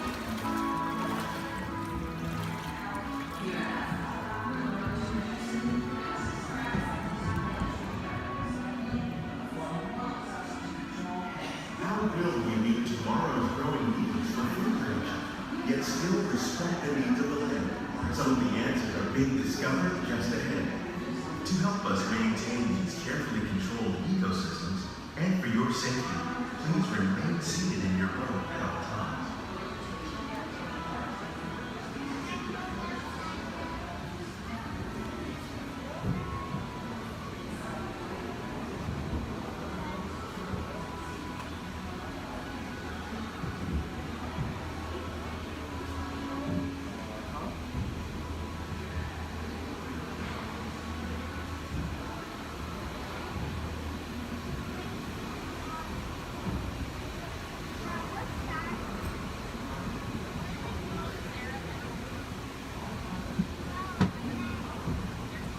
Welcome to our living laboratory, where scientists from Epcot and the U.S. Department of Agriculture are exploring innovative ways to produce bountiful harvests now and into the future.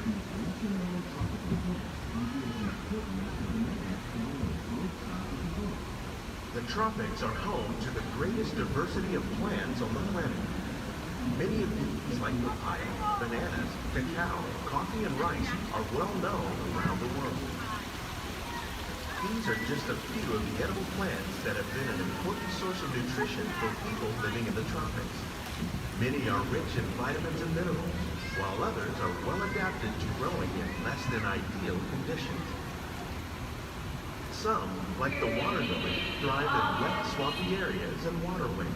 All parts of this plant, even the flower petals, are edible. The starchy root of the plant has long been used to make flour for baking. One day, many of these lesser-known tropical plants may be as important as the bananas growing on both sides of the boat.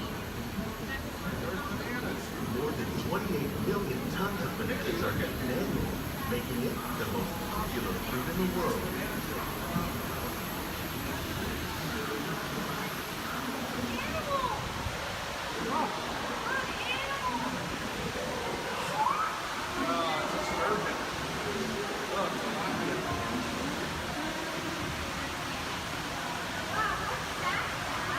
When we mention farming, you probably don't think of fish, but fish farming, or aquaculture, accounts for nearly half of all the seafood consumed globally. So apples, crabs, and catfish, like the ones you see here, are three of the more popular crops raised by fish farming. The sustainable system we're using here recycles the water in the tanks. As a result, we're able to save millions of gallons each year. Our small fish farm produces nearly 5,000 pounds of fish each year to serve in restaurants around the nation. Innovations like this can play an important role in our efforts to produce bountiful harvests and still protect natural resources. Shrimp.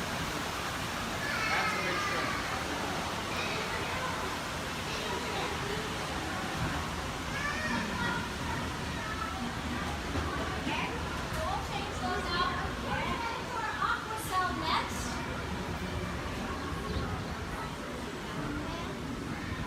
Little sunflowers.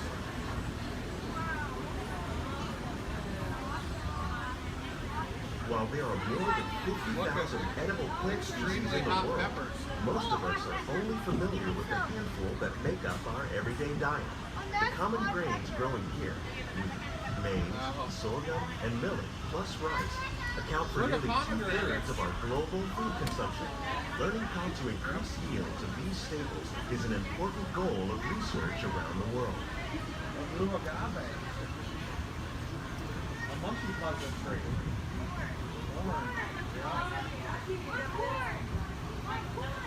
These plants are definitely on their way up. Innovative growing techniques like these increase yields while more efficiently using resources like water, fertilizer, and pesticides.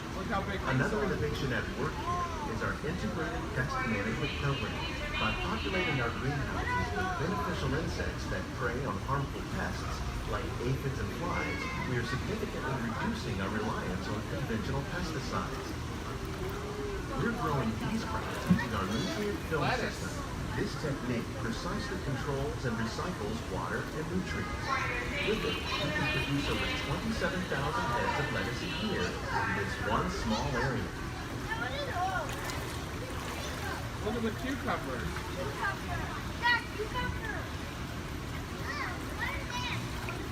Yeah. Look at the strawberries. Some of our best ideas have been inspired by nature, like these fruit and vegetable trees. By growing these ground plants vertically, we can increase yields and better control diseases. These crops taste as good as they look. In fact, we serve more than 15 tons of produce from our greenhouses in restaurants here at the land every year. Look at the jalapenos. That's a great idea.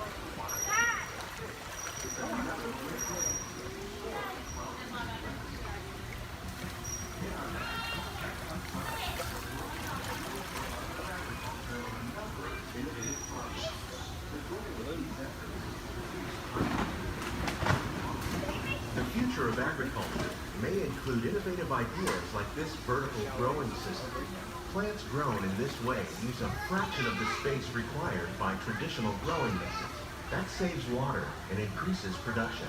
The aquaponics system on your left combines hydroponics with aquaculture. The fish provide a natural source of fertilizer for the plants, and the plants help keep the water clean for the fish.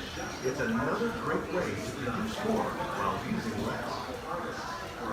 In our lab, Epcot scientists are working with the U.S. Department of Agriculture on a number of innovative projects. The goal of these efforts is to produce higher yielding and better quality items.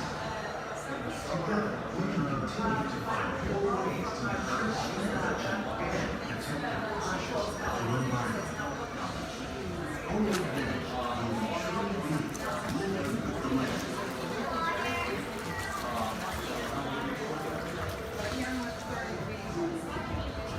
On behalf of Walt Disney, greenhouses represent just a fraction of the work being done worldwide to produce bountiful harvests for our growing populations. Scientists, farmers, and even backyard gardeners are doing their part to improve the quantity and quality of foods that we all rely upon.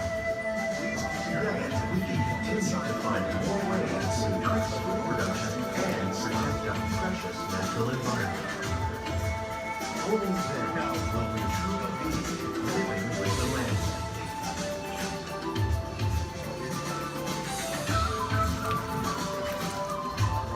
On behalf of Walt Disney World, we hope you've enjoyed this unique journey through our living laboratory. If you'd like a closer look, then check out the behind-the-scenes walking tour. It's a chance for the whole family to get up close and personal with the plants and growing techniques in our laboratory. Please keep your hands and feet inside the boat and remain seated until the boat comes to a complete stop.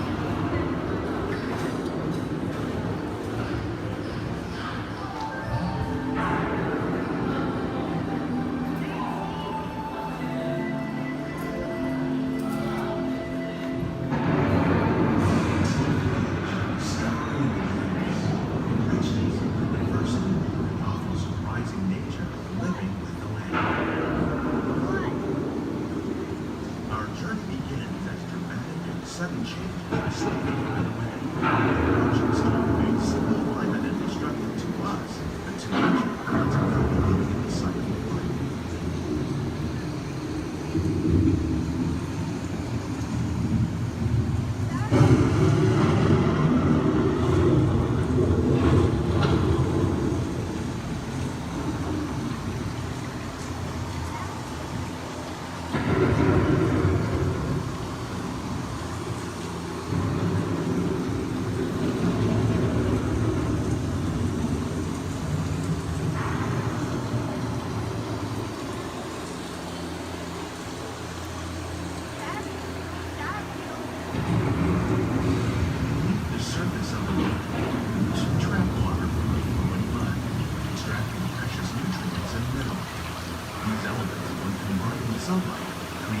diverse living systems of our planet.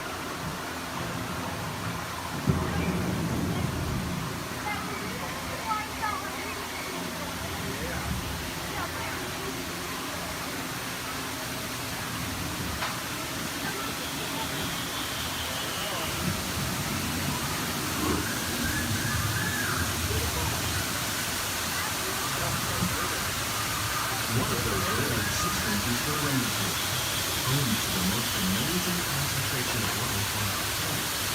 These dense and beautiful forests cover only a tiny portion of the Earth's surface, roughly between more than half of its planet and planet.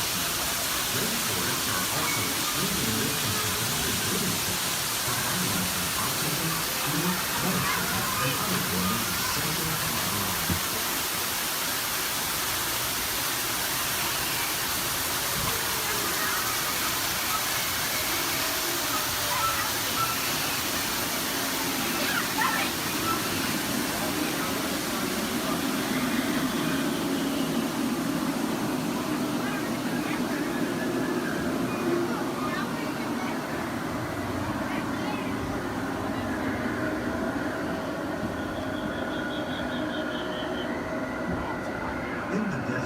Nature has created a very different, known as beautiful living system. And while this arid landscape may seem lifeless, it is very much alive. The plants and animals that have learned to survive in these harsh conditions make use of what little water they can find and avoid the scorching rays of the relentless sun.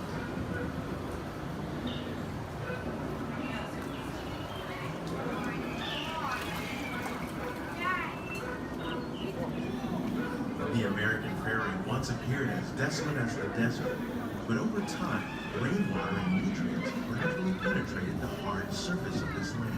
Even the hooves of the mighty buffalo helped create the rich soil that one day become home to the American farm.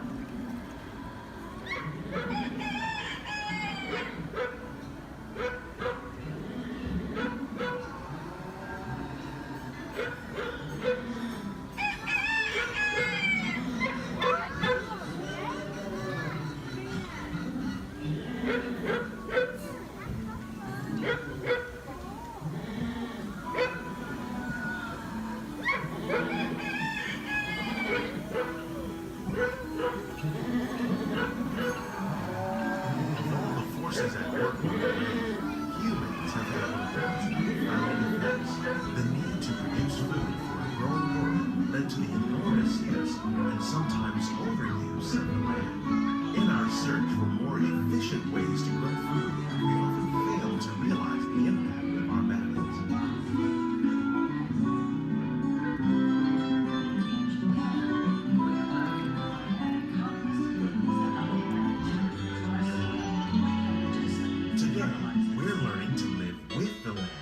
Discovering better ways to grow food that will assure both human and environmental well-being. Natural fertilizers, we can enrich the soil without the use of chemicals. In Saudi Arabia and Mexico, we're learning to produce food on desert seacoasts by developing and planting crops that thrive on saltwater. Here at Epcot, we're learning to reduce the need for pesticides by using natural predators like ladybugs and wasps to control pests. In Japan, we're learning that by adding composted leaves and other plant material to our soil, we can reduce the need for fertilizers. In farmlands across America, we're learning that by plowing under vegetation containing natural fertilizers, we can enrich the soil without the use of chemicals. In Saudi Arabia and Mexico, we're learning to produce food on desert seacoasts by developing and planting crops that thrive on saltwater.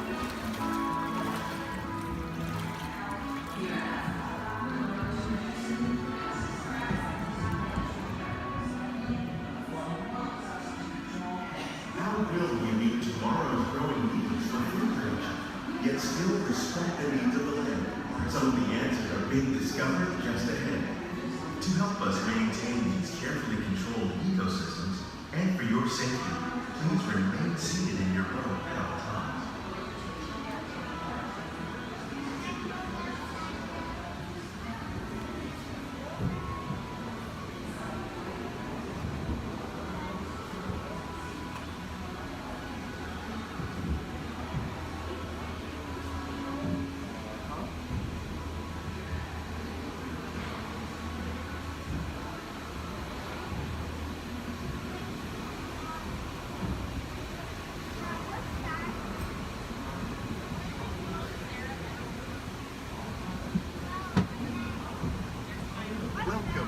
living laboratory where scientists from Epcot and the U.S. Department of Agriculture are exploring innovative ways to produce bountiful harvests now and into the future.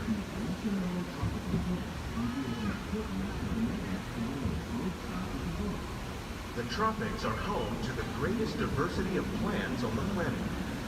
Many of these, like papaya, bananas, cacao, coffee, and rice, are well known around the world.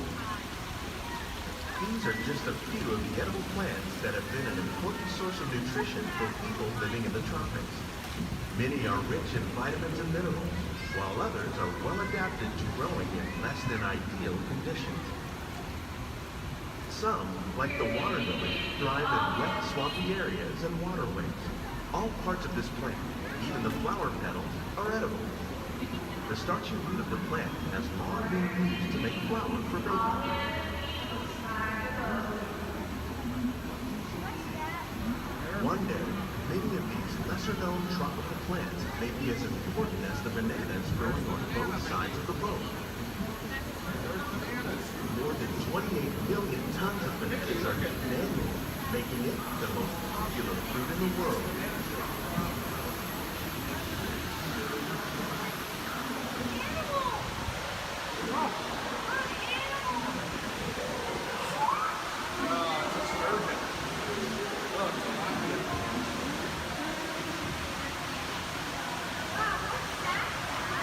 When we mention farming, you probably don't think of fish, but fish farming, for our culture, accounts for nearly half of all the seafood consumed globally. So these are fast and captive, like the ones you see here, are three of the more popular cars raised by fish farming. The sustainable system we're using here recycles the water in the tanks. As a result, we're able to save millions of gallons each year. Our small fish farm produces nearly 5,000 pounds per fish each year to serve in restaurants around the nation. Innovations like this can play an important role in our efforts to produce bountiful harvests and still protect natural resources. Shrimp. That's a big shrimp.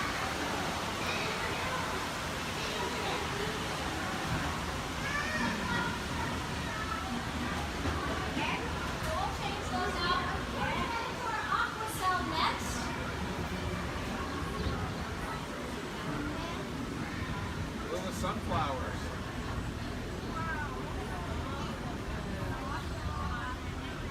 While there are more than 50,000 edible plant species in the world, most of us are only familiar with the handful that make up our everyday diet. The common grains growing here, wheat, maize, sorghum, and millet, plus rice, account for nearly 2/3 of our global food consumption. Learning how to increase yields of these staples is an important goal of research around the world. Blue agave. A monkey puzzle tree.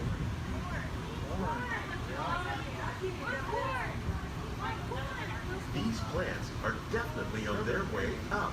Innovative growing techniques like these increase yields, while more efficiently using resources like water, fertilizer, and pesticides. Another innovation at work here is our integrated pest management program. By populating our greenhouses with beneficial insects that prey on harmful pests, like aphids and flies, we are significantly reducing our reliance on conventional pesticides. We're growing these crops using our nutrient film system. This technique precisely controls and recycles water and nutrients. With it, we can produce over 27,000 heads of lettuce a year in this one small area. Look at the cucumbers.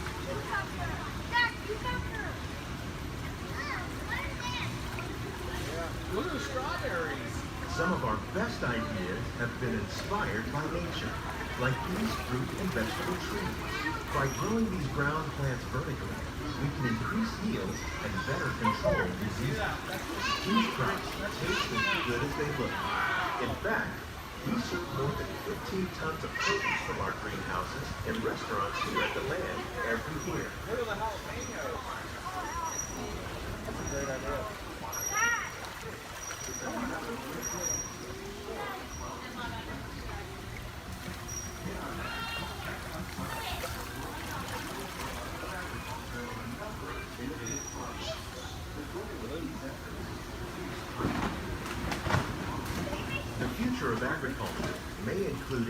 ideas like this vertical growing system.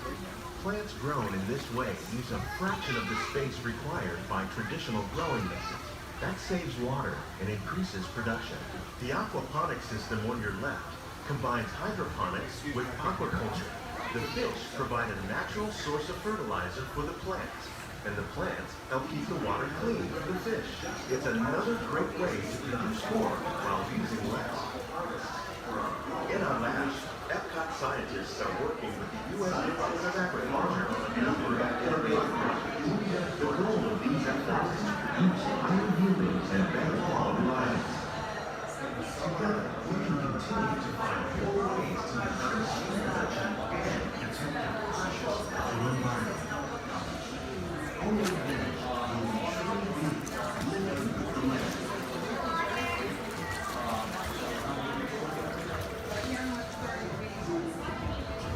On behalf of Walt, these greenhouses represent just a fraction of the work being done worldwide to produce delicate harvests for our growing populations. Scientists, farmers, and even backyard gardeners are doing their part to improve the quantity and quality of foods that we all rely upon. Together, we can continue to find more ways to increase food production and protect our precious natural environment. Only then will we truly be living with the land.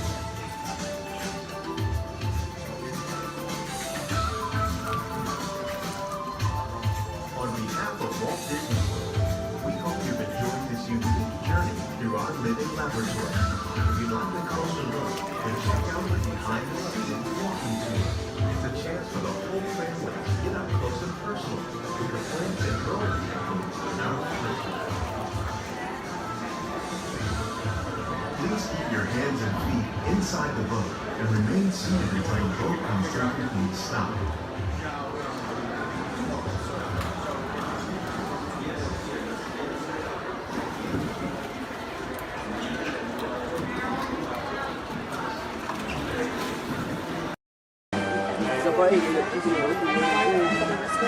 Alright folks, we'll be on our way out to Sleeping Beauty's Castle Center Park. Please remain seated, you're in.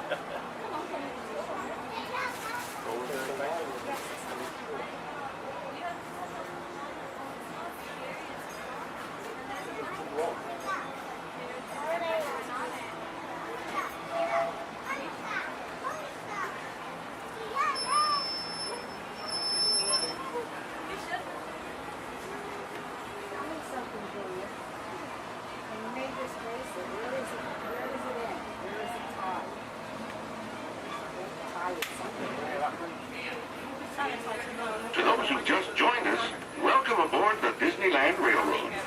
To ensure a safe ride, remember to stay seated with your hands, arms, feet, and legs inside the train. And please, watch your kids. Para su seguridad, permanezca sentado y mantenga las manos, brazos, pies y piernas dentro del tren. Y cuide a los pequeños. Gracias. We're now entering Splash Mountain, where every day is a zippity-doo-dah day. If you look real hard, you might just find more laughing place.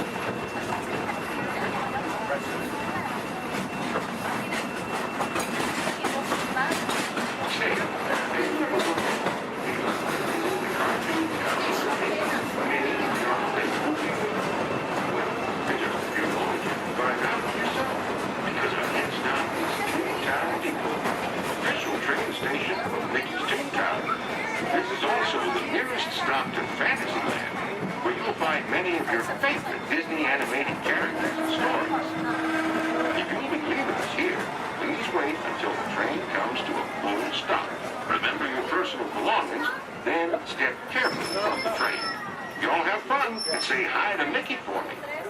For those of you continuing on with us, we'll be resuming our trip in just a moment. This is Toontown Depot.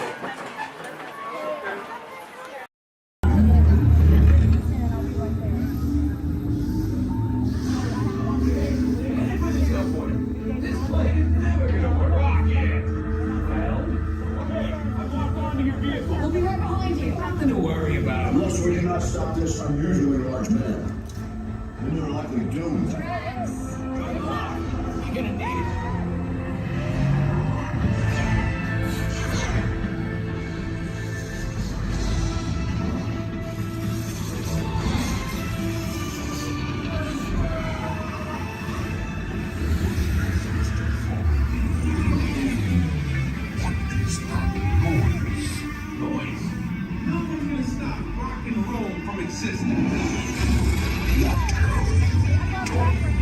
What have we done? I think we're jumping back. All the way. Oh, Christ. That's the danger. The big bang. Let's be bigger. We gotta get that generator. That's the only way back. We got the generator. We're ready. Oh, yeah? See you about that.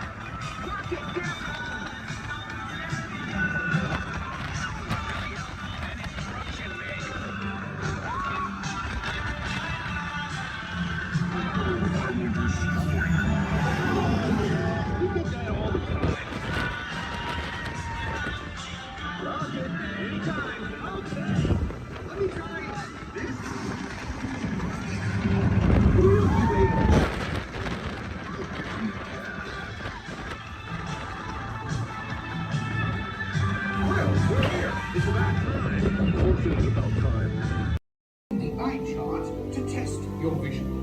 Now, all together, if you would please read line 3. With F-I-G-M-E-N-T, you can see things differently.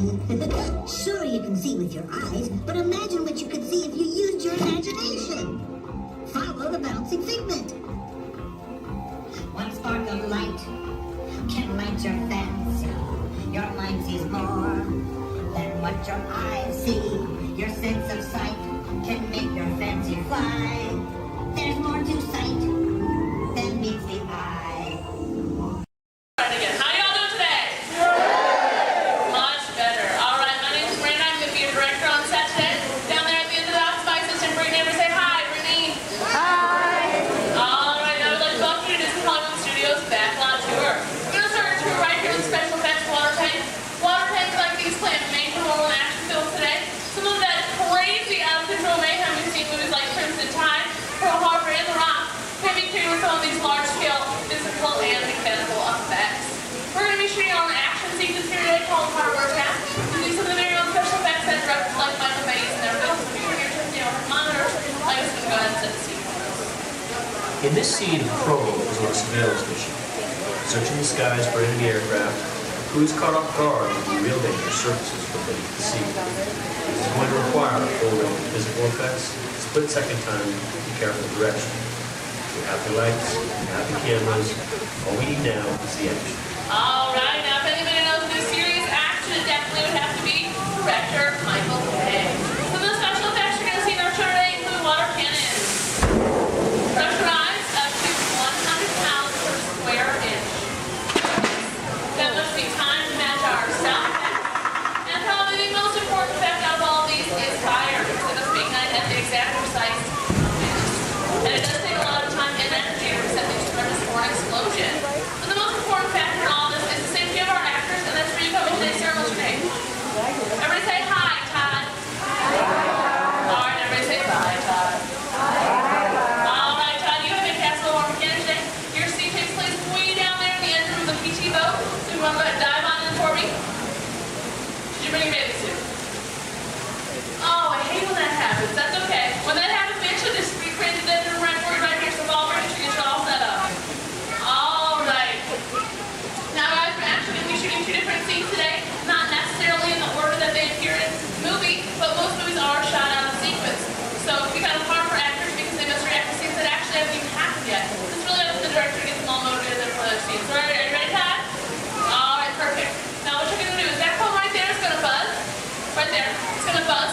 800 gallons of water. Just come pouring out of those tanks, slide down the chute and slam into like spring. Not a big deal, right?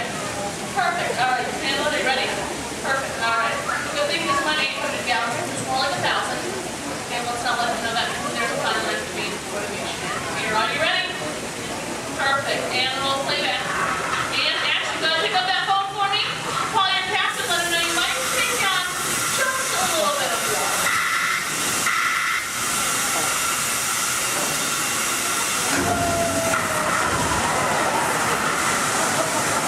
And cut. Everybody give him a nice round of applause. And one more quick scene for you if that's okay. All right, just stay in your seat for me. Go ahead, take off your hood. Give me a big dramatic stare of the audience and act dry. Yes. That's right. How's he doing, guys? I think he's doing a pretty good job. Give him another nice round of applause. All right. Now, after you insert that scene to our next scene, takes place right after here on the deck of our PG boat. It's going to bring in our break for now. Ladies and gentlemen, let's give a nice round of applause for our Captain Ken and Doyle and Brave Deckhand Debbie. Passes on set for us. All right, thank you, Brittany. And roll playback. All right, now remember, crew, you are on a surveillance mission, okay? And action. All right, Captain, pick up your binoculars. They're right in front of your wheel, Captain. Captain, your binoculars are right in front of your wheel. Captain.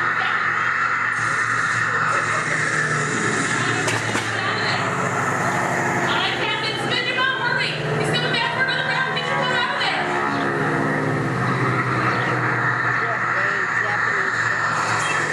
Captain, pick up your boat. Pick up your boat, Captain. Go ahead, call your mechanic. Pick up the boat.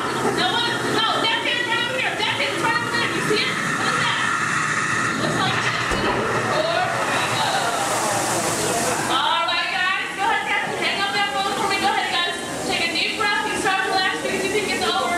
It's not. Go ahead and point to the audience for me. As we bounce at 12 o'clock. Bounce away and everyone hit the left.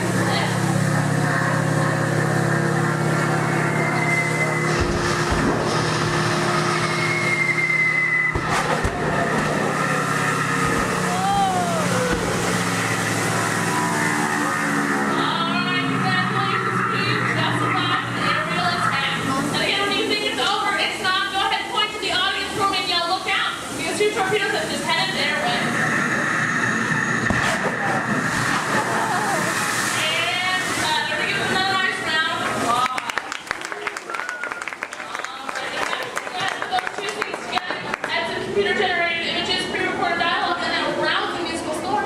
Turn your attention to the overhead monitors as we proudly present our first half.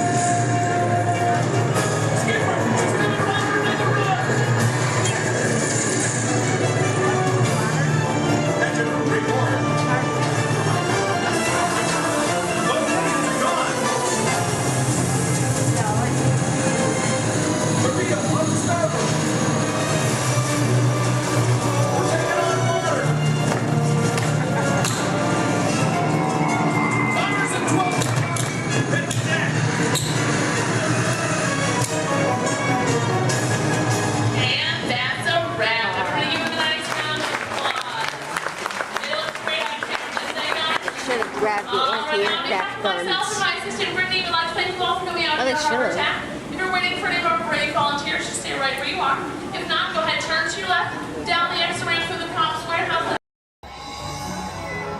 Oh gosh, it's great to have so many friends here. Now we can all dance together.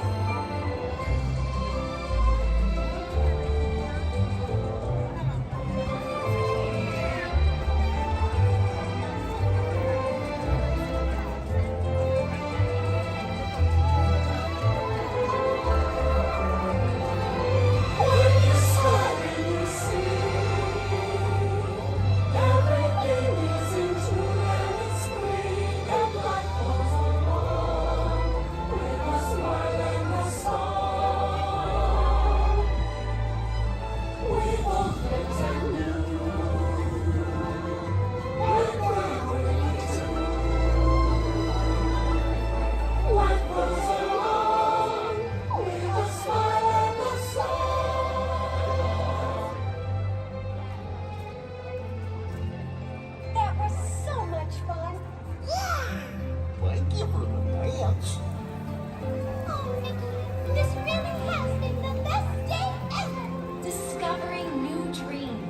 That's an adventure for sure. Trying something new. And having a swinging good time. You bet. Finding the confidence to be true to yourself. That's right. Here's to all of us, old friends and new. Warm hugs for everyone. Oh, this is what I love about the friendship fair. Wherever you are and wherever you're from, we're so glad you're here. The best is yet to come. To really make us happy with our friends, family. We've just begun. Once in a lifetime, a chance to explore. The future is waiting, like an open door. I hope and a wish that all we go to the place we all belong. We're the ones who live here, you and me. We just need to believe, like a shooting star, in your heart, every dream, breaking free. It's a baby that you hold inside. It's a friendship that to unfold. We will celebrate where the magic feels like home.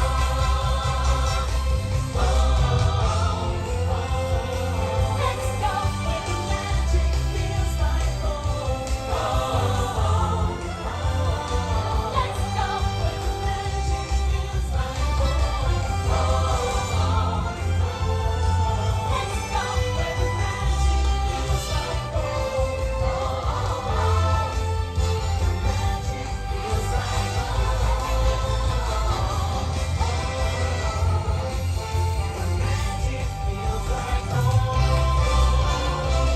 feels like home. The magic feels like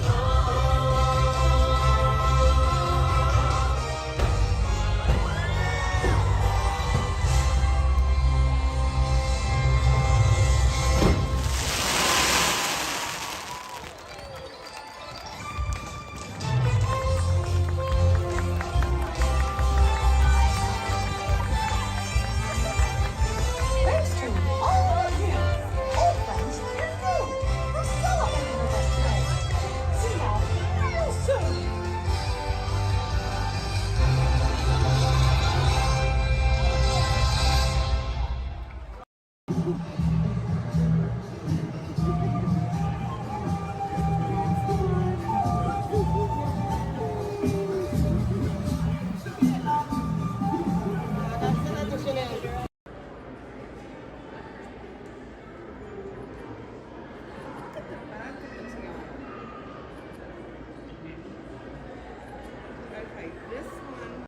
On my desk, everyone, so please remain seated throughout the show. And please keep your hands, arms, feet, and legs inside the vehicle at all times. Oh, don't forget to supervise your children. And for the safety of our cast, we ask that you please refrain from the use of flash photography and external video lighting.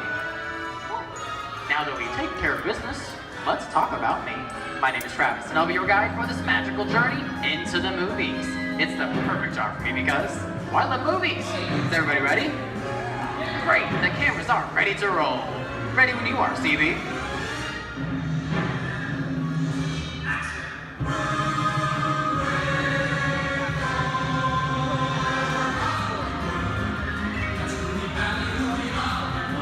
And we are rolling.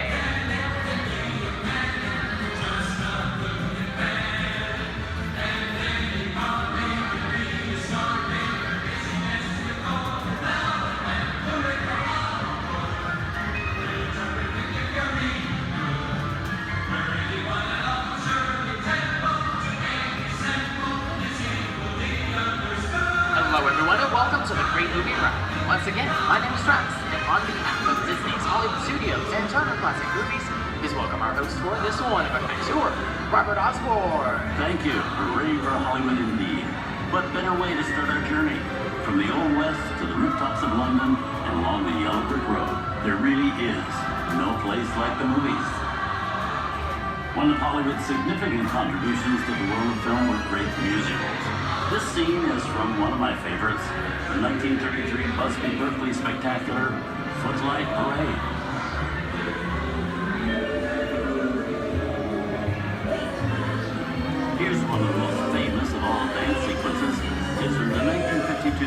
classic Singing in the Rain. Here's Chip Kelly singing in the rain.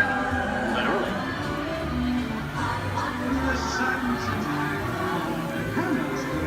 Here's one of the quintessential Disney musicals, Mary Poppins, starring Julie Andrews and Dick Van Dyke.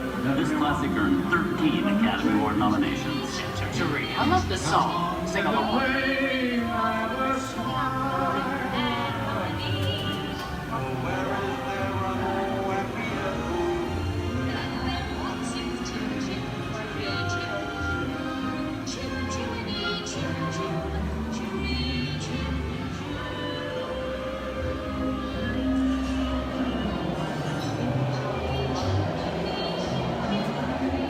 Hold on to those wallets and purses, folks.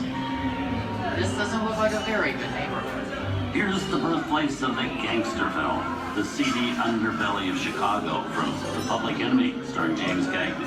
Released in 1931 before strict censorship rules were enforced, The Public Enemy is a gritty, realistic, and violent look at the world of gangsters of the Depression era. I love this movie. In one famous scene, James Cagney shoves a grapefruit in Mae Clark's face. She can never look at breakfast in the same way again. These tough guys could turn anything into a weapon.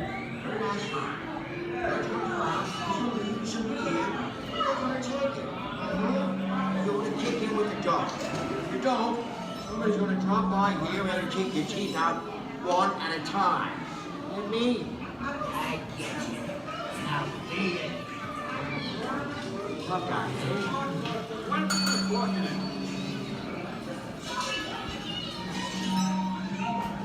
Sorry about the delay, folks. I don't want to run a red light, even in the movies.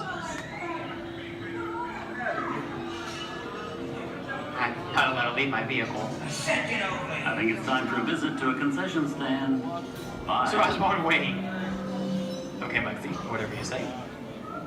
Hey, how'd you know my name anyways?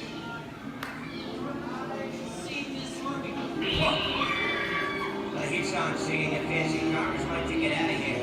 So wait for it. I said square out of here or you're gonna get hurt. Here they come, Bus! Get out your grinders!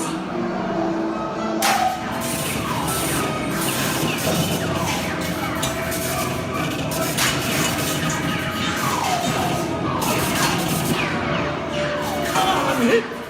Hey, I'm hit! Bugsy! They got spin! Bugsy! Bugsy! Where's his head? His head!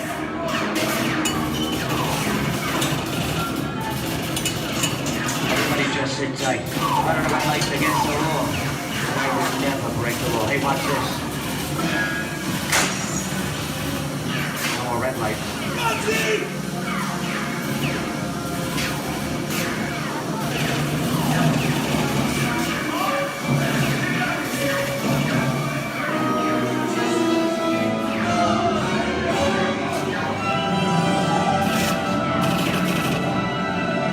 Bugsy!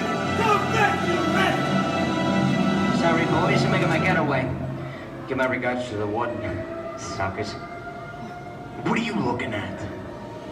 Everybody just mind your P's and Q's and, maybe you won't get hurt. Oh. This must be the west side of town, huh? Western films depict the legendary American wild frontier, where cowboys and their loyal steeds maintain order in towns against the untamable wilderness. John Wayne and Clint Eastwood are two of the iconic stars who epitomize this ideal of the stoic gunslinger.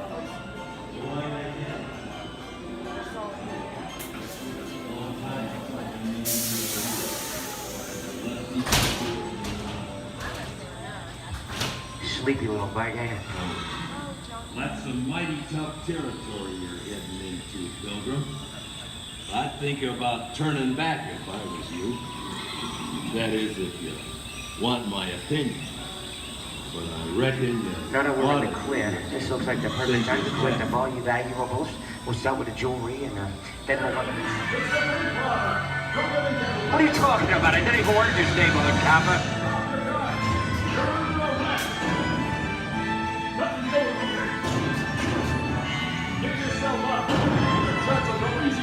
This is nuts. nuts to this. Look at it this way. Hey, Daddy, what is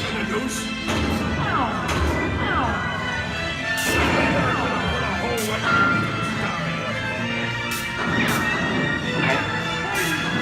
Twice.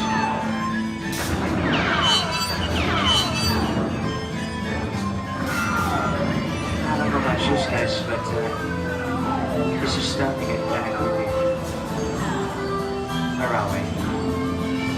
Tracy? Science fiction has been a staple of classic movies, from George Méliès's A Trip to the Moon to George Lucas's Star Wars. In 1979, director Ridley Scott and Sigourney Weaver made audiences believe that in space, no one can hear you scream. This is Alien. Hey, you get down, please. How do we get out of here? Warning, remain in your vehicle. The area you are entering is extremely dangerous. Proceed with caution.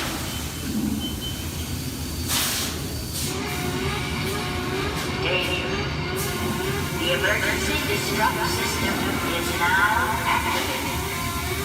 The ship will detonate in T-minus 10 seconds. The option to override automatic detonation expires in T-minus 5. What is that thing?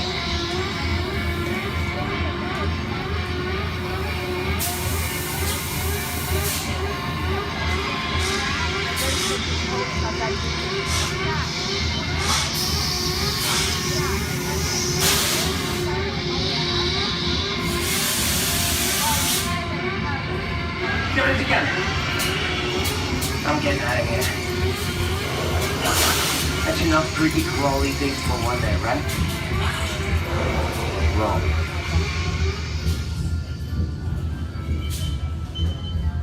Steven Spielberg and George Lucas cemented their status as the blockbuster boys with their first partnership. Here from that legendary collaboration is Harrison Ford as archaeologist Indiana Jones in Raiders of the Lost Ark. Snakes. Why did it have to be snakes? Some of the biggest horror stars of Hollywood appear in the ancient story of a cursed Egyptian temple, a priceless jewel that beckons to all, but be warned, the temptation always leads to destruction. Get a load of that show, guys. Time for me to get back to work. Good thing I don't believe in ghost stories. Don't nobody move while I go get the goods. I don't think they'd notice a few extra bodies around here, if you know what I mean.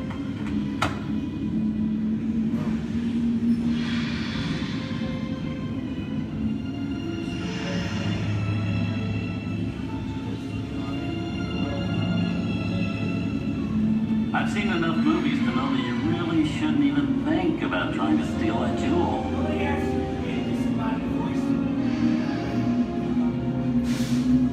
Halt, unbeliever. Disturb the treasure of the gods, and you shall all pay with your lives.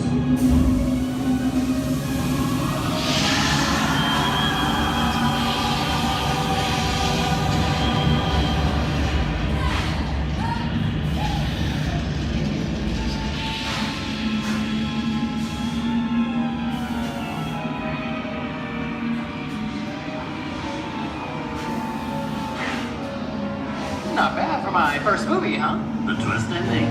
That just goes to show you anything can happen in the movies. Now, let's get on with the show.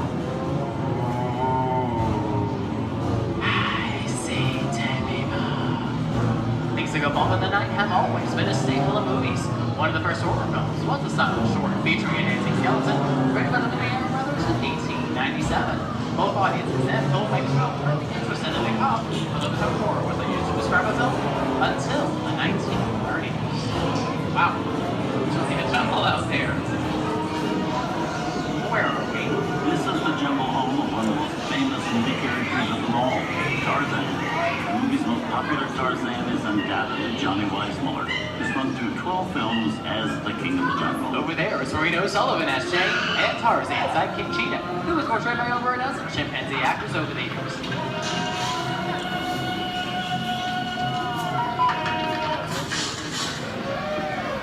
Jangan tiba, bukan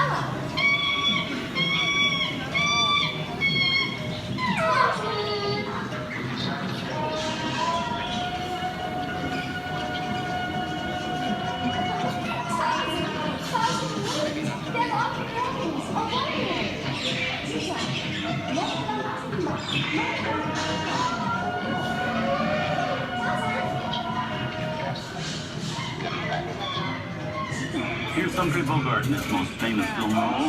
In 1942, Bogey finally got to spread his wings and romance the beautiful Ingrid Bergman in Casablanca. Look, I know that it being noble. It doesn't take much to see that the power of 3 little people don't amount to a hill of beans in this crazy world. Someday you'll understand that.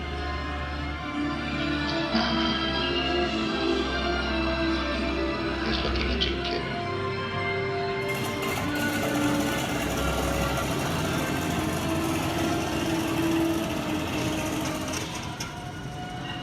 Inside of us, we both know you belong to Victor. It was work, the thing that keeps you going.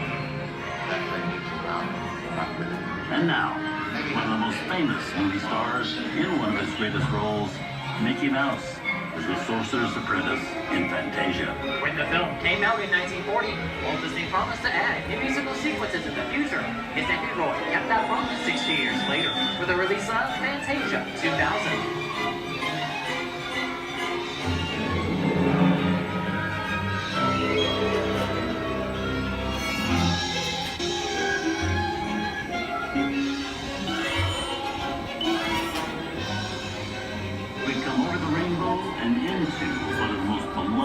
And most watched films in movie history, The Wizard of Oz. Toto, I have a feeling we're not in Kansas anymore.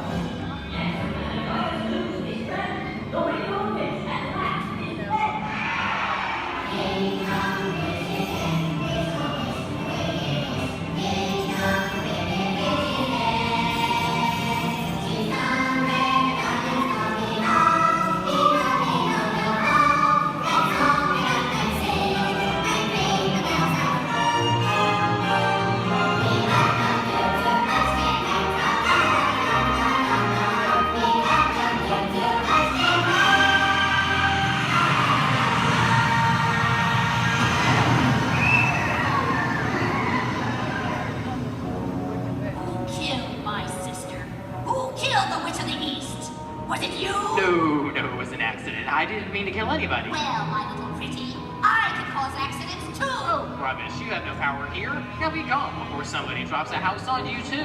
Very well. I'll bide my time. But just try to stay out of my way. Just try. I'll get you, my pretty, and your little dog, too. I wonder how we get out of here. What do you folks think? Which way do we go? Follow the yellow brick road. Follow the yellow brick road. Follow the yellow brick road? Oh, why didn't I think of that? Sing along, folks. You know the words.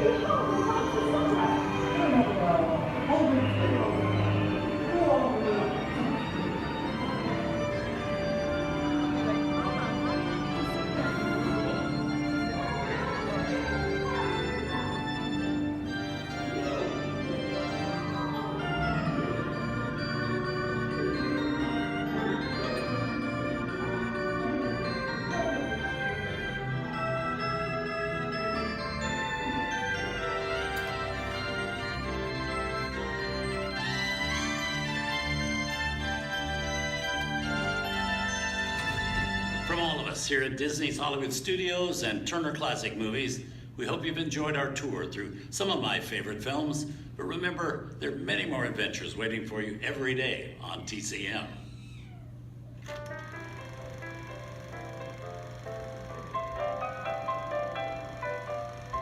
We didn't need dialogue. We had faces. Wait a minute. You ain't heard nothing yet. Step in time!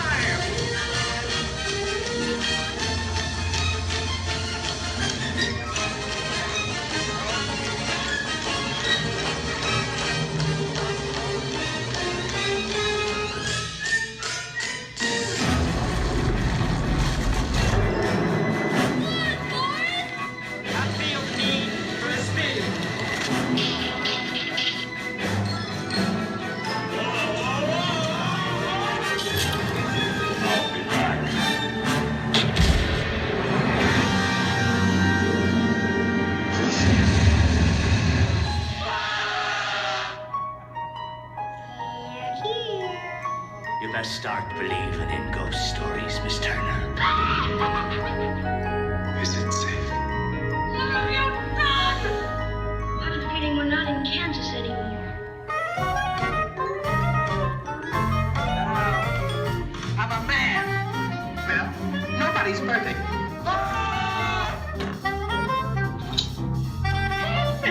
Shut up.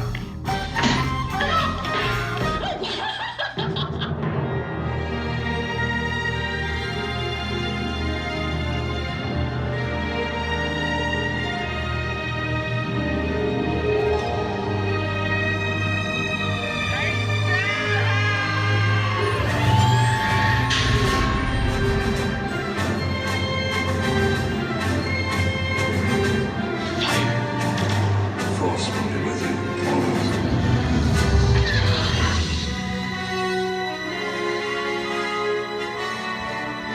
We'll make him an offer he can't refuse. And I want to be alone. We didn't land on Plymouth Rock. Plymouth Rock landed on us. Good morning, Vietnam! He's looking at you, kid.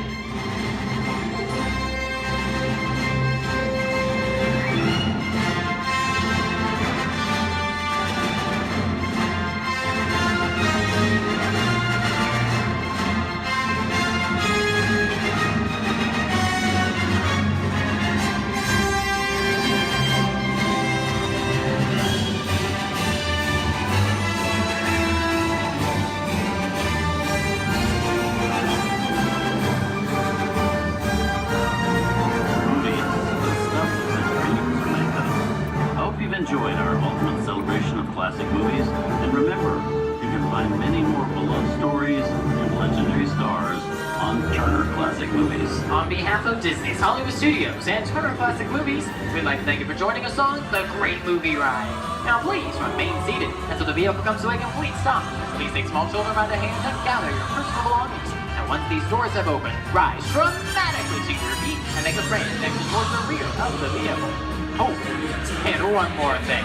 When I yell action, don't forget the thunder is the law for yours truly. Okay, quick, everybody. And action! Thank you. Have a wonderful afternoon at Disney's Hollywood Studios.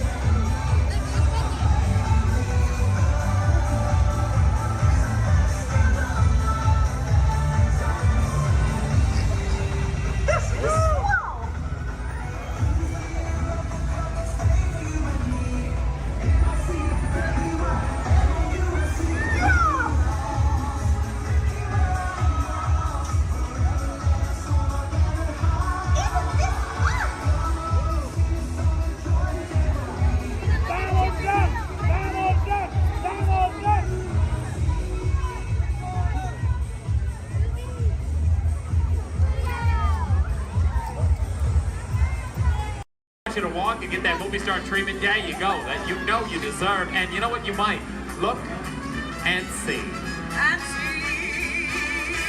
This could be the start of something wonderful.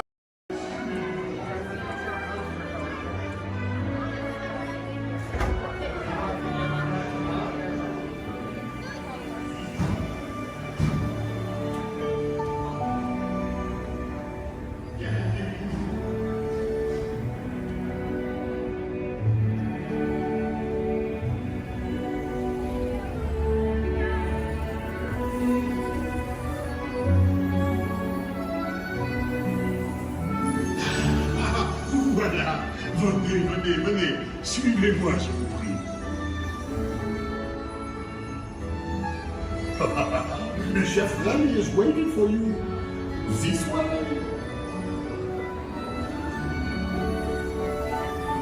Qu'attendez-vous?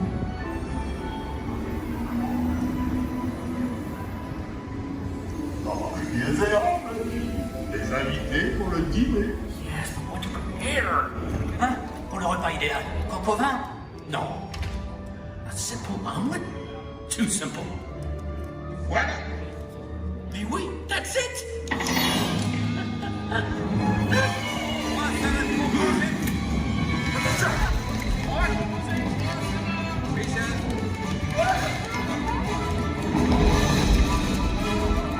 Poussez-vous de là!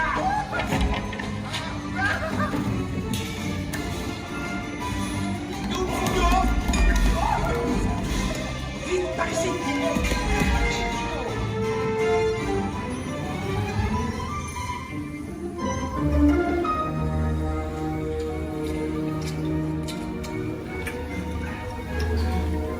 Cette nourriture est pour nos invités, pas pour vous. Hey guys, the food is for them, not you. Meal?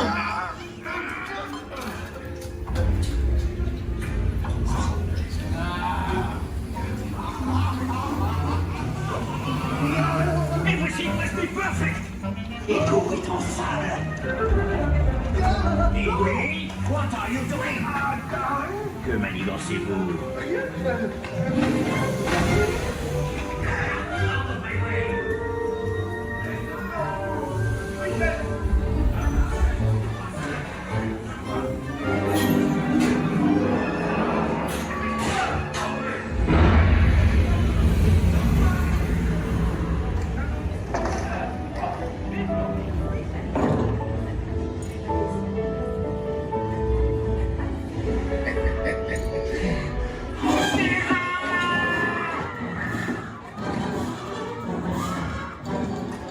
Dépêchez-vous!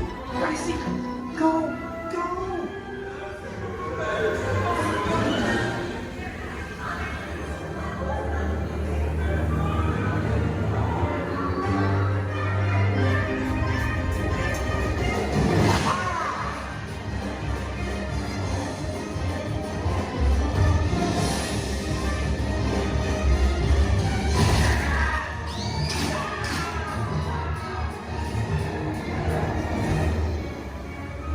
Come on!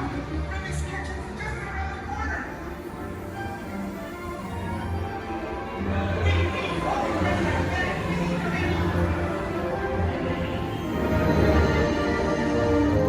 Trois entrecôtes pour la douce. Une à point, une bleue et une saignante. Oui, petit chef. Il va aussi me falloir rapidement 4 ratatouilles pour la carte.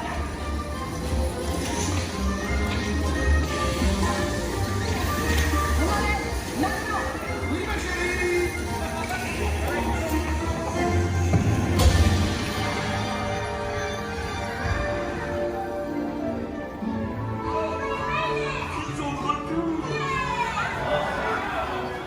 Hey, thanks for coming, everyone. Vous serez toujours les bienvenus chez Rémi. À bientôt et bon appétit. Et Mino? Oh.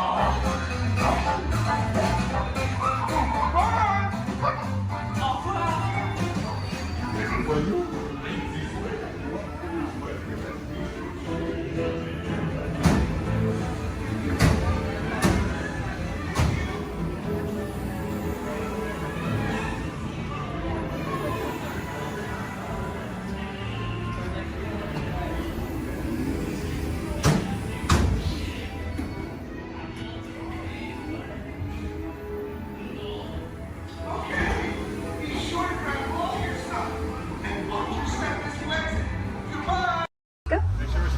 Jumbo friends, my name is Sky and I'll be your guide on the Harambe Wildlife Reserve. If you look above your heads, there is an animal spotting guide. Probably not going to see all of those animals, but we have some pretty good luck. Just remember to stay seated at all times. That includes any little ones. Please don't hold anyone up or pass anyone around. Keep your hands, arms, feet, legs inside of the vehicle at all times. We brush up against the thorny brush. And these are going to be real wild animals. They are going to be moving around, so you may want to have your cameras out ready. Hold on tight. I recommend a sport or an action mode if you have it.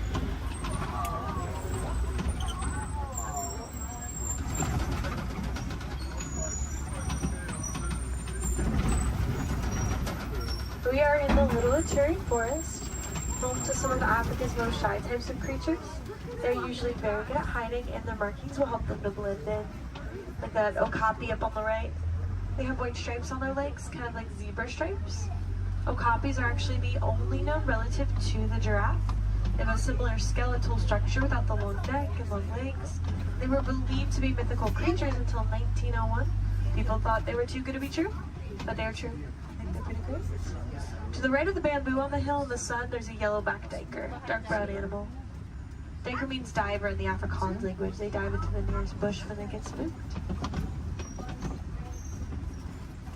There are some saddle-billed storks a little further up to the right. They're walking up this hill. There's one on the top of the hill. Looks like they were collecting things to build a nest, but big black and white birds. Stand about 5 feet tall, have a 9-foot wingspan, and they're made for life.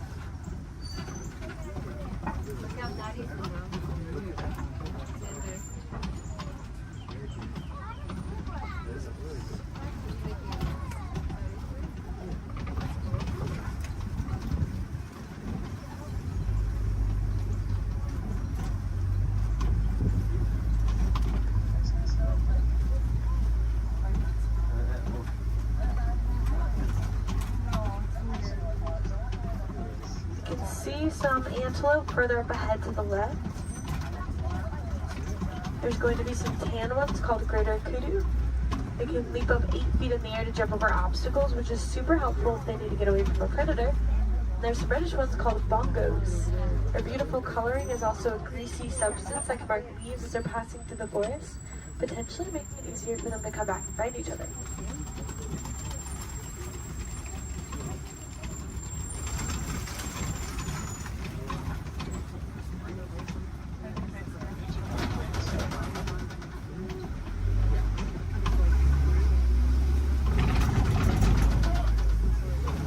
Let's make our way down to the Safi River next. That's home to some of Africa's more aquatic animals. We should probably look for them in the water.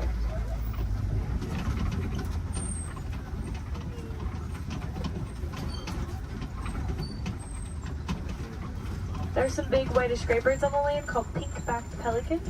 Get a pink coloring on their backs during mating season to help them attract the mates. And there's also some Nile hippopotamus. Hippos spend most of their time in the water. They can swim, but they often choose not to. Instead, they sink down to the bottom and tiptoe at the bottom of the water. And they'll often come out to find food or relax on a cool day.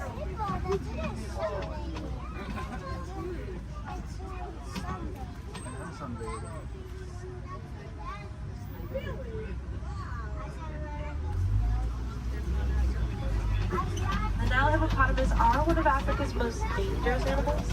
They don't really eat meat. They are herbivores and plants, but are very territorial, and some can even outrun us on land at up to around 30 miles per hour, which is very impressive for an animal that weighs around 5,500 pounds.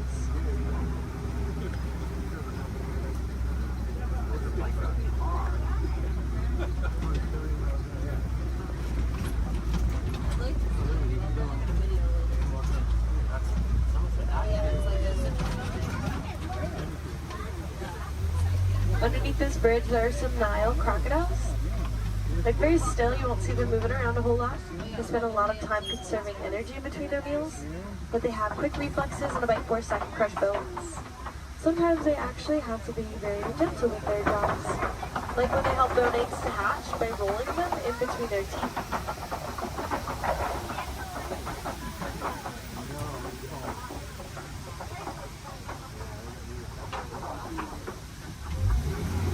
Let's make our way towards the savannah next. That's where we will be spending the most of our time. It's known to have vast open grasslands, and it's a really great place to find some more animals.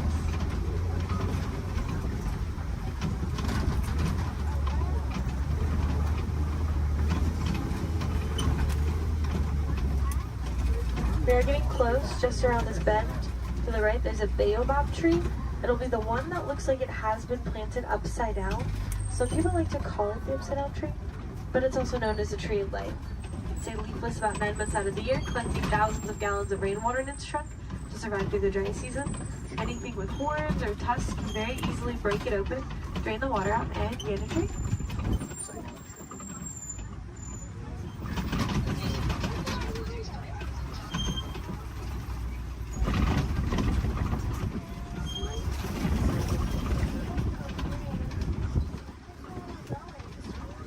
There's some wildebeests at the bottom to the right. Those are going to be the silverish animals. They can migrate in large herds of up to 1.5 million of them and also run around 50 miles per hour. So they line up in rows, group up and face different directions to avoid running into each other if they have to run away from something.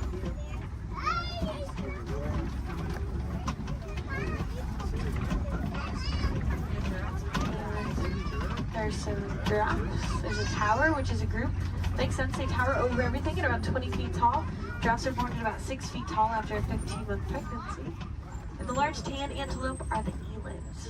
They stand up to around 6 feet tall at the shoulder, weigh around 2,000 pounds, and have a funny way of attracting a mate.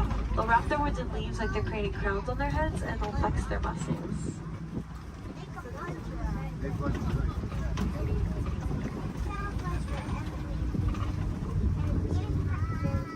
To the right of this den, on our left, there are some African painted dogs. They get their name from their beautiful markings that are as unique to them as our fingerprints are to us. They are not like your pups at home. The African painted dogs are the most successful hunters on the savannah. They hunt in packs and chase their prey to the point that it drops of exhaustion.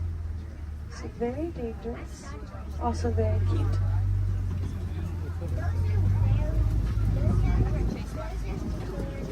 There's some sable antelope here to the left, with spear-like horns that point backwards to fend off attacking predators that may try to jump on their backs. They'll never fight the fight, very territorial and quick to stick up for each other, despite being a prey animal.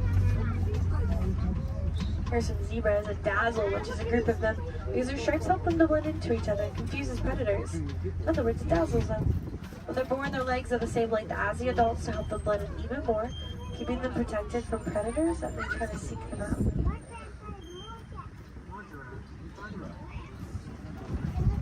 Large mounds at the side of the road are termite mounds, made up of animal dung, dirt, and termite saliva. They get as hard as concrete in the sun, so animals like elephants, giraffes, like to use them as a scratching post, weighing them down. Antelope can stand right on top of the worn down ones to use them as a lookout, look out for predators.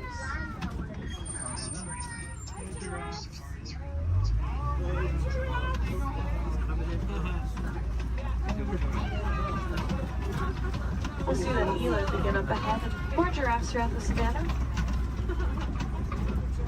So we keep on going. See some wildebeest not too far away from us.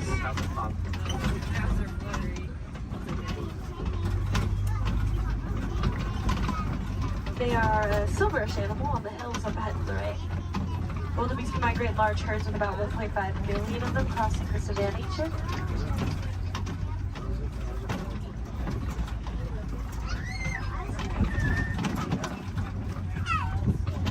They also run around 50 miles per hour, so wildebeest face a pretty big challenge of trying to avoid running right into each other if they have to run away from something.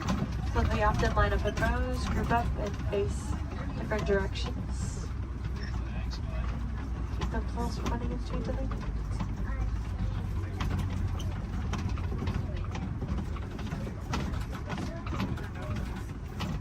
On the very top of the hill to the right, there are some really cute tiny tan antelope called springbok on that tree.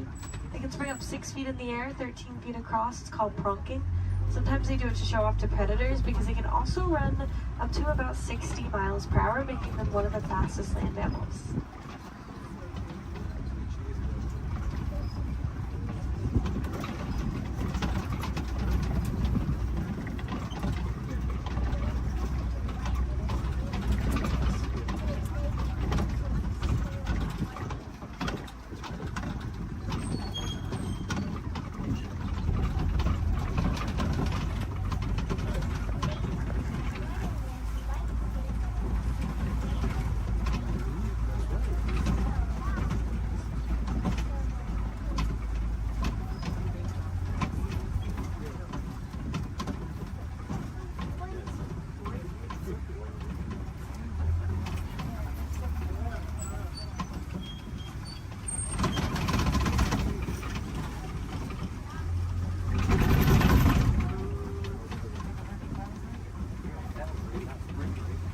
There are some mandrills at the very end here to the left. Largest of the monkeys, males get around 100 pounds when they're And they have a bright red and blue coloring on their face and rear end, just like Rafiki.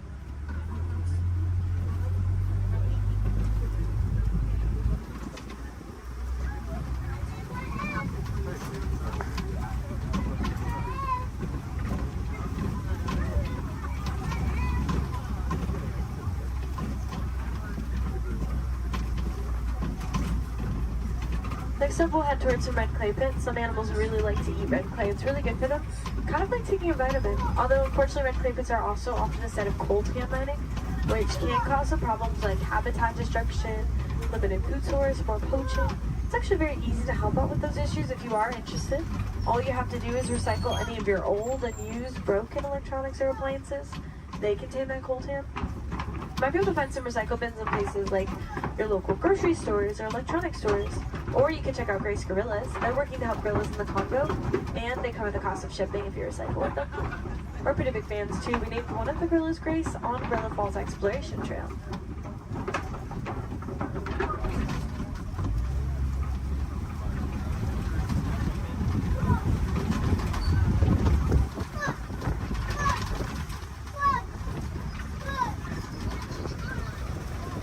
Looks like there are some tusk marks and footprints. We could be getting close to smoke.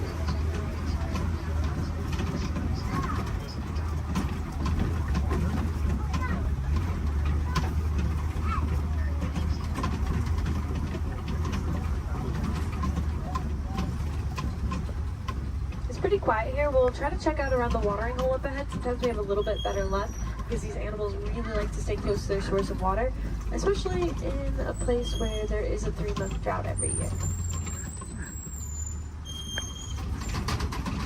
The savanna dry season does cause animals to have to migrate across the savanna in search of better sources of food and water. When they find them, they stay close to them for as long as possible.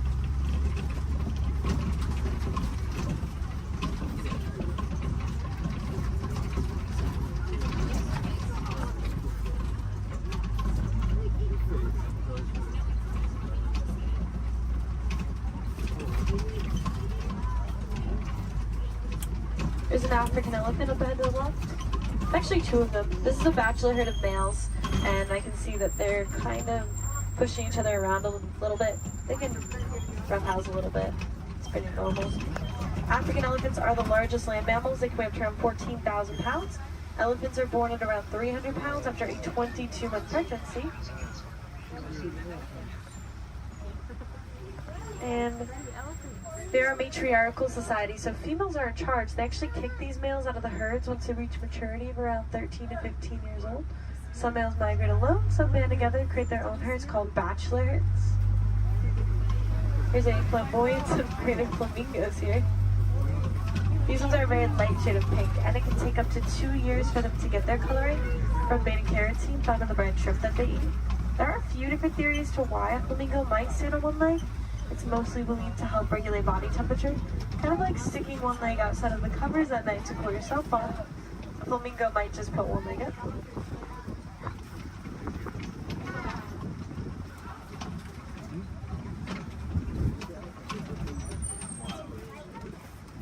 It's really cool to watch those elephants play.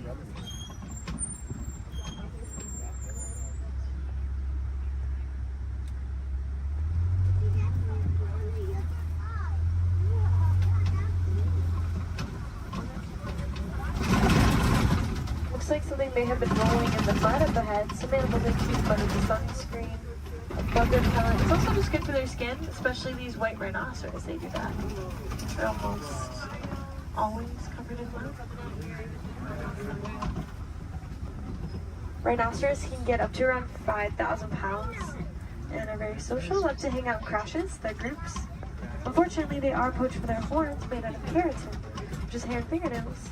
People believe that it has medicinal purposes. It is really just hair and fingernails, so awareness is a big part of rhino conservation. Rhinos here in this reserve are helping us to spread that awareness. There's an ostrich to the right.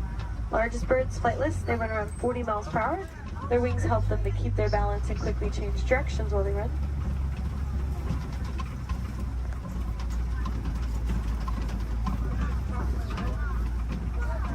There are some cheetahs along the hills to the left. We should have a whole coalition of them. which is a group of them. Fastest land mammals, they have a top speed of up to 70 miles per hour, which we'll get to in just a couple of seconds. Cheetahs really only run for about 30 seconds at a time. Not long distance runners. And they are most active during the day. They do their hunting during the day to avoid the competition that they would have if they were to hunt at night, especially alongside big cats.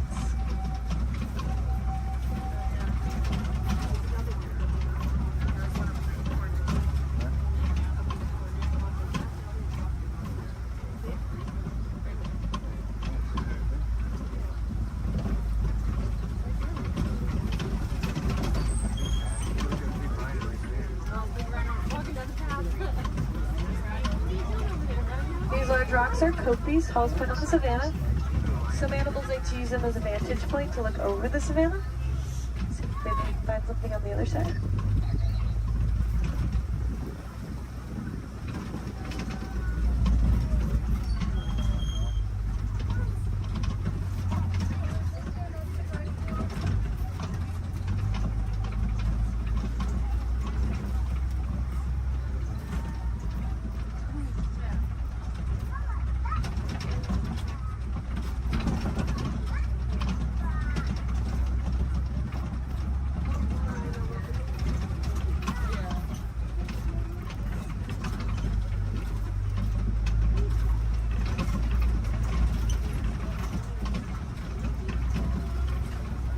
There's some lions here to the left. They sleep and relax about 18 to 20 hours out of their day, active for about 4 to 6 hours at night. So we get a tail. That's mostly what I can see. When they wake up, the males stay back to make sure the prides are protected. The females tend to do about 90% of the hunting.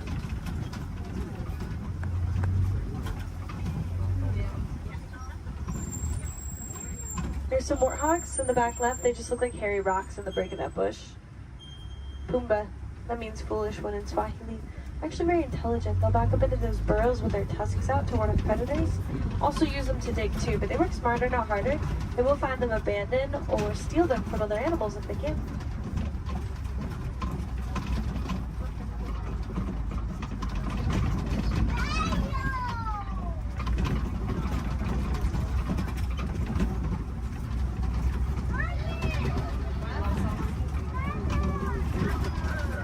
There are some ostrich eggs down this path to the right.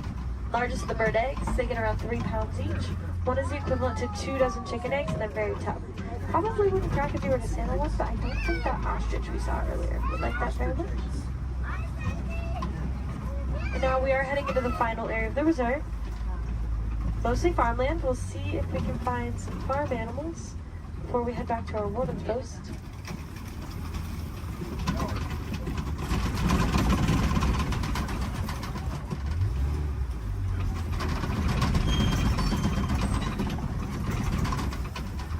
There are some Nigerian dwarf goats here. Very tiny type of goat known to take up very little space, and they produce a milk that's nutritious and high value. Helps communities to rely less on their local wildlife for things like nutrition and income.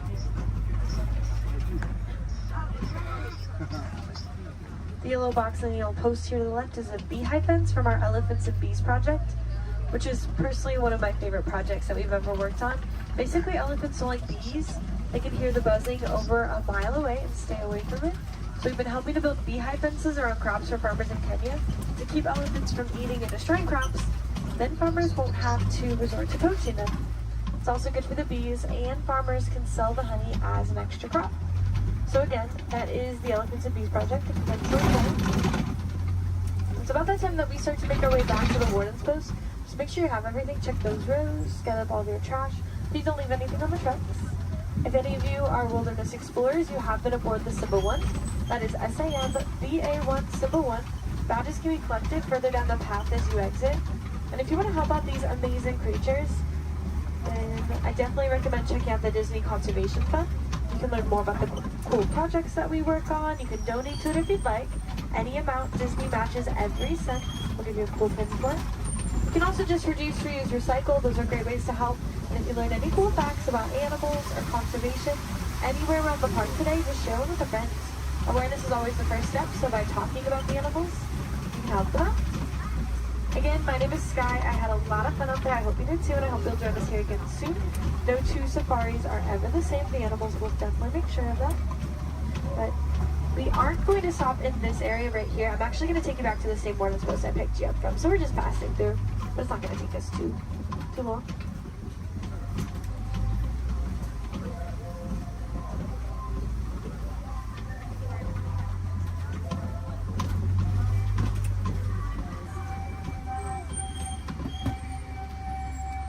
Sante Sana, thank you.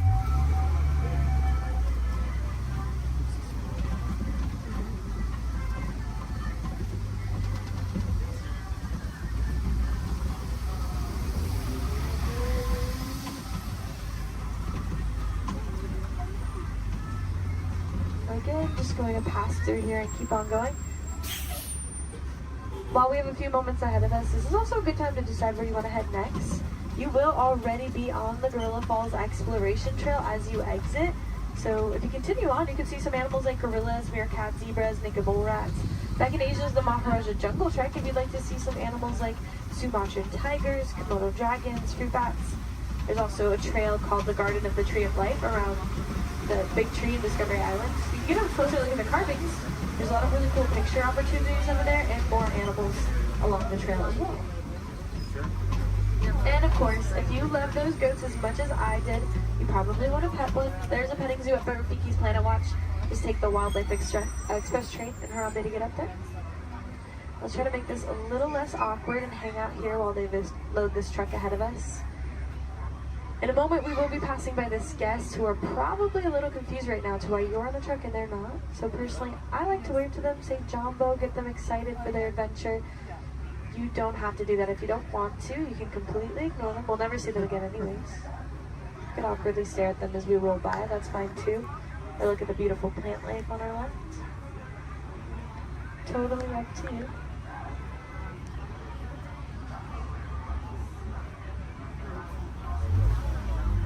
Alright, here we go. Jumbo friends, Jumbo Warden. Jumbo friends, Jumbo Warden.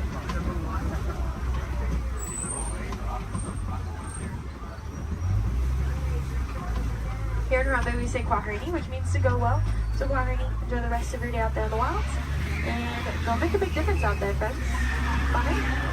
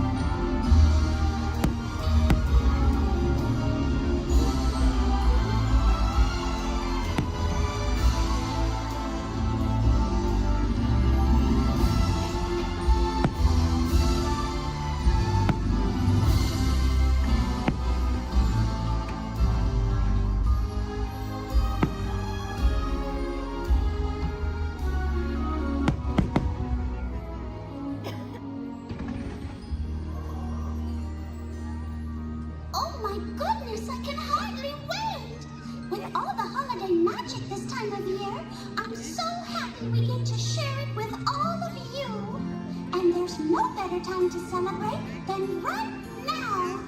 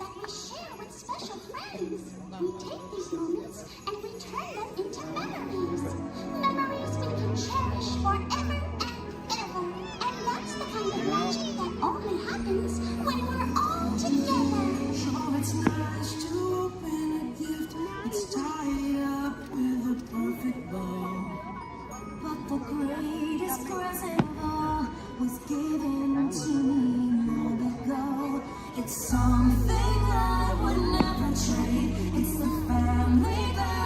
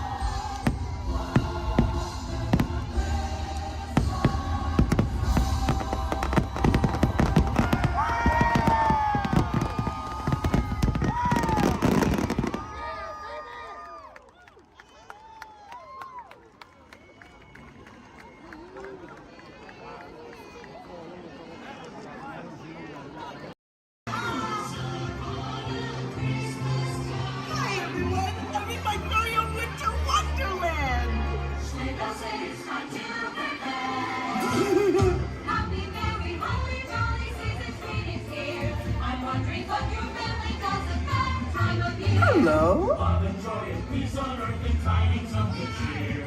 Hear you all tradition things for that time of year. Look at all the lights and the people. Hang up bells of that. Good evening, friends. Look around you. There is a special magic that flows through this land. A magic of fantasy, swirling with pixie dust, made more brilliant by the light that lives within you. It inspires us to wish upon stars, follow our hearts, and find our happily ever afters. Tonight, as we gather together under the spires of this majestic castle, our dreams ignite the magic to create a beacon shining out and celebrate 50 years of the most magical place on earth.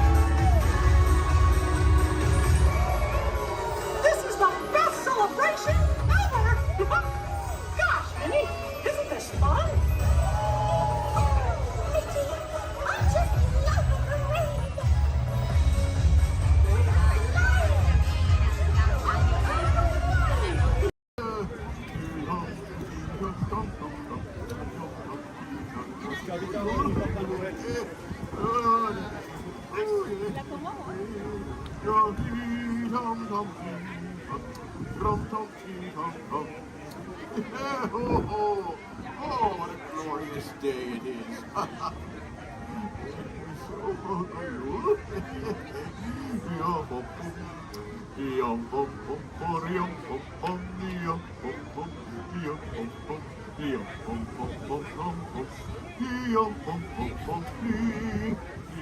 Let's see, where is that?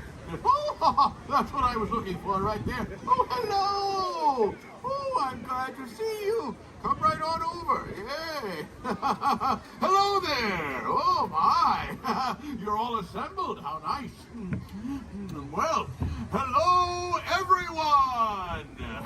Hello. Oh, what a fine-looking group. And you, sir. I suppose I should introduce myself. I am the legendary Barn Santa! Here in Norway, they call me Fjos Nissen. Now, sometimes people can't see me, so they think I don't exist. And wait a minute, you can see me, can't you? Yeah, oh, good, yes, I can see you too. And now, this time of year in Norway, we like to say God jul. So let's all try that together on the count of three. Ready? And two, three. God jul! Oh, very nice, yes. You and me a God jul, except every Christmas it's the same. Sigrid, who is on her way here now, she doesn't see me because she doesn't believe I exist. Say, you wouldn't mind if I use a little magic and mischief to help Sigrid tell her story, would you? Huh? Who knows? Maybe this year she just might believe, huh? Oh, here she comes. Hello there, everyone! Hello, so good to see you here! God jul! God jul. God jul! God Very jul. good! That is always a Merry Christmas in Norway. Very, very good. Oh, what a Merry Christmas it is! Look at all of these lovely decorations! So cute. Hello there, and welcome to the International Festival of the Holidays. My name is Sigrid, and I am the Holiday Ambassador for the Norway Pavilion, and I am so excited to tell you all about Christmases in Norway. But first, here is a little bit of a Christmas song sung by children of all ages. The Mouse Song, or Muse Visa. Oh, well that must be a bird. And in my key. Thank you, Disney! And now they've got, right, here we go. When nights are getting longer and lakes will freeze to ice, Mother Mouse warns strongly about her foul device. You must avoid the mouse trap, but there is not to fear.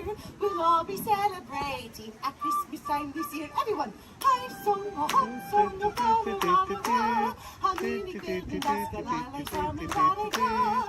I sung a hot song of la la la la. How many children does the la la la la la? Your Father Mouse says that it's time to take a nap. Just dream about the Yuletide and not that awful trap. But Father Mouse is keeping watch the children try to sleep. They all have Christmas carols instead of counting sheep. Again! Hey, and hoodoo and toodle-la-da-loo. A Merry Christmas season is good for me and you.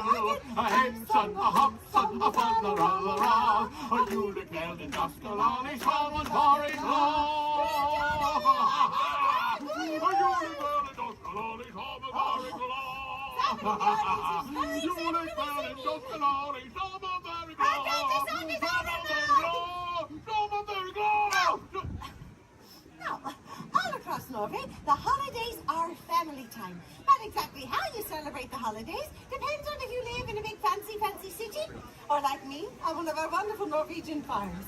Now, in the city, they might celebrate by going to concerts, or festivals, or church services, or my favorite, parties. And in the city, like many of you, they are visited by Santa Claus, yes? But on our farms, many families like mine still celebrate the tradition of the Christmas Nissa, which is kind of like a Christmas gnome, yes? Now, there are two types of this Nissa. There's Julenissen, who is much like Santa. He comes on Christmas Eve and brings the children presents. And then there's Fjusnissen, who lives in the haylofts of our barns. creepy at all. Now this Piers Mason, also known as the Barn Santa, is a wonderful yet strange little elf who is the guardian of our farm animals, yes, and our welfare. Now most people believe that he looks like he looks like this silly looking stuffed toy over here, huh? He's so cute. Now it is said that especially at Christmas time, you must treat your barn Santa with respect. For if you don't, he has been known to cause a bit of mischief in one way or another. But I have lived on a farm my entire life. And in all of my Christmases, I have never seen this Piers Mason. No, even when I was a little girl and all of my friends said that they could see him. Even my best friend, Marta. Oh, she was so excited. Secret! Secret! I saw him! I saw the Red Santa! Last night they snuck into the barn while the porridge was still hot, just like we said we would. And then I hid behind the hay, and then there he was! Marta, you don't have to lie. I know the barn Santa isn't real. It's okay. But Secret, I saw him with my own 2 eyes. He was right there in the barn. Didn't you see him too, Secret? But I didn't see anything. So all this talk about the barn Santa is neither here nor there, is it? No, because we all know that these mischief makers do not exist, except in stories and in fairy tales, yes? Toodaloo! Did you feel that? No? Maybe I had too much coffee. What was I saying? Oh, yes. They do not exist. Unless they do exist and are therefore very clever and mischievous indeed.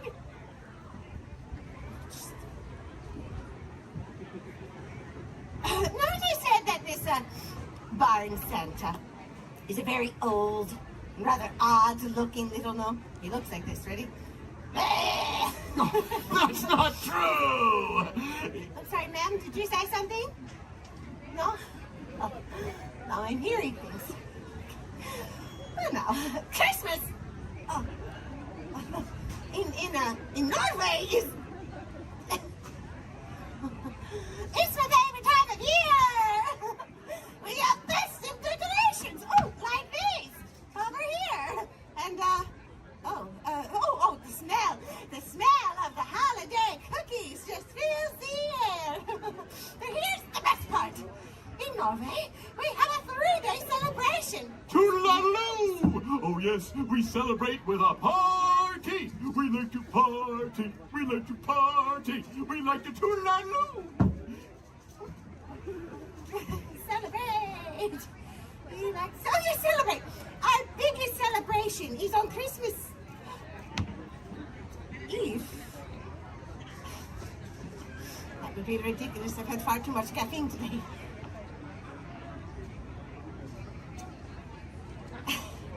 Now, in the middle of the day, about 12 o'clock or so, everything closes up early. The bells in the chapel ring, and everyone returns home to their families to begin the celebration. And then, in the evening, it's lights out.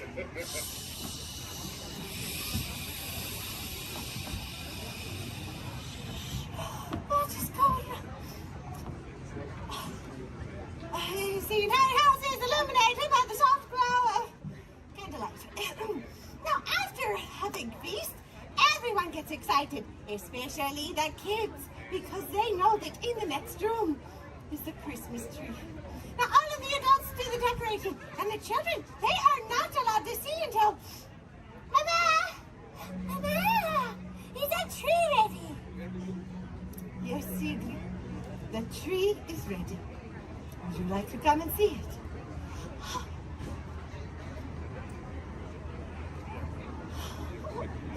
Mama! It's beautiful! Look at you all! Thank you. And then, all the rest of the evening, they spend exchanging gifts and singing Christmas carols around the Christmas tree until very late at night. Ah, but the children, they don't forget about their barn Santa, no. They leave him treats, too. Toodle-oodle-oo! Oh, yes, they leave me treats too. And in exchange, I watch over their crops for them each year. They leave me a great big bowl of rice porridge. Rice porridge with cinnamon and sugar and a little pat of butter right on the top.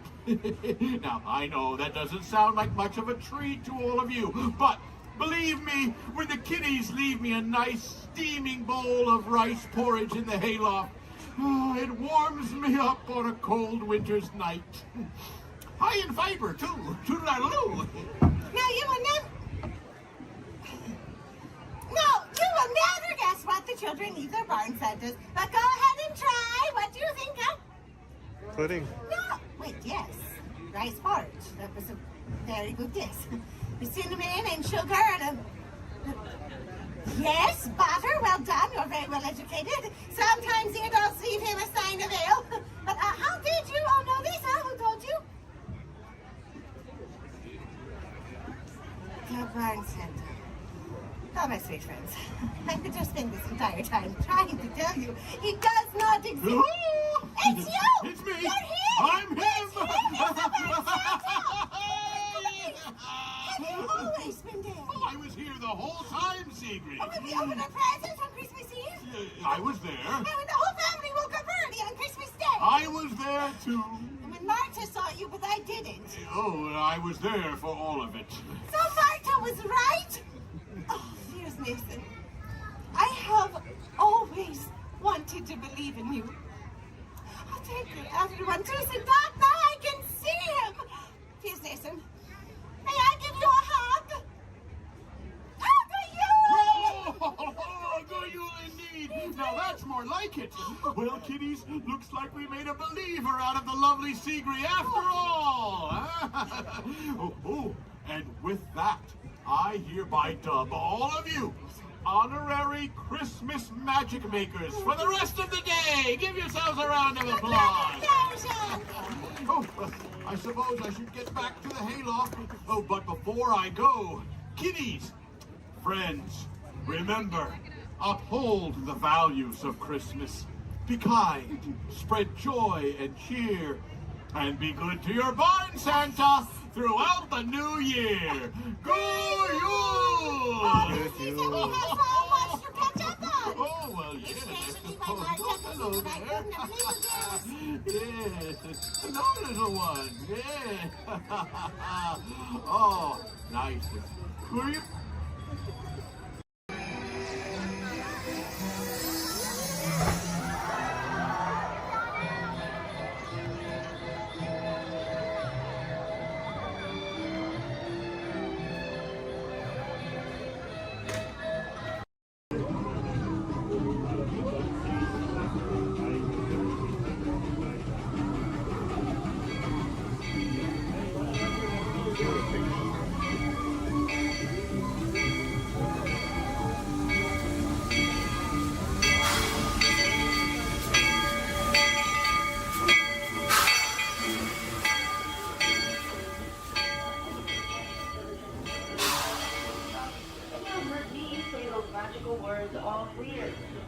Personal, it's in the media, it's not my department, can't touch it. Just saying. Anyway, let's get this game going. You ready, contestants?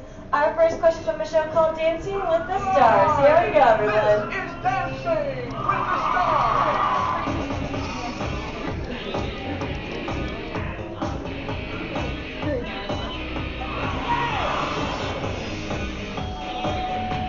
The NFL legend who danced his way to victory in Season 3 of Dancing with the Stars is A. Jerry Rice, B. Emmett Smith, or C. Apollo Antonova. All right, everyone, take it to the contestants. Contestants, what do you think the answer could possibly be? Contestant number 1. You sure they put a B in that answer? Like maybe like change a B? Maybe you'd like to change it to something different? Like maybe you see something. B. Emmett Smith. Okay, how about you, Tim? What do we think? You sure you don't want to change it to what contestant 1 said? Like, because I think there could be a better answer.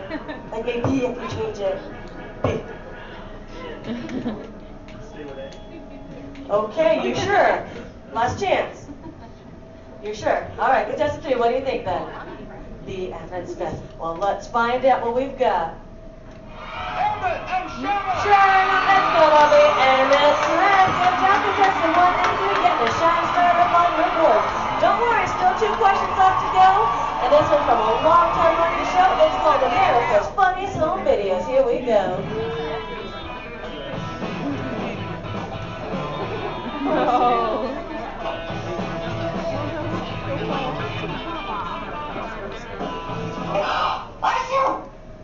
ABC's America's Funniest Home Videos often features dogs doing extraordinary things. In this last video, the dog is going to A.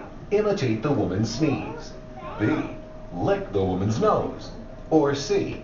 Fetch the woman a tissue. All right, contestants, you might see a subtle hint up there to help you out with this answer. So who wants to answer first? Hit that button. Here we go. Team number 2. B. B? Lick the woman's nose? You don't see something up there that might change your answer? C. Fetch woman a tissue. Okay, here we go. Contestant 3, what do you think? C. And contestant number 1? C as well. Let's find out, everyone. We've got a sneeze.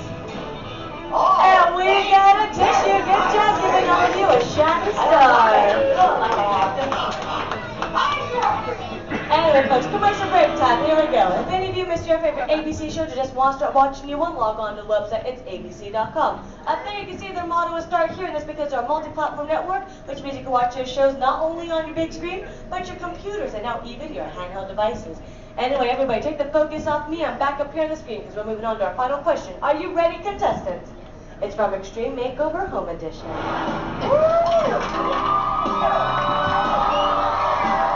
We finished the house! What you say with me? Bus driver! On ABC's award-winning Extreme Makeover Home Edition, Ty Pennington is famous for saying these words before every new home is revealed. A. Bus driver, take it away. B. Bus driver, move that bus. Or C. Bus driver, hit it. Here we go, contestants. Here we go, team number 2. A, take it away. B, move that bus. All right, guess number 3. And guess number 1. B as well. Audience, do you know the answer? Say it with us then, bus driver. Move that bus. Yeah. Anyone wants to show? You're crying like you want to do? It's okay. Anyway, audience, if you're going right this way, we've got ourselves a tie with guess number 1 and 3, which means they watch way too much television. But how about a round of applause for all our contestants for coming on us? Folks, I hope you had fun here with me, but we have reached our destination. The Elias Extreme Home is there behind us. Everyone, jump onto their front yard and party.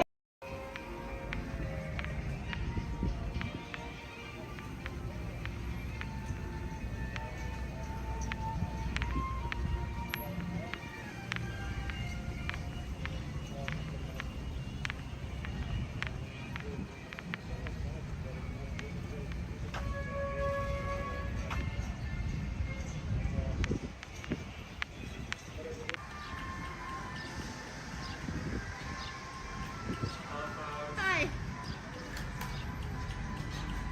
Tom, watch your step. Welcome aboard. All right, thank you. You're welcome. I'll see you on the other side. All right.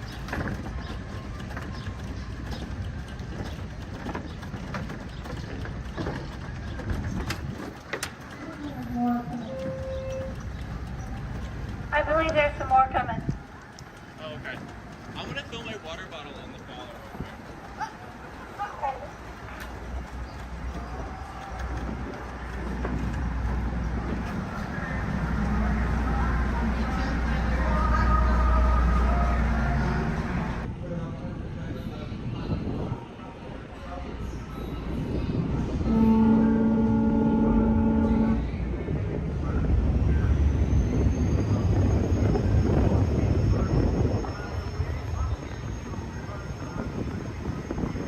Ahoy, mate, and welcome aboard the Devil Joe Potter. We will be arriving at our destination in just a few moments. On our way, we travel 1 mile on the man-made 17 with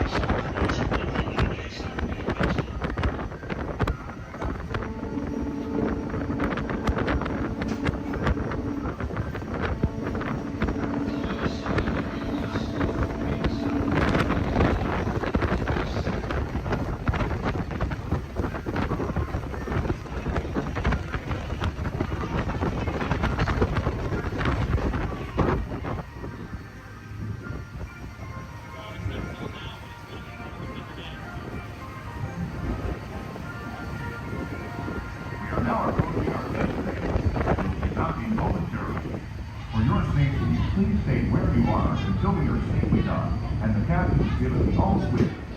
Because this is a free floating vessel, we do have a tendency to bounce around a bit during docking. If you are standing or sitting on the stairs, we ask that you please clear the stairway. Everyone else, please remain where you are until we have completed our docking. Once again, please clear the stairway. You'll be given an all clear when we're safe to travel the stairs and doors. Por favor, manténganse alejados de las escaleras.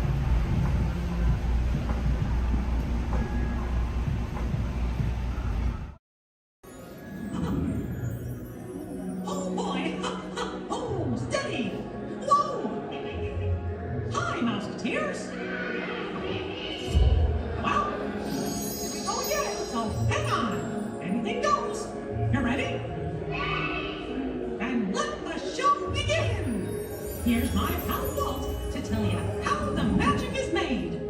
There's a lot of satisfaction in developing ideas into reality. When we consider a new project, we really study it.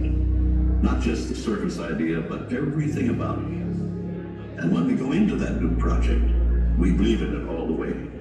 We have confidence in our ability to do it right, and we work hard to do the best possible job. There's really no secret about our approach. We keep moving forward, opening up new doors, doing new things, because we're curious. And curiosity keeps leading us down new paths. We're always exploring and experimenting. Everybody ready? Then on with the show!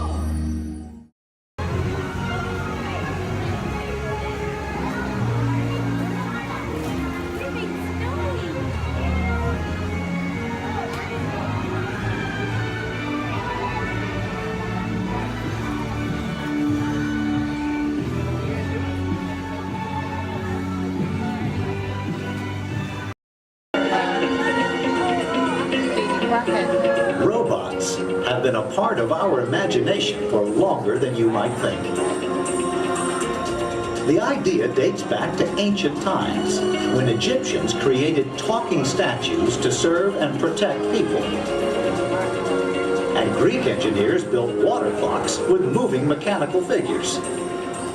As centuries passed, inventors built many mechanisms to imitate human movement. These early robots captured everyone's imagination. Who knew? Perhaps one day a mechanical being might really be able to walk, talk, And here he comes, ladies and gentlemen, walking up to greet you under his own power. even help people. In 1920, a Czechoslovakian writer was the first to call these automatic helpers robots. From then on, robots became popular in stories, art, and especially in the movies.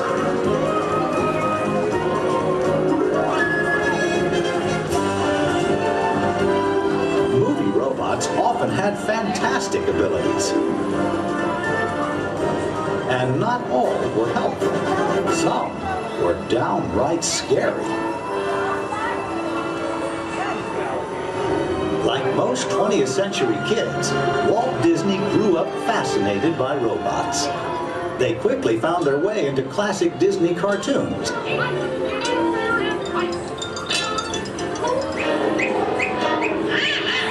Walt's passion for robots soon took them out of cartoons and into real life. Whatever the man in the harness does, this figure will respond simultaneously in the same manner. Would you care for your life? I don't think we better. No smoking on the stage. His magic kingdom became a welcome home for mechanical creatures of all kinds.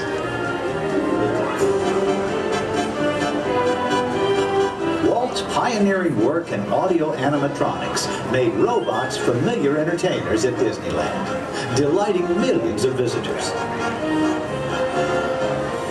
Meanwhile, in the world of science, advances in hydraulics, microcircuitry, and digital computers were turning science fiction into science fact. Robots had stepped out of the realm of imagination. Today, they are everywhere we and they look. In outer space, in factories, even in our homes. For years, the biggest challenge robotics engineers faced was something we usually take for granted, the simple act of walking. Of course, walking on 2 feet isn't always so simple, especially when we're young. Even as adults, walking has its ups and downs, because it requires well-developed balance and coordination.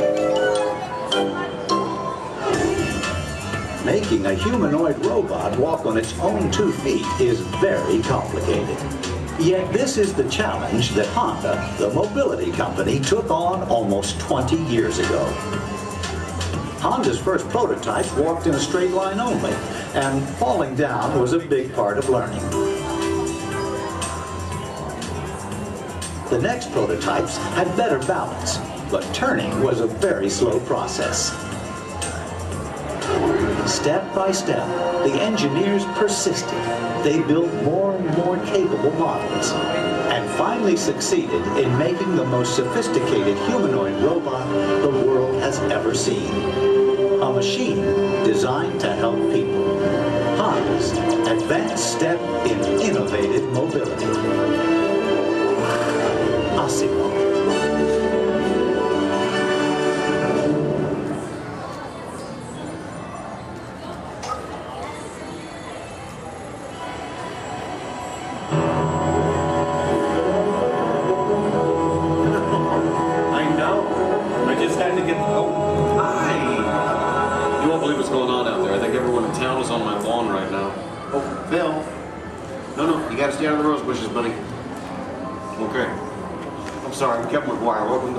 Household. You see, we've been chosen as the first family to test the new Honda Osimo robot, and I just sent it out to go check on the mail.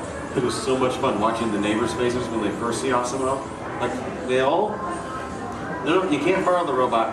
Just... Okay. Now, if you're not familiar with Osimo, you're going to be amazed at the way it... You know what? You're just going to have to see it to believe it. Of course, when we first met Osimo a couple of weeks ago, we learned that its name stands for Advanced Step in Innovative Mobility. Oh, here it comes now. Everyone, say hello to Osimo.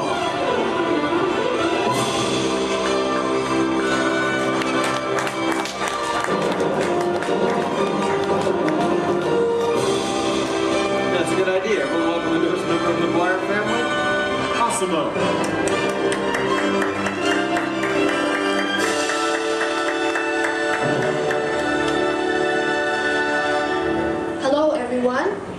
Oh, Osimo. Did we have any mail? No, but your neighbor gave this to me.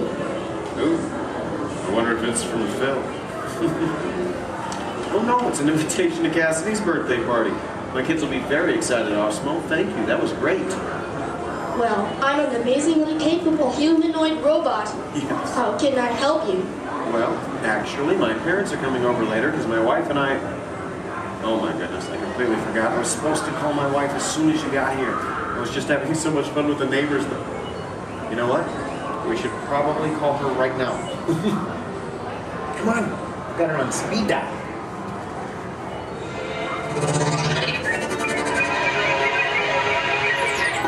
Hi, honey. Hi. Hey, look what just arrived. Awesome-o. Yeah. Can I keep it?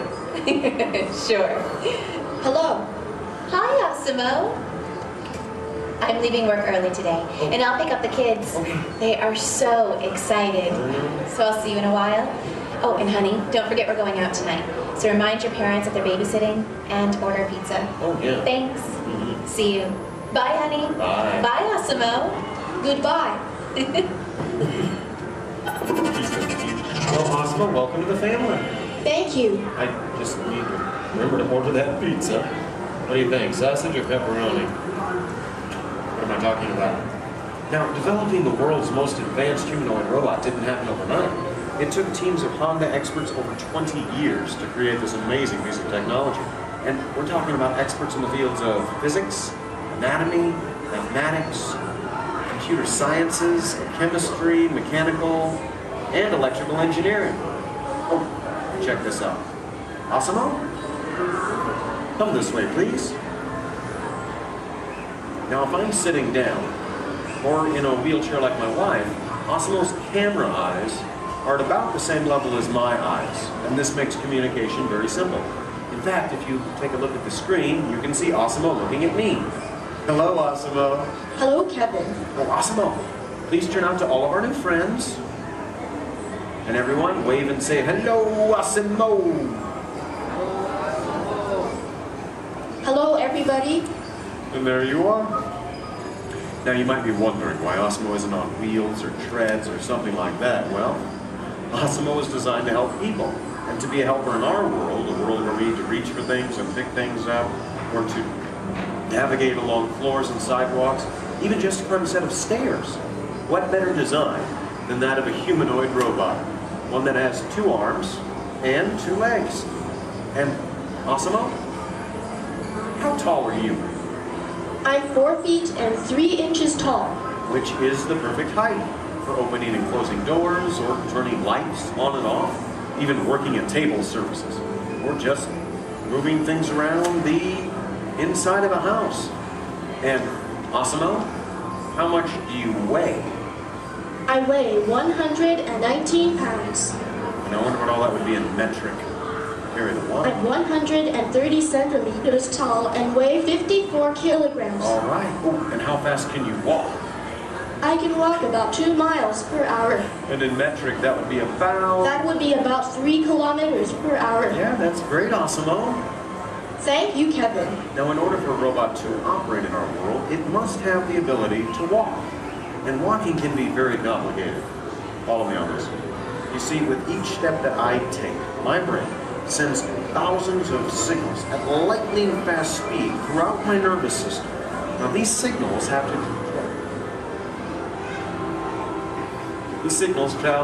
to the muscles, tendons, and ligaments in my legs, hips, arms, and shoulders, which all have to move in sync just for me to keep my balance.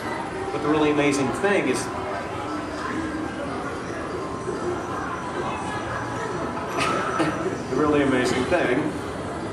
that Asamo does something very similar to this. It uses motors, sensors, and computers to keep its balance and walk like a human. Now, Asamo can also sidestep in a straight line or on a curve. And this makes navigating through a house with all of its constantly changing obstacles very simple. And believe me, Asamo, that move's going to come in very handy with my kids and all of their constantly changing obstacles. But what's even more impressive, not only can Asamo walk forward, but Asamo can also walk backward as well, constantly adjusting its center of gravity with each step, just like us. And Asamo's balance is so good, you know what? Let's just show them. Asamo, please balance on one foot, like this.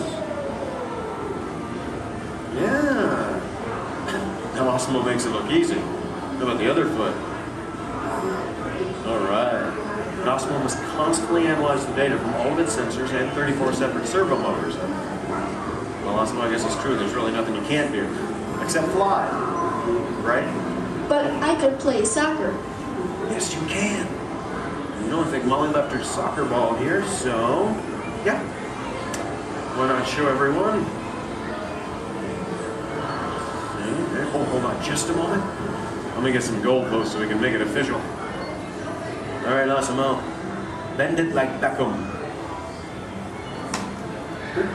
And that's a goal! Very nice, Osmo. Yes. Now, it looks simple, but kicking the soccer ball actually requires some technically advanced balance, stability, and coordination. But you know, Osmo, with your ability to understand vocal commands and navigate effortlessly through the environment, it's easy to see how helpful you're going to be around the house. Oh, telephone. Okay, Osmo. I'll get it. Hey. Hey, is Osmo there? Yeah, right here. Hello.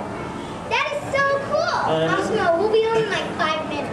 Osmo, I told everyone in school they can come over and meet you. And I invited everyone in the neighborhood. Hold on. Also your video. Yeah, Osmo, you're a star. Bye, Osmo. Okay, my kids. I know. How about a bye, Dad? Bye, Dad. Love you. You're cool. Well, Osmo, looks like you're pretty popular with my kids. Oh, come on. You know what I'm talking about. Actually, what my kids are talking about is Osmo's DVD, Step to Safety with Osmo, in which it shows how we can use Osmo's unique walking ability to help teach young children safe ways of crossing the street. But Osmo can be helpful in many different ways. In fact, Osmo, did you use your wireless networking capabilities to go online and look for tonight's weather forecast? Yes, I will go online. Great. My wife and I are going out for our anniversary tonight, so good. Yeah. Partly cloudy, with a high in the mid-60s. Perfect. I'll just remind her to bring a sweater. We can have dinner on the patio. Now, even though Osmo's current role is to help her in the home today, someday Osmo might be able to work in dangerous situations, like fighting fires or working in unhealthy environments, cleaning up toxic spills. And there's even the possibility... But I'm not only designed to help, I can also have fun. I think I know what you're talking about. Everyone, would you like to see Osmo dance? Yeah? All right, how about this, Osmo? You lead, I'll try to follow. Go ahead and kick it.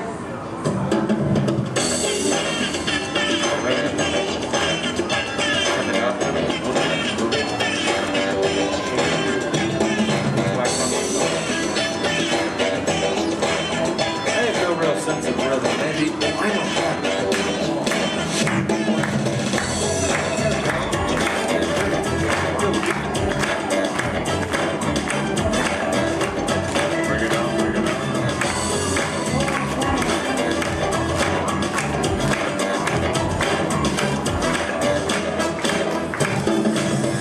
Very nice, Osmo. Wish I could do something. Hey guys. It's on, Dorothy. Hello. Oh, hi dear. Hi, Mom. What are you doing? Trying to keep the rhythm. Tell them to be over in a while. Oh, your father says to tell you we'll be over in a while to watch the kids. Okay. That's about the robot.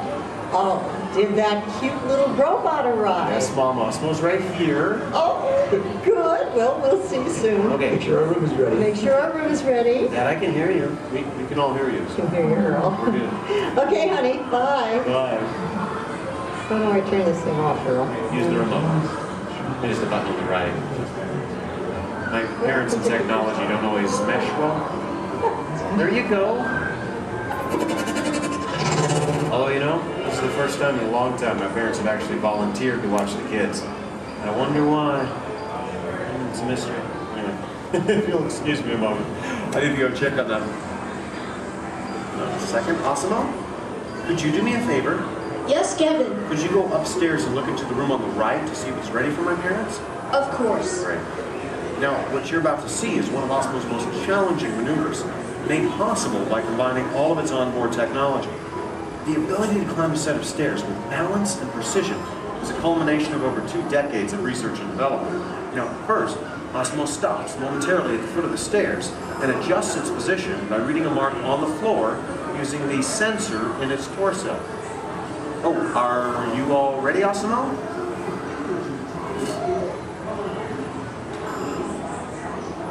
I am ready.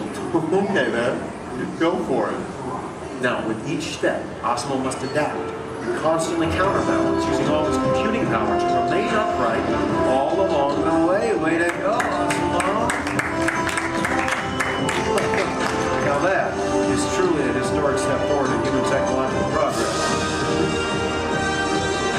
Okay, Osmo, go ahead and take a look into the room and see if it's ready for my mom and dad, please. And, oh, that looks perfect. Thank you, Osmo. You're welcome. Now, if you thought going up the stairs was difficult, it takes even more balance and coordination to make it back down whenever you're ready, Osmo. Once again, Osmo will find its position by reading a mark on the floor using the sensor in its torso. And when it's ready, it will descend the stairs, constantly adjusting with each step.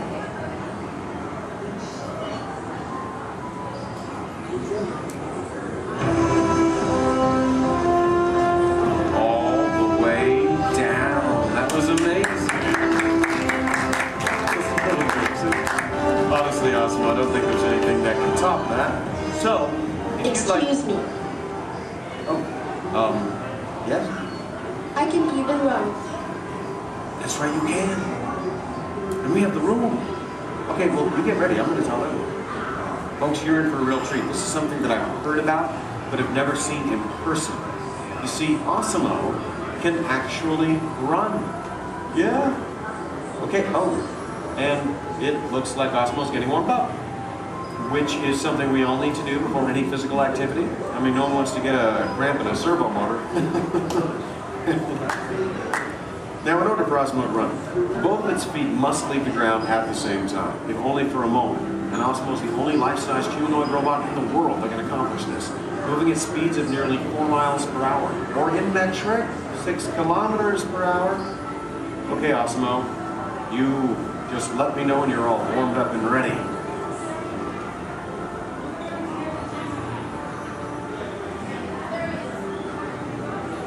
I am ready. Alrighty then. On your mark, get set, go!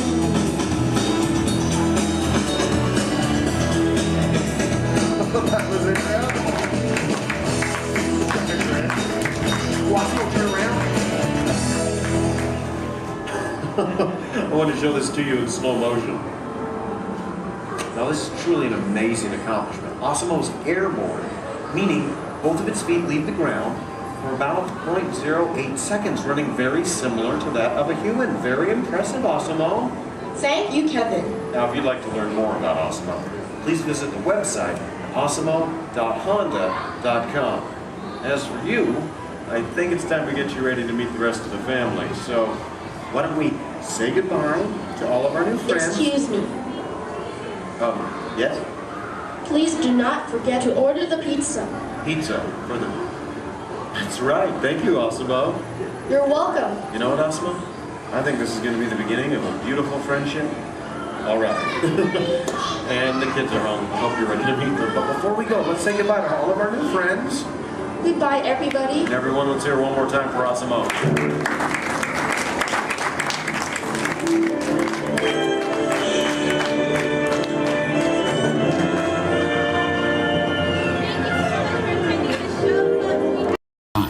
And please supervise children. Thank you. La estación de control de cinturones de seguridad está a la vuelta de la esquina. Por su seguridad, mantenga sus manos, brazos, pies. Automated driving technology activated. Welcome to the sim track.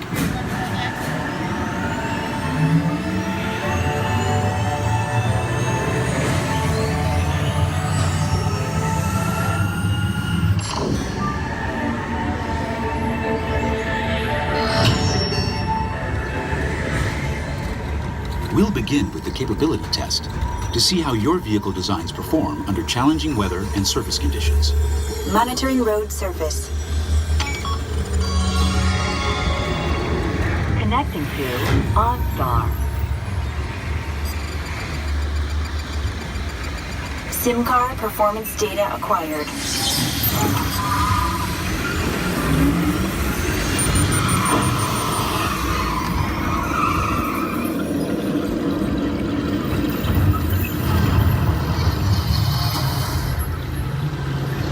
Let's see how your designs hold up now. Commencing SimCar off-road and extreme weather sequence.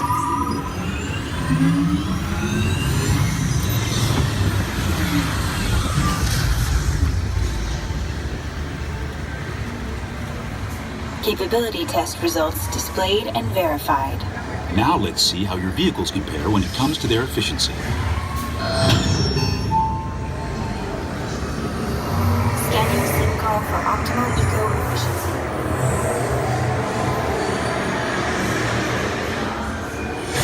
Engaging EcoScan for aerodynamic efficiency.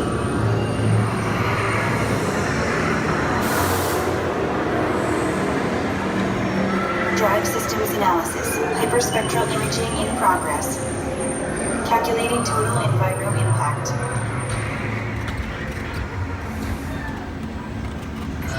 Commencing responsiveness test. Okay, the responsiveness data is now being synchronized. Automated driving technology verified and active.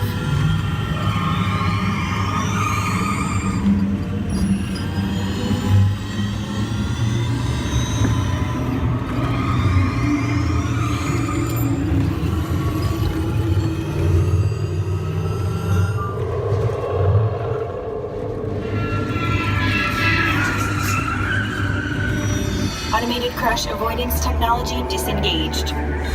Displaying responsiveness data. Here comes the final test. Energizing for power test.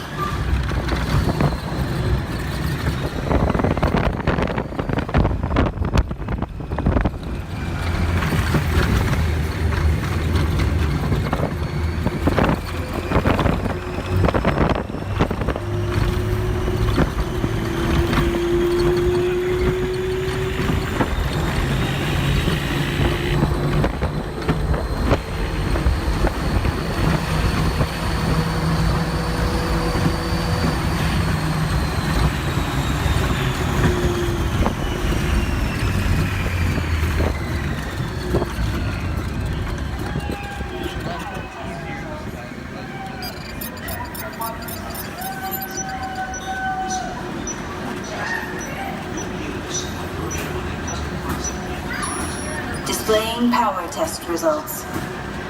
SimTrack performance testing complete. This concludes your performance testing.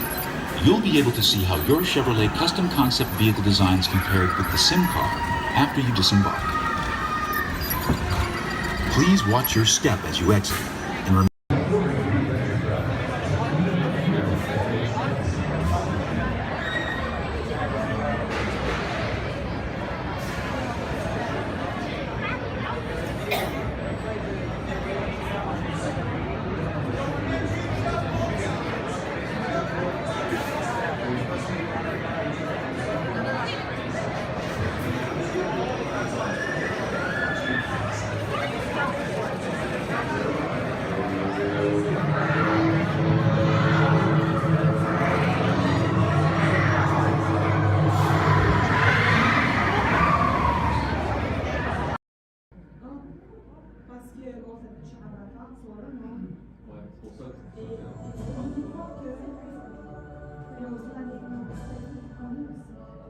Hello.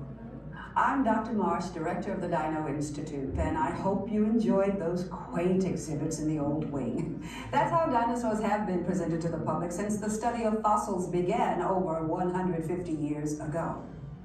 Today, that bare bones approach is about to become extinct. In a perfect blending of science and technology, the Dino Institute has created the Time Rover, an amazing vehicle that will literally transport you to the age of the dinosaurs. How? That's proprietary. But the result is a breathtaking journey through a prehistoric world where you will witness the most spectacular creatures to ever walk the earth. In a moment, you'll be going live to our control center for a comprehensive safety briefing, and then it's on to the tour that will convince you forever that the future is truly in the past. Hello there. Welcome to our little trans-dimensional joyride, folks. I'm Dr. Seeker, your friendly controller, and a heck of a paleontologist, if I do say so myself. But let's not talk about me, let's talk about you, and how you can help me make history today with the Time Rover. It's like this. If I can bring you back from the Cretaceous period, it stands to reason that I can bring back a live dinosaur with you. And not just any dinosaur. Take a look at this guy. He's an iguanodon, and I'm certain that he is the key to understanding these magnificent creatures. I tagged him with a locator during an unauthorized field trip. Otherwise, I'd be traveling with you. Right now, our dino should be about here, at the very end of the Cretaceous period. That's where you're going today. I've arrived, it seems, just in time to correct a little misstatement. Dr. Marsh. That is impossibly close to the giant asteroid impact that destroyed most life forms on Earth. Our tours are designed to take you to the early Cretaceous period. And I can assure you that all time rovers have been securely locked on those coordinates. That's right. See? Securely locked. Access denied. Continue. Of course. We were just talking about seatbelts. Plug them in, use them. It can get kind of choppy out there, so keep your hands and arms inside the vehicle at all times. Flash photography? I wouldn't. It alters the homing signal, and that's not good.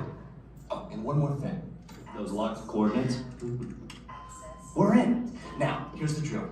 You follow the homing signal to the iguanodon, then I'll enlarge the transport field, and boom, you're back with one additional passenger extra large. And don't worry about that asteroid. You'll be in and out of there before it even breaks the atmosphere. Trust me, what could go wrong? Hey, it's me again. Remember, only you guys are going on this special mission, so don't tell anyone, okay?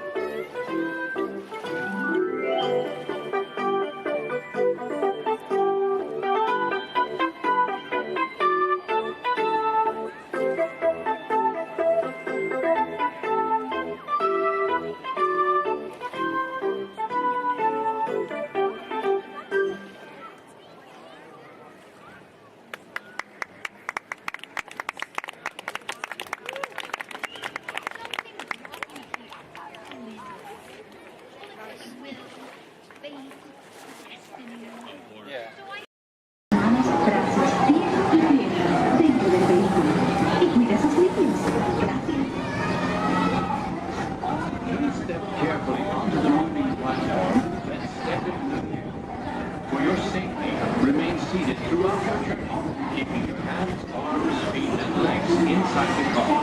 Then supervisors. Remember to stay clear of the doors, but all will not close automatically. Enjoy your trip aboard the Metroliner.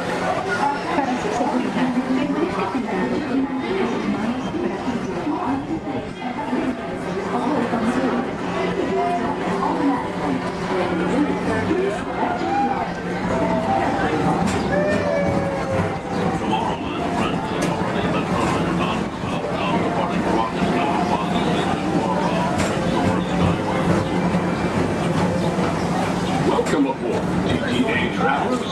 We hope you enjoy Tomorrowland Transit Authority's Super Skyway.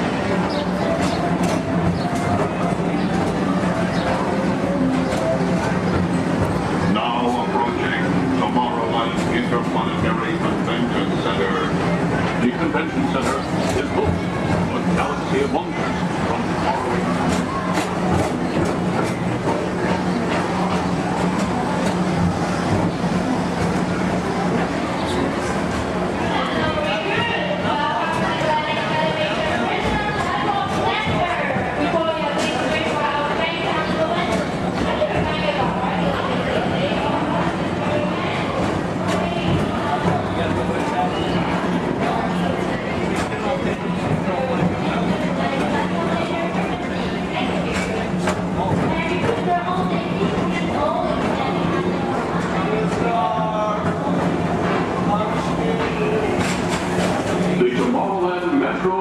Historical Society presents Walt Disney's 20th century vision for the future. This model city dared to dream the perfect community in which to work, live, and play.